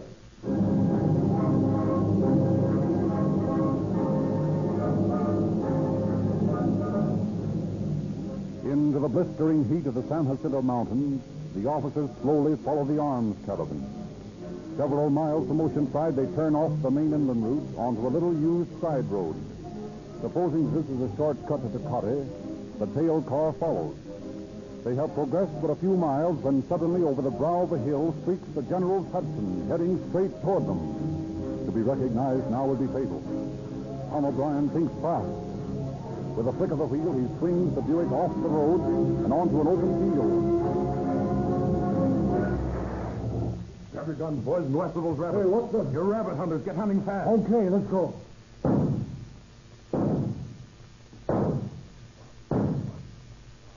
Okay, boys. He's out of sight. Hey, what's it all about? Well, I couldn't let him see us again. I suddenly thought we'd be hunters for a few minutes.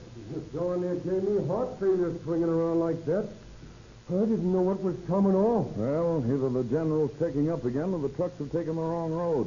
So we'll just stick around here and hunt some more rabbits until one or the other of them passes by. Yeah, and I bet there isn't a rabbit in this country this side of Riverside.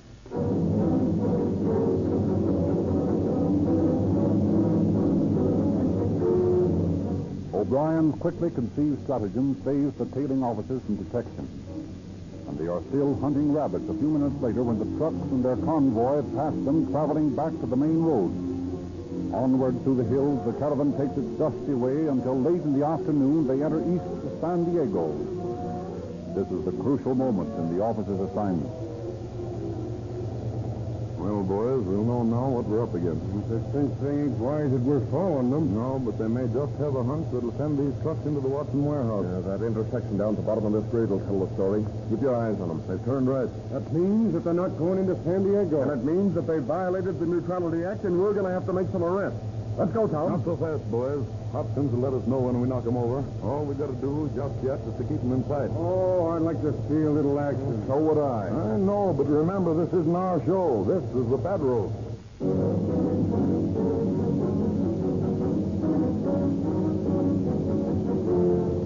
On through East San Diego and out into the rolling eastern hills, the caravan in its shadow travels. Just outside the town of La Mesa, the gun runners pull up by the side of the road, and the General and Watson hold a hasty conversation. Then the General drives into town. Believing that he's about to contact the revolutionists, O'Brien and his men follow. Their quarry enters a drugstore in the center of the town. O'Brien tells Lieutenant Curtis to follow the General in, but to wait a minute so as not to arouse suspicion. Meanwhile... Buenos dias, amigo. ¿Eh? Oh, buenos días. Hay teléfono aquí donde puedo telefonar sin estar escuchado. ¿Eh? Quiero decir, deseo teléfono privado. Sorry, mister, you got me wrong. I don't speak Spanish. Oh. And there is no one else here who does? No, sir, but can't I help you some way? To be sure. You have here a telephone booth? Hey, I'm sorry, it's out of order, but you can use the store phone if it's a local call. Aquí, $10 para usted. Huh? What's that? I guess you don't speak Spanish, all right. Where did you say the phone was? Right over there. Yeah. Pardon me. Something for you, sir? Give me a Coca-Cola. Sure. Buenos dias, senor. Oh, how are you? Hace mucho calor, no? I'm afraid you'll have to say it in English, brother. Oh, you speak no Spanish. Que lástima. That is too bad. I was saying it is very hot today. Oh, yeah, it is. Especially driving. I guess you're right. Of course, I haven't been out on the road today. You see, I live here in La Mesa. Oh. You will excuse me, senor. I must tell you. Sure, go ahead. Your Mexican friend seems pretty sociable. Yeah, he fired out a string of Spanish at me, too. It's all Greek as far as I'm concerned. What? Oh, that's a great help. Well, what's the matter? Oh, nothing. Nothing at all. There's your money for the coat. So long. All right, thanks. Goodbye.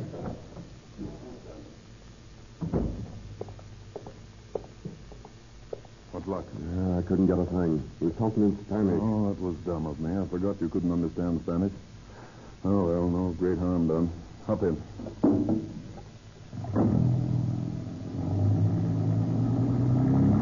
Where do we go now? Just up the street away, out of the general's line of vision.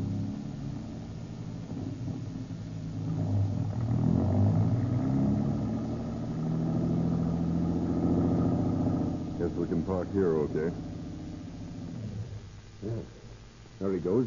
He's left the car parked and he's walking back to the truck. We've got to be on our toes now. Figure we'll have to do a little shooting, Tom? Can't tell. We might. Look, the general seems to be giving that guy Watson orders. Yeah, and now the truck's moving on. We'd better get off the main street until they get by.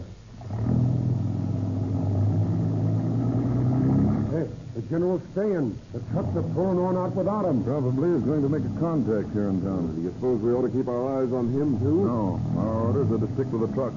Don't worry, Hopkins and his men are around here someplace, and I have them covered. And if my guess is right, we'll get our instructions to knock them over any minute now. This is the last lap. There's no doubt about it. They're heading for Tecate now.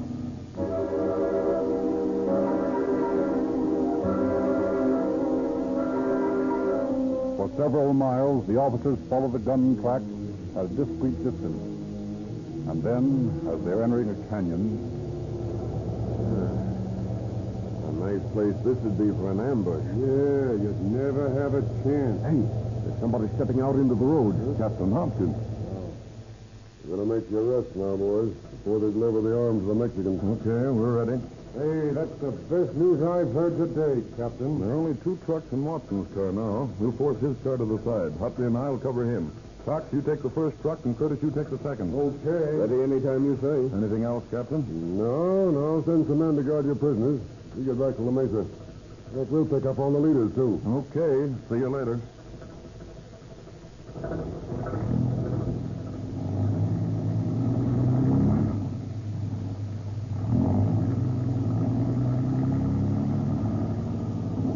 Get your guns ready, boys. Well, I'm glad we're going to see some action at last.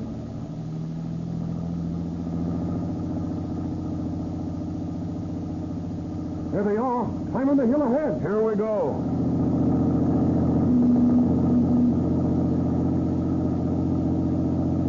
Pull up over there to the side. Get over. Come on, stick up your hand. I mean it. Drop that gun and stick up your hand. Hey, what's all this about? We're officers, and you're under arrest. Get out of that car. Under arrest? How come? Violation of the Neutrality Act. I don't know what you're talking about. This road goes through to Phoenix. I'm taking these trucks full of merchandise there. Merchandise, may I? Those trucks contain guns and ammunition, and they're manifested to San Diego. Well, there's been a change of plan. I'll say there has, and we've changed them. Got a permit for that gun you pulled on me? Yes. Here it is. Well, that's the only gun and 2 truckloads that you got a right to carry. Sorry, Mr. Watson. It's handcuffs and jail for you.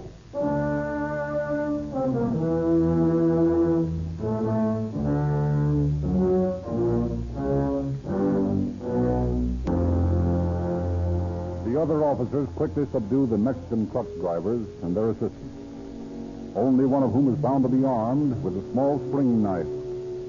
Leaving their prisoners under the guard of Hopkins' men, O'Brien and his command hastened back to La Mesa and joined Captain Hopkins, who has been keeping the man they have dubbed the General under constant surveillance. Under a magnolia tree on the outskirts of the little town near where the Hudson is parked, the General and a distinguished-looking man are talking. O'Brien and Hopkins approach them quietly. Good evening, General. ¿Qué? No pueden ustedes ver que estamos ocupados. No deseo estar molestado. No use kidding, General. We're officers. You're under arrest. Under arrest? For what? For violation of the Neutrality Act. What? I see it as useless. Your men have surrounded us quite useless, General. The trucks of guns and ammunition have been seized, and before tomorrow morning, most of your army will be under arrest. Very well. I yield. It's the wisest course. Who's this gentleman with you? One of my staff, Colonel Manuel Rojas. Better snap the cuffs on him. Okay. Come on, Colonel. Stick your hands out. You next, General. Well, I think we can place General Perez on his honor as an officer and a gentleman. Your trust is accepted and deeply appreciated, Senor Capitan. I had dreamed of saving my country from a tyrant's heel. My crime is unselfish patriotism. My God is liberty. To have ended up in chains would have been ignominious indeed. I thank you, Capitan, for your consideration.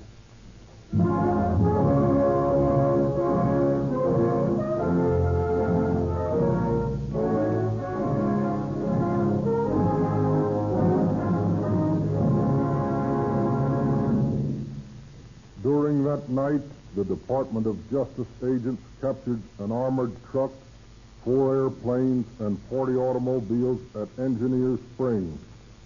And nearby, 200 Mexican peons awaiting the armed shipment were placed under arrest. The prisoners, through the cooperation of General Smedley Butler, were housed in the Marine Barracks in San Diego. Next day, 400 more Mexicans were arrested in the Imperial Valley. Thus, due to the excellent work of 4 Los Angeles police officers, the biggest single arrest in a neutrality matter in the history of the United States was successfully accomplished. The leaders of the revolution, including General Perez, were given sentences for from a year to 18 months in the federal penitentiary at McNeil's Island. Most of the members of the aborted revolution's army were placed on probation, and Captain O'Brien and Lieutenant Hawtrey, Curtis, and Cox were presented with valuable gold watches by the governor of Lower California in appreciation of their work in preventing a breach of neutrality between the United States and Mexico. Thank you, Captain Harrell. Hello there. Is America's most modern gasoline cracking plant still listening? Yes, sir. I didn't miss a word. But remember, Rio Grande Cracked is refined by the exclusive Sinclair cracking process. And only Rio Grande has this cracking process for the Pacific Coast and the Southwest. And before you tell the audience that more police cars, fire engines, and emergency equipment use Rio Grande Cracked gasoline, let me say it for you. And add that the gasoline we furnish to so many cities for police and fire departments is exactly the same Rio Grande Cracked gasoline with tetraethyl that's sold by independent service stations. The amazing, mysterious case of the Hollywood ghost burglar is solved in the April issue of the Calling All Cars News, the unique free publication that your Rio Grande dealer gladly gives you each month. Ask for your free copy of the latest issue of Calling All Cars News.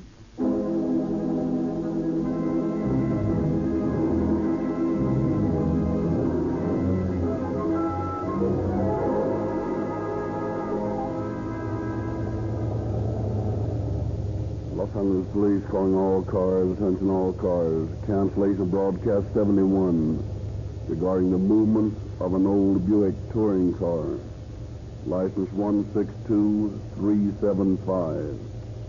This car was on a tail job for the Federals. The assignment has been successfully completed. That's all. Rolls and quotes.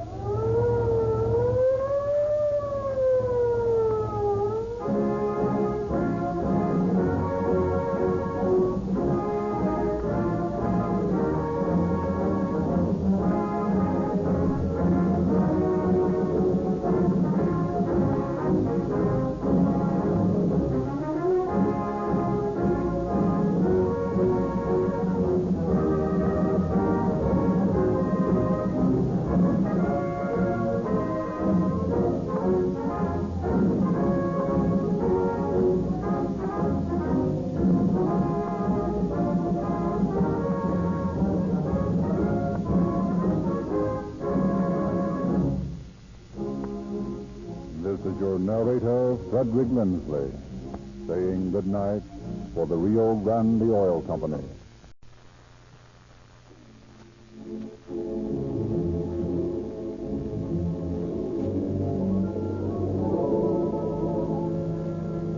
Calling all cars. A presentation of the Rio Grande Oil Company.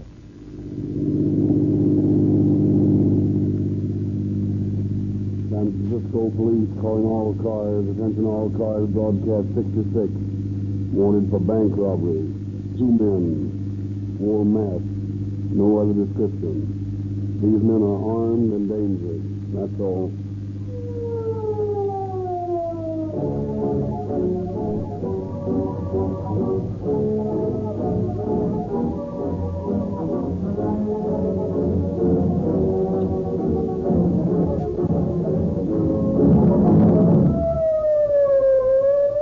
Oakland Police, attention all cars. New city orders. Use only Rio Grande cracked gasoline for all emergency equipment. Merced, California, effective immediately. All Merced police cars and fire engines that switch to Rio Grande cracked gasoline. Calling all Berkeley police cars. Rio Grande cracked gasoline has been specified by the city of Berkeley for all police, fire, and emergency equipment. Arizona calling. Attention all Maricopa County Sheriff's cars and emergency equipment. Maricopa County insists that Rio Grande cracked gasoline be used exclusively. Los Angeles Police calling all cars. Because our city has found that Rio Grande cracked gasoline is faster, more powerful, and more economical, we have awarded the Los Angeles City gasoline contract to Rio Grande for the third consecutive year. That is all. Tonight it is our pleasure to present Chief James E. Davis of the Los Angeles Police Department. Chief Davis. Good evening, friends. One of the most interesting and mystifying oddities of police work is the strange mental quirks which so dominate the personality of certain unfortunates that they would rather dedicate themselves to a life of crime than one of respectability in a world offering them every opportunity for success. This type of criminal is a difficult one with whom to deal. He is more intellectual than the usual criminal type. He believes that only fools work, and he sets out to collect the living he feels the world owes him. But he never succeeds in gaining a safe, easy life. No criminal, no matter how momentarily successful he may be, achieves safety or contentment. This drama indicates more forcibly than words how true this is.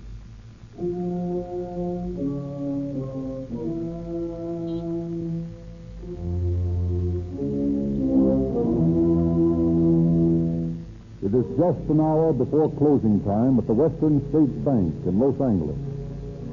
One of the tellers notices a well-dressed young man approach the window and then seem to change his mind.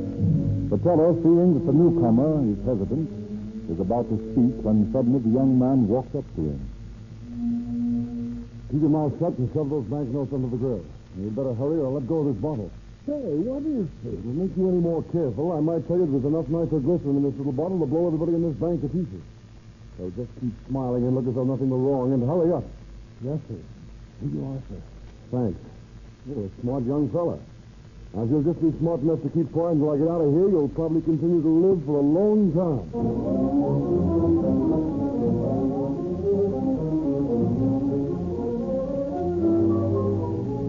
The polite young man walks calmly out of the bank, steps into a car at the curb, and drives off. But the teller in the bank has not waited for him to get far before he notifies the police and gives a perfect description. 15 minutes later, the bandit is stepping out of his car in front of his house when the police car draws up alongside and 2 policemen leap out with guns in their hands. Wait a minute, young fellow. What's your hurry? Well, I'm in no hurry. What do you fellas want? Well, I think you know well enough what we want. Where's the money? Hey, what the devil are you talking about? I don't know anything about any money. Well, we'll just take a look through your pockets, and then maybe you'll have a different story to Now, tell. wait a minute here. I don't know what you're trying to prove, but I can assure you that I'm not going to stand here and let you search through my clothes. I haven't done anything. Now, isn't that just too bad? Bill, be very careful that you don't soil this gentleman's suit when you look in his pocket. We wouldn't want to do that, would we? No, I should swear we wouldn't. No, mister, if you just stand quiet for a minute till I see what you got here. Well, nice crisp banknote and a Western States Bank knocker band around them, huh? Well, what do you say to that now, young fella? Is there anything wrong in having some money in your pocket?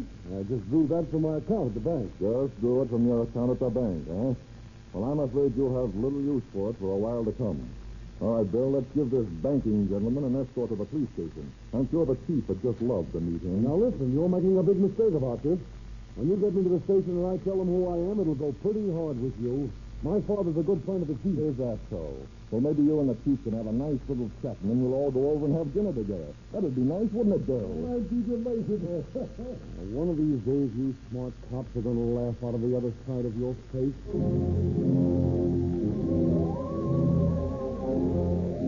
A few minutes later, at police headquarters, the suspect, still loudly proclaiming the fact that it's going to be tough on the officers when he sees the chief, is ushered into the chief's office.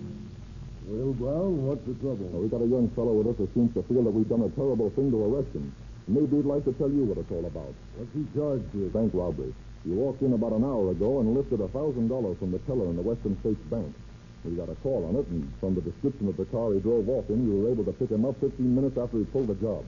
We still have the money on him. What have you got to say to this? All these cops are crazy, Chief. I told them where I got the money, but they didn't believe me. Where did you get it? Well, I drew it out of a savings account. I was going to buy an automobile and take a trip. I see. Well, that ought to be easy enough to prove. I'll just check with the bank, and if they say you have an account, everything will be all right. What name is the account under? Why, Summers. George Summers. Brown, could you put a call into the bank and check that name? You'd better have the teller who saw the man take a run over here. Yes, sir, I'll do it. Sit down, Mr. Summers. Thanks. What business are you in? Well, I'm connected with a brokerage office. A broker? How's business this year? I'd heard things weren't so good on the market. Oh, I don't know. I don't suppose things are any better than they were last year. And you must have done pretty well to be able to afford a new automobile. New automobile? Oh, yes, a new automobile. You hadn't forgotten about it, had you? No, of course not. Why don't you give up, Summers? You pull that job and you haven't any accounts with the bank. Now, why don't you save yourself a lot of trouble and stop lying? I'm not lying. Why would I want to lie? You're pretty cool, aren't you? Well, that's all right with me. As soon as Brown is checked with the bank, it won't be necessary for you to tell me anything. Only I thought that you might want to tell me about it before the others got back. You don't look like a criminal, Summers. You look like a college man. Why the devil did you want to go around holding up banks? I didn't want to go around holding up banks. And if you think you can make me say something incriminating, you're crazy. Okay, have it your own way. Well, I got the bill for you, Chief. Fine, come in. There's no account listed under the name of George Summers. They never heard him. I see. Did you speak to the teller? Yes, he's on his way over here now. Thanks, Brown, that's all. Yes, sir. Well, Summers, what have you got to say to that? Well, I don't suppose there's anything much I can say, is there? Why in the deuce were you so bound and determined to stick to that crazy story of yours when you knew the bank would deny it? Just want to be more trouble to the police? Oh, I don't know. This is the first time I've ever done anything crooked. I guess I sort of hoped to talk my way out of it. I could always talk my father out of giving me a licking for something I'd done wrong, and, well, I guess I thought I could do it with you. Well, maybe now that you know you can't, you'll tell me all about it, right from the start. Well, I work for my father, and he only pays me $25 a week. I figured that I could make a bit of money from this job and then quit. I didn't mean to make a habit of it. You weren't satisfied with your wages, eh?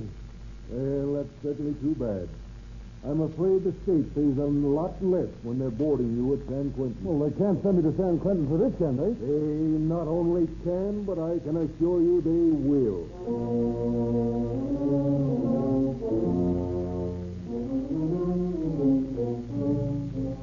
In the trial, it develops that the name Summers is an alias, the real name being James Stanley. As this is his first offense, he is sentenced to San Quentin with a recommendation for parole at the end of 1 year. Stanley is a model prisoner. At the end of the year, he is released and returns to his home in Los Angeles. His father offers him his old job. And for 2 months, father and son carry on business with perfect harmony. But suddenly, the serenity of the elder Stanley is once again given a jolt when at the end of the week he discovers money missing from the company's safe. Refusing to believe that his son has taken it, he fires one of his employees and changes the combination on the safe. But at last, after changing the combination 5 times, after firing 5 employees, Mr. Stanley faces the realization that his son is the only possible guilty person. Sick with bitter disappointment over the weakness of his son, he waits until the rest of the staff have gone home, and then calls him into the office. Yes, Dan? What's on your mind? Dan, I have something to say to you. Something that I've hoped and said and almost believed would never become necessary. Why, what do you... Wait. There's no use in your trying to deny anything. Nothing you can possibly say can do you any good. I want you to listen until I'm finished, and then you may do as you like. I'm an old man, James. I've had many bitter pills to swallow in my lifetime. Pills that I thought at the time were the worst I would ever have to take. And if there's been one thing that I've fought for, one thing that kept me going on fighting to build a business to be proud of, that one thing, James, is you. Yes, but no, don't say anything until I'm through. I won't be long. My boy, you've been my one hope. I forgave you when you slipped the first time. I thought I knew you. I've tried to delude myself by looking everywhere, anywhere but towards you during the last few months. I've discharged men who were faithful to me for years. And after all this, I find that there's only one answer. You've been stealing from my safe. Now, wait a minute, Dad, I have. I've known inside me all the time that you were doing it, but my pride insisted that I was wrong. But no matter what was the case, you could never do such a low, sneaking thing to your own father. Now, I've only one more thing to say to you. You've taken all the faith that I have or will ever possess in human nature and destroyed it. And I want you to leave tonight. And I don't ever want to see or hear of you again. You've chosen your own way of living, well, follow it. But if I ever see you on the street, I shall not recognize you. To me, you are completely and forever a thing of the past. From this moment on, you are dead. All right. All right, throw me out in the street and have a good time while you're at it. You think I'm going to cringe and crawl to you? Well, you've got another thought coming. I don't care if I never see you again. It suits me just fine. If you paid me any sort of a decent salary, maybe I wouldn't have had to walk off with any money. But you're too cheap to give me more than just what's enough to keep me living. All right, I'm leaving. And one of these days you're going to hear about me, and hear plenty. I'm going to have money, and I'm going to have so much that I won't have to work another day in my life.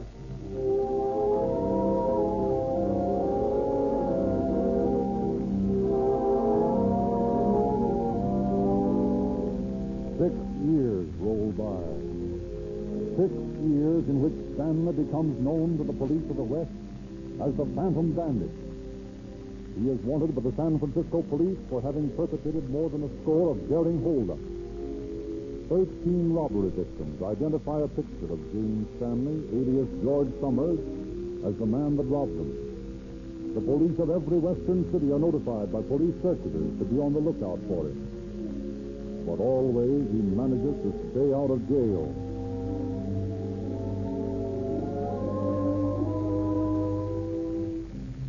September 13th, 1928. The Lark, Los Angeles bound, is standing in a small watering station only a few miles from its destination. In the club car, a group of San Francisco and Los Angeles businessmen are discussing plans for the coming year. Golf, business, and the usual small talk of the smoking car. Suddenly, the door at the end of the coach opens, letting in a blast of cold September air. 2 men and a woman step in. And the travelers find themselves looking into the business ends of 2 guns held by the men. Will you be so kind, gentlemen, to just line up over there against the bar and put your hands above your head? I assure you there'll be no violence. Now. I strongly advise you not to make any unusual noises that might attract the attention of the conductor. It'd be too bad if my friend and I had to shoot somebody. Look here, man, you can't get away with this. Lydia. Yeah? Lift those guys and let's get out of here. Okay. Yeah, you see, you've annoyed my friend. You know, if I were you, gentlemen, I think I'd do just as I was told. It'll only take a minute. All right. I got everything. Okay, let's go. Thank you, gentlemen. Thank you. And I wish you all a very pleasant journey.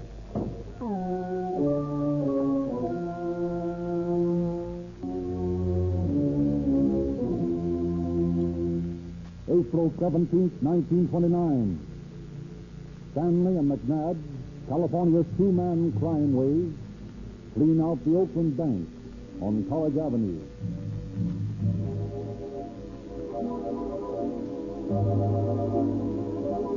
Two months later, on June the 14th, the same daring pair stalk into the Bank of America, Shattuck Avenue and Blightway in Berkeley, tow 7 passengers into submission and walk out with $18,000. San Francisco police are completely baffled as to the identity of the bandits, but from witnesses managed to compile a fairly complete description. Every policeman on the force is warned to be on the lookout for them, but weeks pass and nothing is heard of the bandit pair.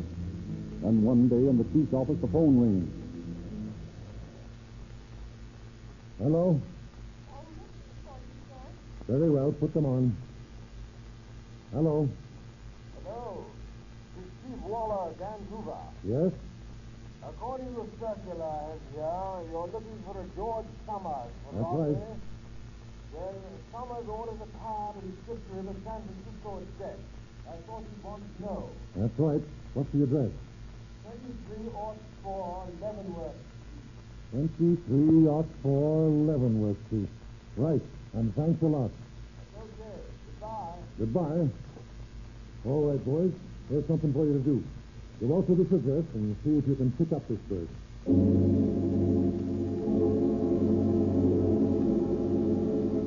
Detective Sergeant William McMahon, George Wall, Otto Meyer, and Robert Rower lose no time in getting to the address.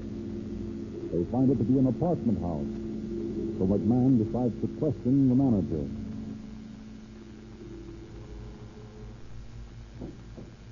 Joey, what can I do for you? We're looking for a person by the name of Summers. I understand he lives here. Well, who are you? We're officers of the law, and we want to see this man. Well, there is no one here by the name of Summers. Are you sure of that? Positive. That's mighty strange. I was told by a friend of his that I could find him here. Well, you can't. Very well. I guess we'll have to search the place if you won't tell us where we can find Summers. Just the place, is it? But I tell you, I never heard of anyone of that name. Well, I'm sorry, but I was told to find him, and that's exactly what I'm going to do. That is, unless you want to tell me what apartment he lives in. If I tell you, will you promise not to tell me? Yes, I promise. Now, what's the number of the apartment? 204. All right, boys, let's go up and take a look. Wall, you better stay down here with the switchboard, and if anybody asks for the key to 204, give us a buzz in the room. Okay. The rest of you fellas come with me. Well, I hope we find something more than a deserted room. The chief on the rampage about those other robberies, I wouldn't dare face him without this bird. Neither would I. 201. 204 must be down the hall a couple of doors. Yeah, here it is. Let's make sure we're alone before we walk in.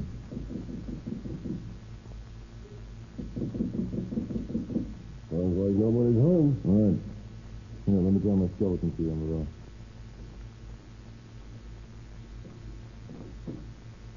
Well, at least the fellow who lives here hasn't skipped. Look at those clothes in that closet. More suits than I've had in the last 10 years. Take a look in the bathroom while I look through this chest of drawers. Okay. Hey, Roy, come here. What's that, man? Will you take a look at what I found in this big drawer? Well, for a look. Automatic, shotguns, and enough ammunition to keep the army going for a week. Hey, this bird must be expecting some trouble. Maybe he's expecting to give some trouble. I think we better stick around here until this gent shows up. And when he does, I'm going to watch my step with him. You and me both. Well, shall we look around some more? Might as well. I'll see what's in the closet, and you... Oh, wait a minute. I'll answer it. Might be for the guy who lives here, and we don't want to tip him off. Yes? Oh, yes, Wall. Huh? Okay. Stay down there and watch for anyone else. What's up? Mrs. Summers coming up. What are you going to do? Let her get inside. We'll hide in the bathroom and see what she does. Then we'll walk in and grab her. Okay, let's get in there.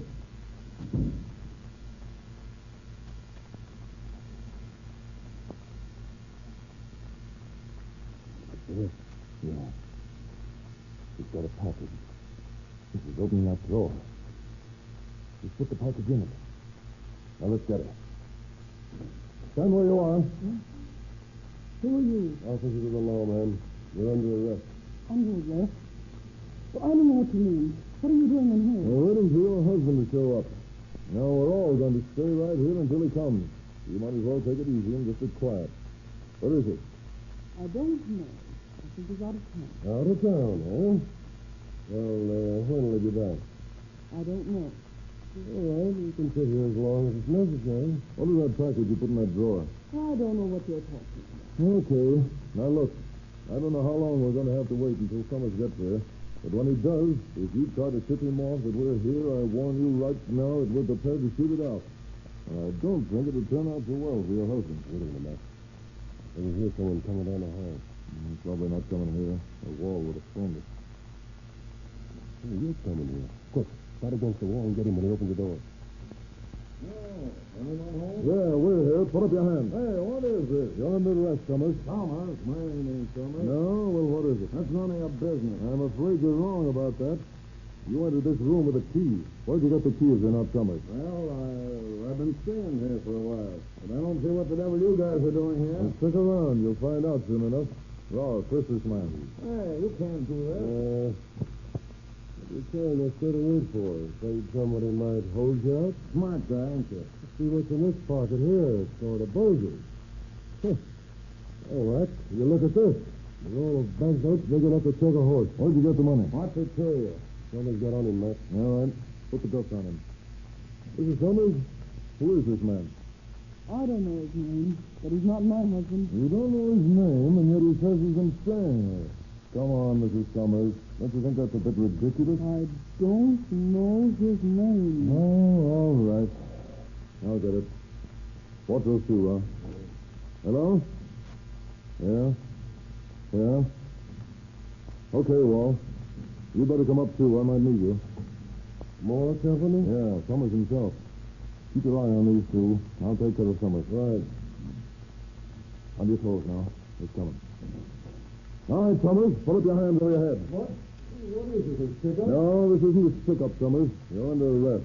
They've got your wife and your friend in the room here. So you might as well take it easy. Oh, so you're a cop, eh?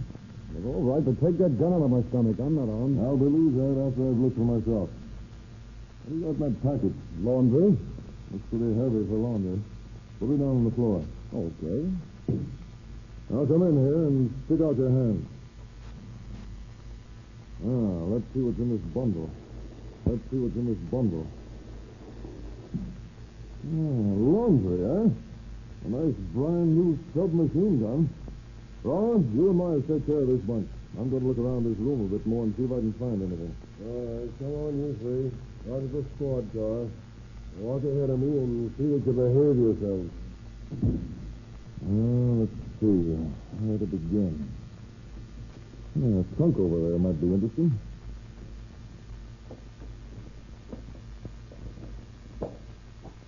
Holy smoke. It begins to look as though we'd stumbled on something a lot bigger than we thought. Wait till the chief sees this.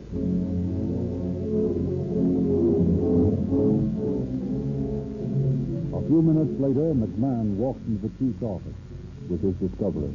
Chief, I think we got the birds who've been doing the bank jobs. This Summers guy, his wife, and the other man I sent over. I found these in the drawer in the trunk in their room. Yeah, let's see what you got there.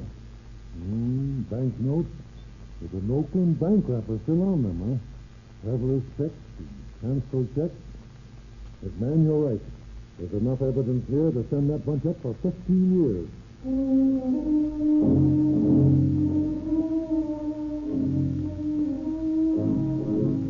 Summers, his wife, and their companion are grilled for hours, but none of them confesses to the charges.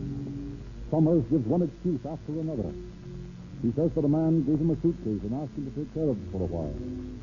But when he found the currency and checks in it, he was afraid to do anything about it and hid everything in his trunk. The police relentlessly continue the questioning hour after hour. Finally, he breaks. All right. I'll tell you all I know about it. But I want to know what you're going to do with my wife. It all depends on what you tell me. Will you give her $100 if I tell you something? Give your wife $100? What on earth do you want me to do that for? Never mind. Will you do it? All right. I'll do it. Now, let's see what you got to tell me. Well, if you'll send a couple of your men over to Break 48 at the yacht harbor, you'll find a boat over there named the Sovereign. What's that got to do with you? Well, I own it. McNabb, my wife, and I were all set to get out of here and beat it to the South Seas.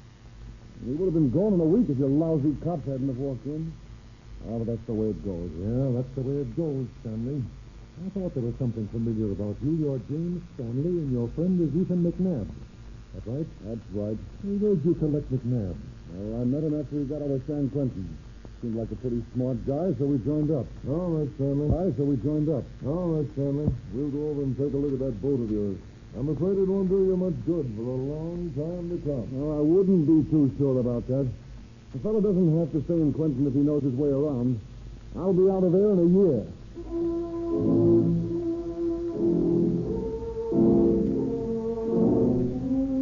Detectives are sent to the yacht harbor, and Stanley's story proves to be true. The yacht is stocked with enough food to last 30 days and carries a complete arsenal. From the harbor officials, they learned that the boat had sailed down from Vancouver, docking 4 days before, and had been bought by Stanley for $11,500. Stanley and McNabb are tried in the court of Superior Judge Homer R. Spence of Alameda County. Earl Warren, fighting district attorney of Alameda County, prosecutes the case himself and secures a conviction. On the day of July 17, 1929, the two men are found guilty of bank robbery and sentenced to Folsom for from 15 years to life. On September 7th, the same year, they are sent to Folsom, and the San Francisco police close the book. But Stanley and McNabb, determined that they will not stay in prison, make 2 attempts to escape, both unsuccessful.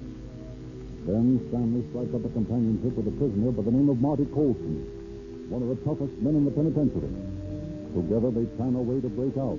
Colson, while working in the machine shop, constructs a homemade gun out of a piece of pipe and pieces of junk material he steals from the shop.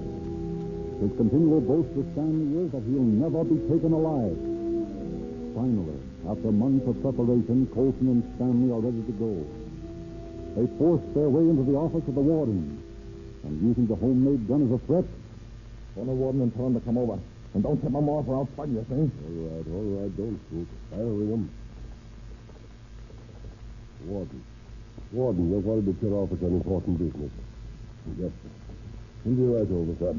When he gets here, he's going to find something that he didn't expect. Marty, what's that? I found out about it. So what do we do? We'll be able to guard in this place and hear the session. We haven't got a chance to know where to get out. All right, well, what are we going to do then? That won't get me around. Marty, where are you going?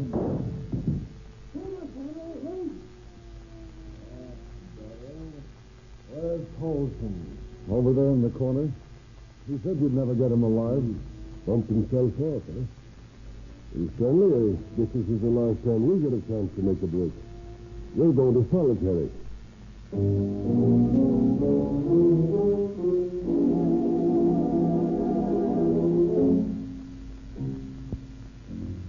James Stanley has been in solitary confinement ever since. McNabb, after several attempts to break out of Folsom, finally made a desperate attempt to scale the walls with handmade ladders. He was caught, but in the excitement, a guard was seriously wounded. Falling back on a rarely used law which reads, a life prisoner may be tried on a death charge following an attempt break in which assault is committed. The authorities tried McNabb and found him guilty. He was sentenced to hang by Judge Butler of San Rafael and transferred to the condemned row at San Quentin.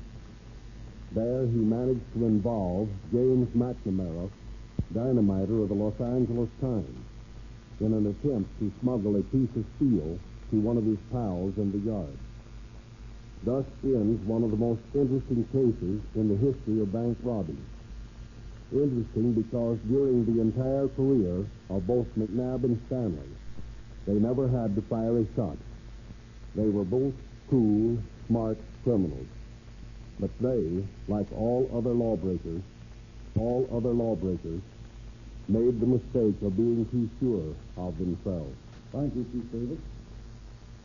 Ladies and gentlemen, Chief Davis has just told you how the police department of the West captured these criminals again and again. We have a mighty efficient police system. Police even specify the gasoline in their police cars so they can make greater speed. More than any other brand, police specify Rio Grande cracked gasoline. Wherever it is sold, it powers more police cars, fire engines, ambulances, and other emergency equipment because tests made by progressive cities like Los Angeles, Oakland, Berkeley, Merced, and Maricopa County, Arizona, have proved that the special cracking process makes Rio Grande cracked gasoline easier to start, speedier, more powerful, and more economical. And this is the same gasoline that you get from your neighborhood independent Rio Grande dealer. You get greater value for your money when you buy Rio Grande cracked with tetraethyl at no extra cost. And here's a bargain. At all Rio Grande service stations, an oversized quart of oil for a quarter. Sinclair Opaline oil in cans. The oil that made Sinclair world famous. Now only 25 cents a quart. With 25 cents a quart. With 2 ounces extra for good measure. The greatest motor oil value on the market.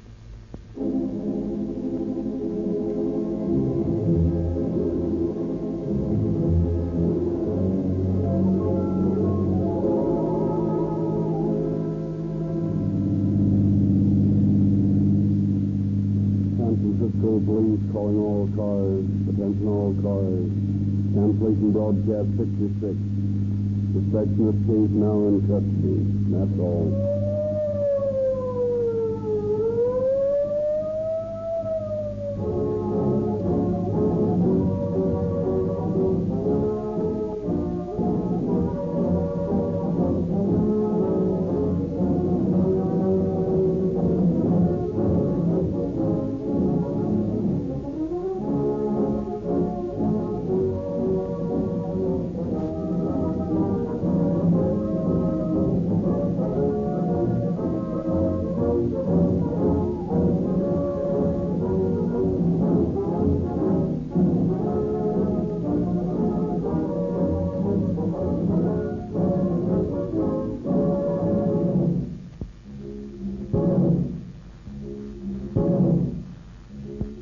This is Frederick Lindsley, speaking for the Rio Grande Oil Company.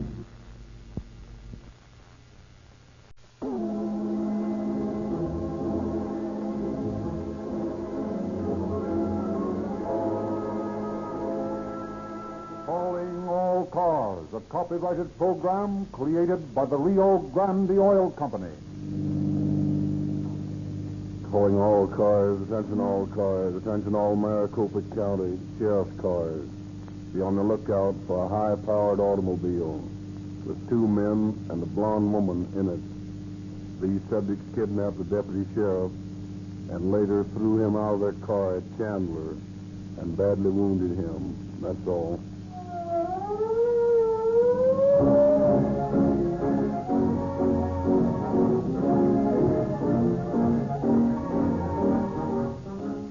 Years of research and millions of dollars have been spent by the worldwide Sinclair organization, of which Rio Grande is the western unit, to perfect the famous cracking process, which is an exclusive, patented process.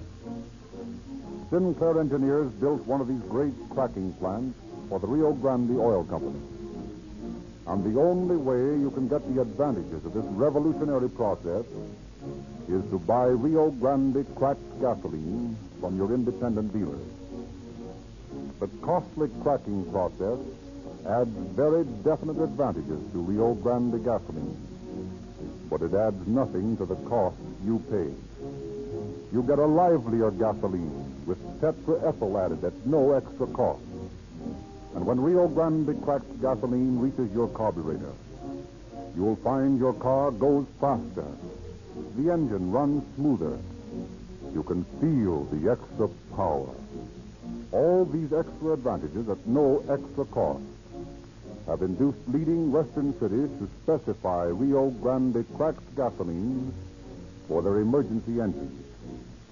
Wherever it is sold, Rio Grande cracked powers more police cars, fire engines, ambulances, and other emergency equipment than any other brand of gasoline. If you will drive into a Rio Grande service station, you too will experience the thrill of police car performance in your own car.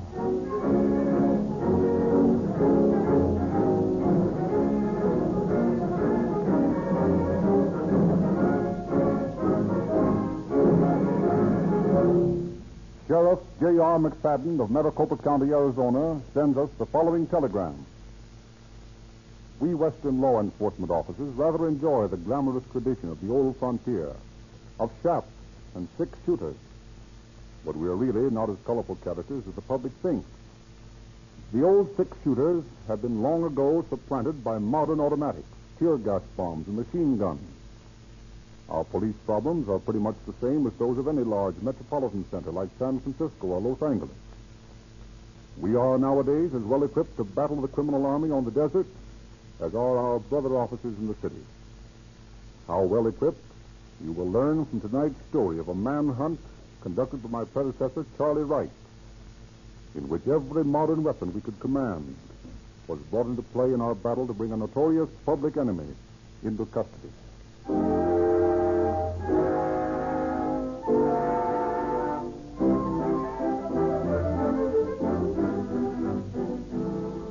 It is a late summer evening in 1929. The scene is a modest apartment in Wheeling, West Virginia. That you, Irene? Where you been? I took Johnny to the movies. Eddie, it was a swell picture. Gee, there was a lot of shooting, and people got killed and everything. Irene, do you realize that it's past 6 o'clock? Here I get home from a hard day at the shop, and there isn't a bite to eat in the house. Oh, lay off, will you? What do you expect me to do? Hang around this dump all day just to have hot beans on the table when you drag me? Well, that'd be a lot better than taking that child to the picture show and exciting his mind with a lot of gangster pictures. And you gotta stop it, Irene. I gotta stop it. You're telling me what to do? Well, I have a right to. I'm your husband. Listen what's talking. Now, look here, kid, and get this straight. I married you to get out of supporting my old man, see? And I've just about made up my mind I made a bad deal. Irene. Sure. This is the lowdown. I got ideas. I got plans. And you don't figure into them, see? There's a devil of a world where the men get all the breaks. I'm going to change all that. I'm going to find myself a real man. And I'm going to take what I want from the world, see? Look here, Irene, you've been drinking. Ah, what if I have? You took Johnny into a speakeasy? Yeah, I had swell stuff this bubble. Now, I forbid you to do that again, Irene. You forbid me? That's hot. Now, you look here, my pretty. You ain't gonna have no chance to forbid me again. Well, where are you going? What's it to you? You'll never see me again. Come on, Johnny. Sure, Johnny. Plenty of them. You're gonna stop living, kid.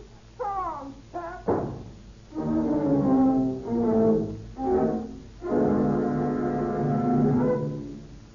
So Irene Schroeder leaves her husband, gets herself a job as a waitress, mulls over the injustice of this man's world, plans how she would change it. But plump, loud, hard-drinking, 140-pound Irene finds it difficult to ensnare a man to fit into her plans. Weeks go by.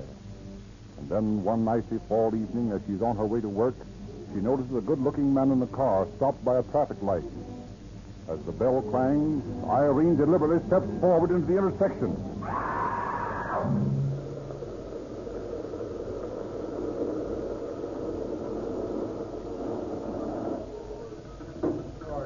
Are you badly hurt? I don't know. I'm awfully sorry. I didn't see you, I guess. Here, let me get you into the car. Careful now. My, you're strong. What's that? Oh, yes.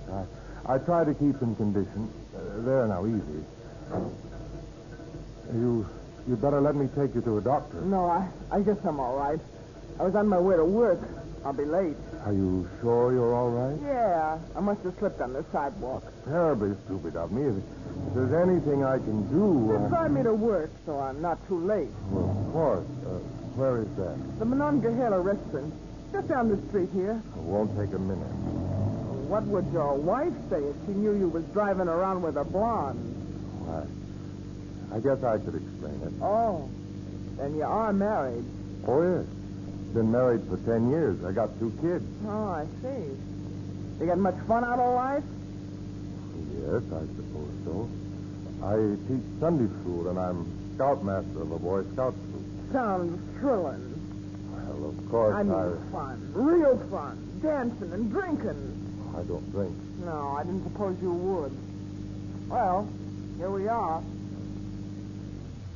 Now, listen. Here's my card, and if I can do anything for you, I'll make it right. I feel responsible, you know. As far as I'm concerned, there's only one thing you can do to make up for knocking me down. Oh, what's that? I'll do anything. Take me out to dinner and a dance some night. Well... Don't you think it'd be fun? Yes, I'm sure it would. Okay, that's the price. Very well. When shall we say? Tomorrow night. Meet you at that same corner at the same time. Well, how about your job? The devil with the job. I like you, baby. Thanks. It's a date? It's a date.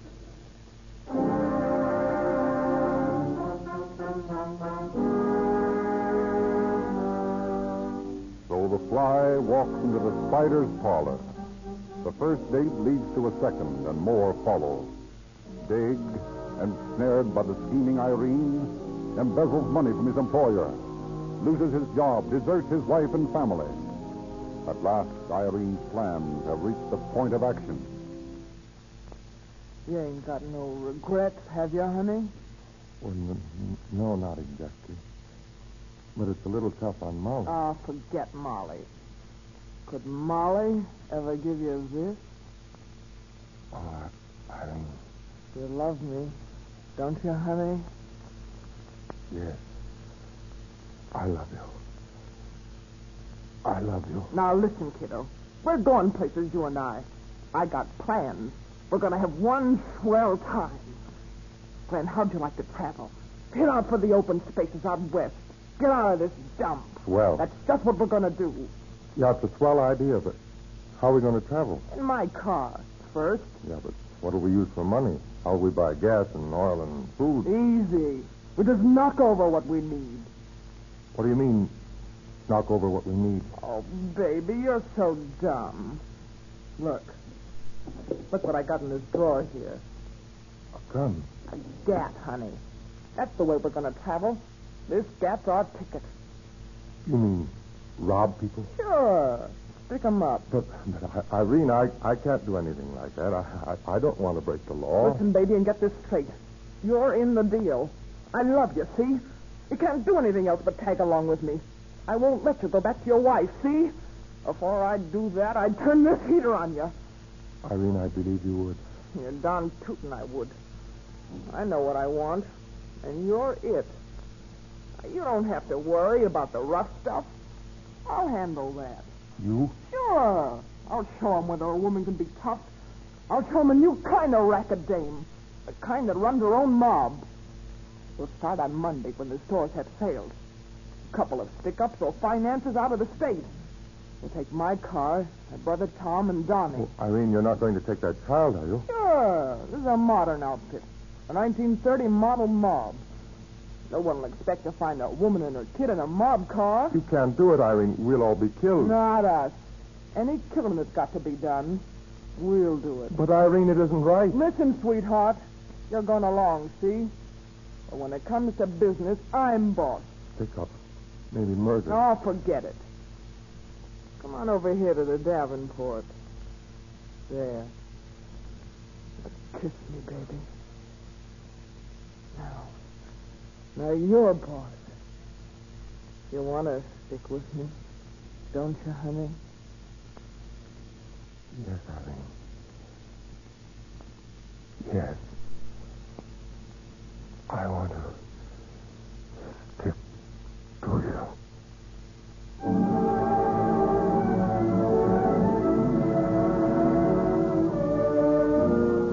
So, on December 27th, 1929, blonde, tough Irene Schroeder leads her strange mob of 2 men and a 4-year-old child onto the path of crime.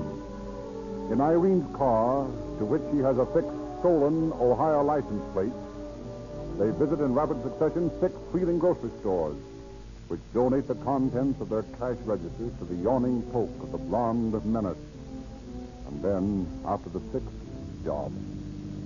Well, that's enough for good old Wheeling. What do you mean? We got about $500, I guess. And by this time, most of the bulls in town are looking for us. We got to get out of town. Where to next? Cross the line to Pennsylvania. Duck Pittsburgh by way of Homestead and New Kensington. Head for Butler. Why Butler? I've been there once. I know a good spot to knock over there.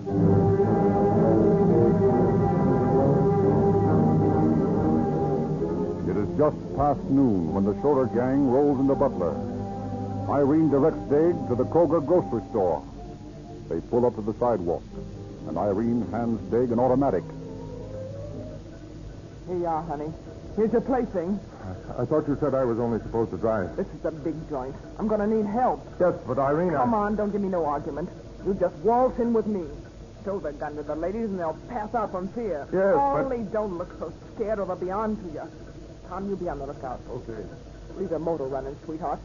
And, Donna, you stay here this time. No, Mama. I want to go with you. Not this time, kiddo. You stay in the car. Mama. I told you not to bring the kid with you. Shut up. Now, Donnie, if you act like this, Mama won't get you that teddy bear she promised you. There. Now, that's better. Now, wait here for Mama like a good little man. Okay, Mama. Come on, Glenn. You see, all men are alike no matter how old they are. Promise them something, they'll do anything for you. Meaning? Oh, meaning nothing. On your toes now. Yes, ma'am. Can I do something for you? Yeah. Can you tell me the sale price on your canned peaches? Why, yes. Let me see. Don't bother looking. Just empty out that cash register. What? You heard me. Tell out. Come on, darling. Wave your gun at the ladies. All right, you Dave. Sit down on the floor, all of you. I'll just dump all that dough in this shopping bag. Quiet, you hay bags, or my partner will have to drill a couple of you. Now, my friend, let's have the front door key. The front door key? Listen, stupid, I'm getting tired of repeating things to you. Give me the front door key and fast. There you are. Okay. Come on, baby, our time's up. Back towards the door, you dummy. Keep your gun on him. All right, James, we're locking you in. If you want to live to go home and cook the old man's dinner tonight, stay put for 15 minutes. Okay, Glenn, get behind the wheel. Come on, Tom. We're all set now.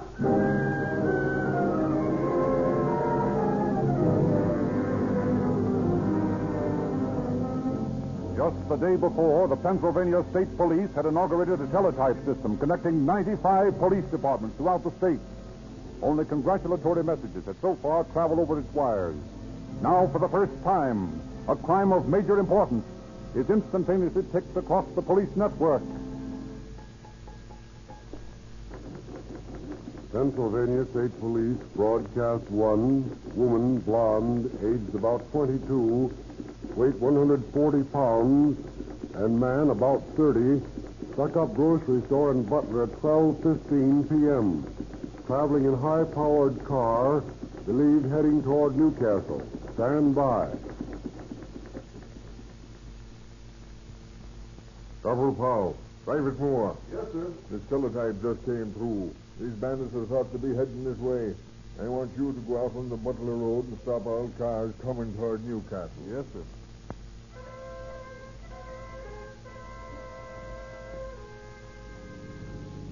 Now, boys, you keep your eyes glued ahead.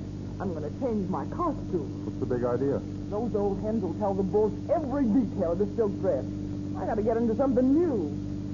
Whoa! Gosh, this thing is cold. Whoa! There we are. Now you can look. Oh, boys, this is life. It's a pushover, a spin. How about it, Glenn, honey? Yeah, I guess you're right. I'm right. But, honey, I'm warning you. You learn to hold that rod steady, or somebody will see your hand shake and let you have it. What's the matter? Ain't you got no guts? I'll be okay the next time. You better be. And take that. The first good look car you come to, stop. Why? We're transferring.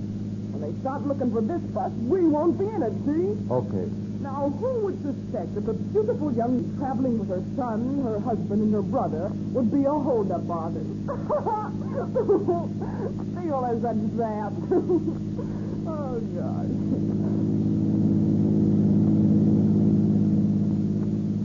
Hey, Irene, here's a car up here. No houses around. Looks like a Packard. Good. Pull up. Oh, it's a honey. All right, boys, pile out. Lynn, help me move these bags. Tom, you yank those stolen plates off our car. Come on, work fast. Come along, Donnie. Where are we going now, Mom? No, I don't know. Texas, California, out west somewhere. And will I see Indians? Sure, you'll see Indians. Now pile in. Ooh, this is fun. Sure, a lot of difference. This is a real bus. Get those plates, Tom? Yeah. Bags all in, Glenn? Yep. Didn't leave any signs of us in the old bus, did you? Not a thing. Okay, let's go. Boy, what a difference. Some car, all right. Oh, we got the jump on them now. None of these hick towns will know about the stick-up until tomorrow morning when they get the Pittsburgh papers. And by that time, we'll be halfway across Ohio. Halfway across Ohio. Halfway across Ohio.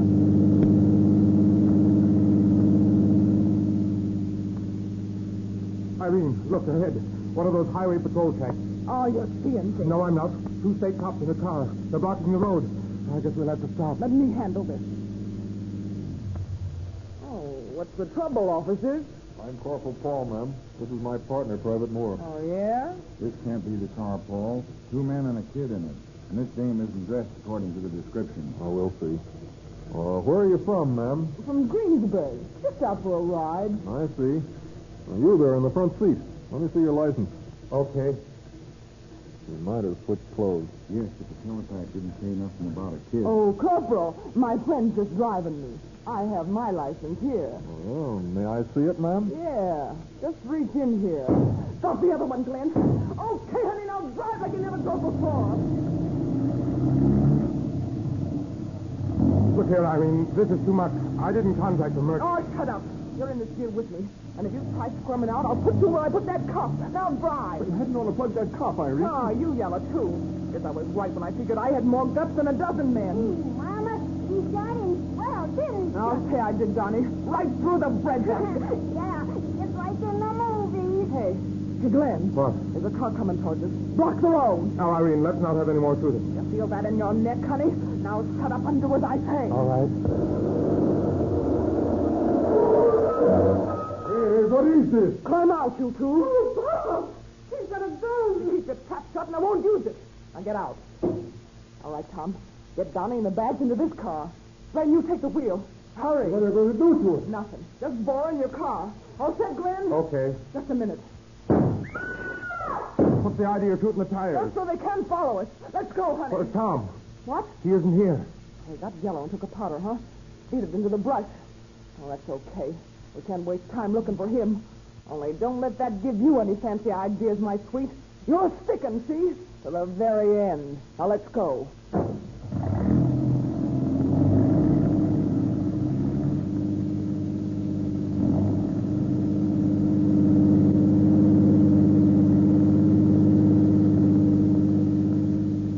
Well, here we are in Newcastle. Where to next? Let me see. The best way to throw him off is to go right back the way we come. Irene, that'd be suicide. Yellow? No, but every cop in the county will be on that road now. I'll stop that. Here, pull up by this drugstore. What are you going to do? Leave that to me.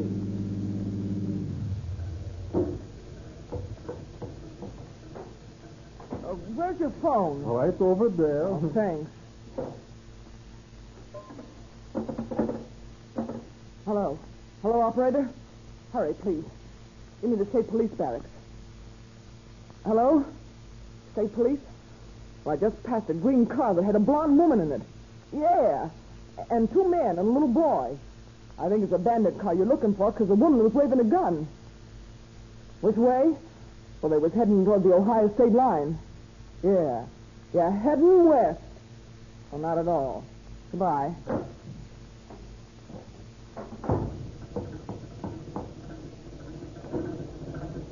Okay, sweetheart. Back to Butler and then to Wheeling. Irene, I'll tell you, it's a death sentence to go back Forget there. it. I got that all fixed. By the time we get to Butler, they'll be looking for us in Ohio.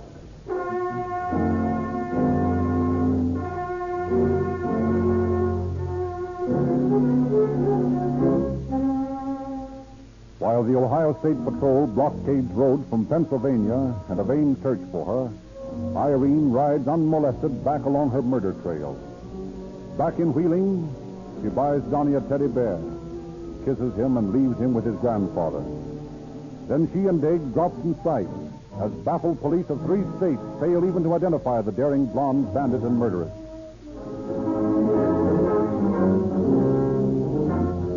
While the public clamors for police action, officers are slowly piecing together their meager evidence. From witnesses of the holdup, from Private Moore, from the couple who were deprived of their automobile, they get descriptions. In the first car Irene abandoned, they discover an overlooked handbill from a store in Wheeling. Backtracking, they swing their search from western Pennsylvania into West Virginia. Finally, to the city of Wheeling. And at last, the search develops into the most tedious type of police work, a house-to-house canvass. And then one spring day, in a modest residential district of Wheeling, 2 state officers are half-heartedly conducting their futile search when a little boy playing with a teddy bear on the doorstep of a house waves to them. Hey, my mama shot came in like you. What's that? What? It's like in the movie. She pulled out a gun and let him have it. Where's your mama now? She's gone automobile riding with my new papa.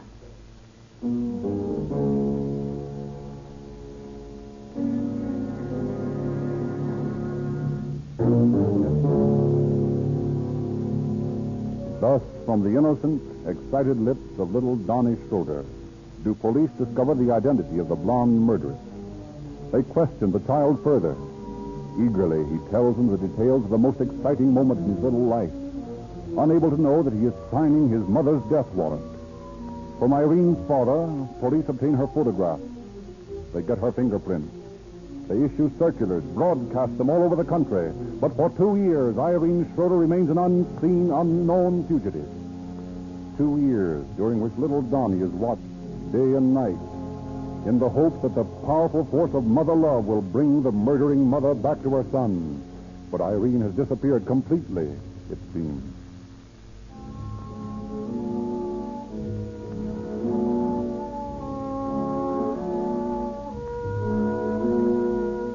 Florence, Arizona, January 13th, 1931. A tall, lean man lounges in the shade of a hardware store, watching a stout young woman, clad in short khaki skirts, helping 2 men in Levi's load some supplies in the back of a car. There is something familiar about the woman.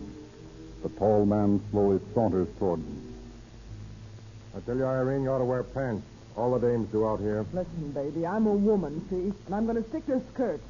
I'll show all you guys I'm tougher than you are, and I'll never have to wear pants to do it. Hey, get a load of this desert rat coming over this way.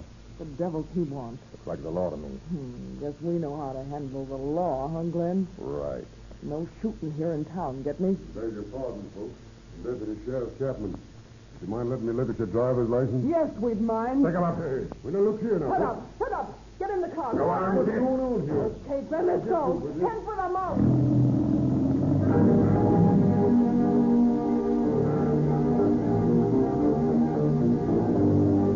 Kidnapping the deputy sheriff in broad daylight from the main street of Florence, the daring bandits swing out of town, head toward Superstition Mountain.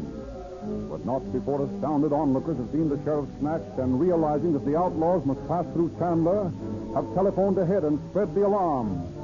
Doing better than 70, Dig burns up the desert road.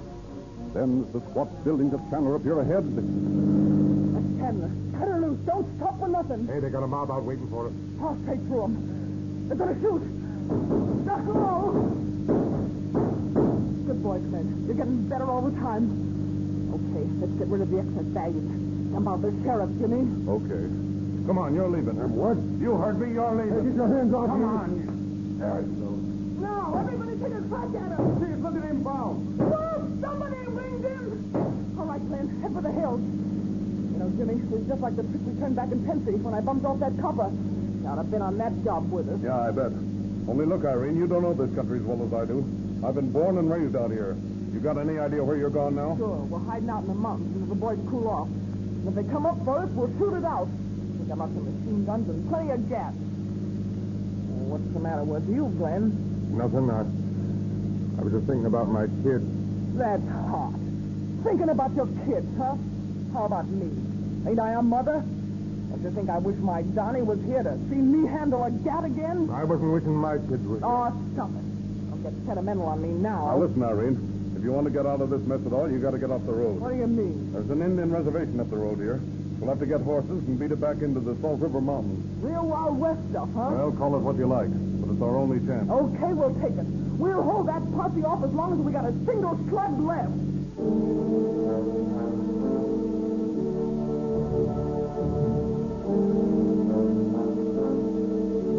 At the reservation, the three fugitives hire horses from Lone Sundust, an Indian trader. Hoisting provisions and ammunition on the saddles, they head for the high mountains. In a little sheltered patch of sagebrush, they throw their tired bodies on the ground for a brief rest. And then Irene busies herself cooking a thick steak for her men.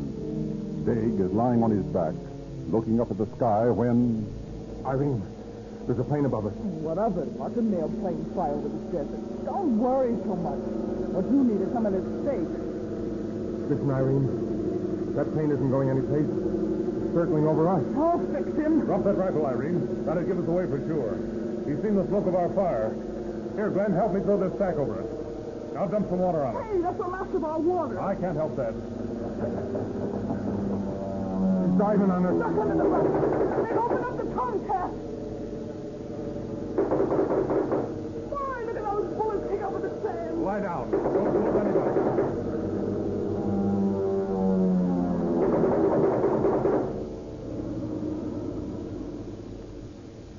Okay.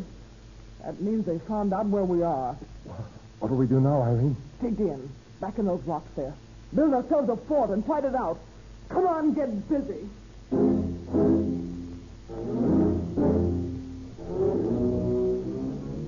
Feverishly, the fugitives worked to build themselves a fortress against the hill. After 2 hours of Herculean effort, they dig themselves in and wait for the arrival of the posse. Another hour passes, and then Irene, scanning the valley below them... Well, boys, the British have landed. What do you mean? There's the posse. Must be 100 of them. Open fire.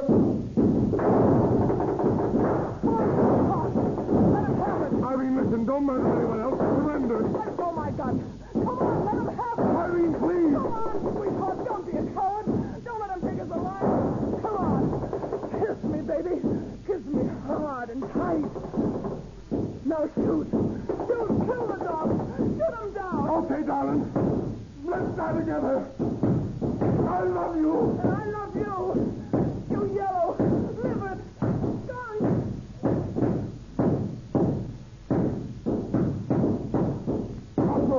What?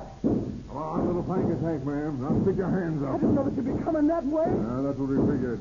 Okay, Sheriff. Cease firing. We got him. Kiss me, Irene, once more. The show's over. Oh, but it's been worth it. Happy you. Come on, stop the mush. We got to get you down to the jail by sundown. Okay, Mug. See you later, Glenn.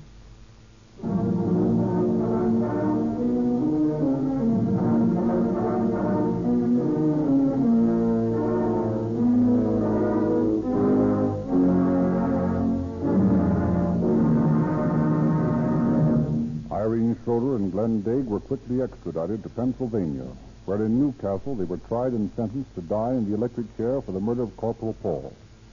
Jimmy Wells, their Arizona partner, was sentenced to die for the death of Deputy Sheriff Chapman in Arizona.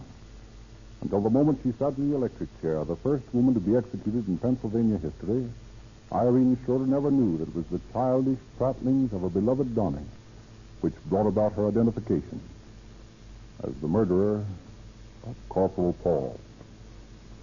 The Sheriff's Office of Maricopa County, Arizona, polices a large and difficult territory. We are flattered that they have chosen Rio Grande cracked gasoline to power all emergency cars. Records show that these cars daily perform unusual feats of power and speed, yet get splendid mileage. Sheriff McFadden's judgment in selecting Rio Grande cracked gasoline is vindicated by his brother officer. Chief Davis of Los Angeles uses Rio Grande in all police cars under his control. So does Chief Wallman of Oakland. Chief Wallard of Tucson, Arizona also thinks Rio Grande makes the best gasoline for police cars. But I imagine you and millions of others wonder why cracked gasoline gives such unusual speed in all types of motors. I'll tell you why. It's because millions of dollars have been spent in research by the worldwide Sinclair Oil Organization to find a better way to refine gasoline. Sinclair engineers built the finest cracking plant in America for the Rio Grande Oil Company, and only Rio Grande can supply in this market gasoline that is cracked by this amazing process. From Rio Grande's refinery comes gasoline of unequal liveliness and energy, energy which motorists know as police car performance. Calling All Cars is written and produced by William N. Robeson. This is your narrator, Frederick Lindsley, bidding you good night for the Rio Grande Oil Company.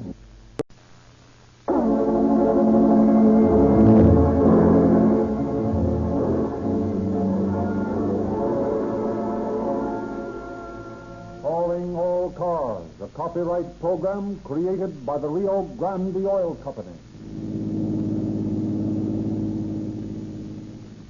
Los Angeles Police calling all cars. Attention all cars. Broadcast 73. A burglar operating on Hollywood Boulevard between Ivar and Cahuenga. That's all. Rosenquist.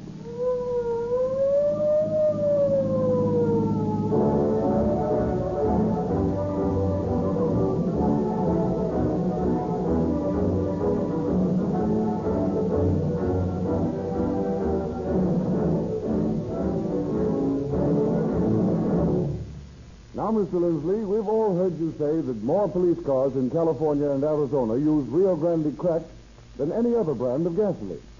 But we'd like to know why. What makes Rio Grande different from any other gasoline? Rio Grande is the only gasoline in this market made by the costly Sinclair cracking process. Well, so what does that mean? Well, petroleum engineers agree that cracking creates the finest gasoline made. And Rio Grande has the finest and most modern cracking plant in America. Built by engineers of the worldwide Sinclair organization, who spent millions of dollars and years of research to perfect this cracking process. Well, doesn't that make the gasoline cost more?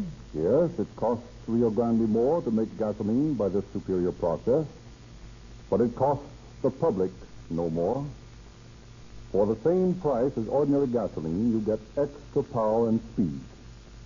And because cracking makes it possible to get more power and energy out of every drop, the motorist actually gets more for his money out of every gallon. You mean that you actually get more mileage from Rio Grande cracked gasoline?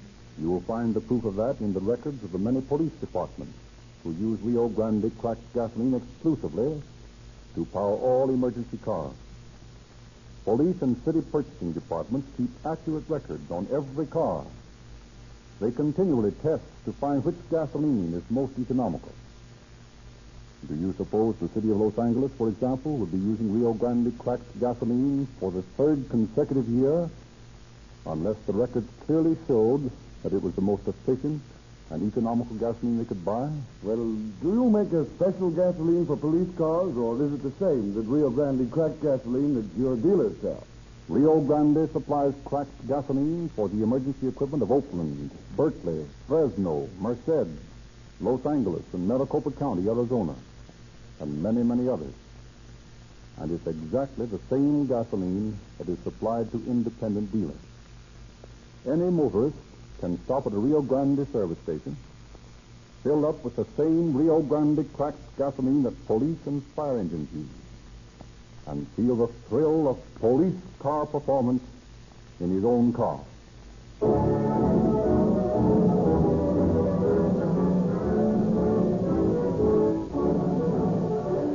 It is now our pleasure to present Chief James E. Davis of the Los Angeles Police Department. Chief Davis. Good evening, friends.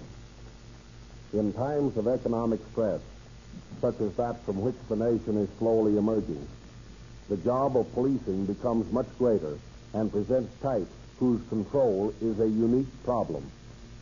There is, for instance, a vast floating population, migratory indigents, traveling from city to city looking for work.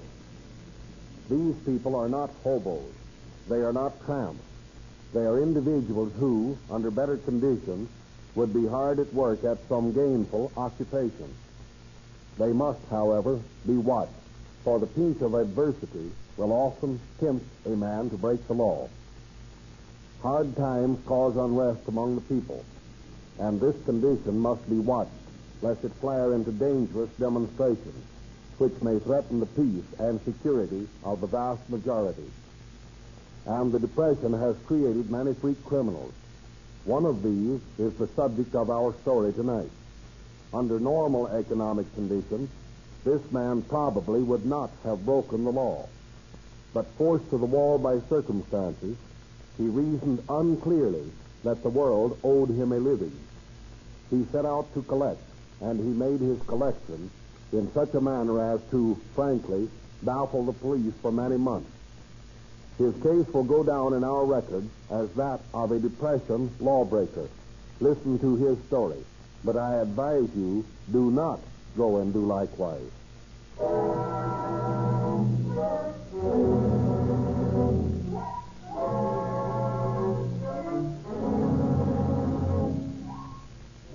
It is an early morning in November 1931. A.B. Humphreys, manager of the Owl Drug Store at Hollywood and Cahuenga Boulevard, is standing before the safe in the basement. Slowly, he turns the dial. One by one, the tumblers click. The big door swings open. What's this? George! George! Where is that janitor? George! Yes, sir. Yes, sir. Well, come down here. Coming, sir.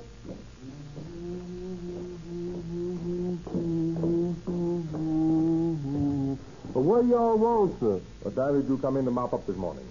5 o'clock, I expect it was. Maybe it might later. Were the doors all locked? Oh, yes, sir. Locked tight. You've been all over the store? Yes, sir. Haven't noticed anything unusual? No, sir, I haven't. Oh, that's strange. Very strange. What's the matter with you, Mr. Humphreys? You all as pale as a ghost. George, there was more than $1,000 in that safe last night, and now look. Why, there ain't nothing in there. That's just it. We've been robbed. Maybe not, Mr. Humphreys. Maybe Mr. Buell put the money someplace else last night when he closed up. Maybe, but I doubt it. Anyway, I'll call him up and find out.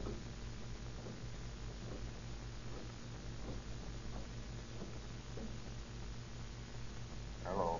Sorry to bother you so early in the morning, Jim. Oh, hello, Abe. What's on your mind? What'd you do with the cash last night? Put it in the safe, of course. Well, it isn't there now. What? Are you sure you locked the safe? Oh, positive. Well, you'd better get in some clothes and get down here. I'm going to report this thing to the main office, and they'll probably send a man out who will want to question us. Oh, okay. I'll be right down.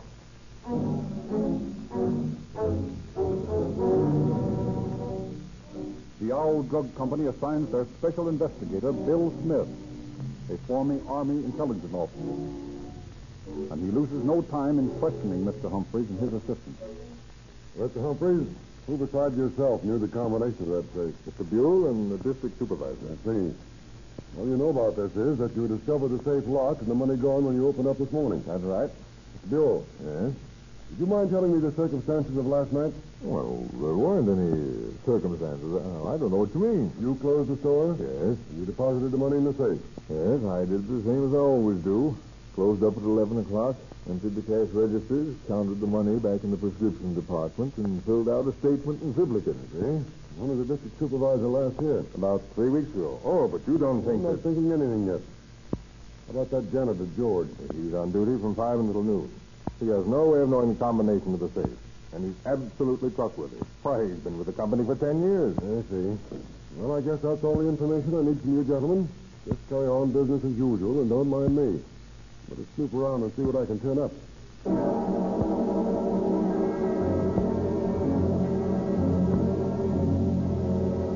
In addition to Special Investigator Smith, Los Angeles detectives are assigned to the case. Detective Lieutenant Leon D. Egan and C.W. Gaines meet with Smith to compare notes. Well, Bill, from what you've told me, I can come to only one conclusion. What's that, Egan? The safe was open, not blown. After the money was taken, it was closed and locked. The burglar alarm system wasn't set off. The store wasn't broken into. It was an inside job. Well, that might be the answer. Certainly it's the obvious conclusion to arrive at, but somehow I can't agree with it. Well, why not? Because I know something more about the employees involved than you do. Only 3 men had the combination of that safe, and all 3 are absolutely reliable. Been with the company for years. Did you ever hear of the faithful bank clerk who embezzled funds on the anniversary of his 40th year with the bank? Oh, yes, I know. But I'm backing my belief on the integrity of these men with something more. I've questioned them all. I've let them feel that they're under suspicion. Their reaction showed me that they were not suffering from guilty consciences. Ah, a psychological sleuth, huh? Maybe. Well, what's the next step? We're ready to assist. I don't know. We're still looking the place over. I've had fingerprints taken on the safe, but they haven't given us a clue. I'm going to hang around and see if I can pick up anything more. I'll let you know if I need you. Okay, Bill. Anytime.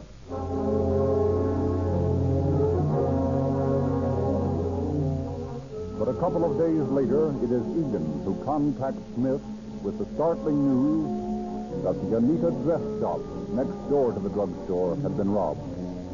Together, they interview the excited proprietor. I just can't understand it, gentlemen. I put the cash in the back room, same as usual, locked the safe, and fastened the back door. Then I locked the front door and set the burglar alarm. And this morning, when I open up, the money's gone. Who else has the key to the place besides you? Well, I'm the only one.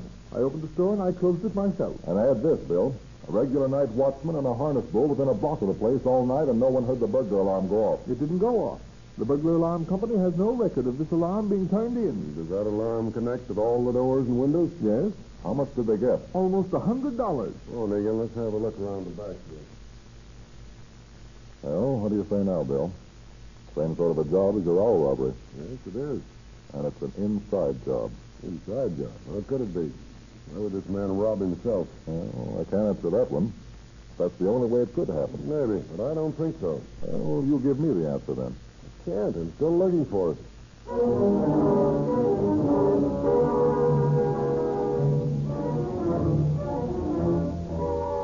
And a few days later, at a nearby shop in the same block... Yes, sir? What can I do for you? I'm looking for one of these new noiseless typewriters. Yes, sir. Right this way. You've come to the right place, all right. We carry everything in typewriters from the old-fashioned three-bank portable to the latest noiseless. Now, this model here... Yes. That's funny. What's the matter? Why, last night there was a noiseless on this table. A brand new demonstration model, and this morning it's not... Just a minute, I'll ask the manager. Oh, Mr. Evans. Yes, Marjorie? What's happened to the noiseless demonstrator? Have you sold it? Why, no. It was there on the table last night. Well, it's not here this morning. Look for yourself. Well, we've been robbed. Oh. Look, you better call the police right away, Marjorie. Yes, sir. Now, mister, can't I interest you in something in the rebuild? Now, here's a very excellent machine here.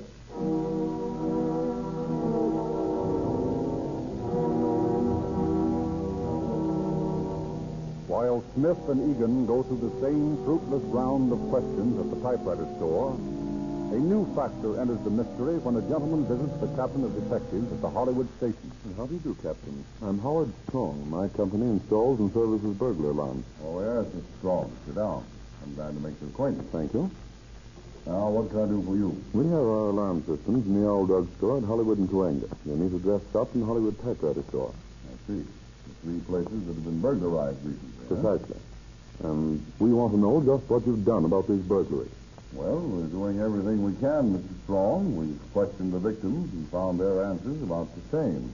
They can't help us, and there are no fingerprints or clues. Now, none of our alarms in these places of business have functioned at the time of the burglary. Well, have your alarms been tampered with? No. I've gone over them personally, and they're all in perfect condition. Well, it's all very mysterious. There's only one conclusion I can come to. And what's that? The thieves have been inside jobs. Mr. Strong, it isn't reasonable to assume that they're inside jobs. And why not? Well, either my men or myself have questioned all the possible suspects, including everyone who has a key to the stores or access to the safes, as the case may be.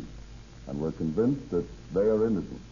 One burglary might be suspected of being an inside job, but not three in a row within a few doors of each other. Well, what is your theory? Well, of course, there might be something wrong with your alarm system. That, Captain, is an impossibility. Yet you're inferring that there's something wrong with our police system. No, it's not that, Captain, but, well, I'm interested in getting at the bottom of it. Yes, of course. And after all, men may break down, but of course machines never do. They're infallible. No, there's no need to take that attitude, Captain. Well, I'll tell you what I'll do, Mr. Strong. I'll triple the number of patrolmen on the Hollywood Boulevard beat, and I'll throw another radio car into the district. If these jobs aren't being pulled by ghosts, we'll get the boys that are pulling them. So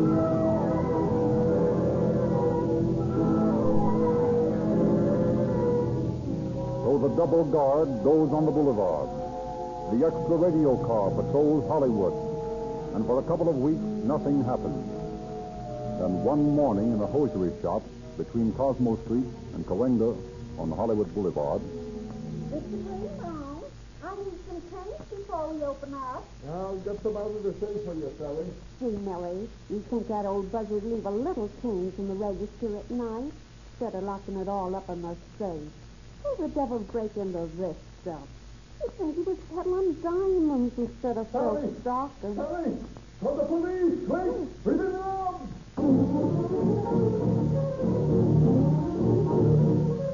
and a few days later, a few doors down the street. Yes, sir. What can I do for you? Why, I'd like a pair of those Clark Gable Oxfords with the high-cuban heels. Yes, sir. What size? Oh, I'll try to squeeze into 9. Yes, sir. Won't you be seated? Thanks. What the devil is this? Hey, Mr. Robbins. Mr. Robbins, there's 4 pairs of Clark Gables missing.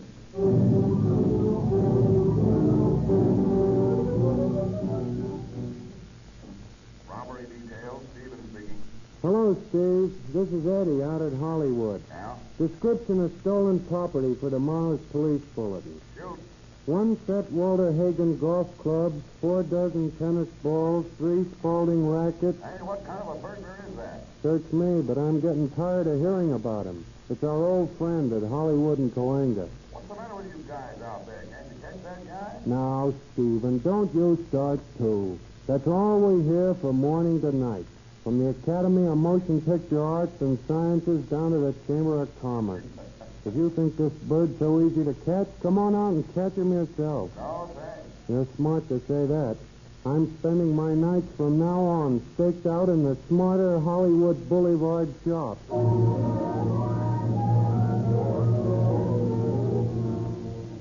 Of all the jobs I ever had, this one takes the cake. Oh, it isn't so bad. It isn't so bad. Sitting here night after night in a perfume shop waiting for a guy to knock it over? Well, we've tried everything else. Now we simply have to sit down and wait for him. Yeah, but sitting here for a week and nothing happens. Except that when I get home in the morning thinking of Toujours l'Amour and all this other junk, my old lady just won't believe what I've been doing. And I'll square the beef with her after we've caught the guy. I should live so long. Oh, there's the boys in the radio car just pulled up. Let's go out and get a breath of fresh air. Okay, but if one of them mugs makes a crack about me smelling like a certain flower, I'm going to let him have it. Oh, forget it. I asked him to bring us some sandwiches and coffee. Come on. How about the burglar we got a date with? Well, a couple of the boys are out in the alley. Anyway, we'll only be gone a minute. Come on.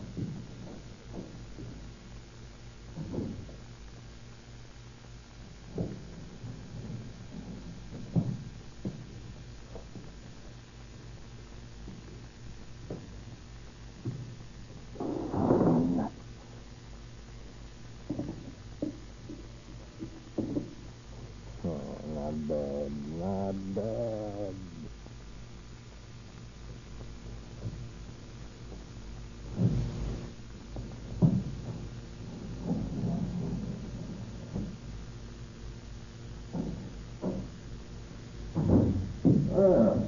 Doesn't that hot that'll make the world look different to you? Yeah, but it don't smell no different. It smells worse. Oh, there is a stronger odor of perfume. Throw your pipe over here, Eddie. There's a bottle spilled. Yeah, and the cash drawer's been emptied. Right under our noses. What a couple of saps we are. Throw on the lights, Eddie. I'll get your dad out and look for him in this room. I'll go through the back room.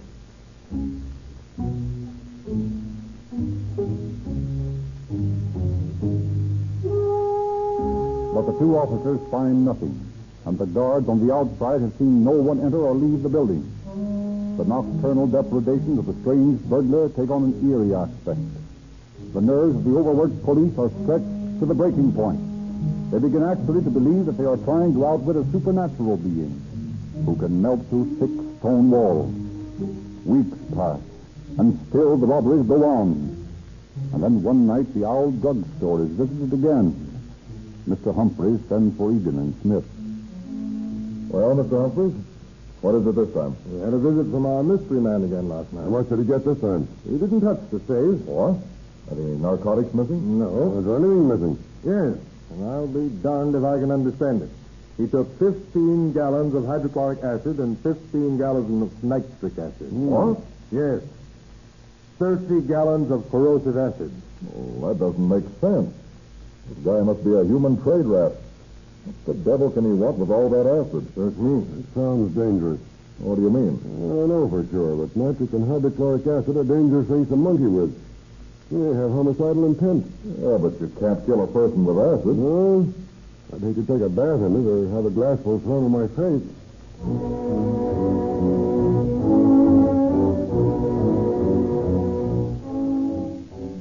And while the police are pondering the significance of the latest test of the Midnight Phantom, he suddenly strikes again, 4 blocks west on Hollywood Boulevard. Proceeds from a 5 and 10 cent store, a clothing store, a furniture store. The situation becomes increasingly more desperate for the merchants along Hollywood Boulevard. Insurance rates go up. A feeling of uneasiness pervades the shopping district. And for all of the intensive efforts of the police, the burglaries continue unchecked as the weeks stretch into months. Then one morning, Bill Smith is summoned into the office of a high official of the Owl Drug Company.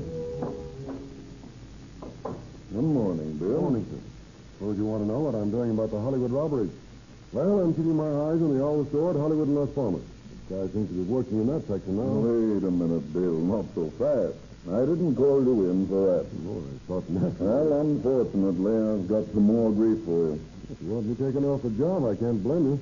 All I can say is I've done all I can. Hold on, Bill. Hold on. You seem to be jumping at conclusions this morning. No wonder. I'd jump at anything. I'm so balled up over these robberies. Well, Bill, there's been another one. Another one? Where? When? At the Hollywood Coinger store last night. More hydrochloric acid? No, Bill. $500 this time. $500, huh? I'm licked. No, you're not. Not as far as I'm concerned, at any rate. Frankly, I don't know what to do next. I don't believe it. That fertile brain of yours will figure out the next step. This case is still yours if you want it. Well, if you still believe in me, sir, I think I know something that might work. It's the last chance, but I think I'll go out and talk to Egan about it.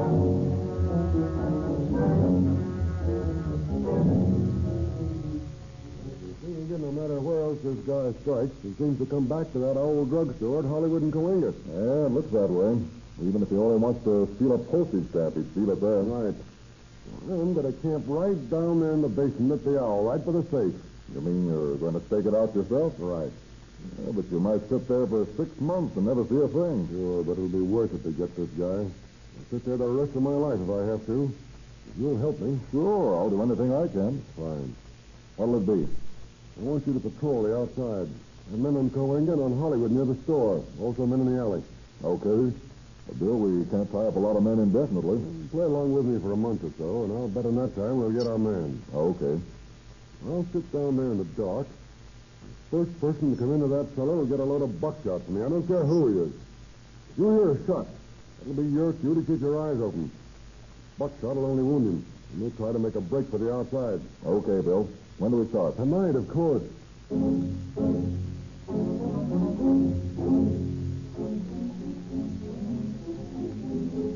And so Bill Smith takes up his lonely vigil in the basement of the drugstore. Night after night he sits in the gloomy, cold room, unable to move about, unable to smoke or read, not daring even to munch a sandwich, lest his unknown and mysterious father should hear him and be frightened away. The only light Bill sees in his self-imposed prison is the weak blue glare from the corner street lamp which filters through the sidewalk grating. The only sound he hears are the occasional muffled footsteps of a belated merrymaker hurrying home to bed. Thus does Bill Smith pass 8 hours a night for a week, for 2 weeks, for 3 weeks.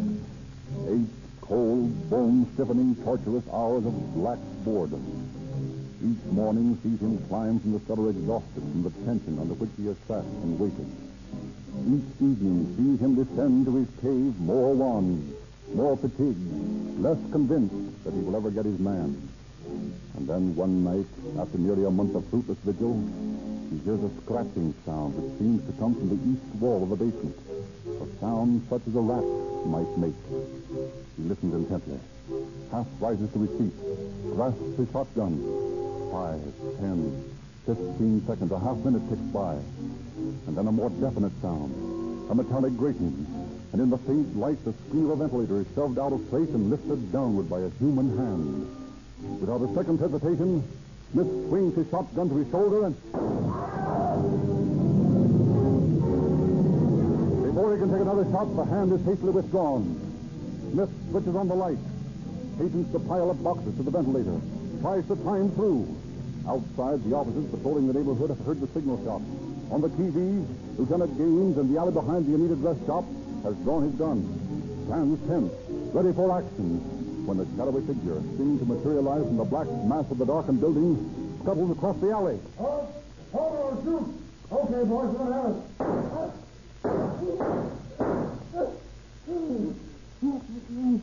You badly hurt? I don't know. All right, take him down, boys. You don't have to bother about that. I don't need no gat in my business. Get a call for the ambulance, Eddie, and let Bill Smith know we got his man.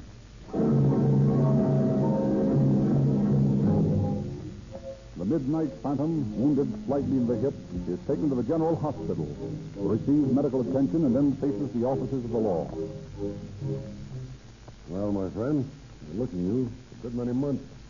Well, we've got you. We want to find out what it's all about. You willing to talk? Yes, I guess so. I've had you guys on the run for a long time. Yeah, you can have the answers now. Go ahead, shoot.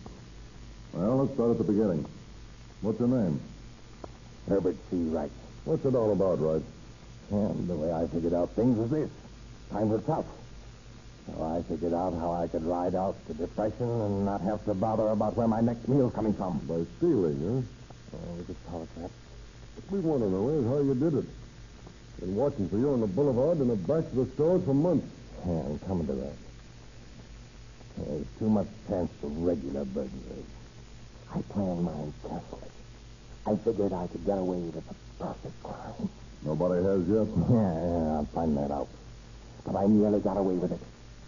That's because I took plenty of time. I looked over downtown Los Angeles and Hollywood both before I went to work on the corner of Hollywood and Boeing. Well, why did you pick that spot? Because with the exception of the Owl Building, the rest of the stores were built without cellars, with a 2 or 3 foot airspace between the ground and the floors of the building. You can tell me you dug your way into those stores? Oh, sure. I burrowed under the stores and cut my way through the floors. Made myself trap doors that wouldn't be detected. Then I got into the Owl basement by prying loose the ventilator bolt. After I pulled the Owl job and the Anita dress shop and the typewriter job, I started to work east. I found somebody else who got the same idea once before. But because there was a tunnel already made, so I used that. And I got under Cosmo Street and almost to the Broadway. Were you planning on burglarizing the Broadway? Sure. They do plenty of business there. There's something I'd like to know. What the devil did you steal those jars of acid from the Owls? Oh. That. I was going to tell you about them. It's lucky none of you guys found my tunnel and tried to follow it. Why? I had jars of acid placed along the tunnel with cords arranged to trip them. Anybody who didn't know where they was, well, the acid could have spilled all over them. And then the best trap of them all was a big plant over the entrance to my living quarters. It was studded with spikes and weighted with 50 bricks. I bet it would have killed a man if it had fallen on him. You're a nice, pleasant sort of guy, aren't you? Well, I had to live, didn't I? I got as much right to live as the rest of them. I was only protecting my interests. The same way as a businessman protects his with burglar alarms. Or a manufacturer with armed guards when there's a strike. Let's pass over that delicate ethical point. There's something I want to ask you. What's that? You mentioned living quarters. What did you mean by that? Oh. I burrowed out a room under one of the shops in the middle of the block. I had blankets in there.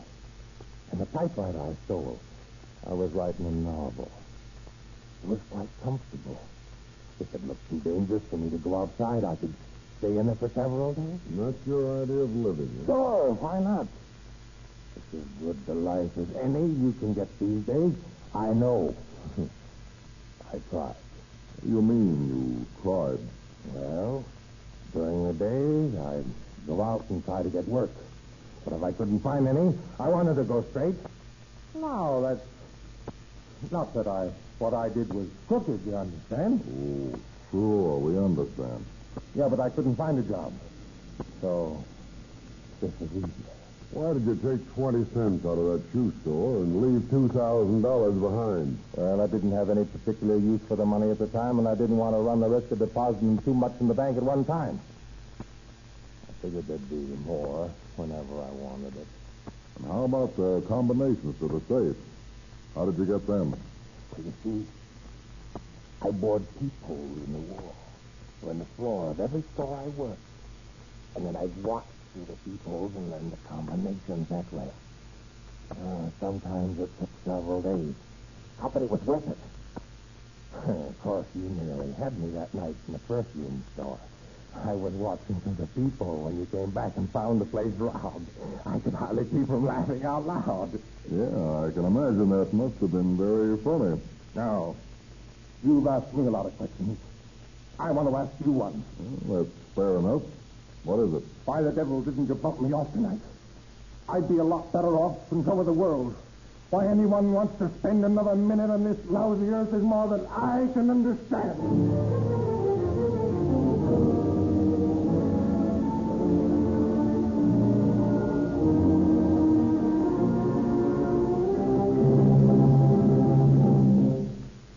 But regardless of his opinion, Harold Wright will have to spend several more years on this earth.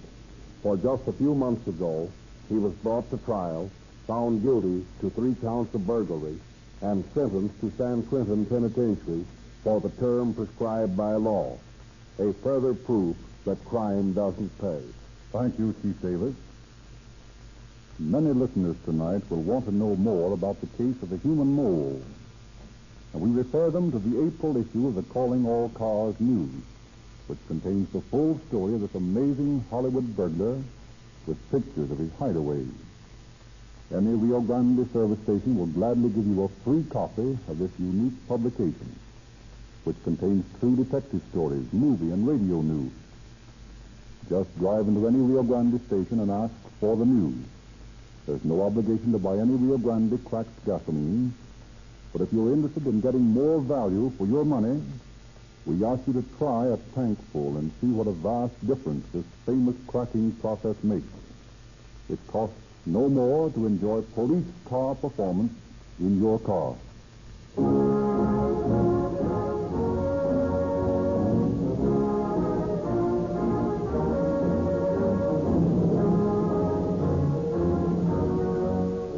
This is your narrator, Frederick Lindsley, bidding you good night for the Rio Grande Oil Company.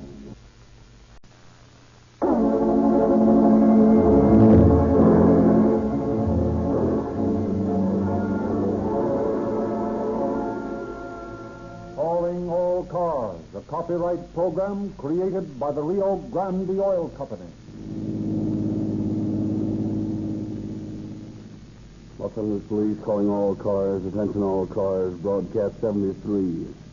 A burglar operating on Hollywood Boulevard between Ivar and Cahuenga. That's all.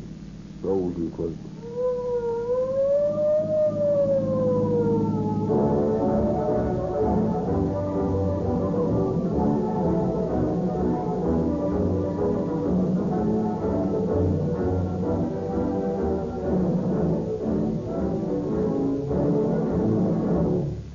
Now, Mr. Lindsley, we've all heard you say that more police cars in California and Arizona use Rio Grande cracked than any other brand of gasoline.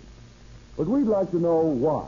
What makes Rio Grande different from any other gasoline? Rio Grande is the only gasoline in this market made by the costly Sinclair cracking process. So what does that mean? Well, petroleum engineers agree that cracking creates the finest gasoline made. And Rio Grande has the finest and most modern cracking plant in America. Built by engineers of the worldwide Sinclair organization, who spent millions of dollars and years of research to perfect this cracking process. Well, doesn't that make the gasoline cost more? Yes, it costs Rio Grande more to make gasoline by this superior process, but it costs the public no more. For the same price as ordinary gasoline, you get extra power and speed. And because cracking makes it possible to get more power and energy out of every drop, the motorist actually gets more for his money out of every gallon. You mean that you actually get more mileage from Rio Grande cracked gasoline? You will find the proof of that in the records of the many police departments who use Rio Grande cracked gasoline exclusively to power all emergency cars. Police and city purchasing departments keep accurate records on every car. They continually test to find which gasoline is most economical. Do you suppose the city of Los Angeles, for example, would be using Rio Grande cracked gasoline for the third consecutive year unless the records clearly showed that it was the most efficient and economical gasoline they could buy? Well, do you make a special gasoline for police cars, or is it the same that Rio Grande cracked gasoline that your dealers sell? Rio Grande supplies cracked gasoline for the emergency equipment of Oakland, Berkeley, Fresno, Merced, Los Angeles, and Maricopa County, Arizona, and many, many others. And it's exactly the same gasoline that is supplied to independent dealers. Any motorist can stop at a Rio Grande service station, fill up with the same Rio Grande cracked gasoline that police and fire engines use, and feel the thrill of police car performance in his own car.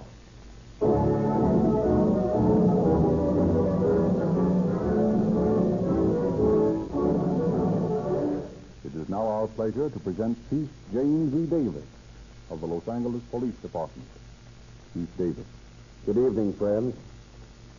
In times of economic stress, such as that from which the nation is slowly emerging, the job of policing becomes much greater and presents types whose control is a unique problem. There is, for instance, a vast floating population, migratory indigents traveling from city to city looking for work. These people are not hobos. They are not tramps. They are individuals who, under better conditions, would be hard at work at some gainful occupation. They must, however, be watched, for the pinch of adversity will often tempt a man to break the law. Hard times cause unrest among the people, and this condition must be watched, lest it flare into dangerous demonstrations, which may threaten the peace and security of the vast majority.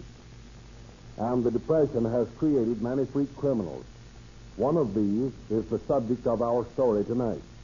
Under normal economic conditions, this man probably would not have broken the law. But forced to the wall by circumstances, he reasoned unclearly that the world owed him a living. He set out to collect, and he made his collection in such a manner as to, frankly, baffle the police for many months. His case will go down in our records as that of a Depression lawbreaker. Listen to his story. But I advise you, do not go and do likewise.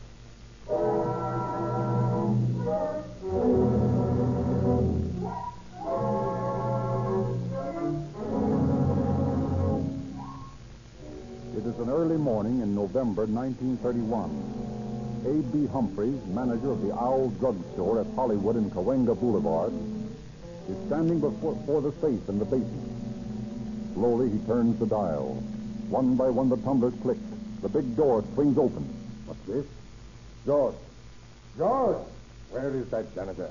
George! Yes, sir. Yes, sir. Well, come down here. Coming, sir.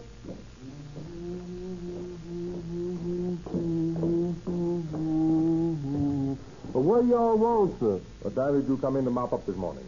5 o'clock, I expect it was. Maybe a mite later. Were the doors all locked? Oh, yes, sir. Locked tight. You've been all over the store? Yes, sir. Haven't noticed anything unusual? No, sir, I haven't. Oh, that's strange. Very strange. What's the matter with you, Mr. Humphreys? You all as pale as a ghost. George, there was more than $1,000 in that safe last night, and now look. Why, there ain't nothing in there. That's just it. We've been robbed. Maybe not, Mr. Humphreys. Maybe Mr. Buell put the money someplace else last night when he closed up. Maybe, but I doubt it. Anyway, I'll call him up and find out.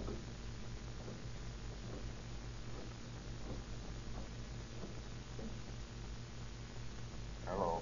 Sorry to bother you so early in the morning, Jim. Oh, on your mind? What'd you do with the cash last night? Put it in the safe, of course. Well, it isn't there now. What? Are you sure you locked the safe? Oh, positive. Well, you'd better get in some clothes and get down here. I'm going to report this thing to the main office, and they'll probably send a man out who will want to question us. Oh, okay. I'll be right down.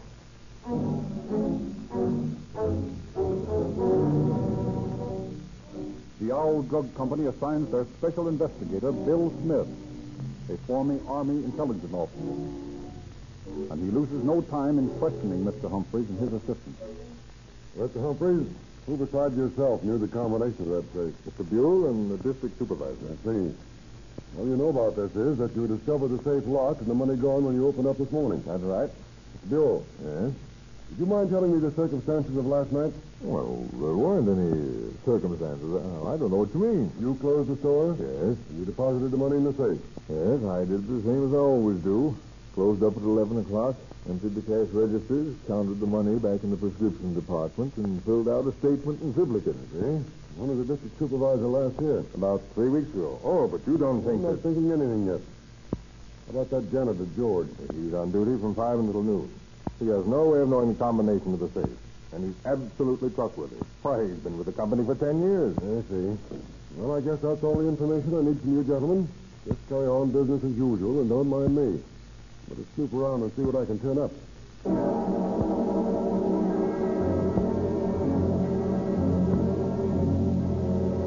In addition to Special Investigator Smith, Los Angeles detectives are assigned to the case. Detective Lieutenant Leon D. Egan and C.W. Gaines meet with Smith to compare notes. Well, Bill, from what you've told me, I can come to only one conclusion. What's that, Egan? The safe was open, not blown. After the money was taken, it was closed and locked. The burglar alarm system wasn't set off. The store wasn't broken into. It was an inside job. Well, that might be the answer. Certainly it's the obvious conclusion to arrive at, but somehow I can't agree with it. Well, why not? Because I know something more about the employees involved than you do. Only 3 men had the combination of that safe, and all 3 are absolutely reliable. Been with the company for years. Did you ever hear of the faithful bank clerk who embezzled funds on the anniversary of his 40th year with the bank? Oh, yes, I know. But I'm backing my belief on the integrity of these men with something more. I've questioned them all. I've let them feel that they're under suspicion. Their reaction showed me that they were not suffering from guilty consciences. Ah, a psychological sleuth, huh? Maybe. Well, what's the next step? We're ready to assist. I don't know. We're still looking the place over. I've had fingerprints taken on the safe, but they haven't given us a clue. I'm going to hang around and see if I can pick up anything more. I'll let you know if I need you. Okay, Bill. Anytime.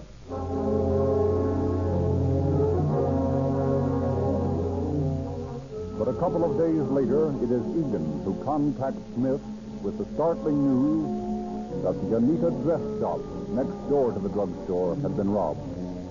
Together, they interview the excited proprietor. I just can't understand it, gentlemen. I put the cash in the back room, same as usual, locked the safe, and fastened the back door. Then I locked the front door and set the burglar alarm. And this morning, when I opened up, the money's gone. Who else has the key to the place besides you? Well, I'm the only one. I opened the store and I closed it myself. And add this, Bill. A regular night watchman and a harness bull within a block of the place all night, and no one heard the burglar alarm go off. It didn't go off. The burglar alarm company has no record of this alarm being turned in. Does that alarm connect with all the doors and windows? Yes. How much did they get? Almost $100. Oh, Nigel, let's have a look around the back here. Well, what do you say now, Bill? Same sort of a job as your owl robbery. Yes, it is. And it's an inside job. Inside job? How could it be? Why would this man rob himself? Well, I can't answer that one. That's the only way it could happen. Maybe, but I don't think so. Well, you give me the answer then. I can't. I'm still looking for it.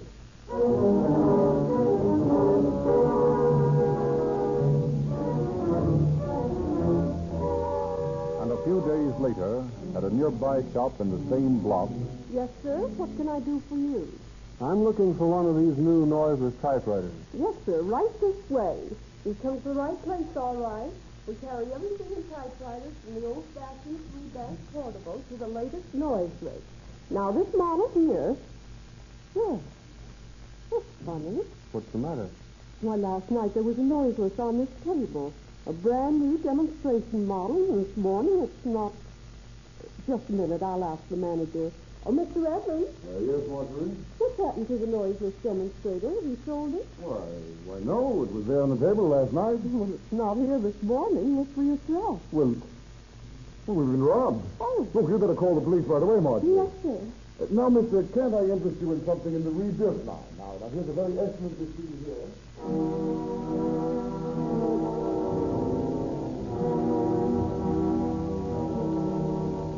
While Smith and Egan go through the same fruitless round of questions at the typewriter store, a new factor enters the mystery when a gentleman visits the captain of detectives at the Hollywood station. How do you do, Captain? I'm Howard Strong. My company installs and services burglar alarms. Oh, yes, Mr. Strong. Sit down. I'm glad to make your acquaintance. Thank you.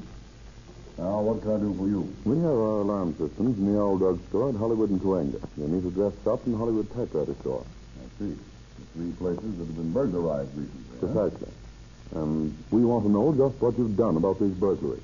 Well, we're doing everything we can, Mr. Strong. We've questioned the victims and found their answers about the same. They can't help us, and there are no fingerprints or clues. Now, none of our alarms in these places of business have functioned at the time of the burglary. Well, have your alarms been tampered with? No. I've gone over them personally, and they're all in perfect condition. Well, it's all very mysterious. And there's only one conclusion I can come to. And what's that? The thieves have been inside jobs. Mr. Strong, it isn't reasonable to assume that they're inside jobs. And why not? Well, either my men or myself have questioned all the possible suspects, including everyone who has a key to the stores or access to the safes, as the case may be. And we're convinced that they are innocent. One burglary might be suspected of being an inside job, but not three in a row within a few doors of each other. Well, what is your theory? Well, of course, there might be something wrong with your alarm system. That, Captain, is an impossibility. Yet you're inferring that there's something wrong with our police system. No, it's not that, Captain, but, well, I'm interested in getting at the bottom of this. Yes, of course. And after all, men may break down, but of course machines never do. They're infallible. No, there's no need to take that attitude, Captain. Well, I'll tell you what I'll do, Mr. Strong. I'll triple the number of patrolmen on the Hollywood Boulevard beat, and I'll throw another radio car into the district. If these jobs aren't being pulled by ghosts, we'll get the boys that are pulling them.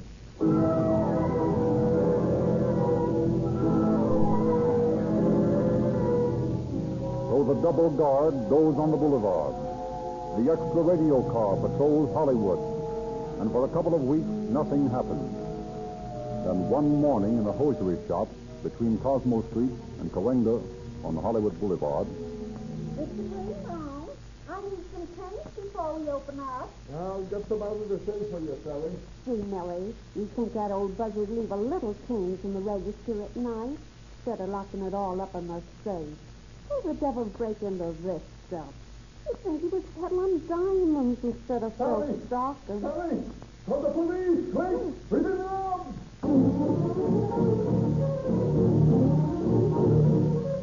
And a few days later, a few doors down the street. Yes, sir. What can I do for you? Why, I'd like a pair of those Clark Gable Oxfords with the high-keeping heels. Yes, sir. What size? Oh, I'll try to squeak into 9. Yes, sir. Won't you be seated? Thanks. What the devil is this? Hey, Mr. Robbins. Mr. Robbins, there's 4 pairs of Clark Gables missing.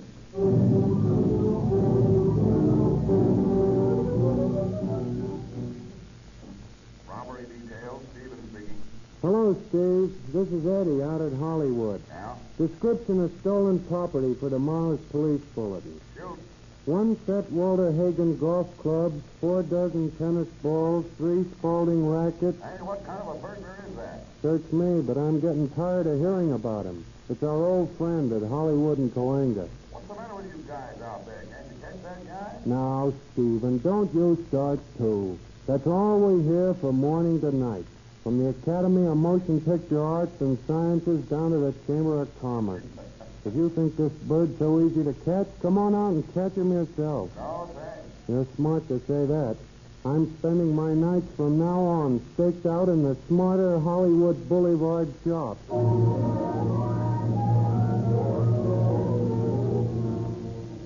Of all the jobs I ever had, this one takes the cake. Oh, it isn't so bad. It isn't so bad. Sitting here night after night in a perfume shop waiting for a guy to knock it over. Well, we've tried everything else.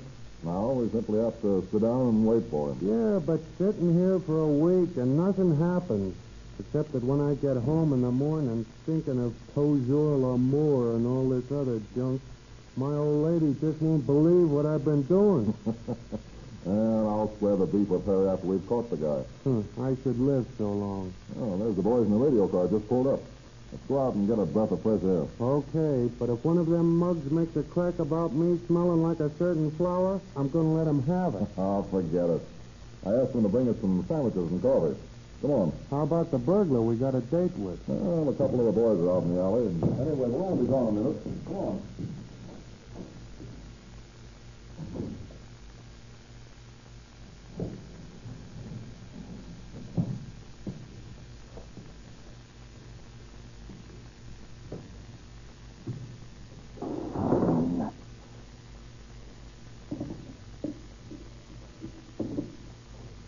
Not bad.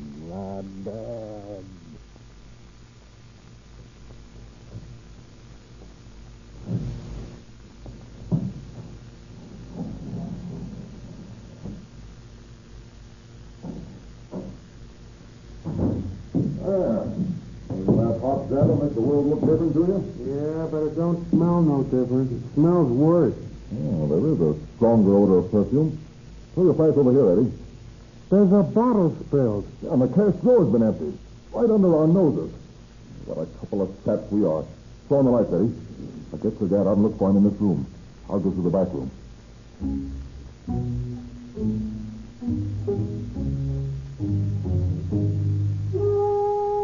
But the two officers find nothing, and the guards on the outside have seen no one enter or leave the building. The nocturnal depredations of the strange burglar take on an eerie aspect. The nerves of the overworked police are stretched to the breaking point. They begin actually to believe that they are trying to outwit a supernatural being who can melt through thick stone walls. Weeks pass, and still the robberies go on. And then one night the Owl Drug Store is visited again. Mr. Humphreys sends for Egan and Smith. Well, Mr. Humphreys, what is it this time? We had a visit from our mystery man again last night. What did he get this time? He didn't touch the safe. What? Any narcotics missing? No. Is there anything missing? Yes, and I'll be darned if I can understand it. He took 15 gallons of hydrochloric acid and 15 gallons of nitric acid. What? Yes. 30 gallons of corrosive acid. Well, that doesn't make sense. This guy must be a human trade rat. What the devil can he want with all that acid? Search me. It sounds dangerous. What do you mean? I don't know for sure, but nitric and hydrochloric acid are dangerous things to monkey with. They have homicidal intent. Yeah, but you can't kill a person with acid. No. I'd hate to take a bath in it or have a glassful thrown in my face.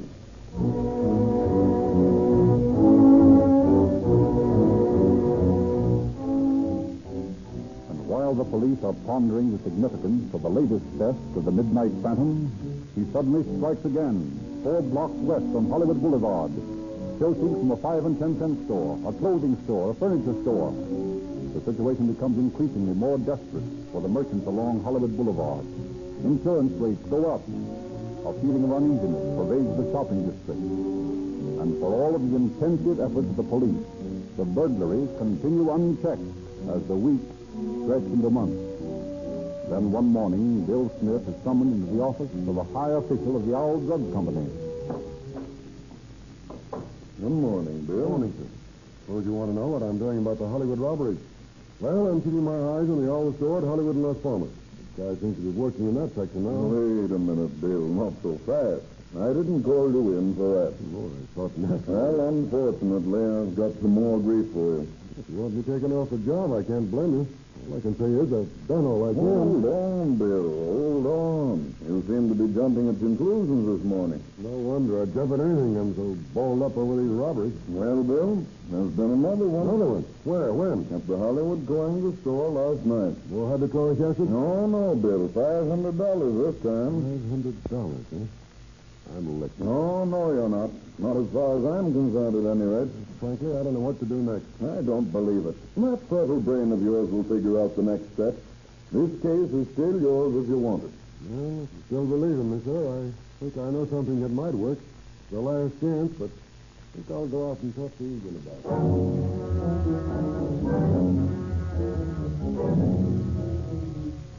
You see, Egan, no matter where else this guy strikes, he seems to come back to that old drugstore at Hollywood and Coingus. Yeah, it looks that way. Even if he only wants to steal a postage stamp, he'd steal it there. Right. I'm going to camp right down there in the basement at the Owl, right by the safe. You mean you're going to stake it out yourself? Right. Yeah, but you might sit there for 6 months and never see a thing. Sure, but it'll be worth it to get this guy. I'll sit there the rest of my life if I have to. If you'll help me. Sure, I'll do anything I can. Fine. What'll it be? I want you to patrol the outside. And men on Coinga and on Hollywood near the store. Also men in the alley. Okay. But Bill, we can't tie up a lot of men indefinitely. Play along with me for a month or so, and I'll bet in that time we'll get our man. Okay. I'll sit down there in the dark. The first person to come into that cellar will get a load of buckshot from me. I don't care who he is. If you hear a shot, it'll be your cue to keep your eyes open. Buckshot will only wound him. And we'll try to make a break for the outside. Okay, Bill. When do we start? Tonight, of course.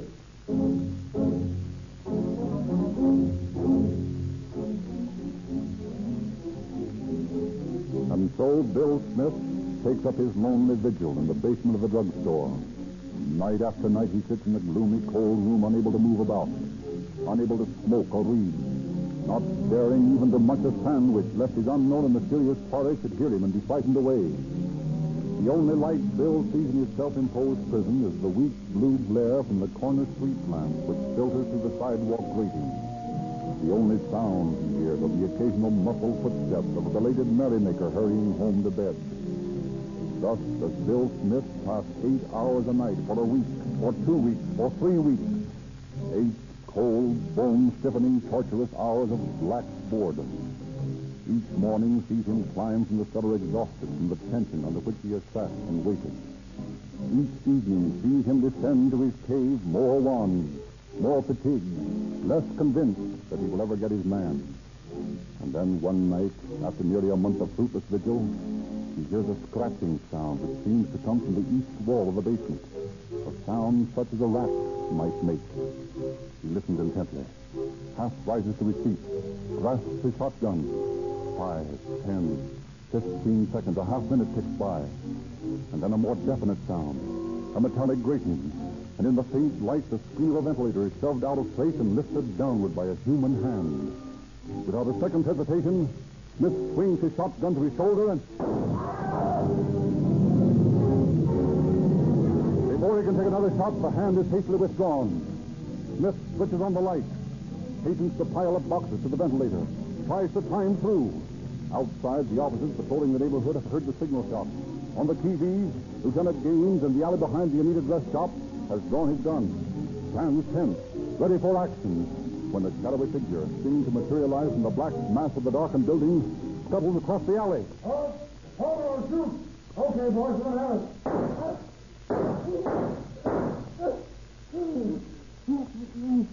You badly hurt? I don't know. All right, take him down, boys. You don't have to bother about that. I don't need no cat in my business.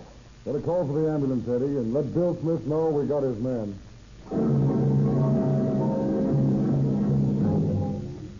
The midnight phantom, wounded slightly in the hip, is taken to the General Hospital to receive medical attention and then faces the officers of the law. Well, my friend, been looking you for a good many months. Well, we've got you. We want to find out what it's all about. You willing to talk? Yes, I guess so. I've had you guys on the run for a long time. Yeah, you can have the answers now. Go ahead, shoot. Well, let's start at the beginning. What's your name? Herbert C. Wright. What's it all about, Wright? And the way I figured out things was this. Times were tough. So I figured out how I could ride out the depression and not have to bother about where my next meal's coming from. By stealing, huh? Oh, we could call it that. What we want to know is how you did it. Been watching for you on the boulevard and the backs of the stores for months. Yeah, I'm coming to that. There's too much chance for regular burglars. I planned mine carefully. I figured I could get away with the perfect crime. Nobody has yet? Yeah, I'll find that out. But I nearly got away with it. That's because I took plenty of time. I looked over downtown Los Angeles and Hollywood both before I went to work on the corner of Hollywood and Boeing. Well, why did you pick that spot? Because, with the exception of the Owl Building, the rest of the stores were built without cellars, with a 2 or 3 foot airspace between the ground and the floors of the building. You tell me you dug your way into those stores? Oh, sure. I burrowed under the stores and cut my way through the floors. Made myself trap doors that wouldn't be detected. Then I got into the Owl basement by prying loose the ventilator bolt. After I pulled the Owl job and the Anita dress shop and the typewriter job, I started to work east. I found somebody else who got the same idea once before. But because there was a tunnel already made, so I used that. And I got under Cosmo Street and almost to the Broadway. Were you planning on burglarizing the Broadway? Sure. I do plenty of business there. There's something I'd like to know. What the devil did you steal those jars of acid from the Owls? Oh. That. I was going to tell you about them. It's lucky none of you guys found my tunnel and tried to follow it. Why? I had jars of acid placed along the tunnel with cords arranged to trip them. Anybody who didn't know where they was, well, the acid could have spilled all over them. And then the best trap of them all was a big plank over the entrance to my living quarters. It was studded with spikes and weighted with 50 bricks. I bet it would have killed a man if it had fallen on him. You're a nice, pleasant sort of guy, aren't you? Well, I had to live, didn't I? I got as much right to live as the rest of them. I was only protecting my interests. The same way as a businessman protects his with burglar alarms. Or a manufacturer with armed guards when there's a strike. Let's pass over that delicate ethical point. There's something I want to ask you. What's that? You mentioned living quarters. What did you mean by that? Oh. I burrowed out a room under one of the shops in the middle of the block. I had blankets in there. And the typewriter I stole. I was writing a novel. It was quite comfortable. If it looked too dangerous for me to go outside, I could stay in it for several days. That's your idea of living, eh? Sure, why not? It's as good a life as any you can get these days. I know. I tried. What do you mean you tried? Well, during the days, I'd go out and try to get work. But if I couldn't find any, I wanted to go straight. No, that's not that what I did was crooked, you understand? Oh, sure, we understand. Yeah, but I couldn't find a job. So, this is easy. Why did you take 20 cents out of that shoe store and leave $2,000 behind? Well, I didn't have any particular use for the money at the time, and I didn't want to run the risk of depositing too much in the bank at one time. I figured there'd be more whenever I wanted it. And how about the combinations to the safe? How did you get them? You see, I bored peepholes in the wall or in the floor of every store I worked. And then I'd watch through the peepholes and learn the combinations that way. Sometimes it took several days. Company was worth it. Of course, you nearly had me that night in the perfume store. I was watching through the peephole when you came back and found the place robbed. I could hardly keep from laughing out loud. Yeah, I can imagine that must have been very funny. Now, you've asked me a lot of questions. I want to ask you one. Well, that's fair enough. What is it? Why the devil didn't you bump me off tonight? I'd be a lot better off, and so would the world. Why anyone wants to spend another minute on this lousy earth is more than I can understand.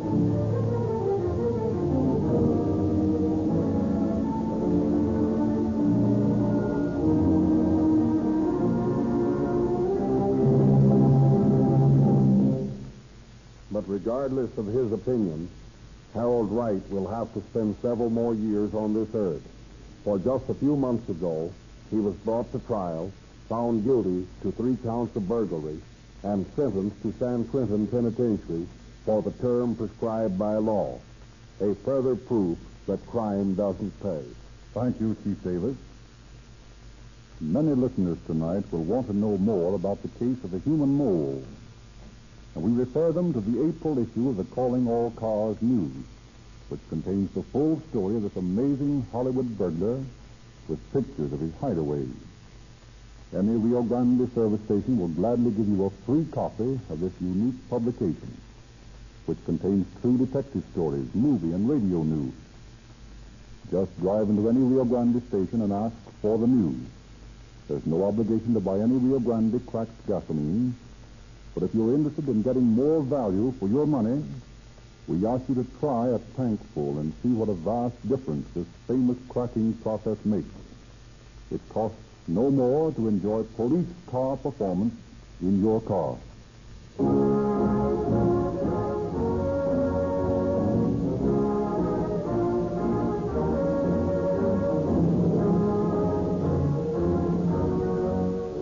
This is your narrator, Frederick Lindsley, bidding you good night for the Rio Grande Oil Company.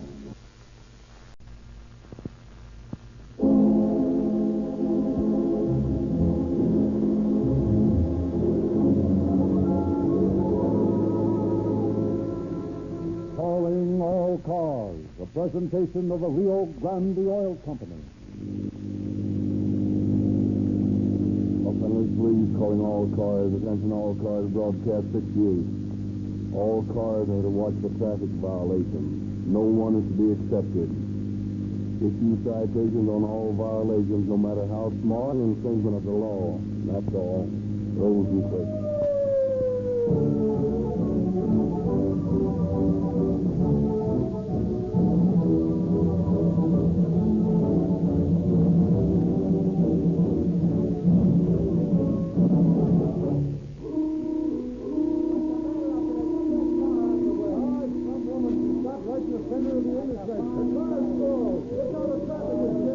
Here comes the police car, thank heaven. What's the matter here, lady? Get this car going. I can't. I'm so nervous. Well, steer to the curb. We'll push you over. Jim, drive against this bumper. Give us a shove.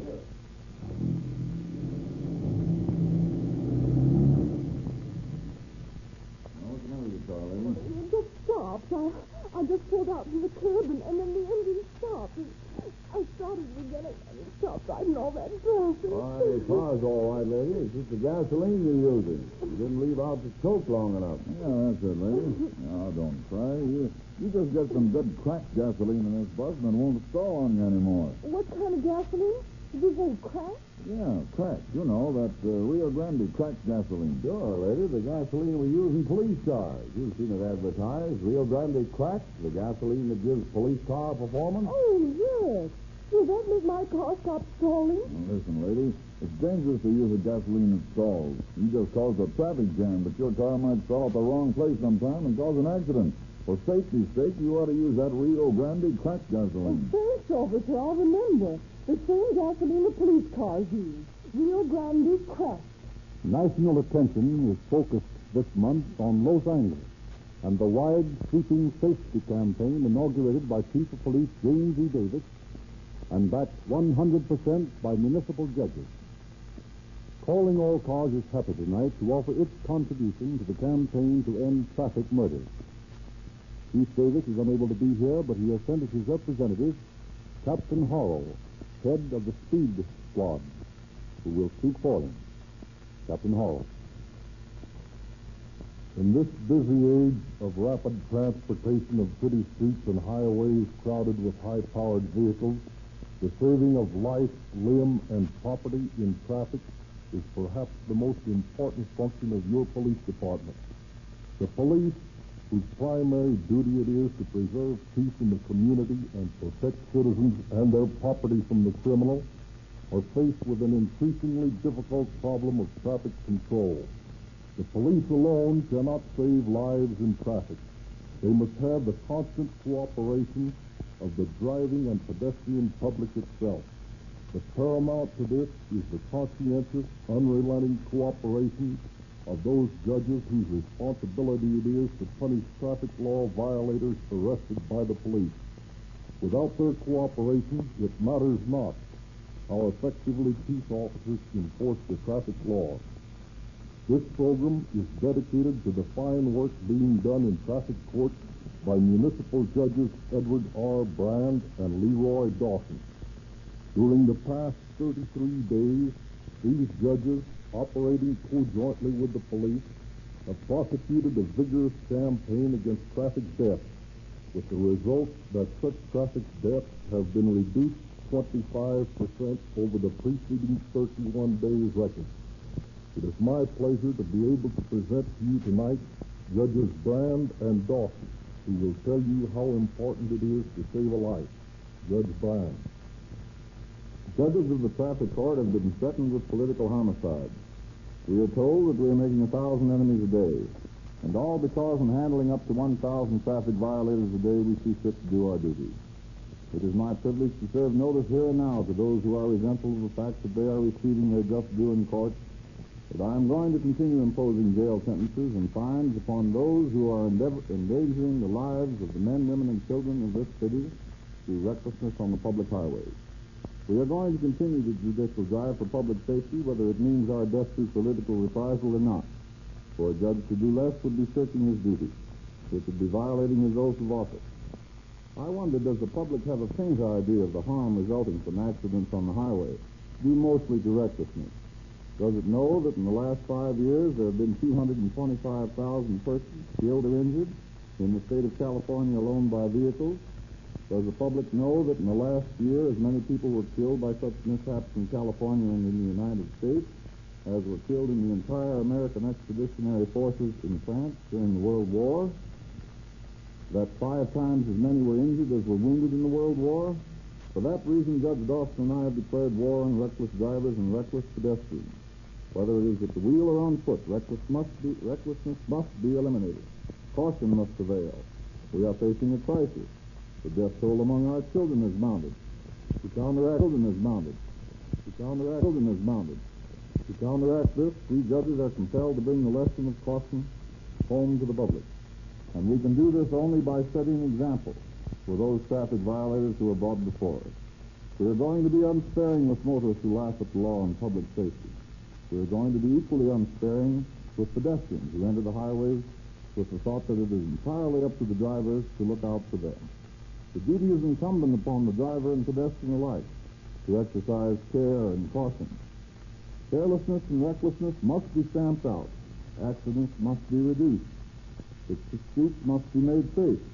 To this end, we have declared war. And regardless of threats or attempts at political influence, the battle will be carried on, without clemency or armistice, until a complete victory is attained. Now get this, citizens of the West. There is no excuse for you not to be familiar with the California Vehicle Act in this provision. There's nothing mysterious about it. It's couched in language that any school child can understand. If you want to read it, I'll be pleased to send you a copy free. Just address a card to me, Judge Edward R. Brand, in care of the Hall of Justice, Los Angeles. Ignorance of the law is no excuse. And until I receive your request for a copy of the Vehicle Act, just remember the admonition of the ancient law, the commandment, thou shalt not kill.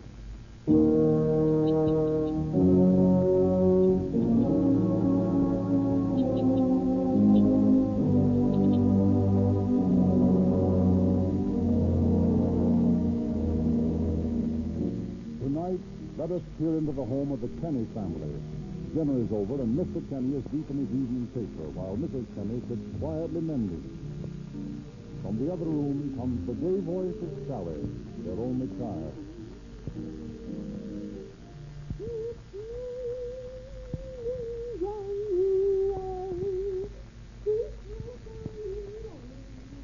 What's the reason for all this gaiety in town, Sarah? Sally's made up to Bob, and he's coming around tonight. She's terribly in love with Bob. In love, huh? Sally in love? Why, she's scarcely past her 16th birthday. That young Bobby kid, why, he's still under 20. Love, huh? If you remember back just a few years to the horse and buggy days, and recall young Tom Kennedy at the age of 18 and how he mooned at the gate for Sarah Evans. Yeah. Well, times are different then. No, Tom, no different. Human nature doesn't change in a generation.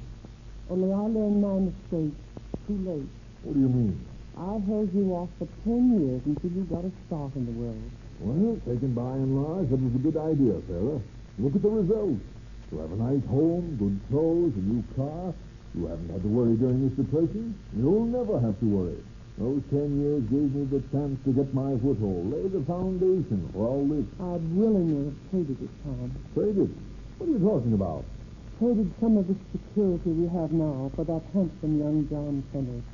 who grew old laying the foundation on which to get married. Why, Sarah, I'm surprised And at if you. Sally sets her mind on Bobby or any other boy, I'll never stand in her way. Sarah, what are you saying? The idea of thinking such a thing. My daughter must have security when she marries. Why, I'm astonished at you, astonished. Oh, that's Bobby, Mother. I'll answer it. Hello, Bobby. Hiya, Sally. See you look swell tonight. Oh, thanks, Bobby. Come on in. Talk to you with Mother and Daddy for a minute, and I'll get my feet. Okay. Evening, Mrs. Kenny. Hello, Bobby. Evening, Mr. Kenny. Nice weather we're having, isn't it? Yes, I guess the frost is over for the winter. Yes, I guess so. Young man, Yes, sir. just what are your intentions toward my daughter? Oh, Mother. I beg your pardon, sir? You heard me. What are your intentions toward my daughter? Why, I don't know. I like her a lot. Gosh, I even love her, I guess. You love her. You guess. Huh? Would you keep a roof over her head? Why, I hadn't thought about that. Oh, my Oh, you hadn't thought about that. Well, listen here, young man. Before you come around here with any ideas of love, you better find yourself a job that'll pay for living expenses. Father, I heard what you said, and I don't think it's any of your business. It's plenty of my business. I've worked hard to bring you up, and I'm going to see to it that when somebody else starts taking care of you, you'll be properly taken care of. Well, I guess I'd better be going. And I'm going with you. Where are you going? I don't know, and I don't care. Harry, I forbid you to leave this house. Why, the impertinent. No, not impertinence, Tom, just conviction. I wish I'd done the same thing when my father talked to you that way 25 years ago. Then we wouldn't have missed so much. What do you mean? Oh, nothing. You'll never know what you miss, Tom, and I can only guess.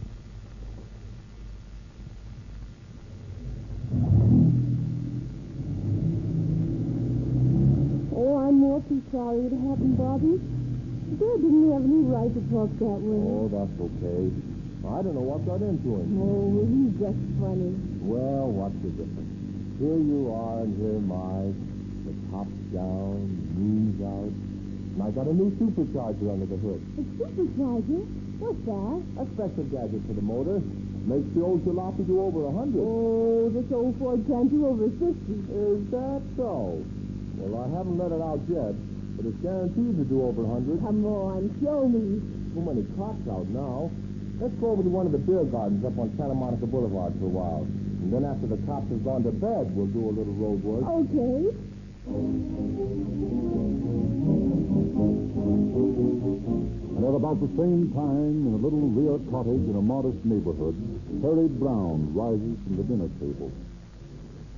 Son, you haven't finished your dessert. Yeah, I know it, Mother, but I got a rush. Again tonight? Yeah, the boss told me to relieve a man at the filling station over on Santa Monica Boulevard.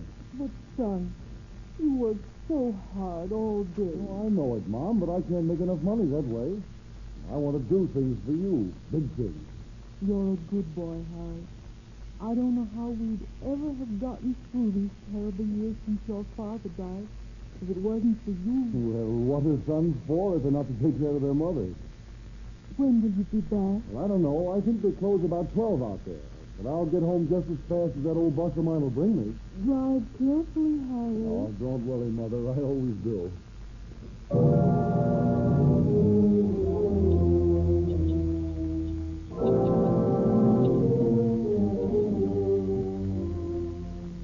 During the World War, the fatalistic soldier used to say that there was a bullet with his name on it.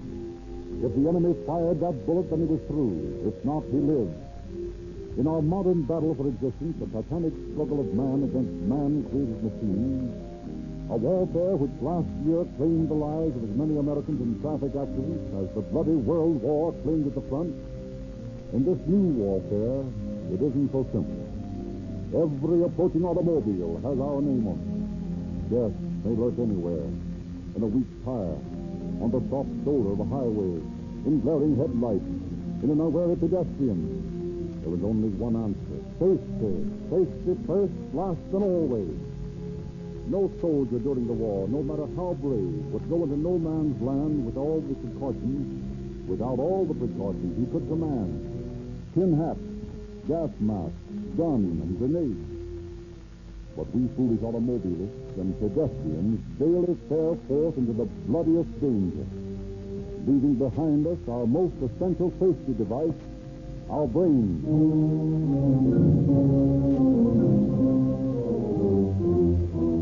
But to return to the protagonist in our story. The bloody god of the highway, Death, is giggling to himself this night as he squats above the city, his breath reeking with gasoline exhaust vapors. His eyes are broken headlights. His breastplate's the battered mud guard from 100 wrecks. And he wears a necklace of glittering, blood-stained pieces of broken windshield.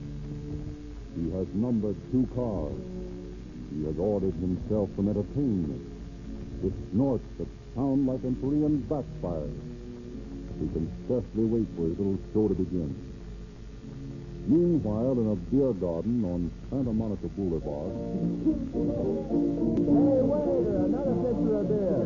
Oh, Bobby, please don't get tired. You get tired? Don't be silly, honey. It takes a lot more than a little beer to get me tired. Yes, but you got a couple of highballs, too. Oh, that just ends the beer. Anyway, I needed those highballs to settle my temper. Oh, now, Bobby, please forget it. Bobby didn't mean anything. Well, he gave me an idea. He's going to be so tough, we might as well give him something to be tough about. What do you mean, Bobby? Sally, I do love you. Do you, Bobby? Yes. And Sally? Yes, Bobby. I want to marry you. Oh, Bobby. I can take care of you. I can support you. I'll show your dad. I'll get a job. What do you say, Sally? Well, I don't know, Bobby. You love me, don't you, Sally? Don't you? Yes, Bobby. I do love you. Then it's all set. Yes, Bobby. But nothing. We'll drive to Yuma. After all the picture stars show, we won't have to wait for a light. Why, with that new supercharger on my car, we'll be there for breakfast. Oh, Bobby, it's so exciting. You're going to be Mrs. Robert Thompson before you know it. Come on, finish your beer and let's get out of here. All right.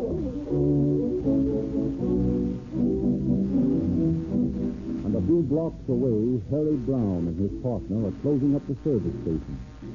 Come on, Harry. You better get started home. Oh, I'll stick with you until you're closed up. Oh, I only got to straighten out the cash report. Go ahead. You got to get up early, don't you? Yeah, I'm on duty out at Slauson at 6 o'clock in the morning. Hey, what's the big idea? You trying to kill yourself? Oh, but I got to do it, Eddie, for Mother's sake. Oh, she's worked her head off all her life.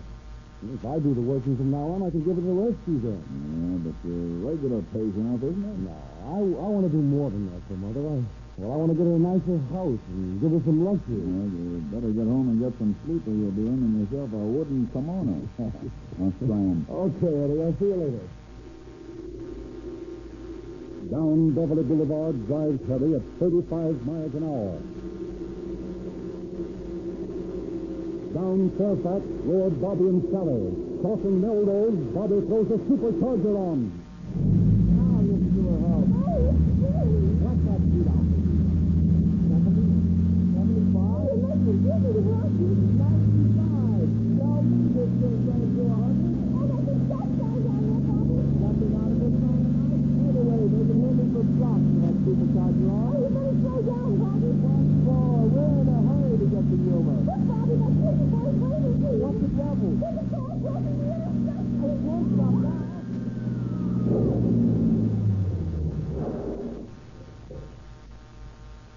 Oh, Sally, are you all right? Speak to me, darling. Are you all right? Oh, listen. What's the trouble?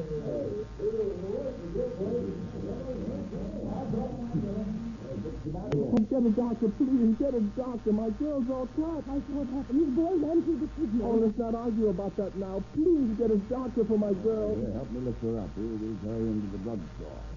There. Now, easy. Stop. Didn't take long getting here. The cops? Sure, you could have heard that crash anywhere this side of City Hall. Easy now, young fellow. Until we get through this door. Easy to see what this is, then. There's a crowd over there. On that car on the sidewalk. What a part he must have taken. Let's do this before it ends. Oh, here's the police now. Thank heaven you've come, officer. This poor fellow. Who is it? He was in the car, the doctor. I saw it happen. He's in a bad way. Let's see. Yeah, he's no longer in a bad way, ma'am. He's dead. Oh. It's like a fracture of the skull. Call for the morgue ambulance, Ben. Okay. You say you saw this thing happen? Yes. What's your name? This is Ethel Stanley. And what happened, Mrs. Stanley? Well, I was standing at the corner waiting for the bus when I heard this awful racket coming down the street. I looked up Fairfax, and I saw it was an automobile coming like fury. I saw him coming too, officer, and I tried to wave at him, but he kept on And then this poor boy had stopped his car from the text. He started across, and the other car hit him. He was thrown clear over here. Where's the driver of the other car? He had a girl with him. They carried him to the drugstore. Yeah, I'll have a little talk with him. Oh, they ought to lose a crazy driver like that. Oh, Sally, darling, you'll be all right. You'll be all right. I'm so sorry, Sally. Is the driver of the other car, Ben? Yes, I'm badly carried. Call an ambulance, boy. Have you talked to him yet? No, not yet. Okay. How did it happen, kid? I don't know. We were on our way to Yuma to get married. And I didn't see him. I don't know how it happened. Been drinking, kid? A couple glasses of beer? Yeah, a little more than that if my nose isn't kidding me. How fast is it going? I don't know. You don't know, eh? And by the way you hit that car, you must have been doing over 80. Oh, no, I don't think so. Now, listen, kid, you're in a mighty tough spot. We want to help you as much as we can, so you might as well be honest with us. What do you mean I'm in a tough spot? The only thing I got to worry about is Sally. I'll pay the fine for going through the intersection, and my car's covered with insurance. And there's one thing you're forgetting. What's that? The driver of the other car. Oh, yes. Is he hurt? No. He's dead. And I'm arresting you for manslaughter.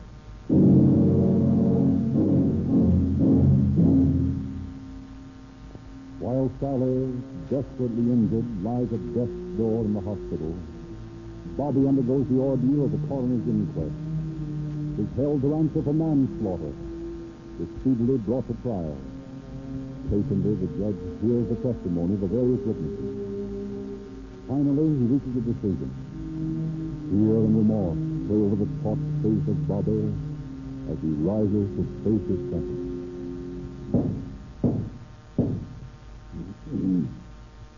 Robert Thompson, before I pass judgment on you, have you anything to say? Nothing to say. Robert Thompson, I find you guilty of the charge of manslaughter. In passing judgment upon you, I wish to state that this court is convinced that you have learned your lesson, and when you've paid your debts to society, you will never again repeat your offense.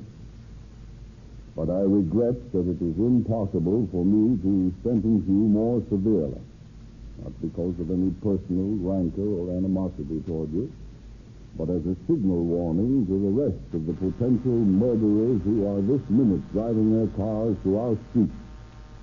Those murderers who will today strike down in cold blood 100 people throughout the United States.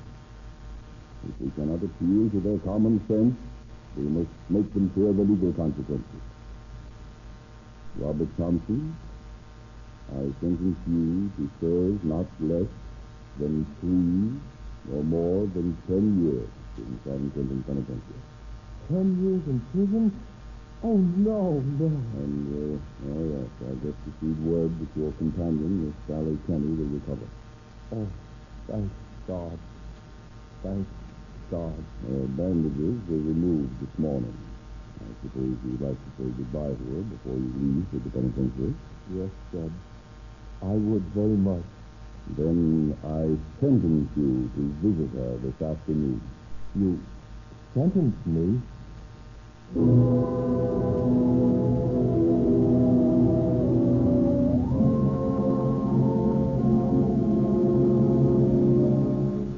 To the hospital that afternoon, Bobby is escorted by a detective.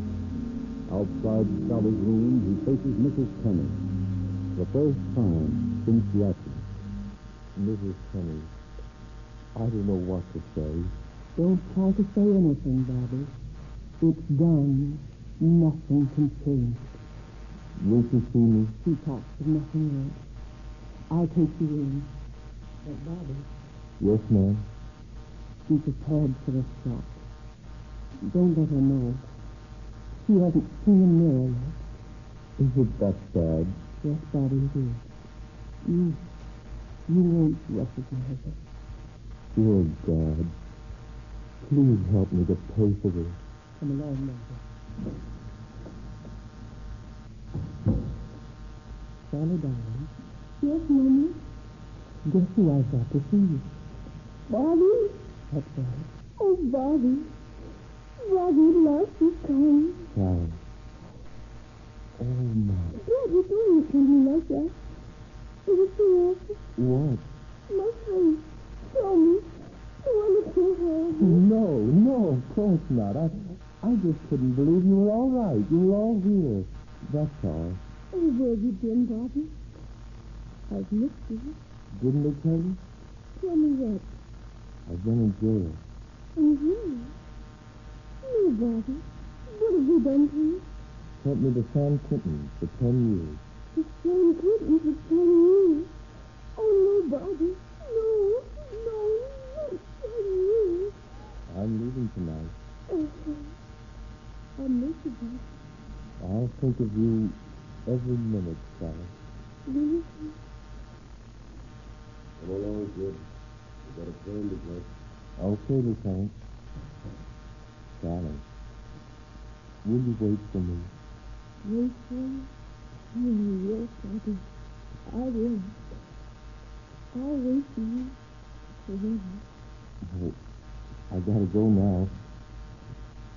Goodbye, Sally, darling. Goodbye, Bobby. I'll see Bobby to the elevator, Sally, and be right back. All right, Mommy. Goodbye, Bobby. I'll see you later, Sally.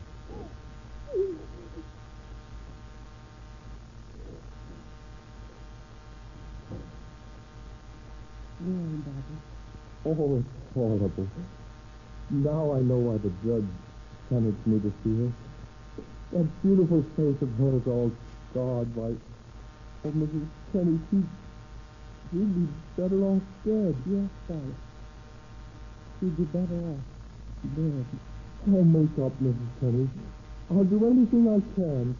When I get out of San Quentin, I'll spend the rest of my life trying to help her forget. I'll spend the rest of my life trying to make up for that night. Yeah. You ain't started to serve your time in San Quentin yet. Go along, kid.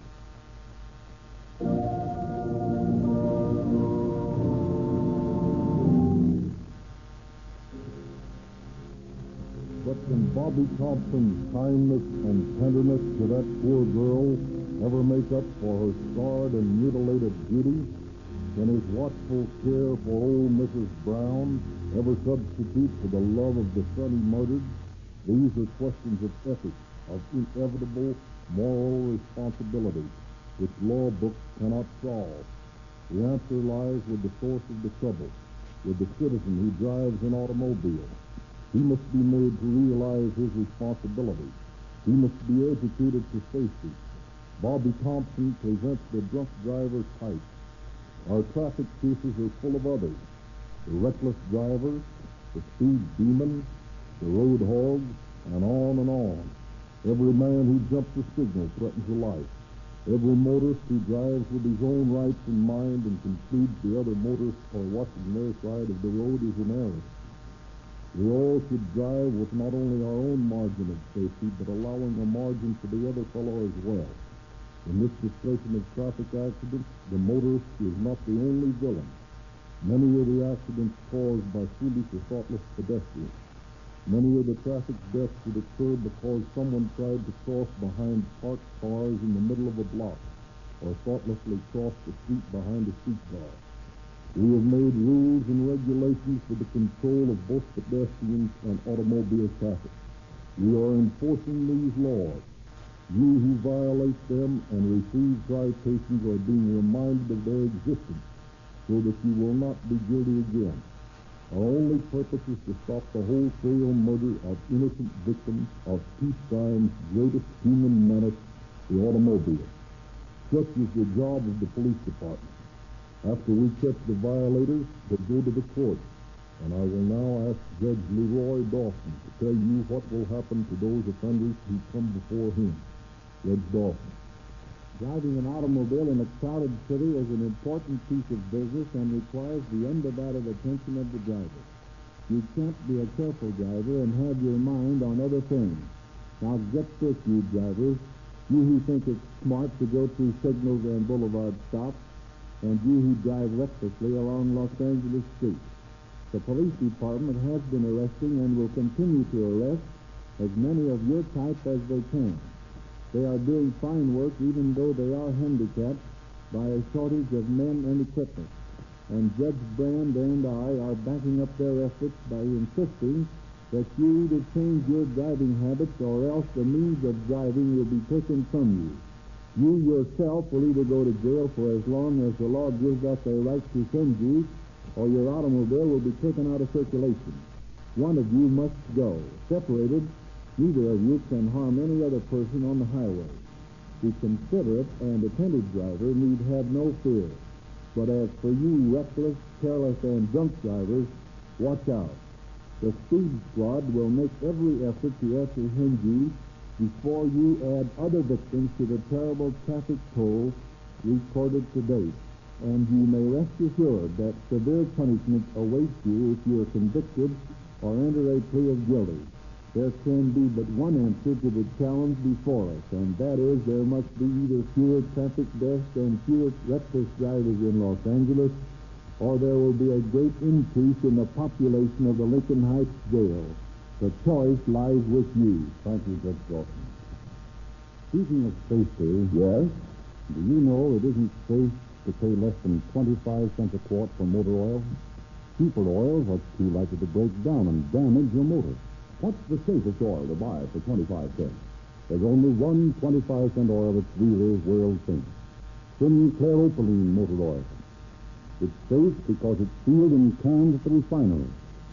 You get an oversized quart for a quarter, and you get protection because Sinclair Opaline has a worldwide reputation for quality and a tremendous volume of sales all over the world. Enable Sinclair to price Opaline motor oil at only 25 cents for an oversized quart can. Opaline gives you more miles of safe lubrication than many higher-priced oils. It's an unusual value. Who sells Sinclair motor oil? You can get an oversized quart of Sinclair Opaline motor oil for a quarter at any Rio Grande service station. And you can also learn at any Rio Grande station how to avoid auto accidents. How? Look on the back cover of the Calling All Cars News. Any Rio Grande dealer will gladly give you a free copy of this publication. It's full of interesting true stories about Mae West, William Powell, Greta Garbo, true detective stories, radio and movie news. Don't miss this month's Calling All Cars News. Free at all Rio Grande service stations.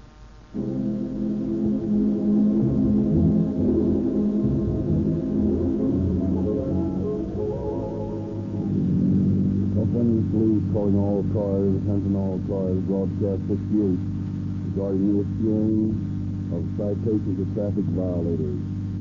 This broadcast is to remain in effect until the traffic death rate is materially reduced. And that's all. Rolls and takes. This is your narrator, Frederick Lindsley, saying good night for the Rio Grande Oil Company.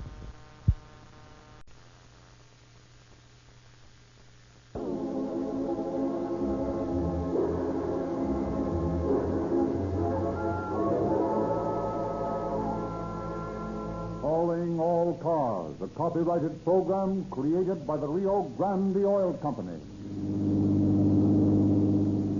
Los Angeles Police calling all cars, attention all cars, broadcast 75.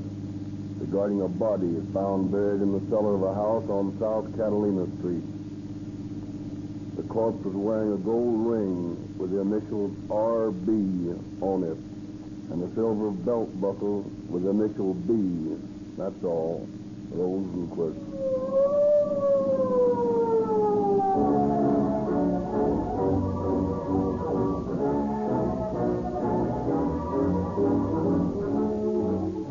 When you see the name Rio Grande Cracked Gasoline, perhaps you wonder what cracked means.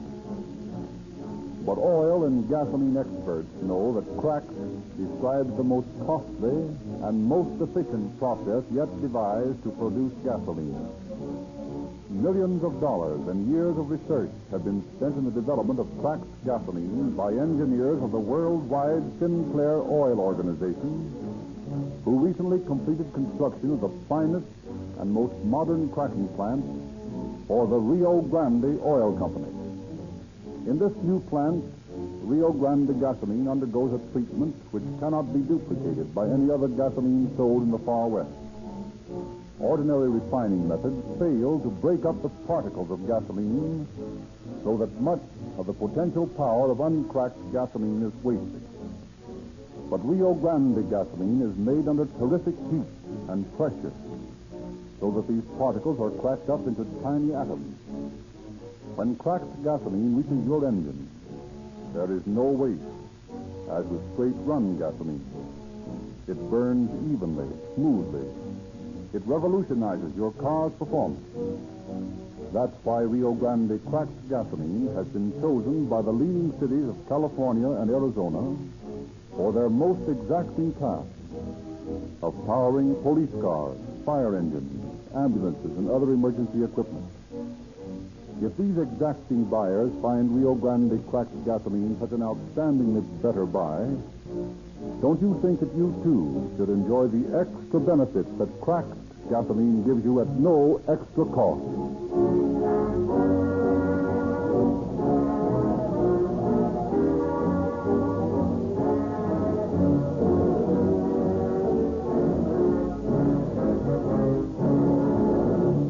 And now it is our pleasure to present Chief James E. Davis of the Los Angeles Police Department. Chief Davis. Good evening, friends. There is an old saying, murder will out, and like most time-worn adages, has more than a grain of truth to it.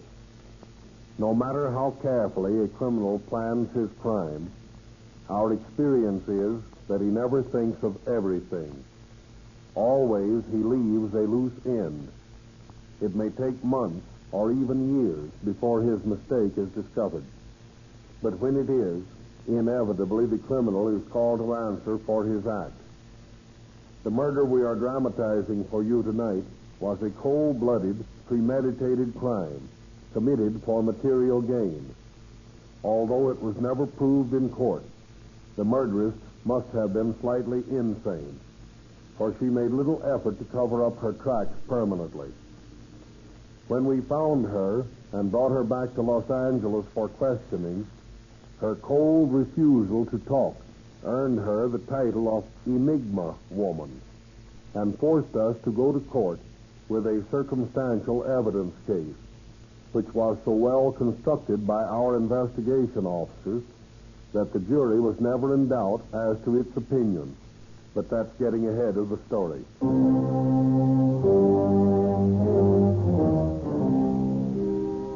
Our story tonight opens in Denver, Colorado, some 15 years ago.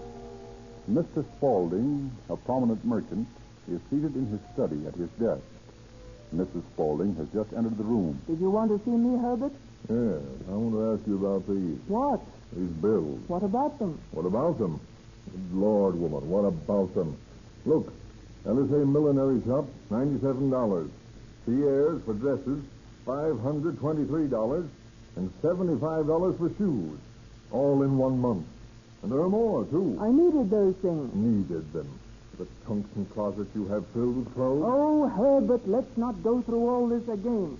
You weren't able to support me. You had no right marrying me. Oh, Mildred, you're unreasonable. You know that I've never stinted you. I've always tried to give you everything you wanted. But this is too much. It's got to stop. Why has it got to stop, may I ask? Because I have no more money. You have no more money? Nothing but my regular salary. I had $25,000 in the bank when we were married. We've gone through that in 3 years. Now we've got to cut down. Cut down? I can't possibly cut down. I haven't nearly enough now to live decently. You'll have to make more money. It isn't as easy as it sounds. Well, it's your problem. No, it isn't. You've got to help. Well, I won't help. I have a perfect right to the things I like. But, Mildred... If you can't give them to me, I'll find some man who can. Put that in your pipe and smoke it.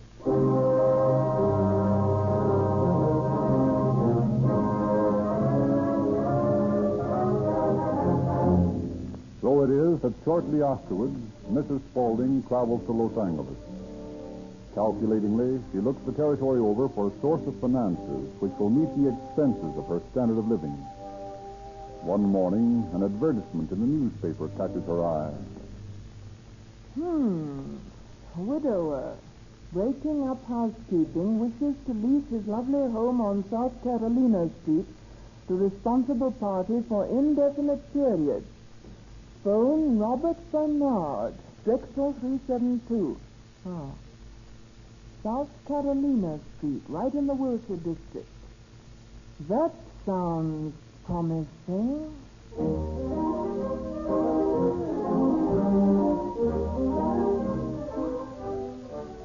It's a charming place, Mr. Bernard. I'm simply in love with it. Oh, I know I shall be happy here. I hope you will, Mrs. Spaulding. It isn't just like any house you might find for rent. Of course it isn't. There's something intimate and lovely about it. There should be. I built it as a wedding present for my second wife. I thought you were a widower. I am. She died a month after we were married. Oh, I'm so sorry. So you see, the place has too many uncomfortable memories for me. I go crazy living here by myself. I understand exactly. However, there is one stipulation I want to place in the lease. What is that? I want the right to reserve one room here as my own, to leave my things there and to return to it if I feel I want to be close for a while to my wife's spirit. Well, I can't see any objection to that. It's a silly thing, I suppose, and I probably never will come back to the room. But I want to feel that it's here for me. Of course you do. When do you think you'll want to take possession? Well, as soon as convenient to you. Well, I'm planning to go east on the 1st of June. I'm going to buy a car in Detroit and drive back through Texas and Arizona to inspect some of my oil leases and mining properties.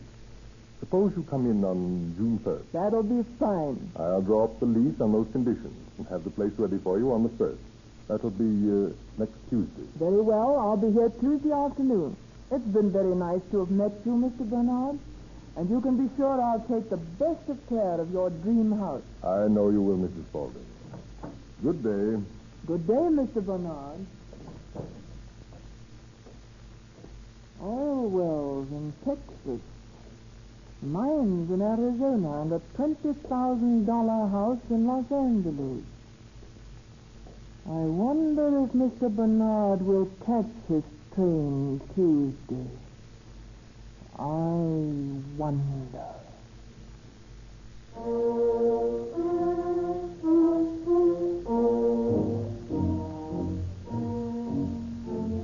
On Tuesday afternoon, Mrs. Spaulding arrives at the Bernard mansion with her luggage. Well, Mr. Bernard, here I am, bag and baggage. So I see. Can I help you with the bag? Thank you. We'll just leave them here in the hall. There's plenty of time to get settled. You have the lease? Yes, here it is. It's very simple. Just contains a proviso about my room. May I see it, please? Of course.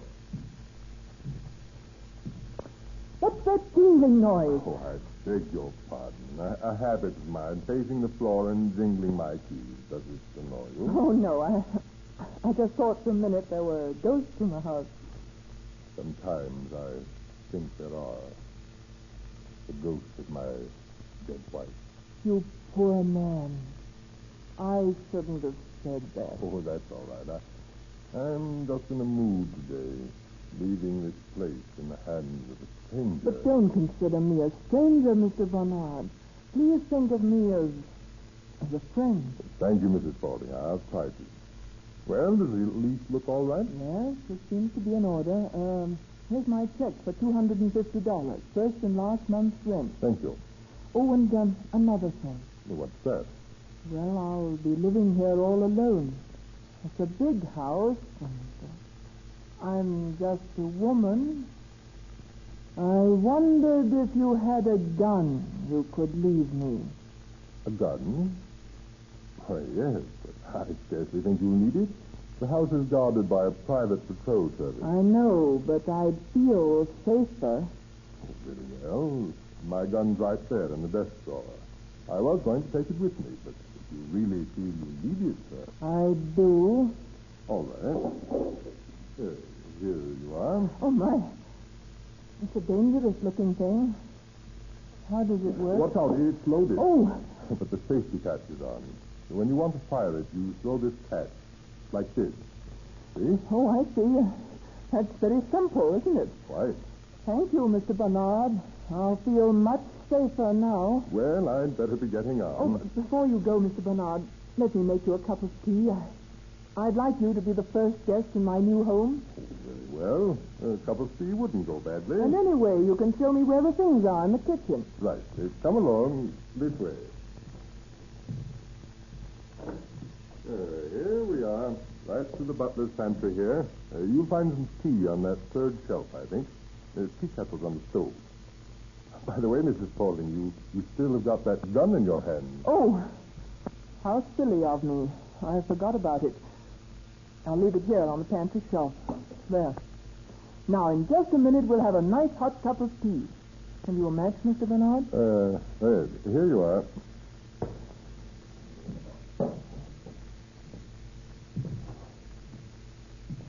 Always pacing and jingling those keys. Are you that nervous? I am sorry. You act like a man whose hours are numbered. Oh, no, not that bad, I hope. I'm good for a pretty long time yet. Here, I'll give you the keys, and I won't be tempted to jingle them. This one for the house. This one opens the garage. And this Yale lock key fits the liquor closet in the cellar. Is there any liquor in it? Unfortunately, it's quite empty. Oh, and this one is for the kitchen door here. Well, I think that's about all I need to know, isn't it? Yes, I think so. The water's boiling. Tea is about to be served. The cups are in the pantry, I presume. That's right. You're not jingling keys or drumming your fingers. Am I? You're nervous? Yes, I am. I don't know why it is, but I feel as though something were about to happen. Maybe you're right, Mr. Bernard.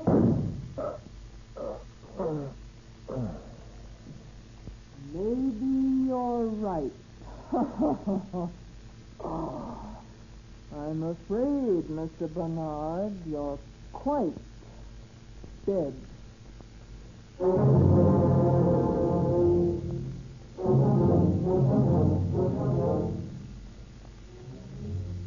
Oh, Gardner! Gardner! You wanting me, please? Yes. Did you hear a strange noise a few minutes ago? Noise? Yes, like a shot. No. I was in back sprinkling. Oh, I suppose it was an automobile backfiring. Backfire? Yes. I suppose Mr. Bernard told you about me. No? In not tell? I have leased his house. He's gone out of town for a while. Yes. Whatever arrangement you have with him will continue, just the same. Yes. Oh, and by the way. Yes? Could you get me a load of dirt? Dirt? What kind of dirt? I want to cultivate some bulbs in the cellar. Dirt for bulbs. Yes. How much dirt you wanting, please? Oh, I don't know. Enough to cover Enough for bulbs. You ought to know. 1 yard. Yes, that'll do, I suppose. Shall I dumping dirt in cellar? No, of course not. Leave it right here by the cellar door. Yes. I'll bring it tomorrow. Not tomorrow. Bring it this afternoon, right now. But you want to Don't go... argue with me. Bring it here this minute. As soon as you've delivered it, you can go. Yes. Thank you very much.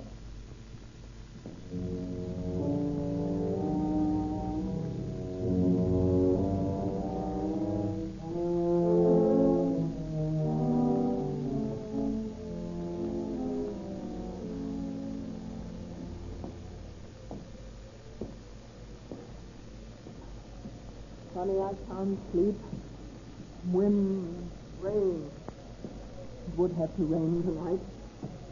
Wind, rain, and the corpse buried in the cellar. All setting for a ghost story. Who spoke? The ghost of my dead wife. Good Lord, I've got to get hold of myself. Now, look here, Mildred Spaulding. You sit down and light a cigarette. Got to stop these nerves of yours. There. Nothing like a cigarette. Quiet. Oh, what's that? Oh, I'm crazy. There are ghosts in this house. Ghost of my wife. Who's there? Ghost in the house. No. This one, come in here. Stay out. You can't come in. I'll shoot. I'll shoot you again. My reflection in the mirror. I shot at my reflection. Can't let us get me. Well, I've got to get hold of myself. Thunder, but it never thunders in California. I've got to get out of here.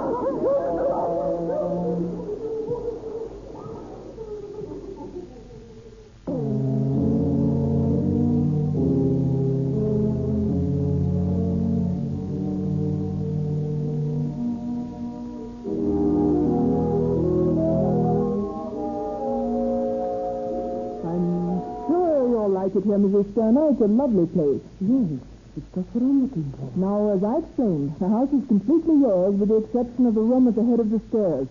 It has some of my husband's personal effects in it. I'll just leave it locked. Yes, quite all right. My husband's out of town. Probably won't return for some time, and I may be east indefinitely. But you can pay your rent regularly to my agent. Very well. And I'll take care of your house as ever my very own. I'm sure you will. Goodbye. Goodbye.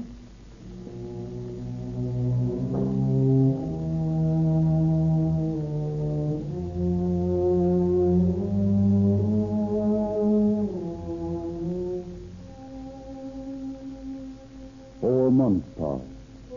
And then Bernard's first wife, failing to receive an allowance check for her daughter, requests the Los Angeles attorney to investigate the oil man's disappearance.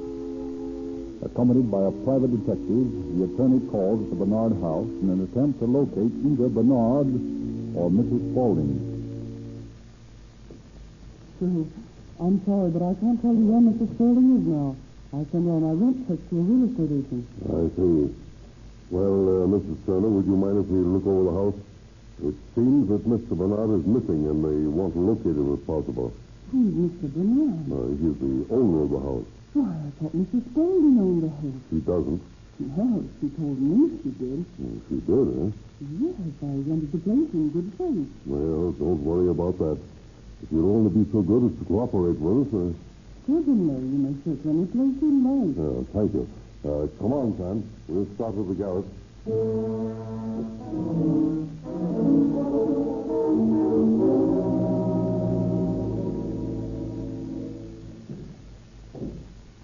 Well, looks like a wild goose chase. Nothing on the garret, second or first floors. Maybe we'll find something down here in the cellar. That's where they bury bodies, you know. You're going melodramatic on me, eh? No, I don't think we'll find him here. He's probably gotten an accident someplace in the east and is lying on a slab in some morgue, unidentified all this time. Nothing suspicious around here. No. Laundry tubs, furnace, packing boxes. Yeah, well, here, let's take a look at this cupboard. It's locked. Now, let me have those keys Mrs. Turner gave us. There you are. Yeah. Well, this wouldn't work.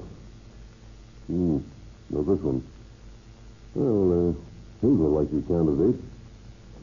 Nope. How about that one there?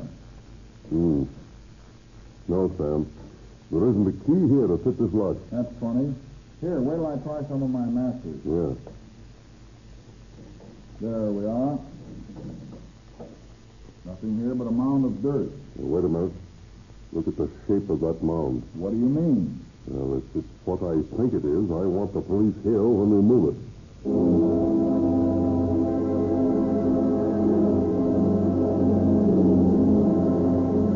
The attorney hastily calls Central Police, and Detectives Hitchcock and Cancel hurry to the house on South Catalina Street. Well, it's right here in this closet, Kendall. I see. I thought you'd better be here before we went ahead. Looks suspicious to me. Right. Got a shovel? Here you are. Well, we'll find out quick enough.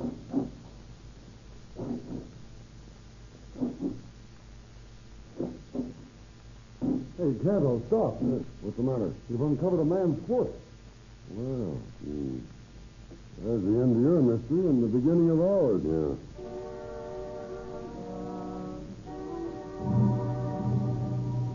After a day of intensive investigation and examination of physical evidence, the two detectives report to their chief. Well, boys, what have you got to report? What is? The thief is Robert Bernard. Well, wedding ring with initials GB on it and a silver belt buckle with the initial B. Let's have an identification from Bigworks. We've got it. Good. You boys haven't been wasting any time. I suppose you've been too busy identifying the body to find out who did it. I got pretty strong suspicions about that, too. While I was checking identity, the cop went over the place for physical evidence. It's a pretty good reconstruction. Go ahead, Sid. Tell it, Chief. Well, Bernard rented his house to Mrs. Spaulding from Denver. He was last seen on June 1st by some business associates when he was winding up some last-minute business before leaving for Detroit. I see. Mrs. Spaulding took possession of the house the same day, according to these men, who say that Bernard cut his interview short in order to meet Mrs. Spaulding at the house.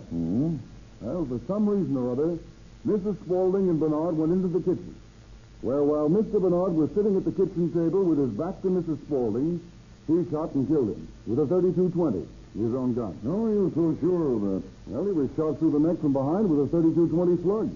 We found his gun in the room he retained in the house. The fatal bullet was fired from that gun, according to our ballistics man. Well, the crime occurred in the kitchen, and after she disposed of the body, Mrs. Spaulding washed up the blood. But she didn't do a completely thorough job because we found watered blood stains under the linoleum by the kitchen table. These stains tally and count with Bernard's blood. Oh, yeah? Well, after she shot him, she dragged the body downstairs and placed it in the closet. No, when this occurred? Yes, sir, about 5:30. How do you know that? She asked the gardener about that time whether he'd heard a sound like a shot. And then she told him to bring her some dirt because she wanted to plant bulbs in the cellar. Well, the gardener brought the dirt, which I'm convinced is the same dirt she covered the body with. Apparently her nerves went back on her, for on June 5th, she rented the house to Mrs. Turner, the present occupant, and left for the east, so she said. I'd suggest that you have Denver police look her up and arrest her on a murder charge. Wait a minute. Not so fast. We've got a pretty neat case here, but it's all circumstantial. Any fingerprints on the gun? No, it was wiped off. But there's not even a reasonable doubt that she's innocent. I'm convinced of her guilt. Yes, but you wouldn't convince a jury on that evidence. Why, she gave Mrs. Turner to understand that the house on Catalina Street was her own. She never even mentioned Bernard when she rented it. Still, she might have a convincing answer for that. Well, what are you going to do? Let her get away? No, but I'm not going to arrest her until you boys have built up a stronger case. Go out and find out something about her. Trace her whereabouts before and after the crime. In the meantime, I'll bring her here from Denver. How can you bring her unless you arrest her? Ask her assistance. From what you say, she sounds like a cold, hard customer to me. She'll probably fall for the ruse because she's convinced that she can talk her way out of this. In the meantime, you boys find me a motive. Well, her in your house in her own name was a motive. She wanted his house. Insufficient. She didn't try to sell it, did she? She merely subletted on her lease. That's legal. Find something else. Okay, Chief, we will.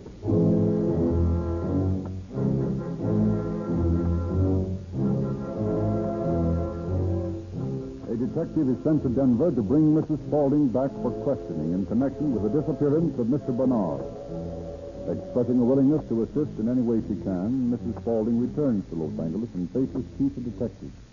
Mrs. Spaulding, we want you to know that we appreciate your kindness in coming all the way to Los Angeles. Not at all, Chief. Naturally, I'm willing to assist you in any way I can. Do you know where Mr. Bernard is? No, I don't. You were a good friend of his, weren't you? Hardly. I rented his house from him, that's all.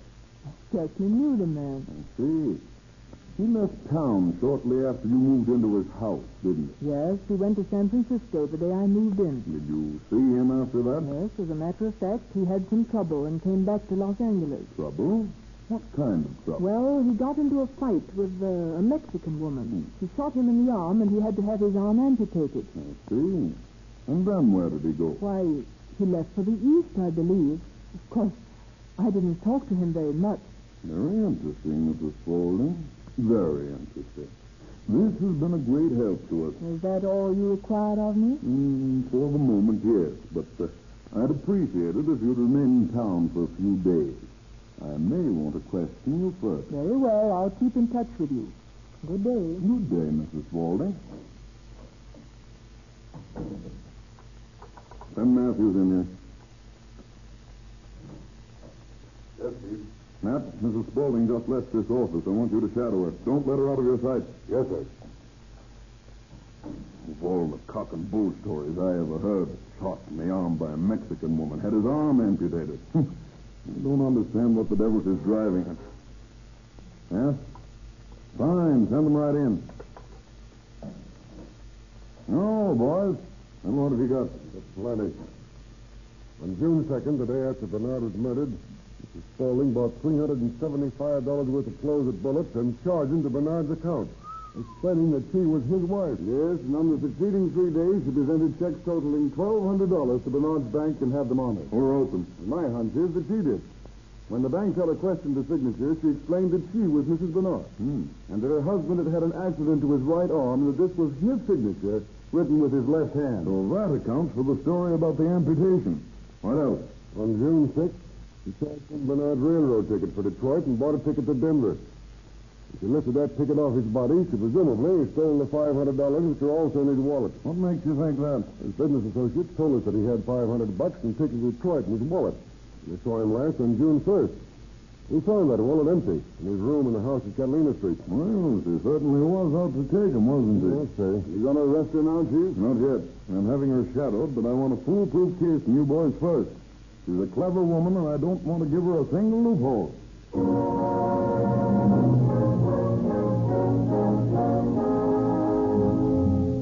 For 3 weeks, the officers build up their case, while Mrs. Spaulding, under constant surveillance of the police, continues at large. Then, when their case is complete, they present it to the grand jury, which promptly returns a true bill of murder. Then Mrs. Spaulding is summoned into the chief's office, where the investigating officers await her.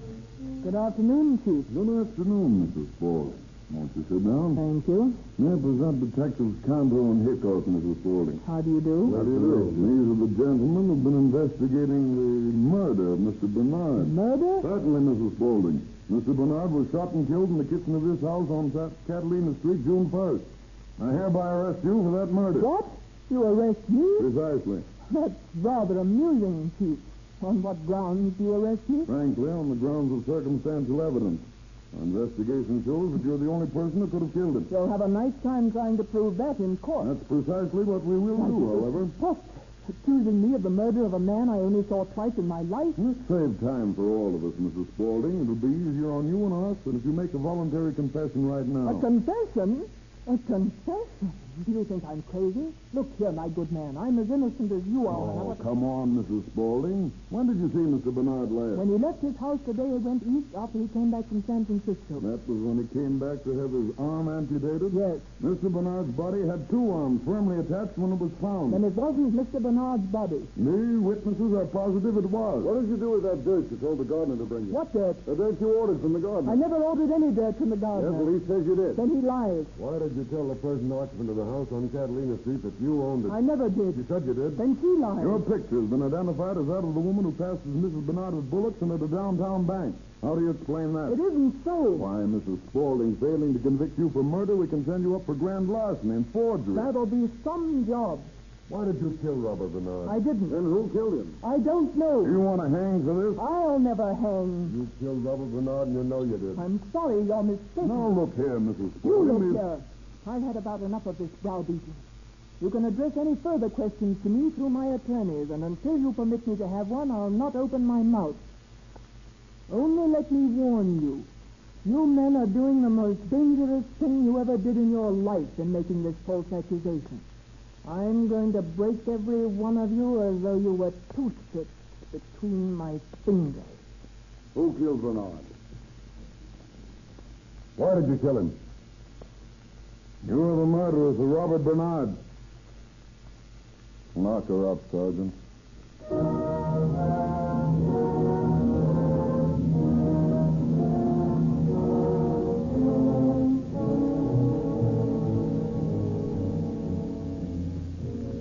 Mrs. Spaulding maintained her cold silence throughout her trial. Never would she make the slightest confession of her guilt. Always she believed her refusal to talk would save her. But the police had a foolproof case against her. A case of circumstantial evidence so complete that the jury on the first ballot found her guilty of first-degree murder.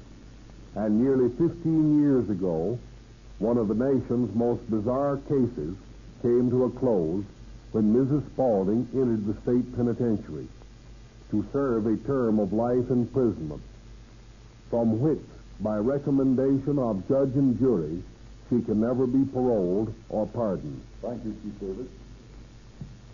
Ladies and gentlemen, the solution of this case is another tribute to the efficiency of the Los Angeles Police Department. When Los Angeles citizens call the police, a radio patrol car is on the scene within an average of 2.5 minutes. To make this possible, the department has tested every gasoline available, but they have used only Rio Grande cracked gasoline for the past several years. Other cities, Oakland, Berkeley, Merced, Fresno, also specify Rio Grande cracked gasoline exclusively for city emergency engines. And out in the wide open spaces of Arizona, many sheriff's officers have proved that Rio Grande cracked gasoline is best for emergency use over large areas. These law enforcement agencies use the same Rio Grande cracked gasoline that your neighborhood independent dealer sells, so that you too can enjoy police car performance in your own car.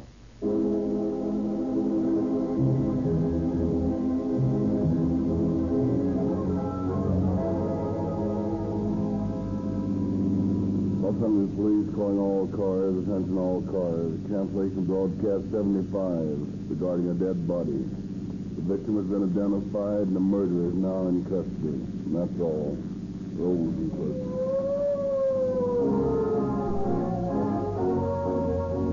Calling All Cars is written and directed by William M. Robeson. This is your narrator, Frederick Lindsley, bidding you good night for the Rio Grande Oil Company.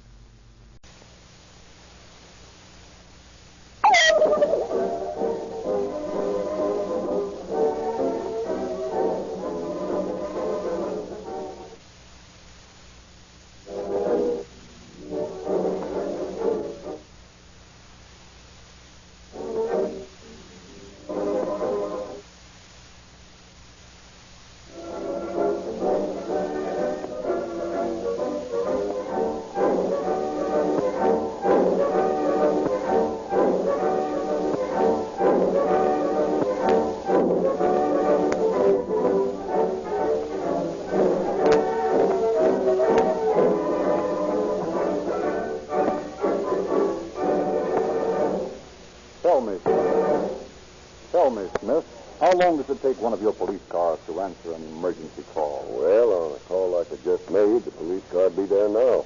But that's only about half a minute. That's all it takes. Not long ago, I broadcast a holdup of a gasoline station, and the radio car arrived in 30 seconds. The officers caught the burglar backing out of the station. That's pretty fast. According to the records, Los Angeles police cars using Rio Grande cracked gasoline take only an average of 2.5 minutes to answer any emergency call. That's right. We're making new speed records every day. Recently, officers arrived at a bank in 65 seconds after an alarm was given and caught the bandits in the act of robbing the bank.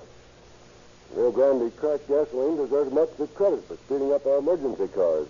Rio Grande cracked gasoline has something that you can't get in any other gasoline in this market. It's the only gasoline you can buy that's made by the famous Sinclair cracking process. Sinclair refining engineers have spent millions of dollars and years of research in perfecting this process. Rio Grande's new refinery is one of the finest cracking plants in America. What does cracking mean?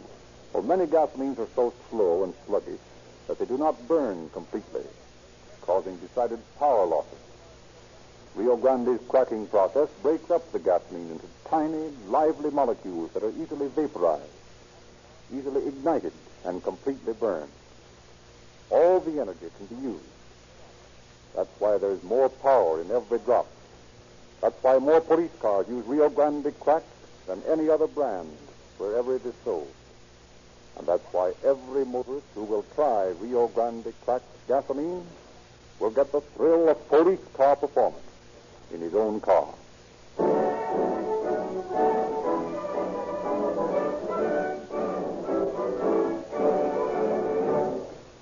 Once more, it is our pleasure to present Chief James E. Davis of the Los Angeles Police Department. Chief Davis. Good evening, friends.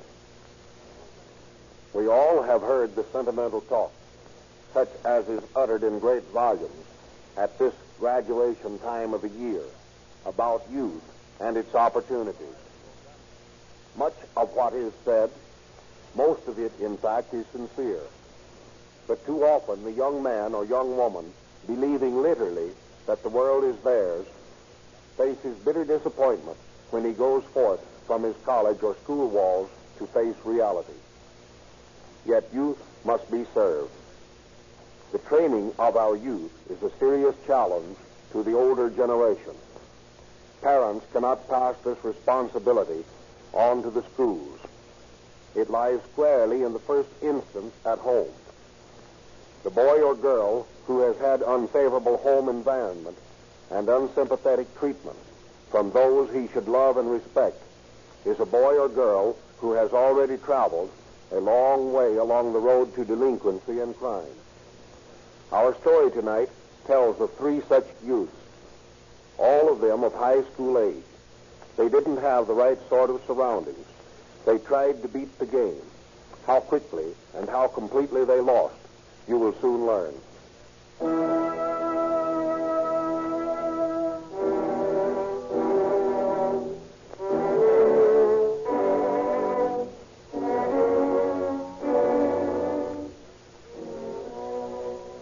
It is an evening in last March in a pool hall in Tulsa, Oklahoma. Ball in the side pocket. And a bad shot with it. Anybody seen Jack Parker around? Yes, Hugs. He's in the back room. Oh, thanks. Hey, Jack. Give me a minute. Oh, Suggs, what's on your mind? Well, I did it. Did what? Left home. Yeah? Sure. I get sick and tired of the whole outfit. Gee. Well, you want to come along? Where you going? Going to the coast, I guess. How? Saw a good-looking Buick parked in the lot behind the market. Yeah? Yeah, and I got that 45 I stole. Well, do you think you can get away with it? Sure. Pretty boy Floyd did, didn't he? Yeah, but they got him finally. Yeah, well, that's because he made mistakes. I won't make any. Come on, why don't you come with me? You got a blackjack? Well, yeah, but how about my ma? Oh, forget your ma. She done anything for you but try to make you go to work? The heck with parents. Well, yeah, but... Yeah, they never understand you. They always treat you like kids. Listen, we're grown up, Jack. You and I can blast our way through anything. Well, what do you say? Well, okay. All right. Let's lift that Buick.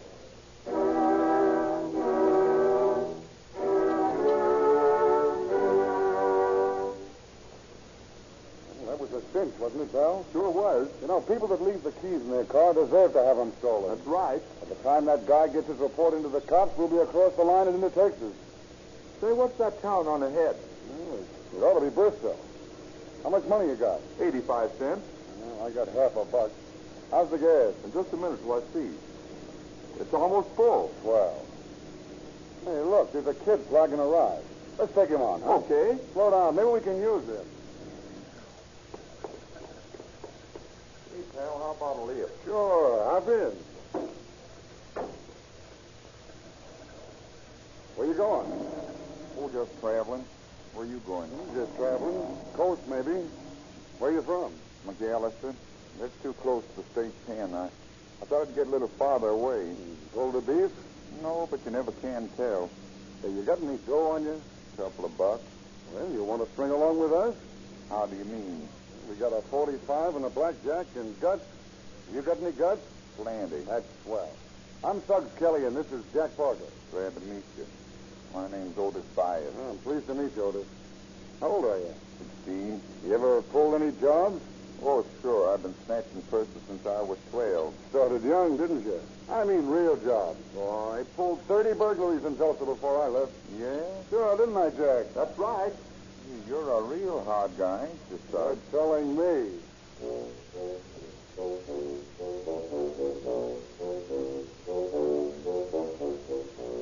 A few hours later, the adolescent bad men roll into Oklahoma City.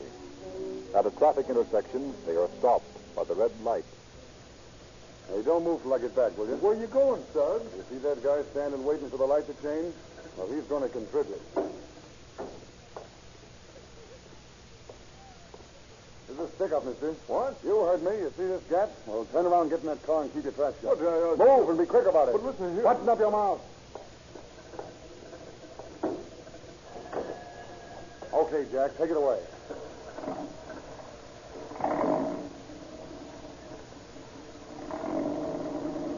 All right, mister. Fork over your dough. I haven't much on me. All right, let's have everything you have got. Frisk him, Otis. Okay. Here's all I can find. Well, I'll Easy. Only $2. Say, I ought to bump you off. I told you I only had a little bit. Will you let me go now? Yeah, and give you a chance to turn us in? I should say not. You're riding with us for a ways. But I got to be home. What will my wife say? What do I care?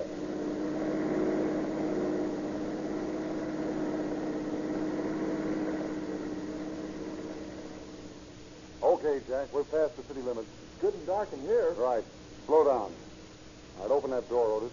Hey, what are you going to do? This is your station. Get out. Slow down, please. I can't. I'm sorry. We're in a hurry. Jump. I'm afraid. Shove him, Otis. No. Go on. Scram. Okay, Jack. Let's go. A lot of trouble for $2, but we'll be doing better in El Paso. What do you mean? Gas stations.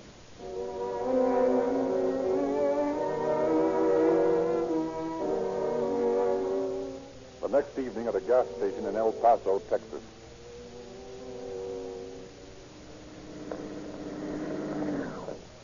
Yes, sir. How many? Fill her up. Yes, sir.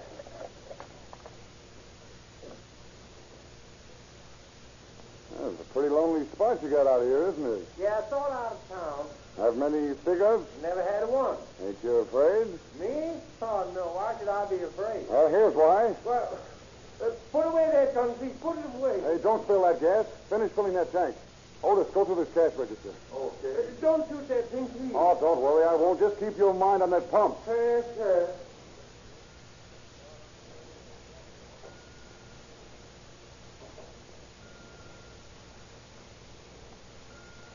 There you are. Pull up. That's swell. How about Otis? You got the dough? Yeah. Okay, Jack. Let's go.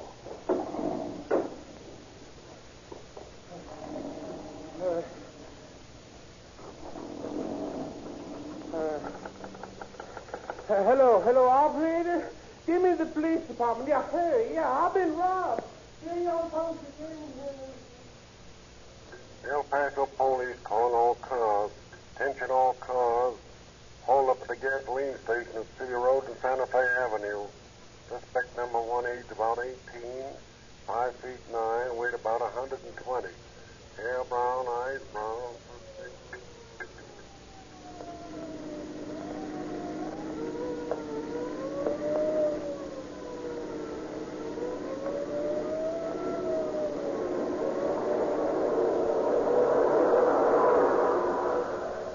Hey, Sergeant. There goes that hold-up car. Are you sure? Yeah, 1930 Buick with Oklahoma plate. Look at him go. Step on it.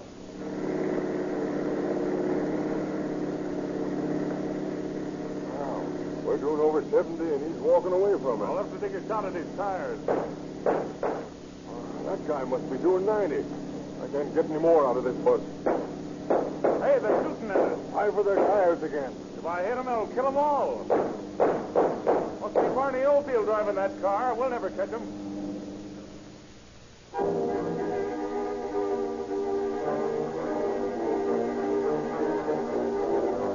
Realizing that by now their car is hot, the three young bandits abandoned it at Lordsburg, New Mexico, and hop a freight.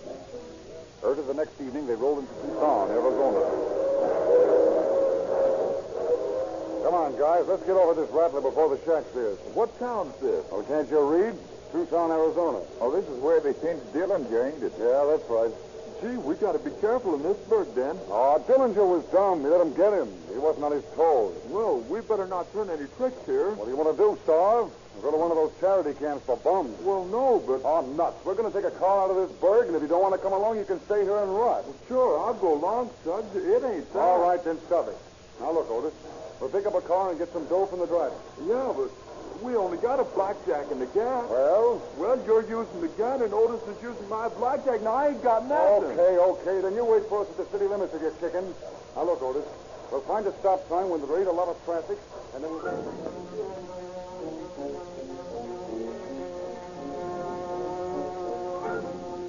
In Tucson, the boys repeat the El Paso job with more profit. They take the driver of a Ford for $63, dump him at the city limits, drive the car to Buckeye, Arizona, and abandon it. Otis and Suggs board a train to Los Angeles, and Jack Parker follows them by bus. 2 days later, they're reunited in a cheap rooming house on Main Street. Well, boys, we're as clean as a hound's tooth. We've dropped the hot cars. We haven't been identified to amount to anything, and here we are in L.A. where the pickings are easy. Before the week's out, we'll be rolling in dough and taking our chow with the movie stars. Yeah, but how about chowing right now? I'm hungry. Yeah, well, so am I, but I ain't got a cent. Neither have I. How much dough you got on you, Otis? 10 cents.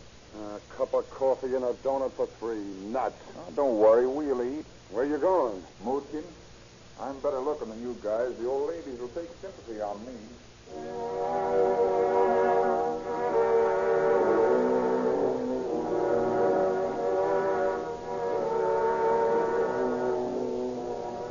Boy, this chili sure tastes good. I'll say. I'm going to have one of those 6 pieces of pie, too. Gee, how'd you do it so quick, Otis? You was only gone a couple hours, and you came back with $3. Oh, it was easy. I just put on the poor young kid look and waltz up to some old hay bag and tell her I'm hungry. They just shell out. One of them wanted me to come home with her. Yeah? Sure. Said she'd make a home for me. I told her I'd like that, but I had to say goodbye to a friend of mine, and I'd come out to her house tonight. You going? Oh, I should say not. What do I want to live in somebody's home for? I don't like homes. That's the reason I left mine. Otis, watch your ears. And Otis, mind the baby. Not me. I'm through with home life. Me too. Yeah, and that goes double for me. Oh, listen, I forgot to tell you that this pie I'm eating was donated by a copper. Yeah? How come? Well, I nicked a corner cop for 10 cents. Told him I'd lost my car fare. Oh, boy, that's funny. Gee, I'd be afraid to do that. Yeah, sure you would. That's what's the matter with you, Jack. You're chicken. Oh, no, I'm not, son. Oh, you ought to still be in Oklahoma. You ain't up to our speed, is he, Otis? I'll lay off the kid. You'll learn. Yeah, he'd better. Well, what'll our first job be, Sub? Well, we ought to be able to steal a couple of cars. No, not in this town. These coppers here are tough. How about snatching purses? Oh, that's kid stuff. Let's get into big time. Take it easy at first. That's what I say, son. That's what you say. Listen, you don't know anything. You see, Suggs, we got to get the lay of this place before we start any big stuff. Yeah? Well, maybe you're right. Sure I am. Now, we'll go out tonight and get ourselves a few pocketbooks. That'll feed us for a few days. Oh, I want to use my gas. Oh, take it easy, will you? You'll have plenty of time for that.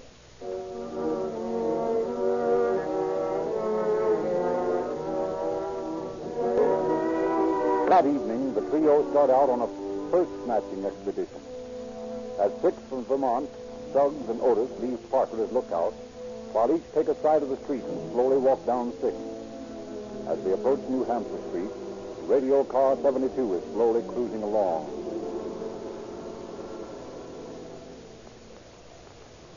Hey, Ellen, notice those two kids? Where? One on one side of the street and the other right across from it. Yeah, look kind of suspicious. Pull up and I'll talk to him. Hey there, buddy. Where you going? Try on the other one, Ed. Come back here. Hold on fire. You got away. So did mine. They're up to no good. Got to keep our eyes open. Right. Calling car 72. Hey, there's a call. Calling 72 at Berendo and 4th. A dog barking. A dog barking. Well, I guess we got to take it.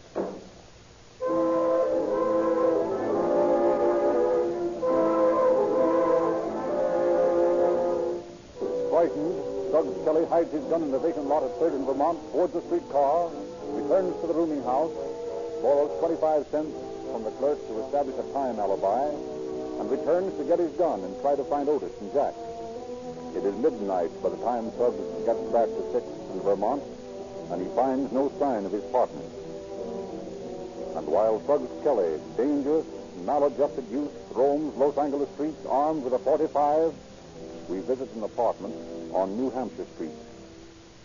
Oh, come on, Sam. Stick around for another little drink. No, you know I'd like to, Edie, but I can't. I gotta go. Why? Well, I borrowed a fellow's car to come over, and I gotta return it. He's going hunting tomorrow early, and gosh, that reminds me. He's got a new rifle in the back of the car. I hope nobody stole it. Oh, gee, honey. I thought you was going to stay a while. Oh, come on, Sam. Stick around for a little while. We don't see you half often enough. Not tonight. I just dropped in to say hello. Really, I gotta go. You, my friend, are a wet blanket. Yeah, and a cold shower, I suppose. That, too. Well, I'll be back, and then you'll see. I'll be waiting. Okay, and thanks for the drinks, Edie. Okay, kiddo. Good night. Good night.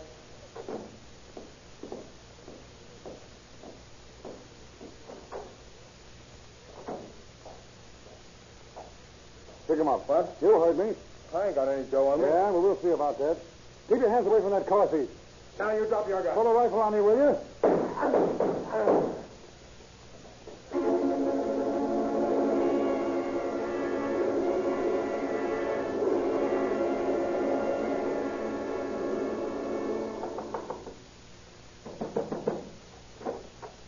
Hello, girls. Who are you? Police officers. Mind if we come in? We ain't done nothing. Quiet, Edie. Of course, boys. Come on in. May I introduce myself? I'm Joe Silkus of the Homicide Detail. This is my partner, Thad Brown. I'm pleased to meet you. What can we do for you? What about that shooting outside a half hour ago? What do you mean, what about it? What do you know about it? Nothing much. Stan came up for a drink. When did he leave? About 5 minutes to 1. Next thing I knew, there was some shots. I heard them, too. I thought there was backfire. Quiet, Edie. Yeah, I know. They always sound like backfires. And then I heard sirens and the police arrived. I see. Anything else? Nothing else. Who killed him? How should I know? Know him very well? Yeah, we've been out with him a couple of times. Quiet, Edie. You girls willing to appear at the inquest tomorrow? What for? To identify the body. What's all the fuss? Oh, I've been looking for you. This is my husband, Detective Silkus. Yeah, I imagine so. I want the girls down at the coroner's office in the morning. Did you see if they're there? How about it, Stella? We're clean. I'll have them there. Thanks. Let's go, Thad. Any angles there? I don't think so.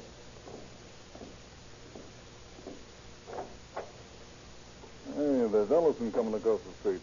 Maybe he's got some. Oh, you find anything, Ellison? Yeah.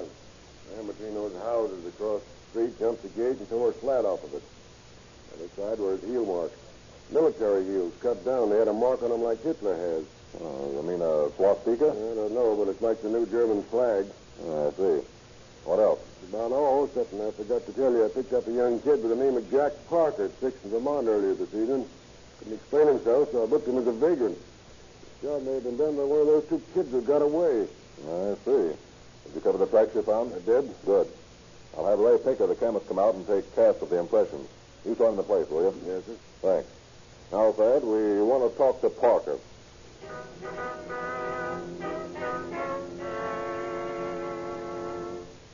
So you're Jack Parker, huh? That's right. How old are you? 17. Pretty young to be in jail, aren't you? I ain't done nothing. No? No, I was standing in the 6th in Vermont when those coppers picked me up. I was waiting for a streetcar. Yeah?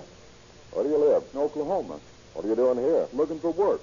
Why aren't you home with your mother and father? Because my father's dead, my mother's... Well, because I'd rather be here. What sort of a trip did you have from Oklahoma, Jack? Oh, pretty good. Have you got that new cutoff between Casa Grande and Gila Bend paved yet? I don't know. I came by way of Phoenix. Good road all the way. Yeah, those Arizona roads are getting better all the time. Sure are. Jack, who had the 45? Otis had it. That is, I mean... Who's Otis? I don't know. Now, listen, young fella. You're in a pretty tight jam, and you'd better come clean.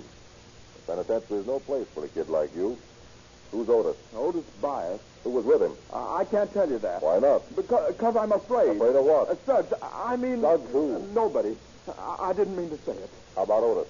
Where's he live? I don't know. Come on, where's he live? I don't know. Only he gets his mail at General Delivery. I see. Where's he hang out? Around Pershing Square. Oh, I see. Around Pershing Square, huh? You come over there with us and point him out to us? Sure, I guess so. If it'll help my spot any. I can't promise you a thing, but anything you do can't put you in a worse spot than you're in right now.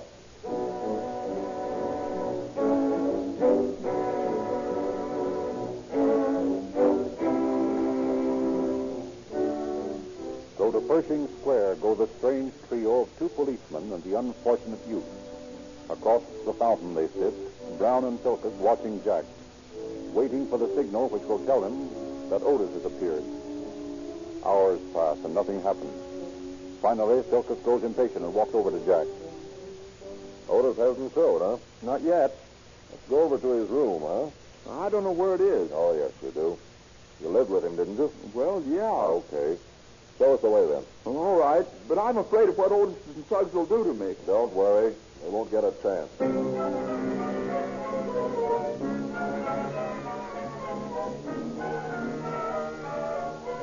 So Jack Parker, irresolute, swayed between the forces of fear and false allegiance, leads Silkus and Brown to the rooming house on Main Street.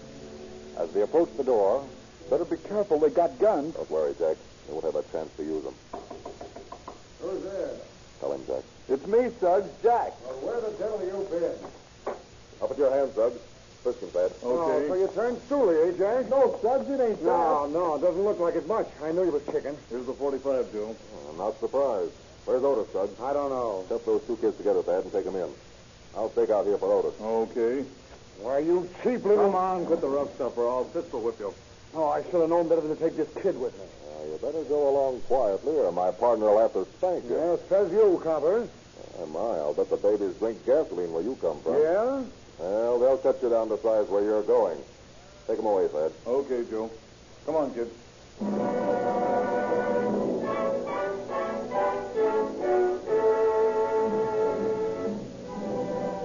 For 2 hours, Silkus staked out in the room, and then...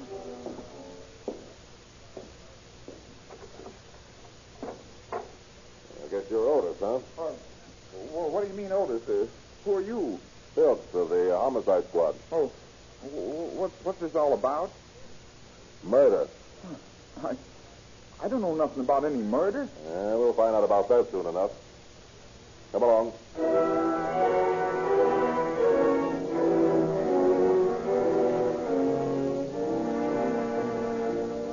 With all 3 boys in custody, Detectives Daniels and E.G. Brown of Wilshire Station gather evidence while Silkus and Brown center their attention on Suggs Kelly.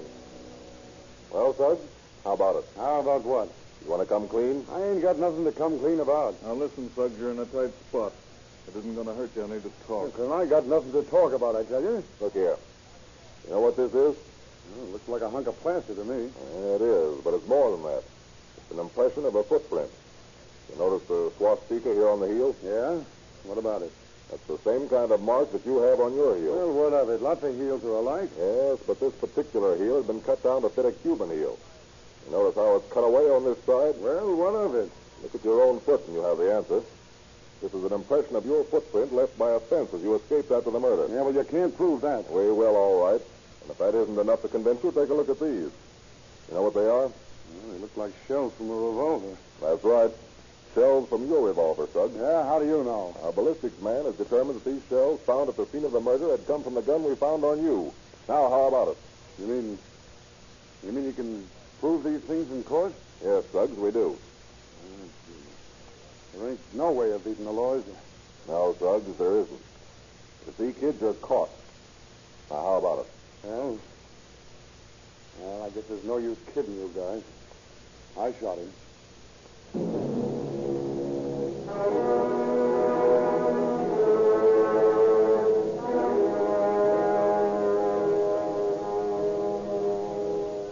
After hearing the case presented by Deputy District Attorney George Stallman, Wendell Suggs Kelly changes his plea to guilty and throws himself upon the mercy of the court. Just 2 days ago, he faced Judge Walter J. Desmond. Wendell Kelly, before I pass sentence upon you, have you anything to say? No. In view of your plea of guilty, and in view of your youth, the court has decided to be lenient with you, Wendell Kelly, and I hereby sentence you to serve the rest of your natural life in San Quentin Penitentiary.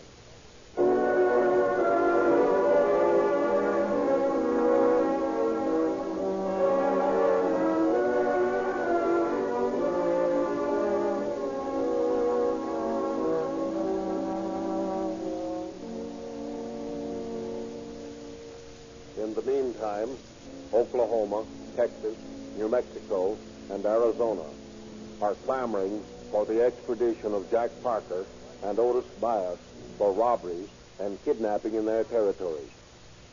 It is interesting to note that this trio of unfortunately maladjusted youths were in custody and their confessions obtained in 5 minutes less than 24 hours after they had committed their first job in Los Angeles, despite the fact that there were no clues but 4 empty shells at the actual scene of the crime. Thank you, Chief Davis. The Los Angeles Police Department now has 195 radio-equipped cars to answer emergency calls. And these cars use only Rio Grande cracked gasoline because they have found this gasoline to be faster, more powerful, and more economical. Other cities have made tests and found Rio Grande cracked gasoline gives superior service in all emergency engines. Now all police cars and fire engines in Oakland and Berkeley are powered exclusively by Rio Grande. The city of Merced has changed to Rio Grande. The city of Fresno now uses Rio Grande. Police and sheriff's cars in many cities and counties of Arizona use Rio Grande cracked gasoline. Wherever it is sold, Rio Grande cracked powers more police cars, fire engines, and other emergency equipment than any other gasoline.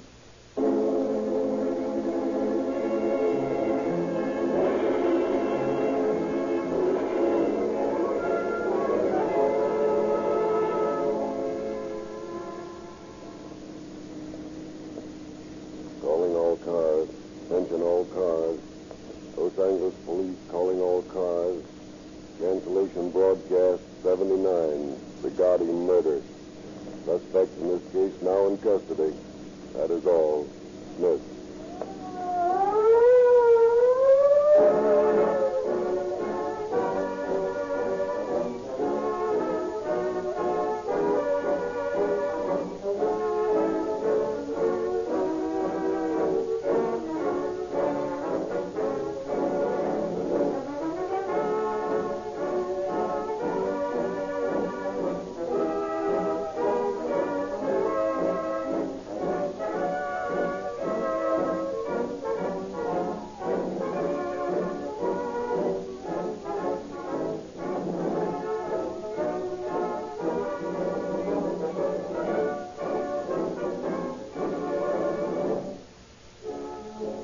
Narrator Frederick Lindsley saying good night for the Rio Grande Oil Company.